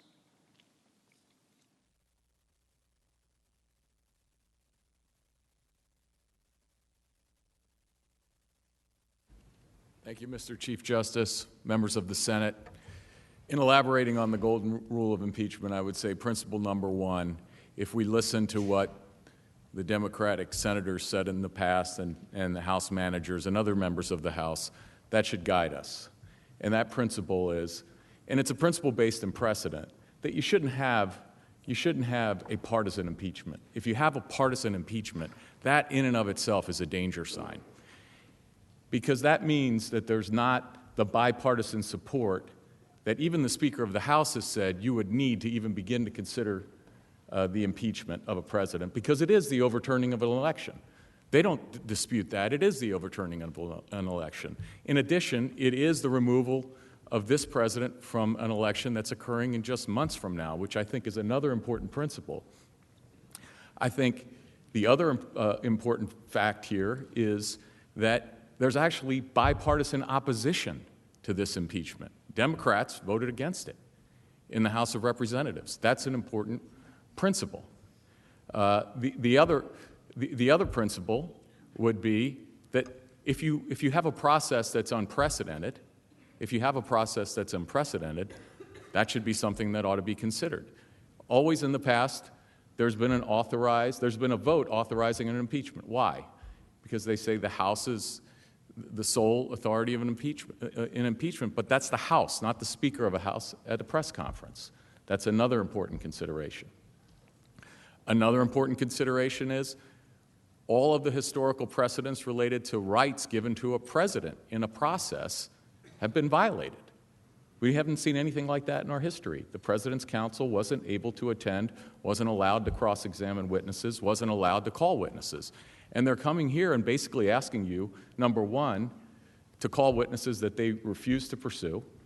But more importantly, I think what they're saying is do what they did. Only call witnesses that they want. Don't allow the President to call witnesses that the President wants. That doesn't work. That's not due process. You know, the other important principle there is we hear a lot about fairness, but in the American justice system, fairness is about fairness to the accused. Fairness is about fairness to the accused. So how you could suggest that what we're going to do is we're going to have a trial, we'll get the witnesses as prosecutors that we want, even though you got to call no witnesses in the House, you got to cross-examine none of the witnesses that we called, and have we got a deal for you? Let us call another witness, but you call none. That's another principle. And I think the reality is that what Professor Dershowitz said is true. I think when you're thinking about impeachment, as much as we can as human beings, we should think about it in terms of the president is the president regardless of party. And how would we treat a president of our own party in similar circumstances? And I think that's the golden rule of impeachment. And I don't think we have to guess here, because I think we have lots of statements from Democrats when we were here last time around, and principles, and I said, I agree with them. I agree with those principles. I just ask that they be applied here. So that's my answer. Thank you. Thank you, counsel. Senator from Illinois. Thank you.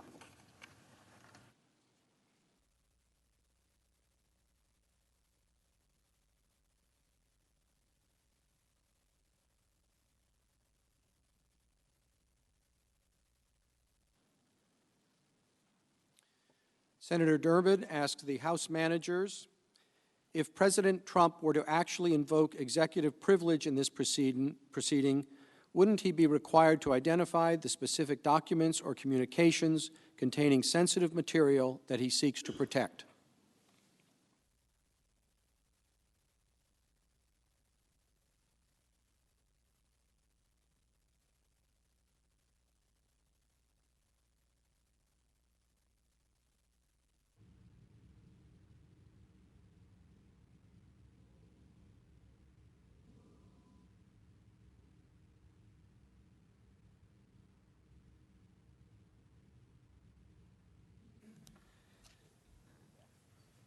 As stated before, executive privilege is a very limited privilege that must be claimed by the President.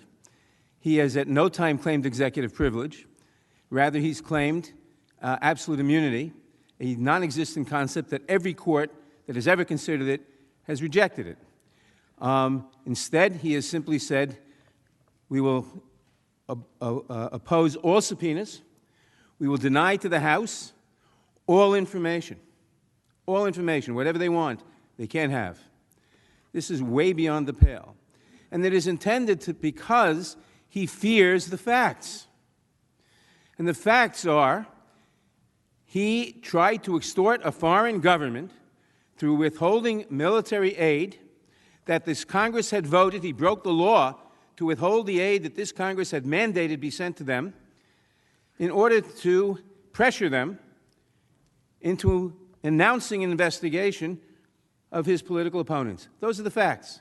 Those facts are proven beyond any doubt at all. So what do we have? We have diversion after diversion. Diversions about what Hunter Biden may have done in Ukraine. Irrelevant. Whatever he did in Ukraine, the question is, did the President withhold foreign military aid in order to extort a foreign government into helping him rig an American election? We hear diversions about privilege. We hear questions about witnesses. We know he's telling the senators, don't allow witnesses. Why? Because he knows what the witnesses will say. We hear arguments from his counsels. Well, we've taken enough time with witnesses. The House shouldn't have voted if it didn't have proof positive. We had proof positive. We voted it. Doesn't mean you shouldn't have more proof if it comes forward. There is no argument that Mr. Bolton shouldn't be permitted to testify, and he's not going to waste our time. He's told us he'll testify with a subpoena. So all of the questions are diversions.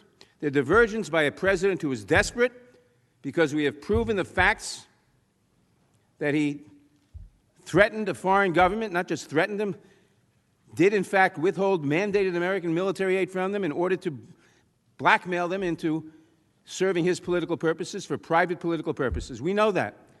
Everything else is a diversion. No witnesses, because maybe those witnesses will testify in a way he doesn't want. Privilege, when you're dealing with accusations of wrongdoing against the president, the Supreme Court told us in the Nixon case, privilege yields. So all of these arguments are diversions. Keep your eye on the facts. The facts we have proven, and let's see the additional witnesses. And as Mr. Schiff said, witnesses should not be a threat, not to the Senate, not to anybody else. And it's not going to waste too much time because the Chief Justice can rule on relevant questions of relevancy or privilege or anything else. But the facts are the facts. The president is a danger to the United States. He's tried to rig the next election. He's abused his power, and he must be brought to heel, and the country must be saved from his continuing efforts to rig our elections. Thank you, Mr. Manager. Mr. Chief Justice, The senator from Utah. I submit a question to the desk. Thank you.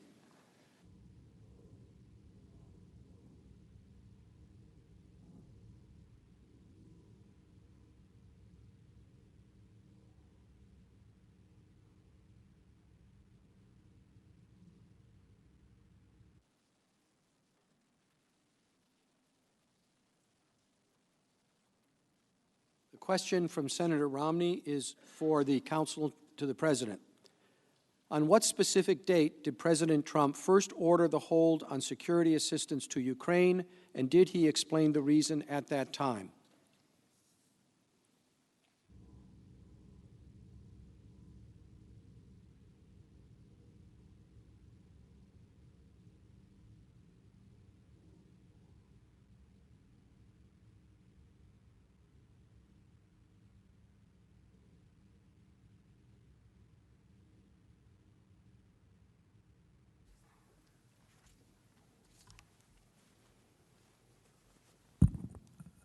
Mr. Chief Justice, Senator, thank you for the question. I don't think that there is evidence in the record of a specific date, the specific date, but there is testimony in the record that individuals at OMB and elsewhere were aware of a hold as of July 3rd, and there is evidence in the record of the President's rationales from even earlier than that time. There is an email from June 24th that has been publicly released. It was publicly released in response to a FOIA request that is from one DOD staffer up to the Chief of Staff in DOD, from the Chief of Staff down to a staffer in DOD relating on the subject line POTUS follow-up. It's follow-up from a meeting with POTUS, the President of the United States, explaining questions that had been asked about the Ukraine assistance, which were specifically, what was the funding used for, i.e., did it go to U.S. firms, who funded it, and what do other NATO members spend to support Ukraine? So from the very beginning in June, the President had expressed his concern about burden sharing, what the other NATO members do. Similarly, in the July 25th transcript, there was the President asked President Zelensky specifically, he raised the issue of burden sharing, again showing that that was his concern. In addition, it was, I believe, Mr. Morrison who testified that he was aware from OMB that the president had expressed concerns about corruption and that there was a review process to consider corruption in Ukraine. So the evidence in the record shows that the president raised concerns at least as of June 24th, that people were aware of the hold as of July 3rd. The president's concerns about burden sharing were in the email on June 24th. They're reflected in the July 25th call. Similarly, there's testimony from later in the summer that the president had raised concerns about corruption in Ukraine. And so that is the evidence in the record that reflects the president's concerns. Thank you. Thank you, counsel. Mr. Chief Justice. The senator from Nevada. Thank you. I send a question to the desk. Thank you.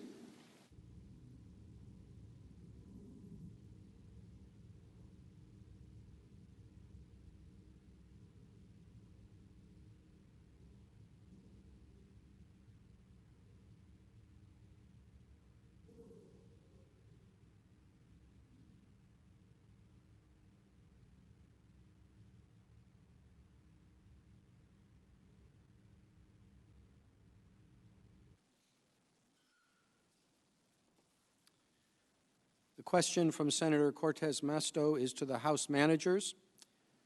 The President's counsel has claimed that the President was unfairly excluded from House impeachment processes. Can you describe the due process President Trump received during House proceedings compared to previous presidents? Did President Trump take advantage of any opportunities to have his counsel participate?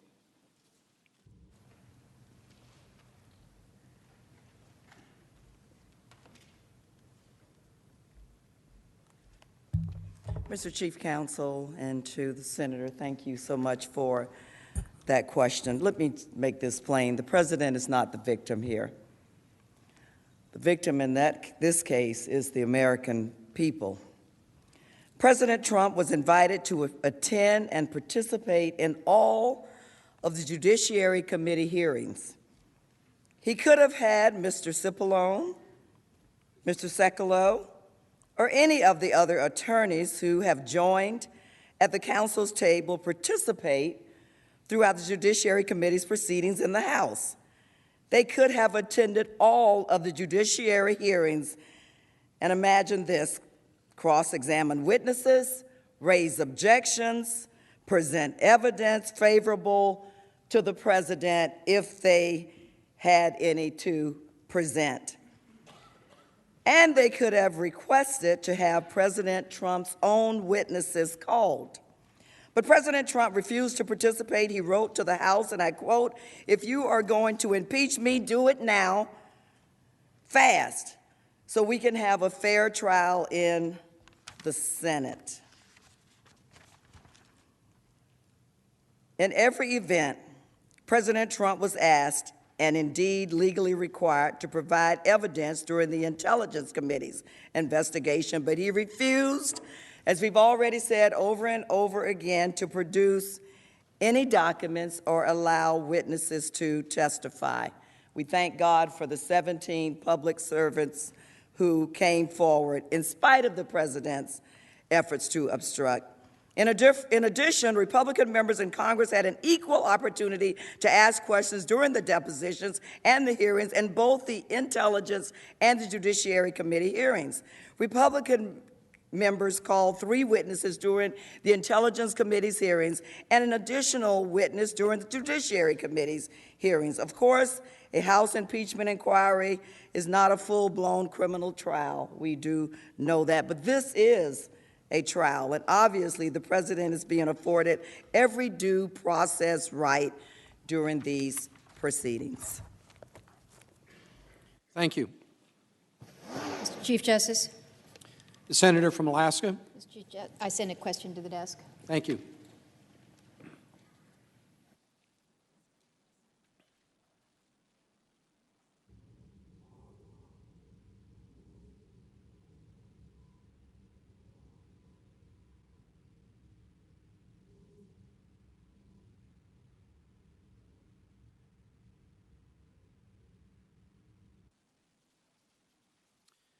Senator Murkowski's question is for the House managers. In early October, Mr. Cipollone sent the letter saying none of the subpoenas issued by the House were appropriately authorized and thus invalid. When the House passed their resolution authorizing the impeachment inquiry and granting subpoena power to the Intelligence and Judiciary Committees, the body could have addressed the deficiency the White House pointed out and proclaimed those subpoenas as valid exercises of the impeachment inquiry. Alternatively, the House could have reissued the subpoenas after the resolution was adopted. Please explain why neither of those actions took place.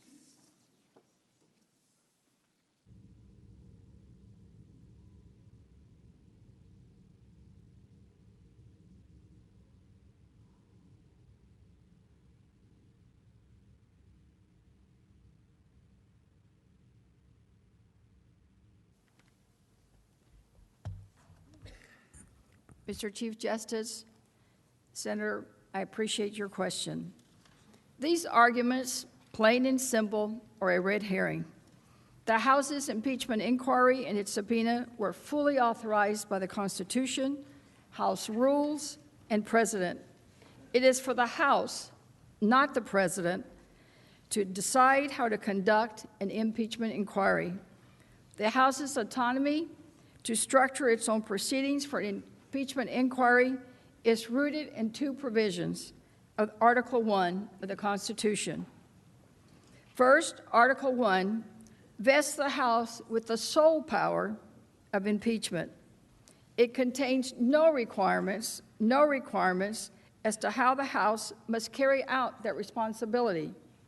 Second, Article 1 states that the House is empowered to determine the rules of proceedings. Taken together, these provisions give the House sole discretion to determine the manner in which it will investigate, deliberate, and vote for grounds of impeachment. In exercising its responsibility to investigate and consider the impeachment of a President of the United States, the House is constitutionally entitled to relevant information from the executive branch concerning the President's misconduct. The framers, the courts, and past presidents have recognized and honored Congress's right to information in an impeachment investigation and is critical as safeguard to our system of divided powers. Otherwise, a president could hide his own wrongdoing to prevent Congress from discovering impeachable misconduct, effectively nullifying Congress's impeachment power.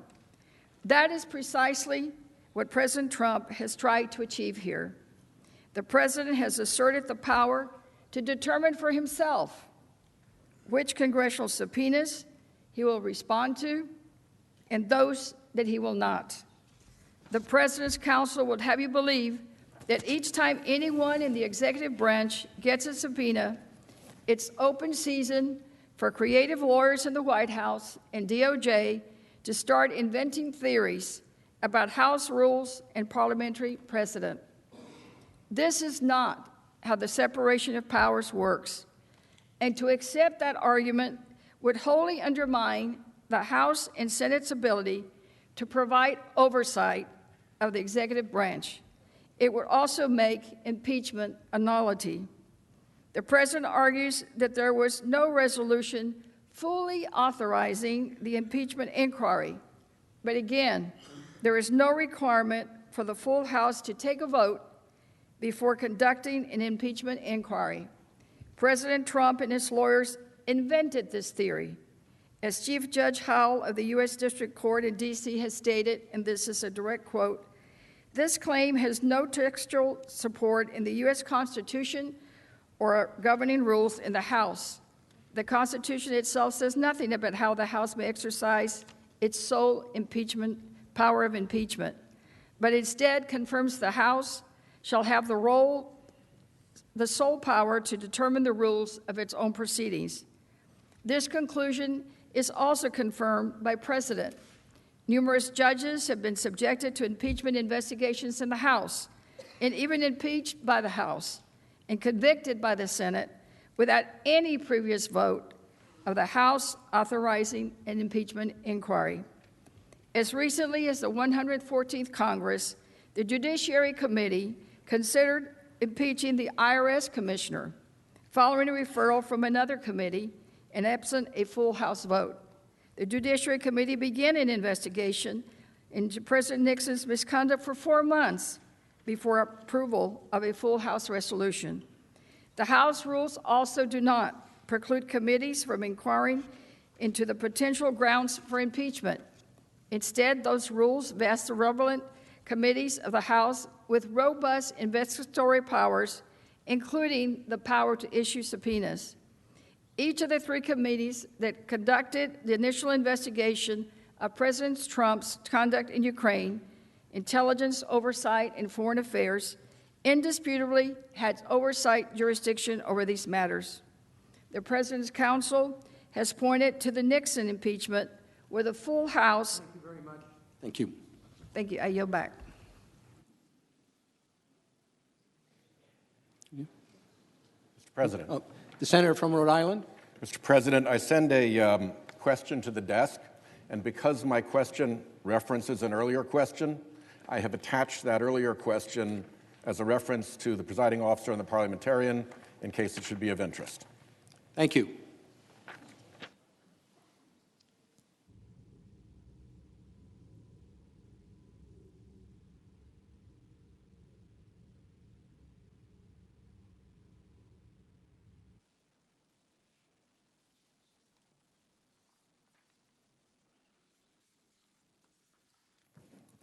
The question from Senator Whitehouse is to counsel for the President.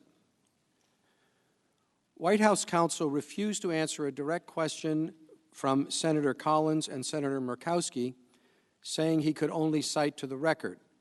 5 minutes afterward, House counsel read recent newspaper stories to the Senate from outside the House record. Could you please give an accurate and truthful answer to the Senator's question? Did the President ever mention the Bidens in connection to corruption in Ukraine before Vice President Biden announced his candidacy in April 2019? What did the President say, to whom, and when?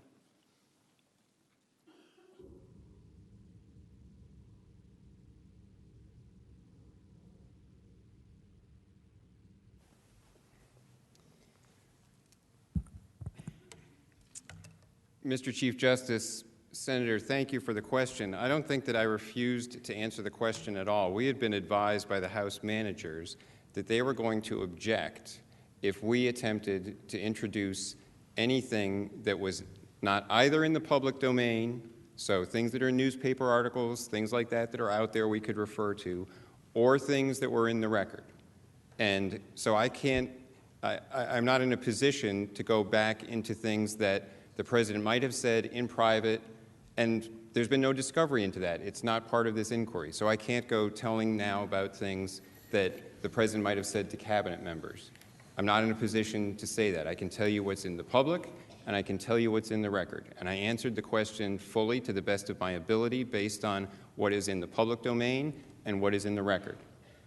I'd like to take a moment to also respond to the last question that was posed by Senator Murkowski with respect to the vote on authorizing the issuance of subpoenas, because there has always been a vote from the full House to authorize any impeachment inquiry into a presidential impeachment.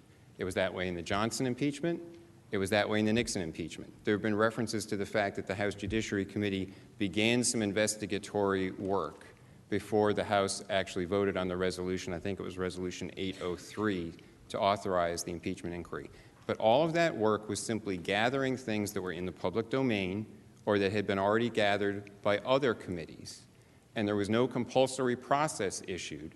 And in fact, Chairman Rodino of the House Judiciary Committee specifically determined when there was a move to have the House Judiciary Committee issue subpoenas after the Saturday Night Massacre that the committee lacked the authority to issue any compulsory process until there had been a vote by the full House to authorize the committee to do that.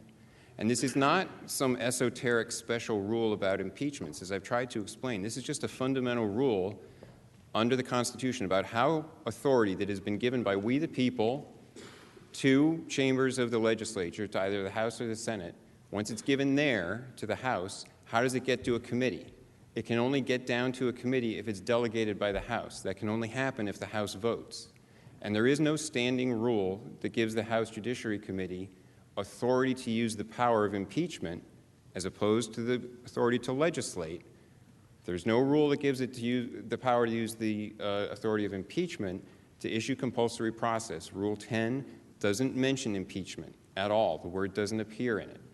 And that's why it has always been the understanding that there must be a vote from the House to authorize the House Judiciary Committee, or in this case, it was contrary to all prior practice, it was given to Manager Schiff's committee and other committees, the authority to use the power of impeachment to issue subpoenas. It was very clear to the House of Representatives that the position of the executive branch was that all of the subpoenas issued before House Resolution 660 were invalid on their face. And Senator Murkowski's question is exactly correct. There was no effort in House Resolution 660 either to attempt to retroactively authorize those subpoenas or to say that those subpoenas, to retroactively authorize those subpoenas, or then to reissue them under House Resolution 660. So the subpoenas remained invalid, and there was no response from the House to that. Thank you. Thank you, counsel. Senator from Missouri. Mr. Chief Justice, I sent to the desk a question for both counsel to the President and the House managers on my own behalf and on behalf of Senator Cruz, Senator Daines, and Senator Braun. Thank you.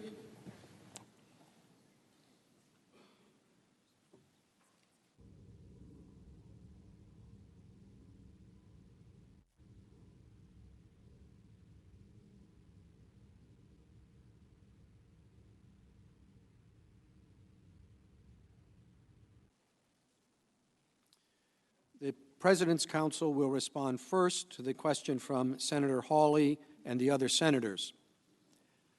When he took office, Viktor Shogun, Ukraine's Prosecutor General, vowed to investigate Burisma. Before Vice President Joe Biden pressed Ukrainian officials on corruption, including pushing for the removal of Shogun, did the White House counsel's office or the Office of the Vice President Legal Counsel issue ethics advice approving Mr. Biden's involvement in matters involving corruption in Ukraine or Shokin, despite the presence of Hunter Biden on the board of Burisma, a company widely considered to be corrupt? Did Vice President Biden ever ask Hunter Biden to step down from the board of Burisma?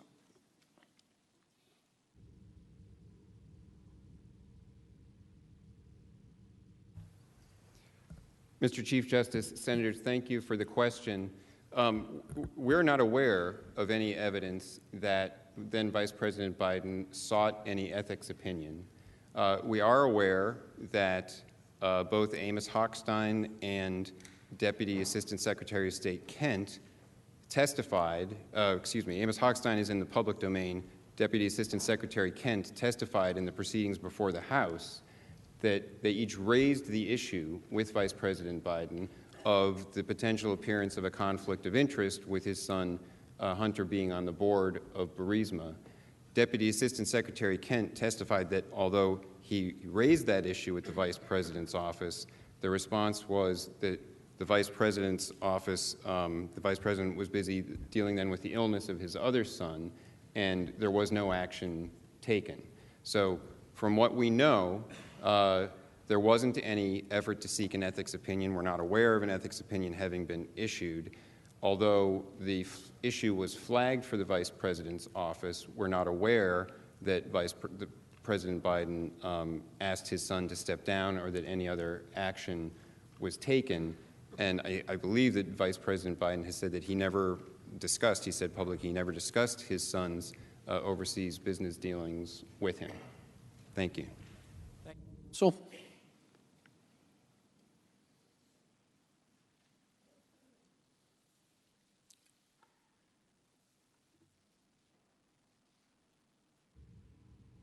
Mr. Chief Justice and Senator, I appreciate your question. The facts about Vice President Biden's conduct are clear and do not change.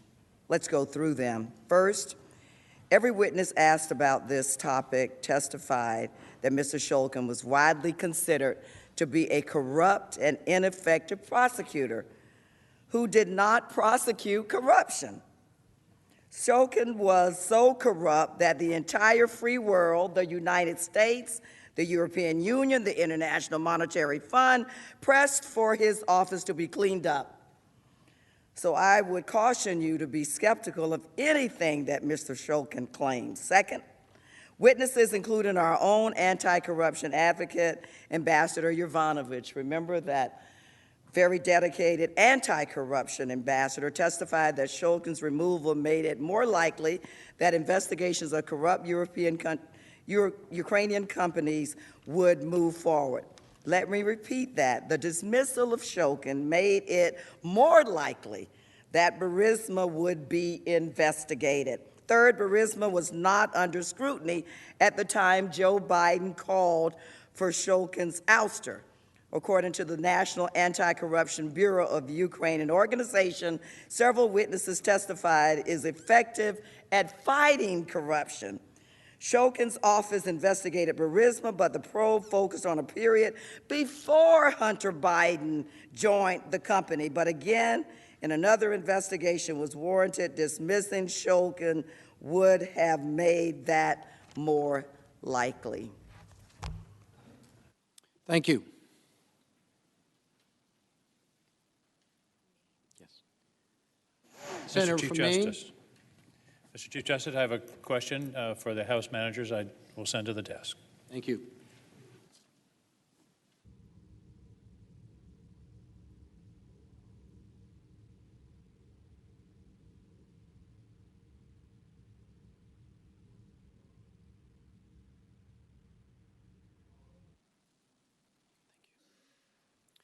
Senator King's question for the House managers reads as follows. Mr. Rudolph Giuliani was in Ukraine exclusively on a political errand by his own admission, so doesn't the President's mention of Giuliani by name in the July 25th call conclusively establish the real purpose of the call?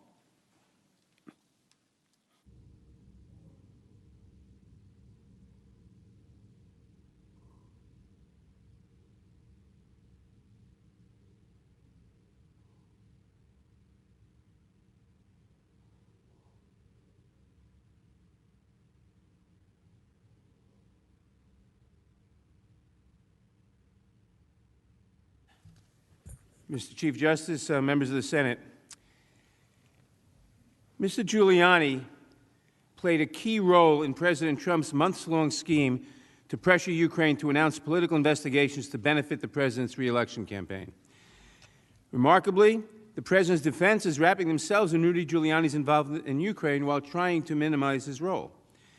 There is overwhelming evidence, not just testimony, but texts, call records, and other corroborating documents establishing Mr. Giuliani's key role in executing the president's pressure campaign beginning in early spring 2019 with the smear campaign against Ambassador Yovanovitch and then throughout the summer. Everyone knew that Rudy Giuliani was the gatekeeper to the president on Ukraine. On May 10th, Mr. Giuliani canceled the trip to Ukraine, during which he planned to dig up dirt on former Vice President Biden and on a discredited conspiracy theory after his plans became public. He admitted, "We're not meddling in an election, we're meddling in an investigation." He explained that someone could say it's improper and this isn't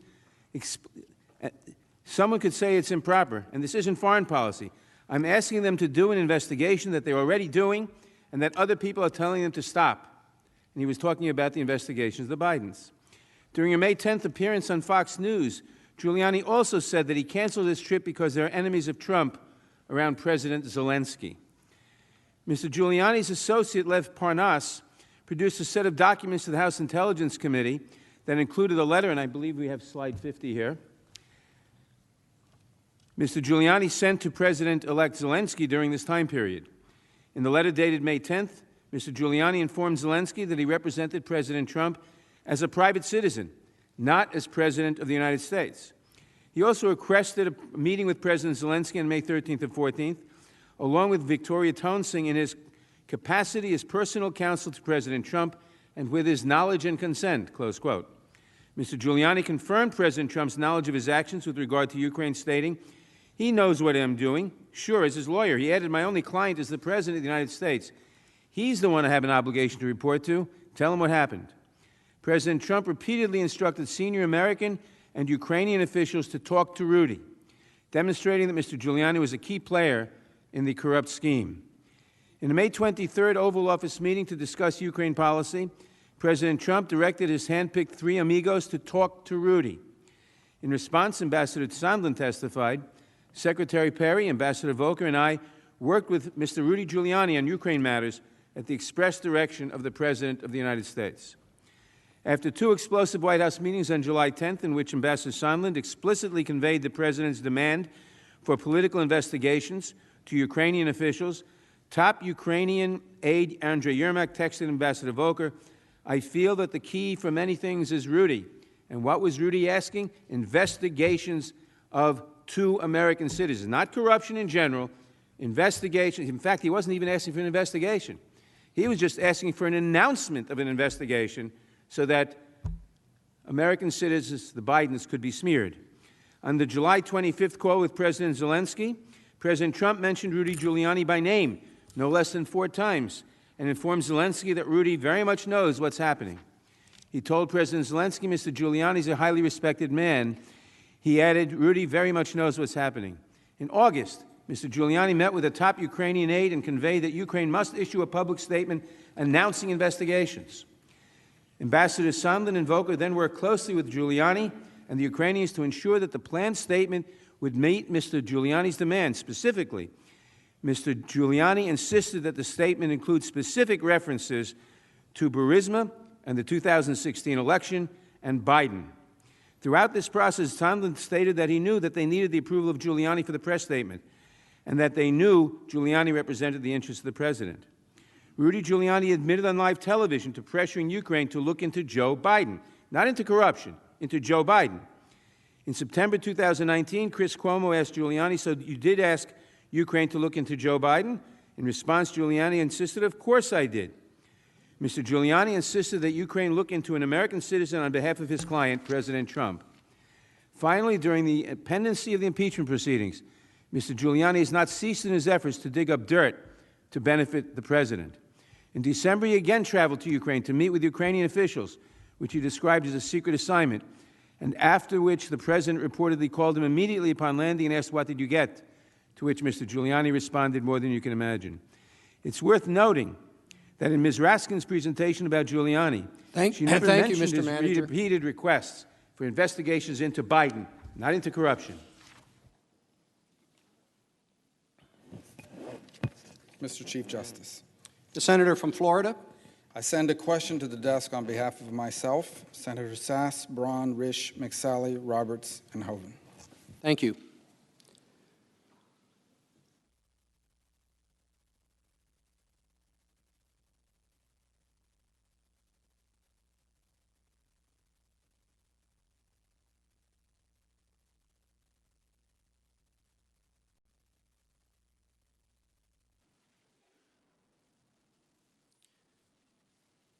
The question from Senator Rubio and the other senators is for counsel for the President. How would the framers view removing a president without an overwhelming consensus of the American people and on the basis of articles of impeachment supported by one political party and opposed by the other? Thank you, Senators. Alexander Hamilton addressed that issue very directly. He said the greatest danger of impeachment is if it turns on the votes of one party being greater than the votes of another party in either house. So I think they would be appalled to see an impeachment going forward in violation of the Schumer rule and the rules of other congressmen that were good enough for us during the Clinton impeachment but seem to have changed dramatically in the current situation. The criteria that have been set out are so lawless, they basically paraphrase Congresswoman Maxine Waters, who said, "There is no law. Anything the House wants to do to impeach is impeachable." That's what's happened today. That places the House of Representatives above the law. We've heard much about no one's above the law. The House of Representatives is not above the law. They may not use the Maxine Waters. Gerald Ford made the same point, but it was about the impeachment of a judge. Judges are different. There are many of them. There's only one president.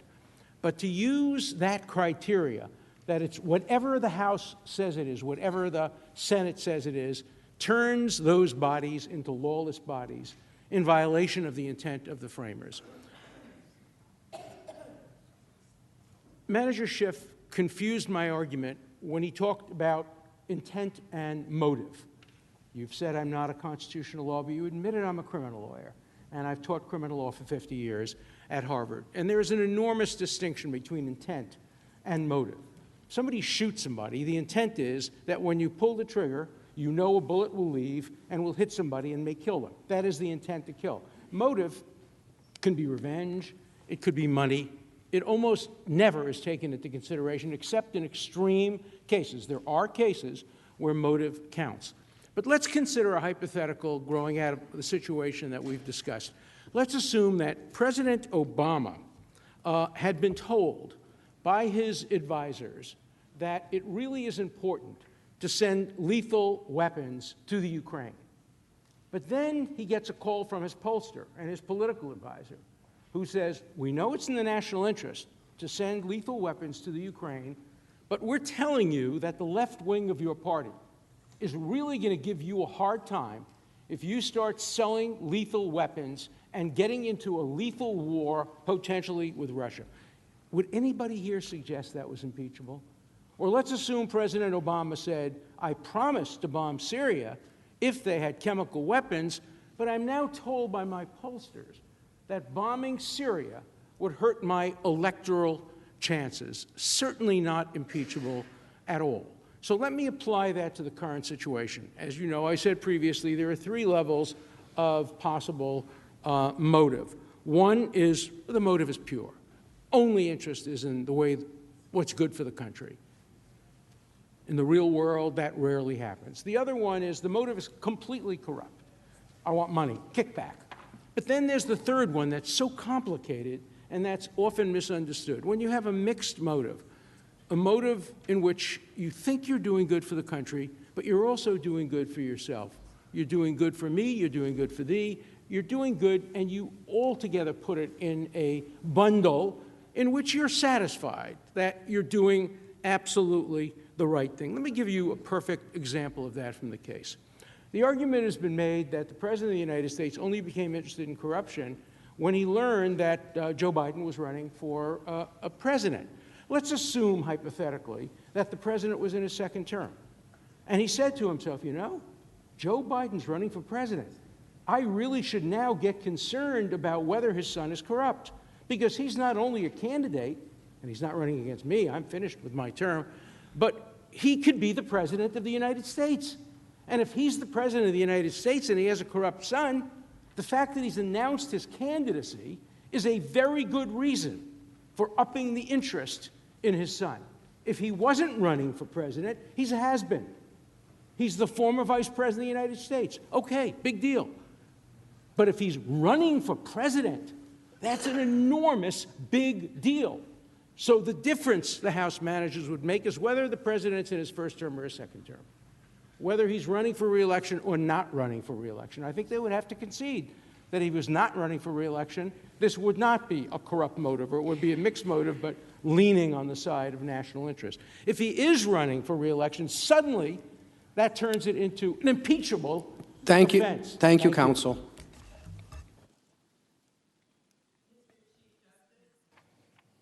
Oh, the senator from Minnesota. Mr. Chief Justice, I submit a question to the desk directed to the House managers. Thank you.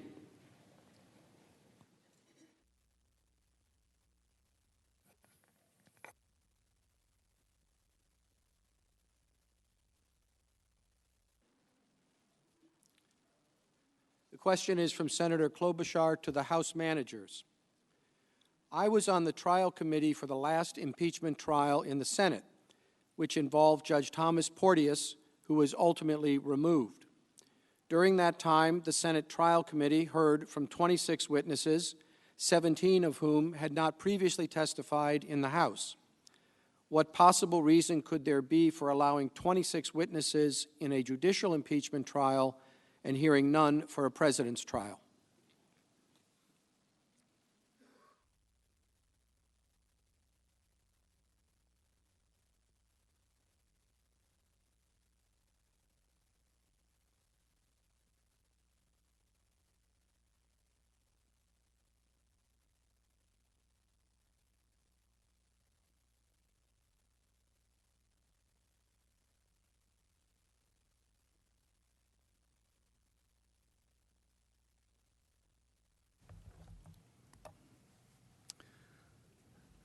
Chief Justice, Senator, as you know, I'm quite familiar with the Porteous impeachment. Someone asked me the last time I tried a case. The answer is probably 30 years ago, except for the impeachment of Thomas Porteous, when I last spent some quality time with you. There is no difference in terms of the Constitution. I would say that the need for witnesses in the impeachment trial of a President of the United States is a far more compelling circumstance than the impeachment of a judge. Now, you might say, well, in the impeachment of a judge, how is it possible that the time of the Senate could be occupied by calling witnesses, that as precious as your time is, we would occupy your time calling dozens of witnesses, but in the impeachment of a president, it's not worth the time. It's too much of an imposition. Again, I would argue that the imperative of calling judges and having a fair trial when we are adjudicating the guilt of the President of the United States is paramount. Now, we've always argued that the trial should be fair to the President and the American people. And yes, it's a big deal to impeach a president and remove that president from office. It's also a big deal if you leave in place a president when the House has proven that president has committed impeachable misconduct and is likely to continue committing it. Because there's no doubt, I think from the record, that not only did the president solicit Russian interference in 2016, but solicited Ukraine's interference in the upcoming election, solicited China's interference, as my colleague just said, had Rudy Giuliani, his personal agent, in Ukraine, doing the same kind of thing just last month. And Senator, in response to that question, isn't it dispositive that Giuliani, the personal agent of the president, is running this Biden operation rather than any department of government? Isn't that really dispositive of whether this was policy or politics? And I think the answer is yes. Giuliani's made it abundantly clear. I'm not here doing foreign policy. That's the president's own lawyer. I'm not here to do foreign policy. Now, Professor Dershowitz just made a rather astounding argument that an investigation of Joe Biden that is unwarranted, unmerited, suddenly becomes warranted if he runs for president. Now, he posited that in the president's second term. But it doesn't matter whether he's in his first term or his second term. An illegitimate investigation of Joe Biden doesn't somehow become legitimate because he's running for president unless you view your interests as synonymous with the nation's interests. I think it's the most profound conflict for a president of one party, whether he's running for re-election or not, to suggest that all of a sudden an investigation of a leading candidate in the opposite party is justified because now they're running for president. I mean, you really have to step aside from what's going on to imagine that anyone could make that argument, that running for office, running for president now, means that you are a more justified target of investigation than when you weren't. That cannot be. That cannot be. But that's essentially what's being argued here.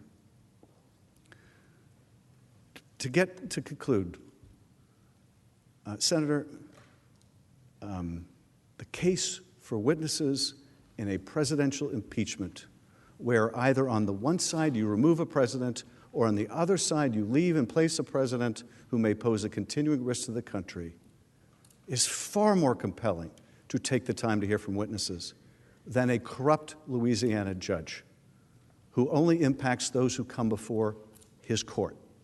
All of us come before the court of the American people. Thank you, Mr. Manager. Mr. Chief Justice, The senator from Montana. I send a question to the desk on behalf of myself and Senators Langford and Senator Hawley. Thank you.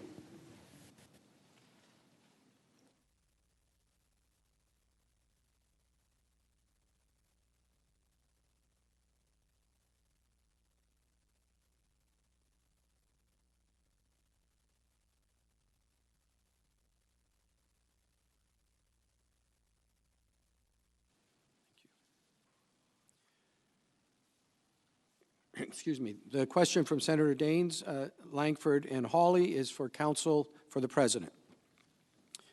Over the past 244 years, 8 judges have been removed from office by the U.S. Senate, but never a president. The 8 judges have been removed for bribery, perjury, tax evasion, waging war against the United States, and other unlawful actions. How do the current impeachment articles differ from previous convictions and removals by the Senate?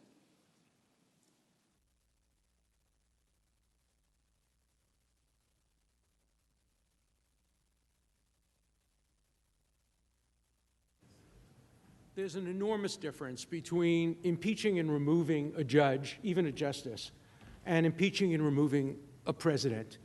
No judge, not even the Chief Justice, is the judicial branch. You are the head of the judicial branch, but there is a judicial branch.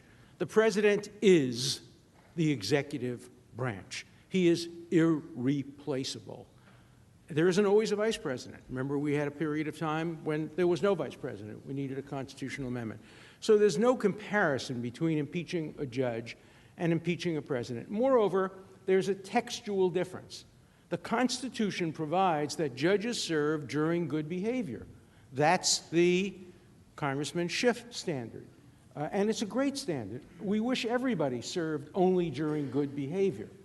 But the Constitution doesn't say that the president shall serve during good behavior. The big difference is the president runs every 4 years. And the public gets to judge his good behavior. Judges don't run. And so there's only one judge of the good behavior, namely the impeachment process. And so to make a comparison is to make the same mistake that when people compare the British system to the American system. We've heard a lot of argument that we adopted the British system by adopting 5 words: anti-crimes, other crimes, and misdemeanors. Yeah, those words may have been borrowed from Great Britain, but the whole concept of impeachment was not.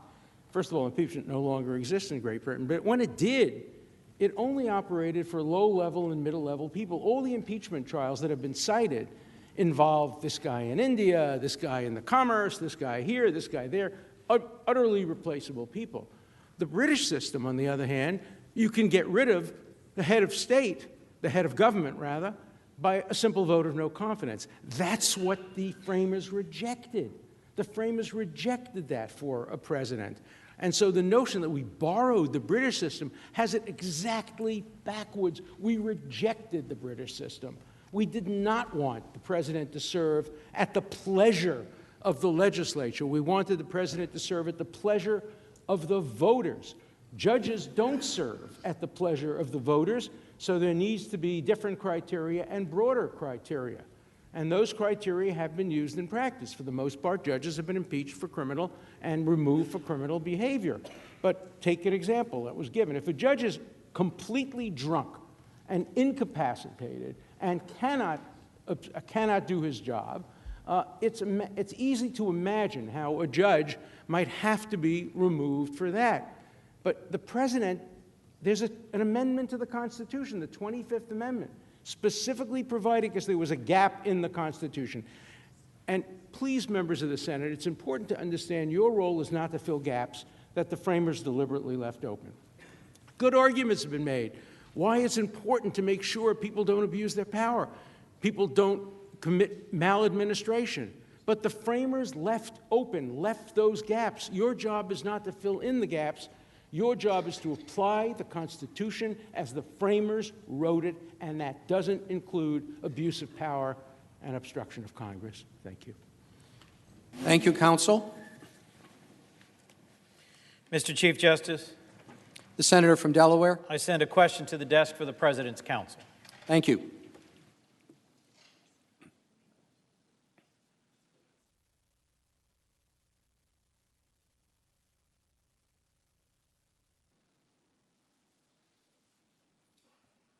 The question from Senator Coons to the President's counsel is this. The President's brief states, quote, Congress has forbidden foreigners' involvement in American elections, end quote. However, in June 2019, President Trump said that if Russia or China offered information on his opponent, quote, there's nothing wrong with listening, end quote, and he might not alert the FBI because, quote, give me a break, life doesn't work that way, end quote. Does President Trump agree with your statement that foreigners' involvement in American elections is illegal?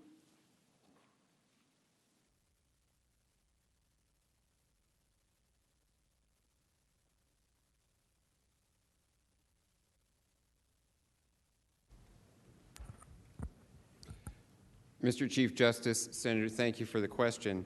I think Congress has specified specific ways in which foreigners cannot be involved in elections. Foreigners can't vote in elections. There are restrictions on foreign contributions to campaigns, things like that. When the whistleblower originally made a complaint about this July 25th call, and that was reviewed by the Inspector General for the intelligence community, he framed that whistleblower's complaint and wrote a cover letter framing it in terms of those laws. And he said that there might be an issue here related to soliciting foreign contribution to campaign, a thing of value, foreign campaign interference. That was specifically reviewed by the Department of Justice. The Department of Justice concluded that there was no such violation here. So that is not something that is involved in this case. President Trump's the interview with ABC that you cited does not involve something that is a foreign campaign contribution, something that is addressed by the laws passed by Congress. He was referring to the possibility that information could come from a source. And I think he pointed out in that interview that he might contact the FBI, he might listen to something. But mere information is not something that would violate the campaign finance laws. And if there is credible information of wrongdoing by someone who is running for a public office, it's not campaign interference for credible information about wrongdoing to be brought to light, if it's credible information. So I think that the idea that any information that happens to come from overseas is necessarily campaign interference is a mistake. That's a non sequitur. Information that is credible, that potentially shows wrongdoing by someone who happens to be running for office, if it's credible information, is relevant information for the voters to know about, for people to be able to decide on who is the best candidate for an office. Thank you. Thank you, counsel. The majority leader is recognized. Mr. Chief Justice, I recommend we take a break until 10 p.m. and then finish up for the evening. Without objection, so ordered. Okay.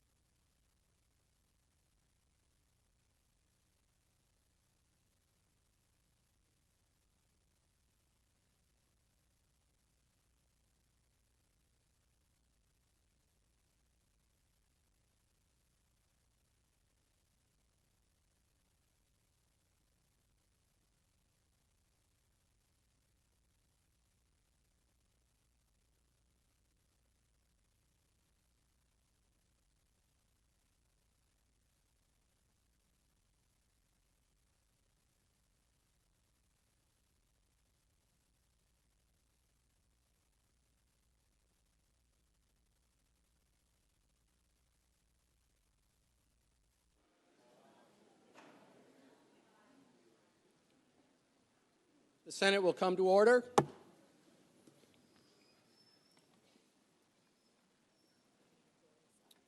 Okay. Mr. Chief Justice, my understanding we'll finish up about 11 o'clock. Thank you. Mr. Chief Justice, The senator from Georgia. I send a question to the desk on behalf of myself and Senators Blackburn, Hyde-Smith, Cotton, Hawley, Barrasso, Perdue, Fisher, and Cornyn. Thank you.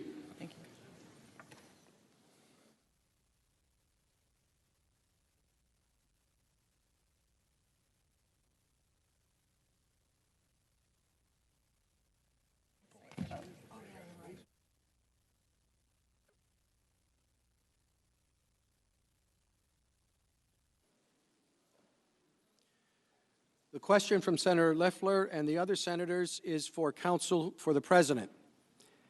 As a fact witness who was coordinating with the whistleblower, did Manager Schiff's handling of the impeachment inquiry create material due process issues for the President to have a fair trial?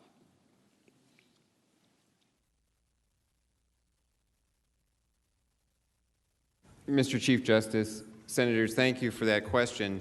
And I believe the short answer is yes, it did create a material due process issue. And as I explained the other day in a portion of my argument, there were three major due process violations: the lack of an authorization so that the whole proceeding started in an illegitimate and constitutionally invalid manner. Second, the lack of basic due process protections related to fundamental rights to present evidence, to cross-examine witnesses, present witnesses.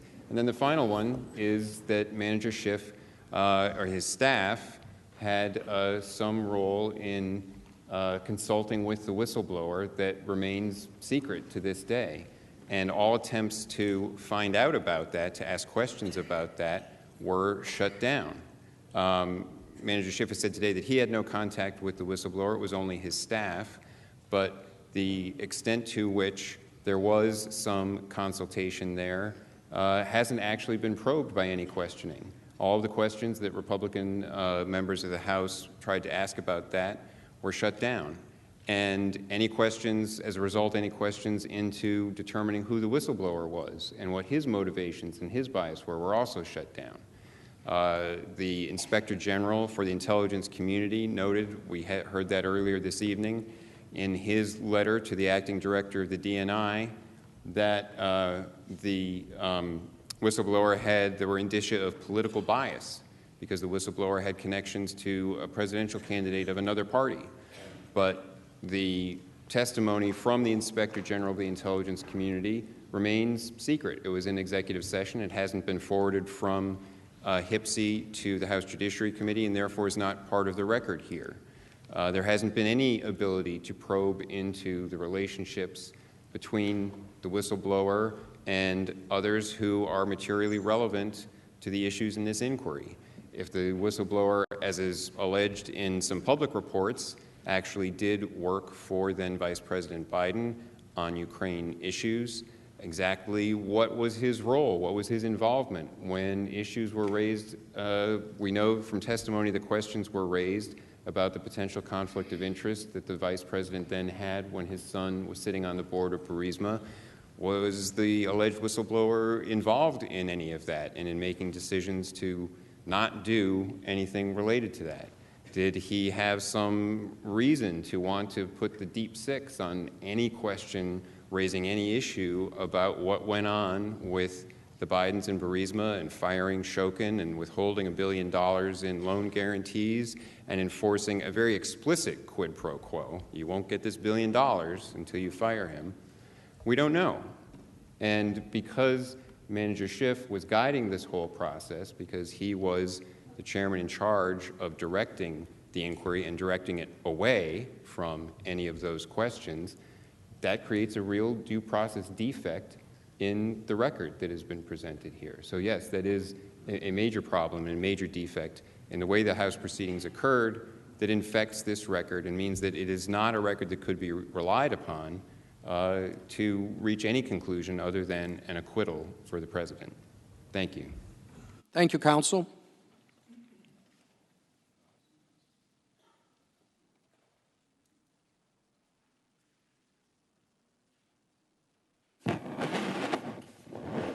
The senator from Michigan. Mr. Chief Justice, I have a question for the House managers that I will send to the desk. Thank you.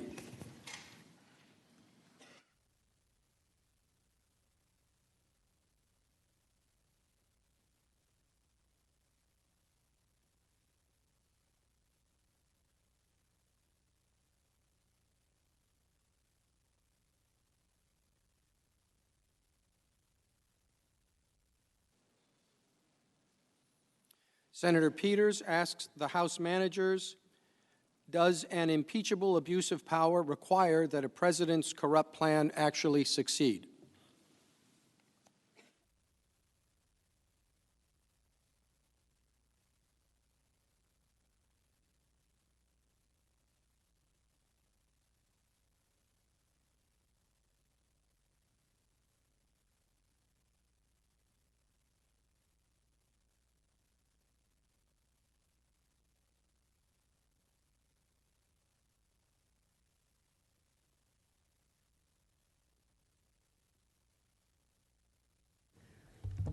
Mr. Chief Justice and Senators, the answer is no.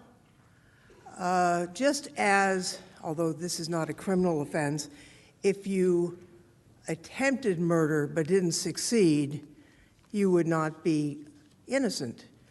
The President has attempted to upend the constitutional order for his own personal benefit. He used the powers of it, and let's put slide 11 up if we could. He has used the powers of his office to solicit foreign interference. And we know this by the President's own statements, the acting Chief of Staff confession, substantial documentary evidence and witness testimony, and this has grave consequences for our national security, for threatened election security, as well as undermining U.S. credibility and our values abroad. Now, because the President continues to act in this manner, we believe that this is an ongoing threat. You know, while the impeachment was going on, the President's personal lawyer, Mr. Giuliani, was in Ukraine continuing this scheme. And when he landed, he was still taxing the President. He were on the phone, and the President was asking him, what did you get? What did you get? So this is an ongoing matter. The fact that he had to release the aid after his scheme was revealed does not end the problem. Now, I have listened with great interest to the back and forth and the questions. It's hard because I want to stand up and answer all the questions, and I can't. But I do think that, that the President has made clear that he believes he can do whatever he wants, whatever he wants. And there's no constraint that is being recognized by the Congress. Mr. Mulvaney, as we've noted, has acknowledged that the President directly tied his hold on military aid to his desire to get Ukraine to conduct a political investigation, and he told us to just get over it. Now, the President's lawyers have suggested we should not believe our eyes when Mr. Mulvaney, when I was a kid, they say, don't believe your lying eyes, because he walked that back later. We have an opportunity, actually, to hear from a witness who directly spoke to the President, who apparently can tell us that the President told him that the only reason why this aid was held up was to get dirt on the Democrats.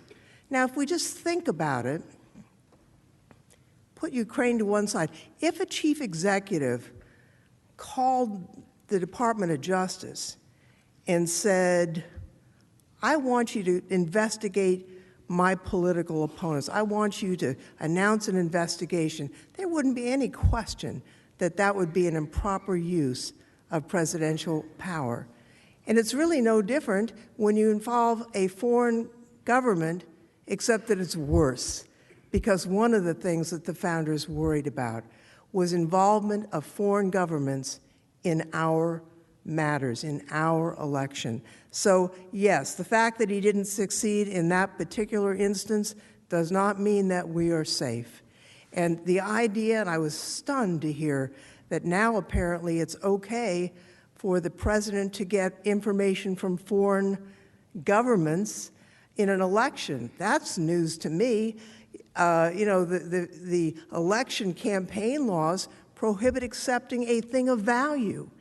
A thing of value is information. If you or I accepted material information from a source, email, databases and the like, without paying for it, or from a foreign nation, that would be illegal.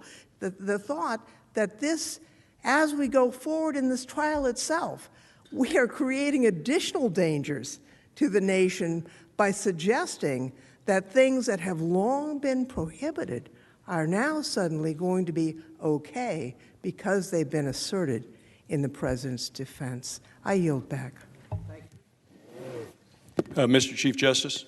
The senator from Wyoming. Mr. Chief Justice, I send a question to the desk on behalf of myself and Senators Risch, Hawley, and Moran. Thank you.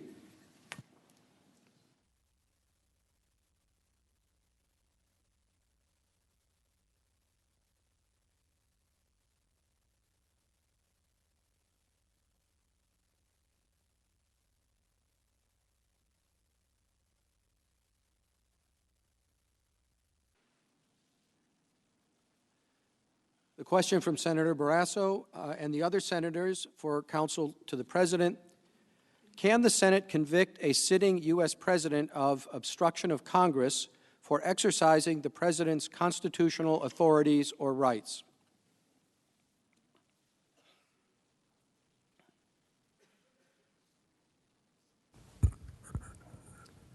Mr. Chief Justice, Senators, thank you for the question, and I think the short answer is constitutionally, no. The Senate may not convict the President for exercising his constitutional authorities.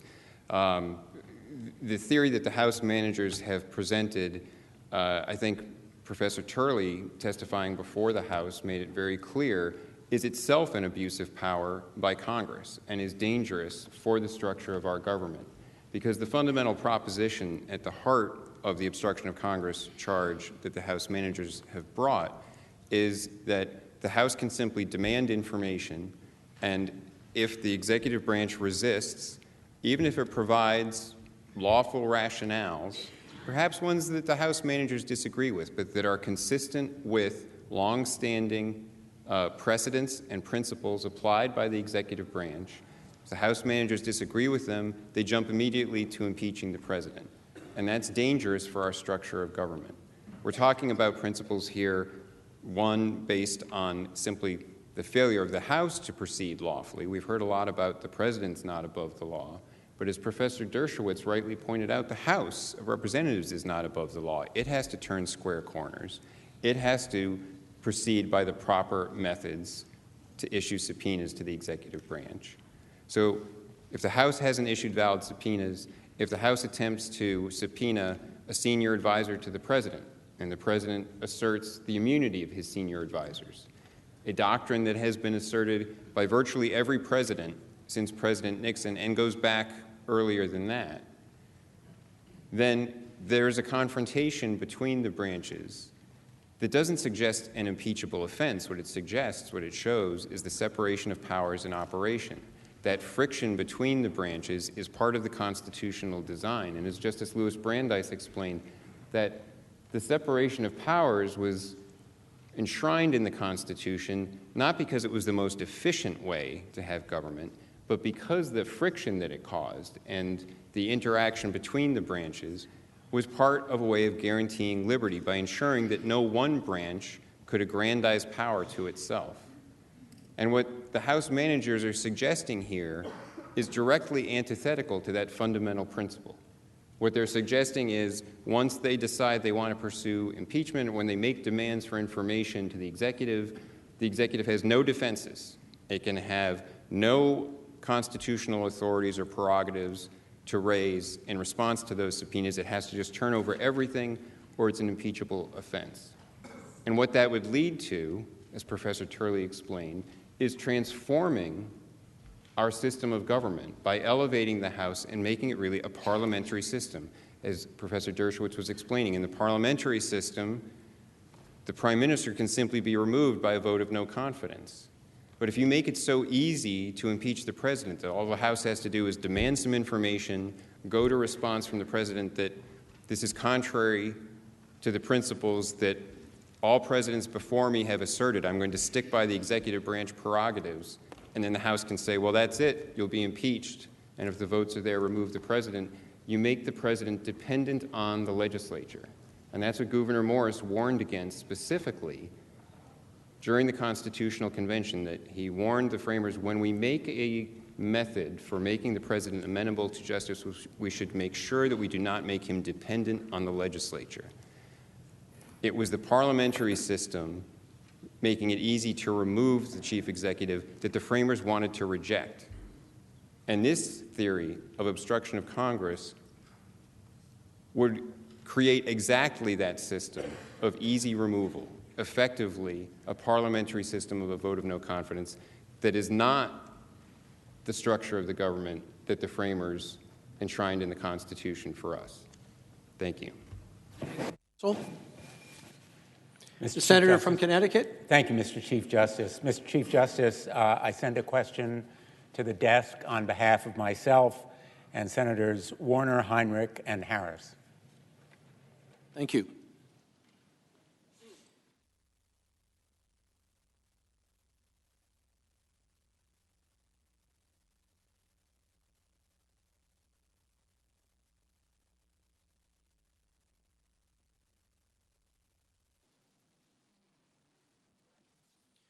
The question from Senator Blumenthal and the other senators is for the House managers. It reads as follows.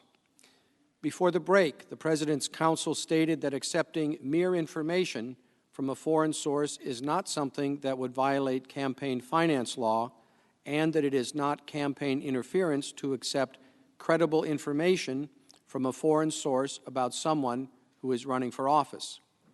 Under this view, acceptance of the kinds of propaganda disseminated by Russia in 2016 on Facebook and other social media platforms using bots, fake accounts, and other techniques to spread disinformation would be perfectly legal and appropriate. Excuse me. Isn't it true that accepting such a thing of value is, in fact, a violation of law? And isn't it true that it is one of the highest priorities of our intelligence community, including the CIA, NSA, DNI, and FBI, to do everything possible to prevent such foreign interference or intervention in our elections?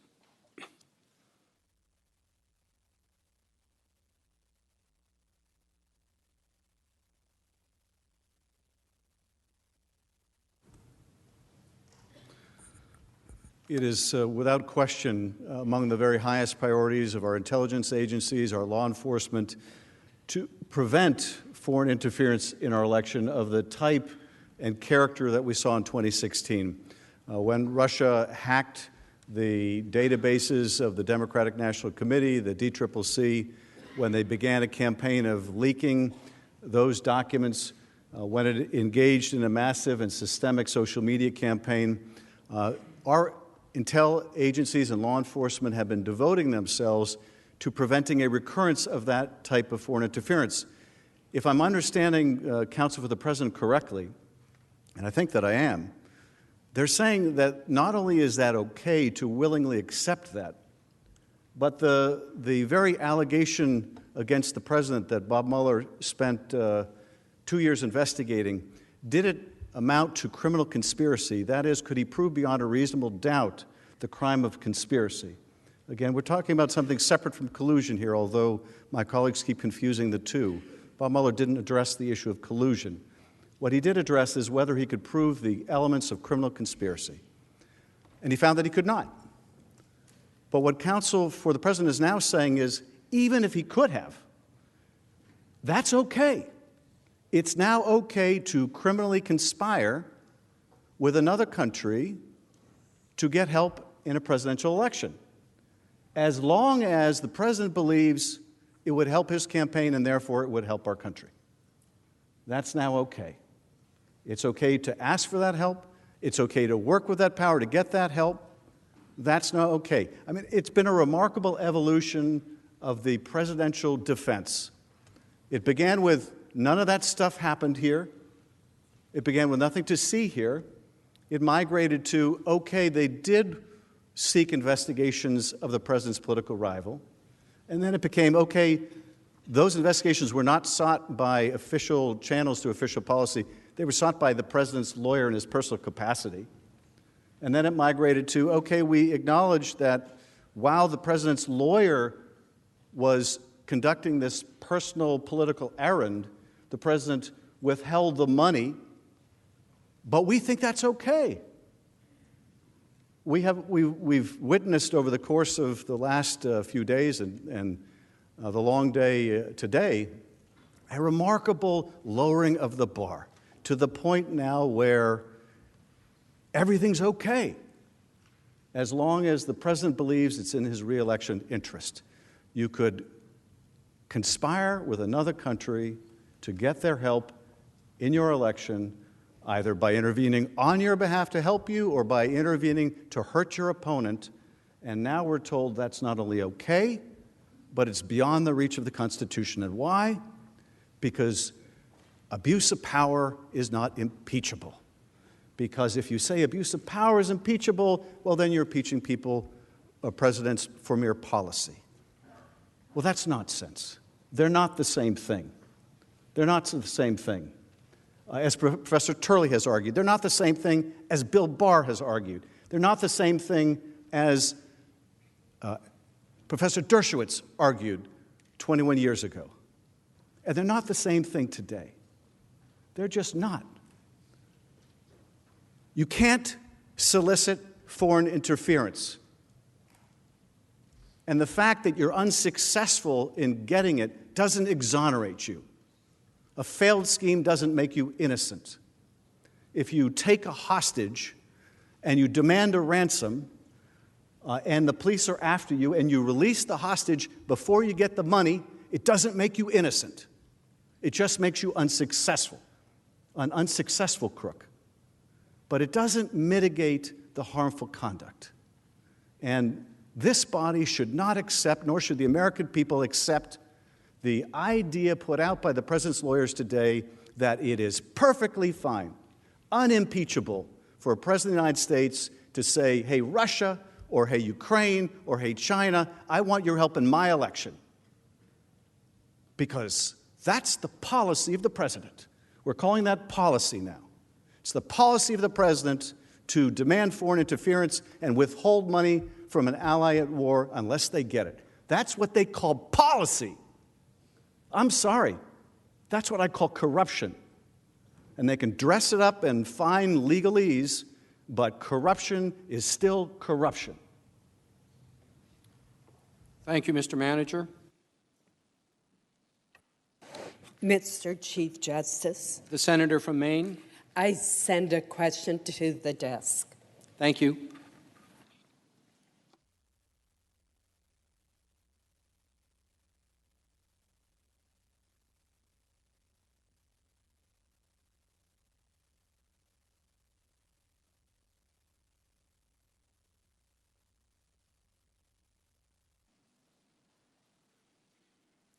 The question from Senator Collins is for the House managers. The House Judiciary Committee report accompanying the articles of impeachment asserted the president committed criminal bribery as defined in 18 U.S.C. Section 201 and honest services fraud as defined in 18 U.S.C. Section 1346, but these offenses are not cited in the articles of impeachment. Did the president's actions as alleged in the articles of impeachment constitute violations of these federal criminal laws, and if so, why were they not included in the articles?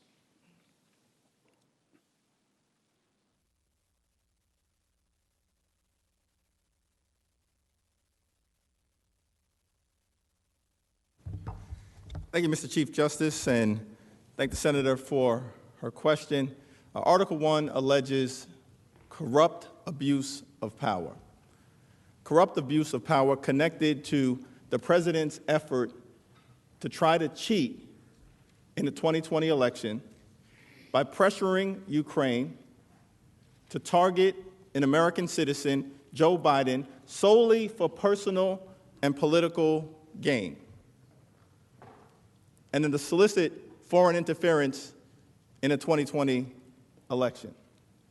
And the scheme was executed in a variety of ways. Now, Professor Dershowitz has indicated, based on his theory of what is impeachable, that it has to either be a technical criminal violation, though the weight of constitutional authority says the contrary, but he said that it should be something that is either a criminal violation or something akin to a criminal violation. Akin to a criminal violation. And what we allege in Article 1 falls into that category. Because what happened here is that President Trump solicited a thing of value in exchange for an official act. The thing of value was phony political dirt in the form of an investigation sought against Joe Biden, his political opponent. And he asked for it explicitly on that July 25th call and through his intermediaries repeatedly in the spring, throughout the summer, into the fall. Solicited a thing of value in exchange for 2 official acts. One official act was the release of $391 million in security aid that was passed by this Senate and by the House on a bipartisan basis.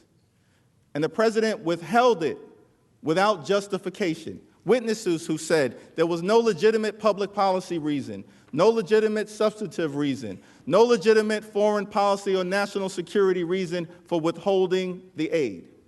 It was withheld to solicit foreign interference. Yes, that is akin to a crime. That's your standard, sir. The president also solicited that political dirt in exchange for a second official act, the White House meeting that the Ukrainian leader desperately wanted, so much so that he mentioned it on the July 25th call, and even when President Trump met with President Zelensky at the sidelines of the UN in late September, the president of Ukraine brought up the Oval Office meeting again because it was valuable to him. The president withheld it, withheld that official act to solicit foreign interference in a 2020 election. That is not acceptable in America. That undermines our democracy. That's a stunning, corrupt abuse of power. And yes, sir, it's akin to a crime. Thank you, Mr. Manager. Mr. Chief Justice, I send a question to the desk on behalf of Senators Casey, Murphy, Rosen, and myself to the House managers. Thank you, Senator from New York.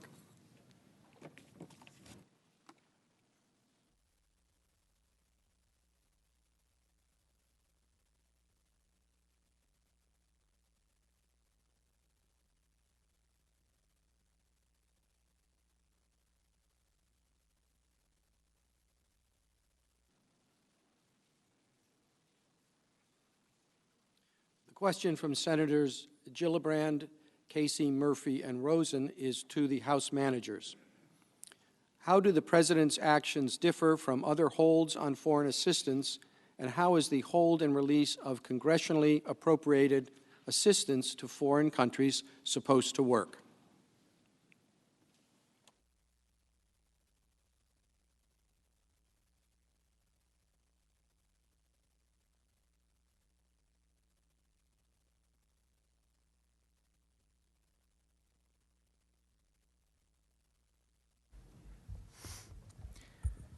Chief Justice, thank you, Senators, for the question.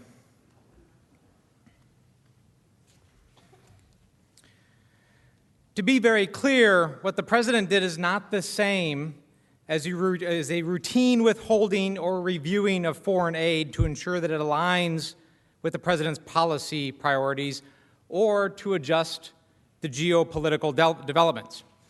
Because indeed, if that were the case, if the President had engaged that process, had gone through the interagency review process, had gone through the routine congressional certification process, we would have the documents, we would have the testimony, we would have the facts to back that up.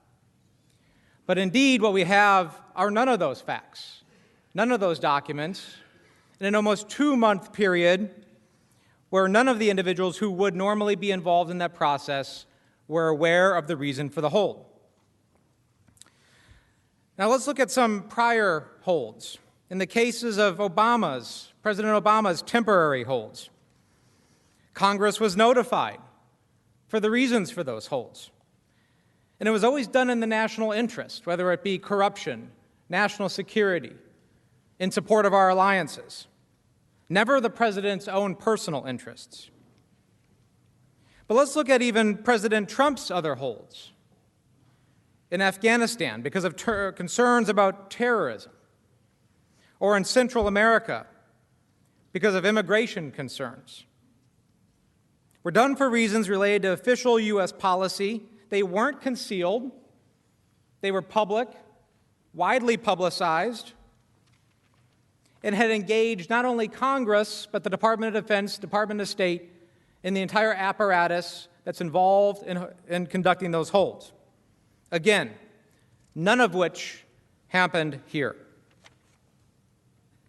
So all of this goes to show the evidence shows that there is no legitimate policy reason. Why violate the Impoundment Control Act? Why keep all of the people involved in these holds in the dark? The President's agencies and advisors confirmed repeatedly that the aid was in the best interests of our country's national security, including Secretary Esper, Secretary Pompeo, Vice President Pence, Ambassador Bolton. Over and over again, everybody was imploring the President to release the hold, to no avail.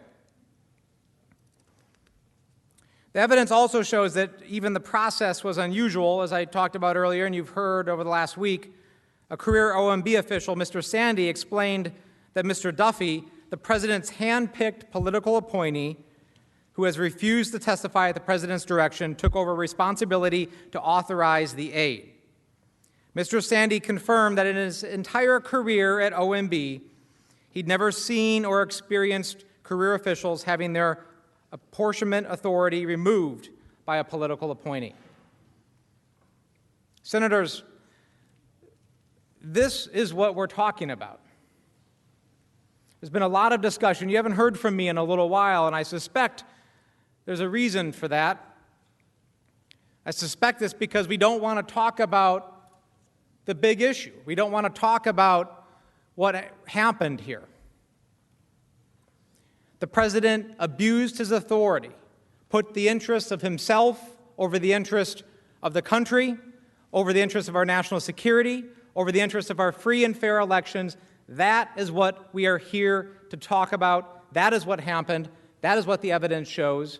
There is no evidence that shows a legitimate engagement of U.S. policy processes to forward legitimate ends. Thank you, Mr. Manager. Mr. Chief Justice. The Senator from Missouri. Mr. Chief Justice, I send a question to the desk on behalf of myself, Senators McCaskill, or McSally rather, Langford. It was a terrifying moment. On behalf of myself, Senator McSally, Senator Langford, Senator Gardner, Senator Capito, and Senator Wicker, this is a question for the President's counsel. Thank you.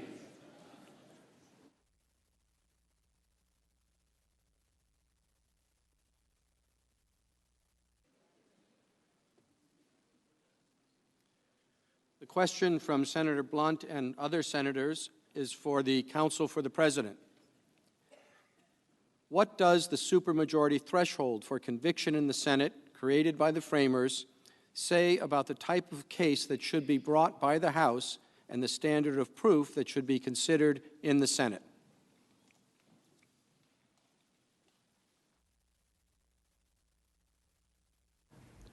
There were several debates among the framers. Of course, should you have impeachment at all? We talked about that, what the criteria for impeachment should be. But then there was another debate.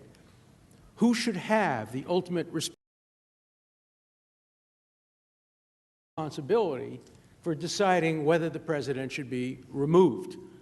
James Madison suggested the Supreme Court of the United States as a completely nonpartisan institution.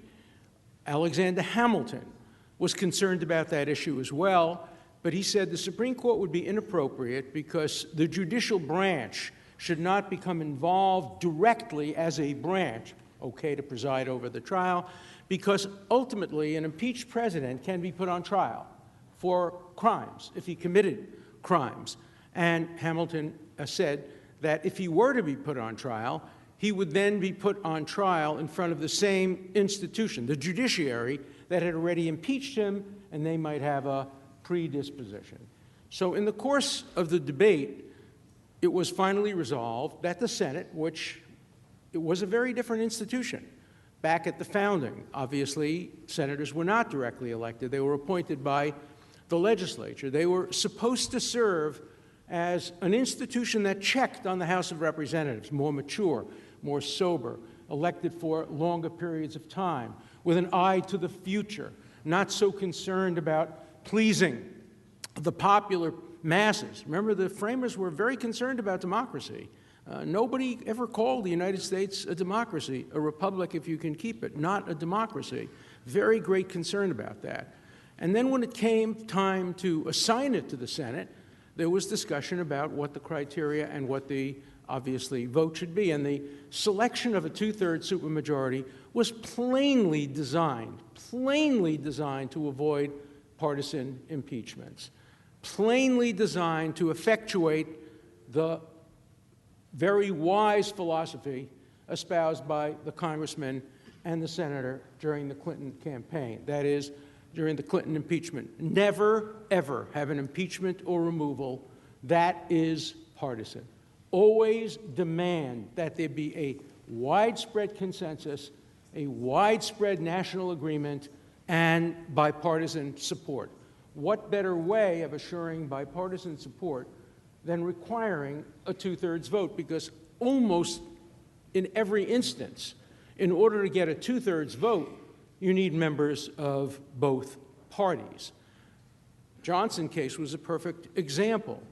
In order to get that vote, you needed not only the party that was behind the impeachment, but you needed people from the other side as well. And when 7 Republicans dissented, based, I believe, largely on the arguments of Justice Curtis and others, arguments that I paraphrased here the other day, it lost by merely 1 vote. The Clinton impeachment, if I remember correctly, achieved a 50-50 split. Am I right about that? I think I'm right about that.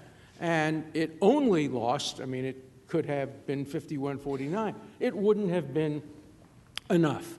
And so I think it's plain that not only does the two-thirds requirement serve as a check on the House, but I think it sends a message to every senator. It sends a message even to those senators who would be in the one-third. Reconsider, because if you're voting for a partisan impeachment, you're violating the spirit of the two-thirds requirement. You know, there are many institutions where at the end of the day, for example, political conventions, they seek a unanimous vote just to show unity. And I would urge some senators who favor impeachment to look at the two-thirds and say, if there's not going to be a two-thirds, there shouldn't be an impeachment, and therefore we're going to vote against impeachment, even though we might think that the criteria for impeachment have been satisfied. Do not vote for impeachment. Do not vote for removal unless you think that the criteria articulated by the senator and the congressman, and I believe by the Constitution and by Hamilton, are met, namely bipartisan, almost universal concern by the United States of America. That criteria is not met, and the two-thirds requirement really illustrates the importance the framers gave to that criteria. Thank you, counsel. Mr. Chief Justice. Senator from Connecticut. Mr. Chief Justice, I rise to send a question to the desk. Thank you.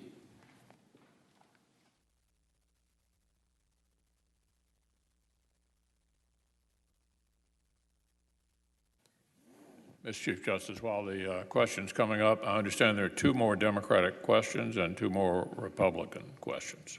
Thank you.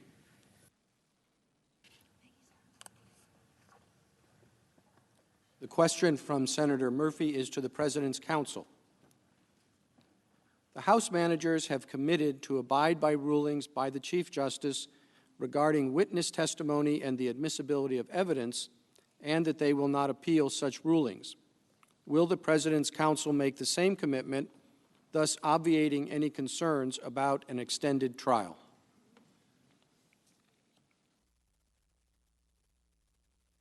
Members of the Senate, we've had this question. I'm going to say it very clearly. We are not willing to do that. And we are not willing to do that because the constitutional framework upon which an impeachment is based and the constitutional privileges that are at stake, with no due disrespect at all to the Chief Justice, that's not the constitutional design. It's the same thing they're doing again. Surrender constitutional prerogatives you have, and then we will proceed in this way. Give us documents, give us witnesses, and if you don't, we're going to charge you with obstruction of Congress. In this case, it's we are willing to live, according to the managers, by whatever the Chief Justice decides. But that is not the way the constitutional framework is set up. And it's putting us in exactly the same spot again. Give up your right to challenge and subpoena in court. Rely only on the who is here, by the way, again, with no disrespect to the Chief Justice. The Chief Justice is here as the presiding officer of this proceeding. So the President is not willing to forgo those rights and privileges that he possesses under the Constitution, under Article 2, for expediency. They tried that below in the House. We trust that will not be the decision here in the Senate. Thank you, Mr. Chief Justice. Thank you, counsel.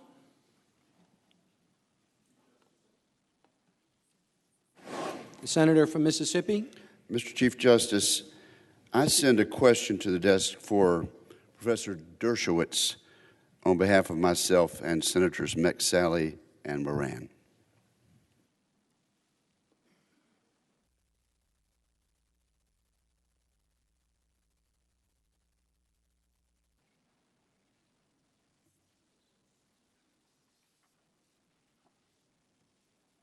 The question for counsel to the President, directed to Professor Dershowitz by Senator Wicker, is this. Professor Dershowitz, you stated during your presentation that the House grounds for impeachment amount to the, quote, most dangerous precedent, end quote. What specific danger does this impeachment pose to our republic, to its citizens?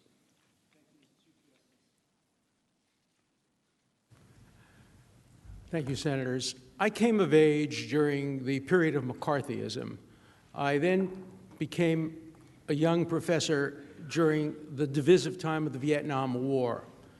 I, as all of you, lived through the division during the Iraq War and 9/11 and following 9/11. I have never lived at a more divisive time in the United States of America than today. Families are broken up. Friends don't speak to each other.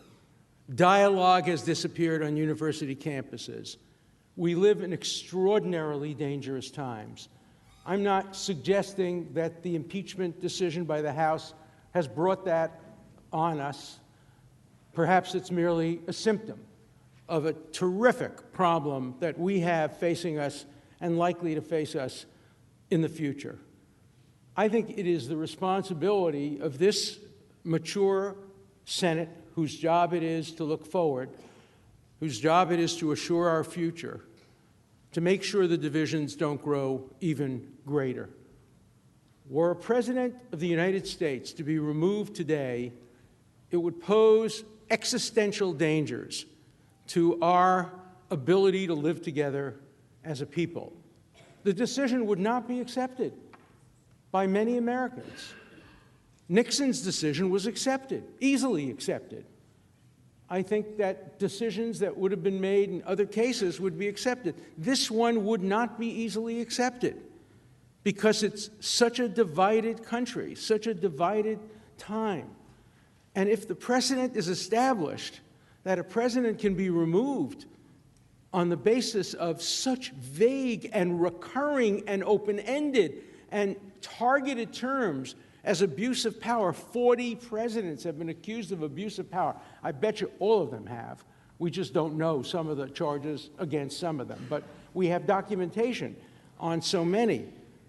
If that criteria were to be used, this will just be the beginning of a recurring weaponization of impeachment whenever one house is controlled by one party and the presidency is controlled by another party. Now, the House managers say there are dangers of not impeaching, but those dangers can be eliminated in 8 months. If you really feel there's a strong case, then campaign against the president. But the danger of impeachment will last my lifetime, your lifetime, and the lifetime of our children. So I urge you respectfully, you are the guardians of our future.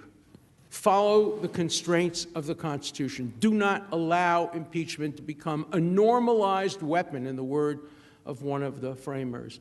Make sure that it's reserved only for the most extraordinary of cases like that of Richard Nixon. This case does not meet those criteria. Thank you. Thank you, counsel. Oh, the senator from Arizona. Mr. Chief Justice, I send a question to the desk for President's counsel. Thank you.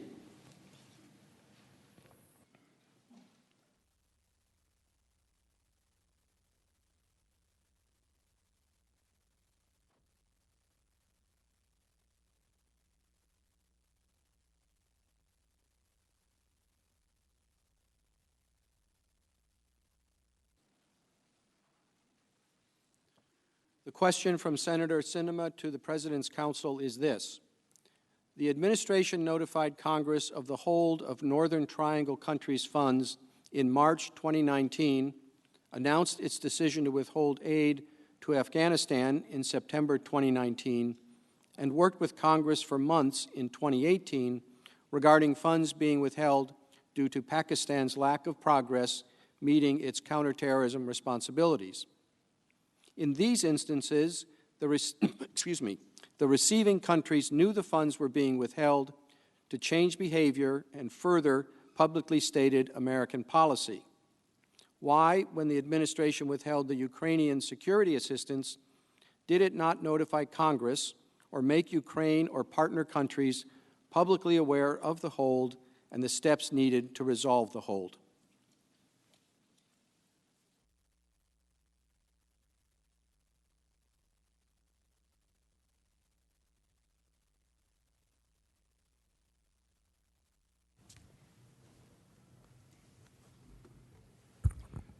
Mr. Chief Justice, Senator, thank you for the question.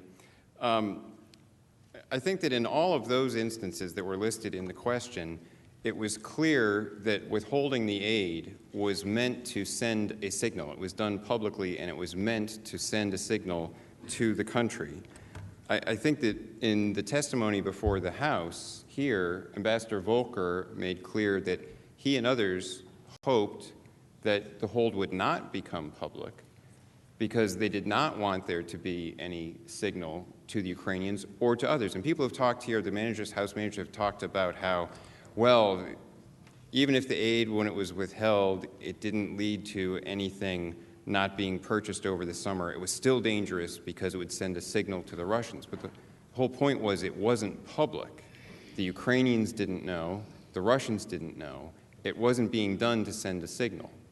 It was to address concerns. The president had raised concerns, and he wanted time to have those concerns addressed. He wanted to understand better burden sharing, the issue that is reflected in the June 24th email that I referred to earlier, that's referred to in the July 25th call transcript, and he wanted to understand corruption issues. He raised corruption issues. And over the course of the summer, the testimony, Mr. Morrison in particular below, explained that there were developments on corruption over the summer. President Zelensky had just been elected in April. At that time, multiple witnesses testified that it was unclear. He had run on a reform agenda, but it was unclear what he would be able to accomplish because it was unclear whether or not he would secure a majority in the Ukrainian parliament. Those elections didn't occur until July. That's when the July 25th call occurred. Right after those elections, he won the majority in parliament. But then the parliament still wasn't going to actually be seated until later in August. And Mr. Morrison testified that when he and Ambassador Bolton were in Kiev right at the end of August, I think around August 27th, that the parliament had just been seated and Zelensky and his ministers were tired because they had been up all night. They kept the parliament up late in session to pass the reform legislation agenda right then, including things like eliminating immunity for members of the parliament from corruption prosecutions and the legislation to set up the new anti-corruption court. And so these developments were positive developments that then Mr. Morrison testified President Zelensky, when he spoke to Vice President Pence in Warsaw, they discussed these, and President Zelensky went through the things that he was doing. And then that information was relayed back to the president. So the hold had been in place so that the president could, within the U.S. government, privately consider this information not to send a signal to the outside world. And so this plays into some of the ideas that the House managers have presented that somehow this was terrible, it sent a signal to the Russians. Part of the whole point, Ambassador Volker explained, was that there was a concern that it not become public because it would then not send a signal, and that is what happened until the Politico article came out on August 28th.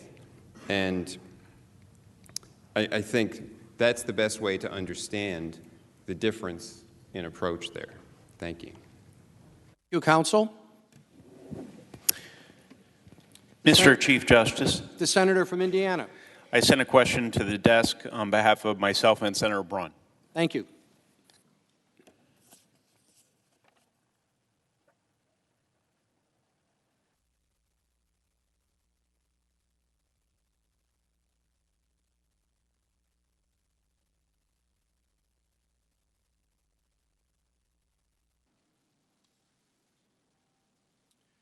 The senators from Indiana ask both parties the following question. We were promised by House managers that the evidence supporting each article of impeachment would be overwhelming and uncontested. Virtually every day, House managers have insisted that the Senate cannot have a trial without witnesses. Do both parties agree that the Senate has included in evidence in this trial the testimony of every single witness from which the House heard before they voted, except for the intelligence community IG report that Chairman Schiff kept secret? We begin with the House managers.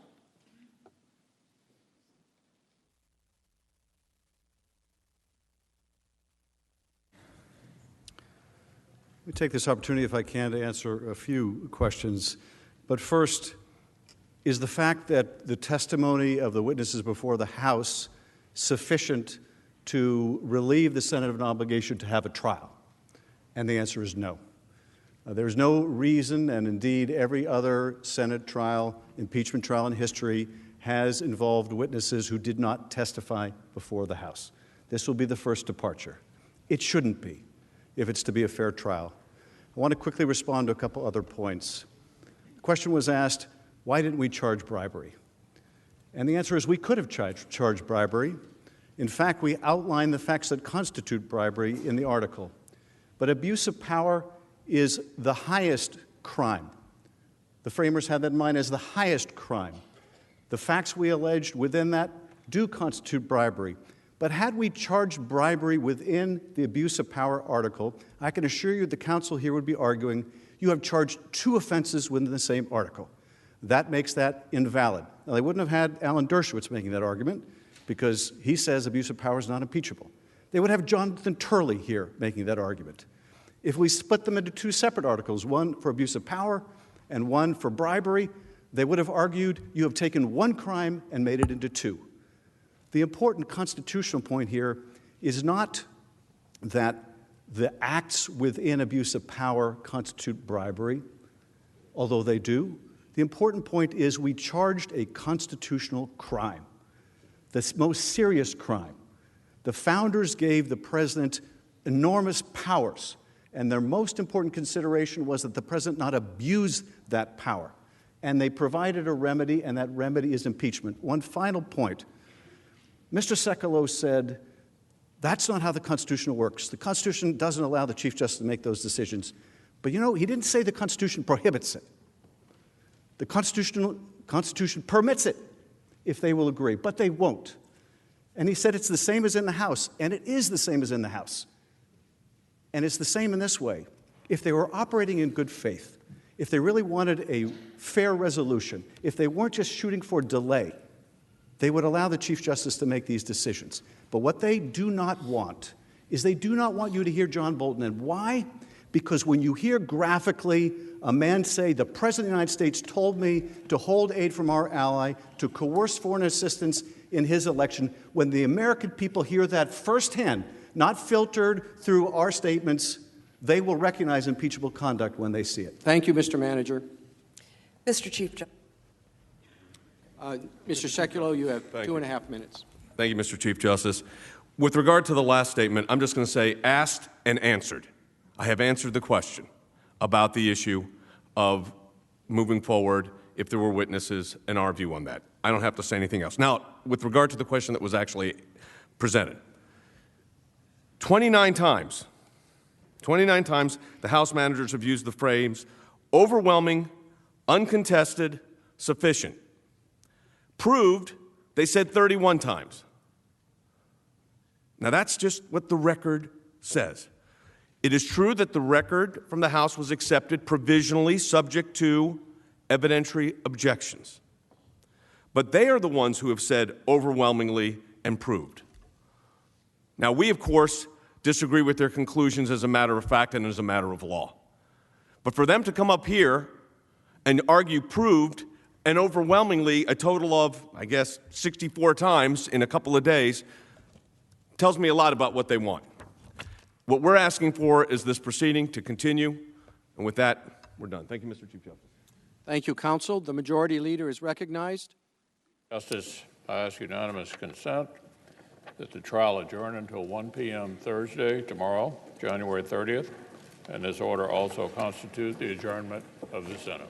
Without objection, so ordered.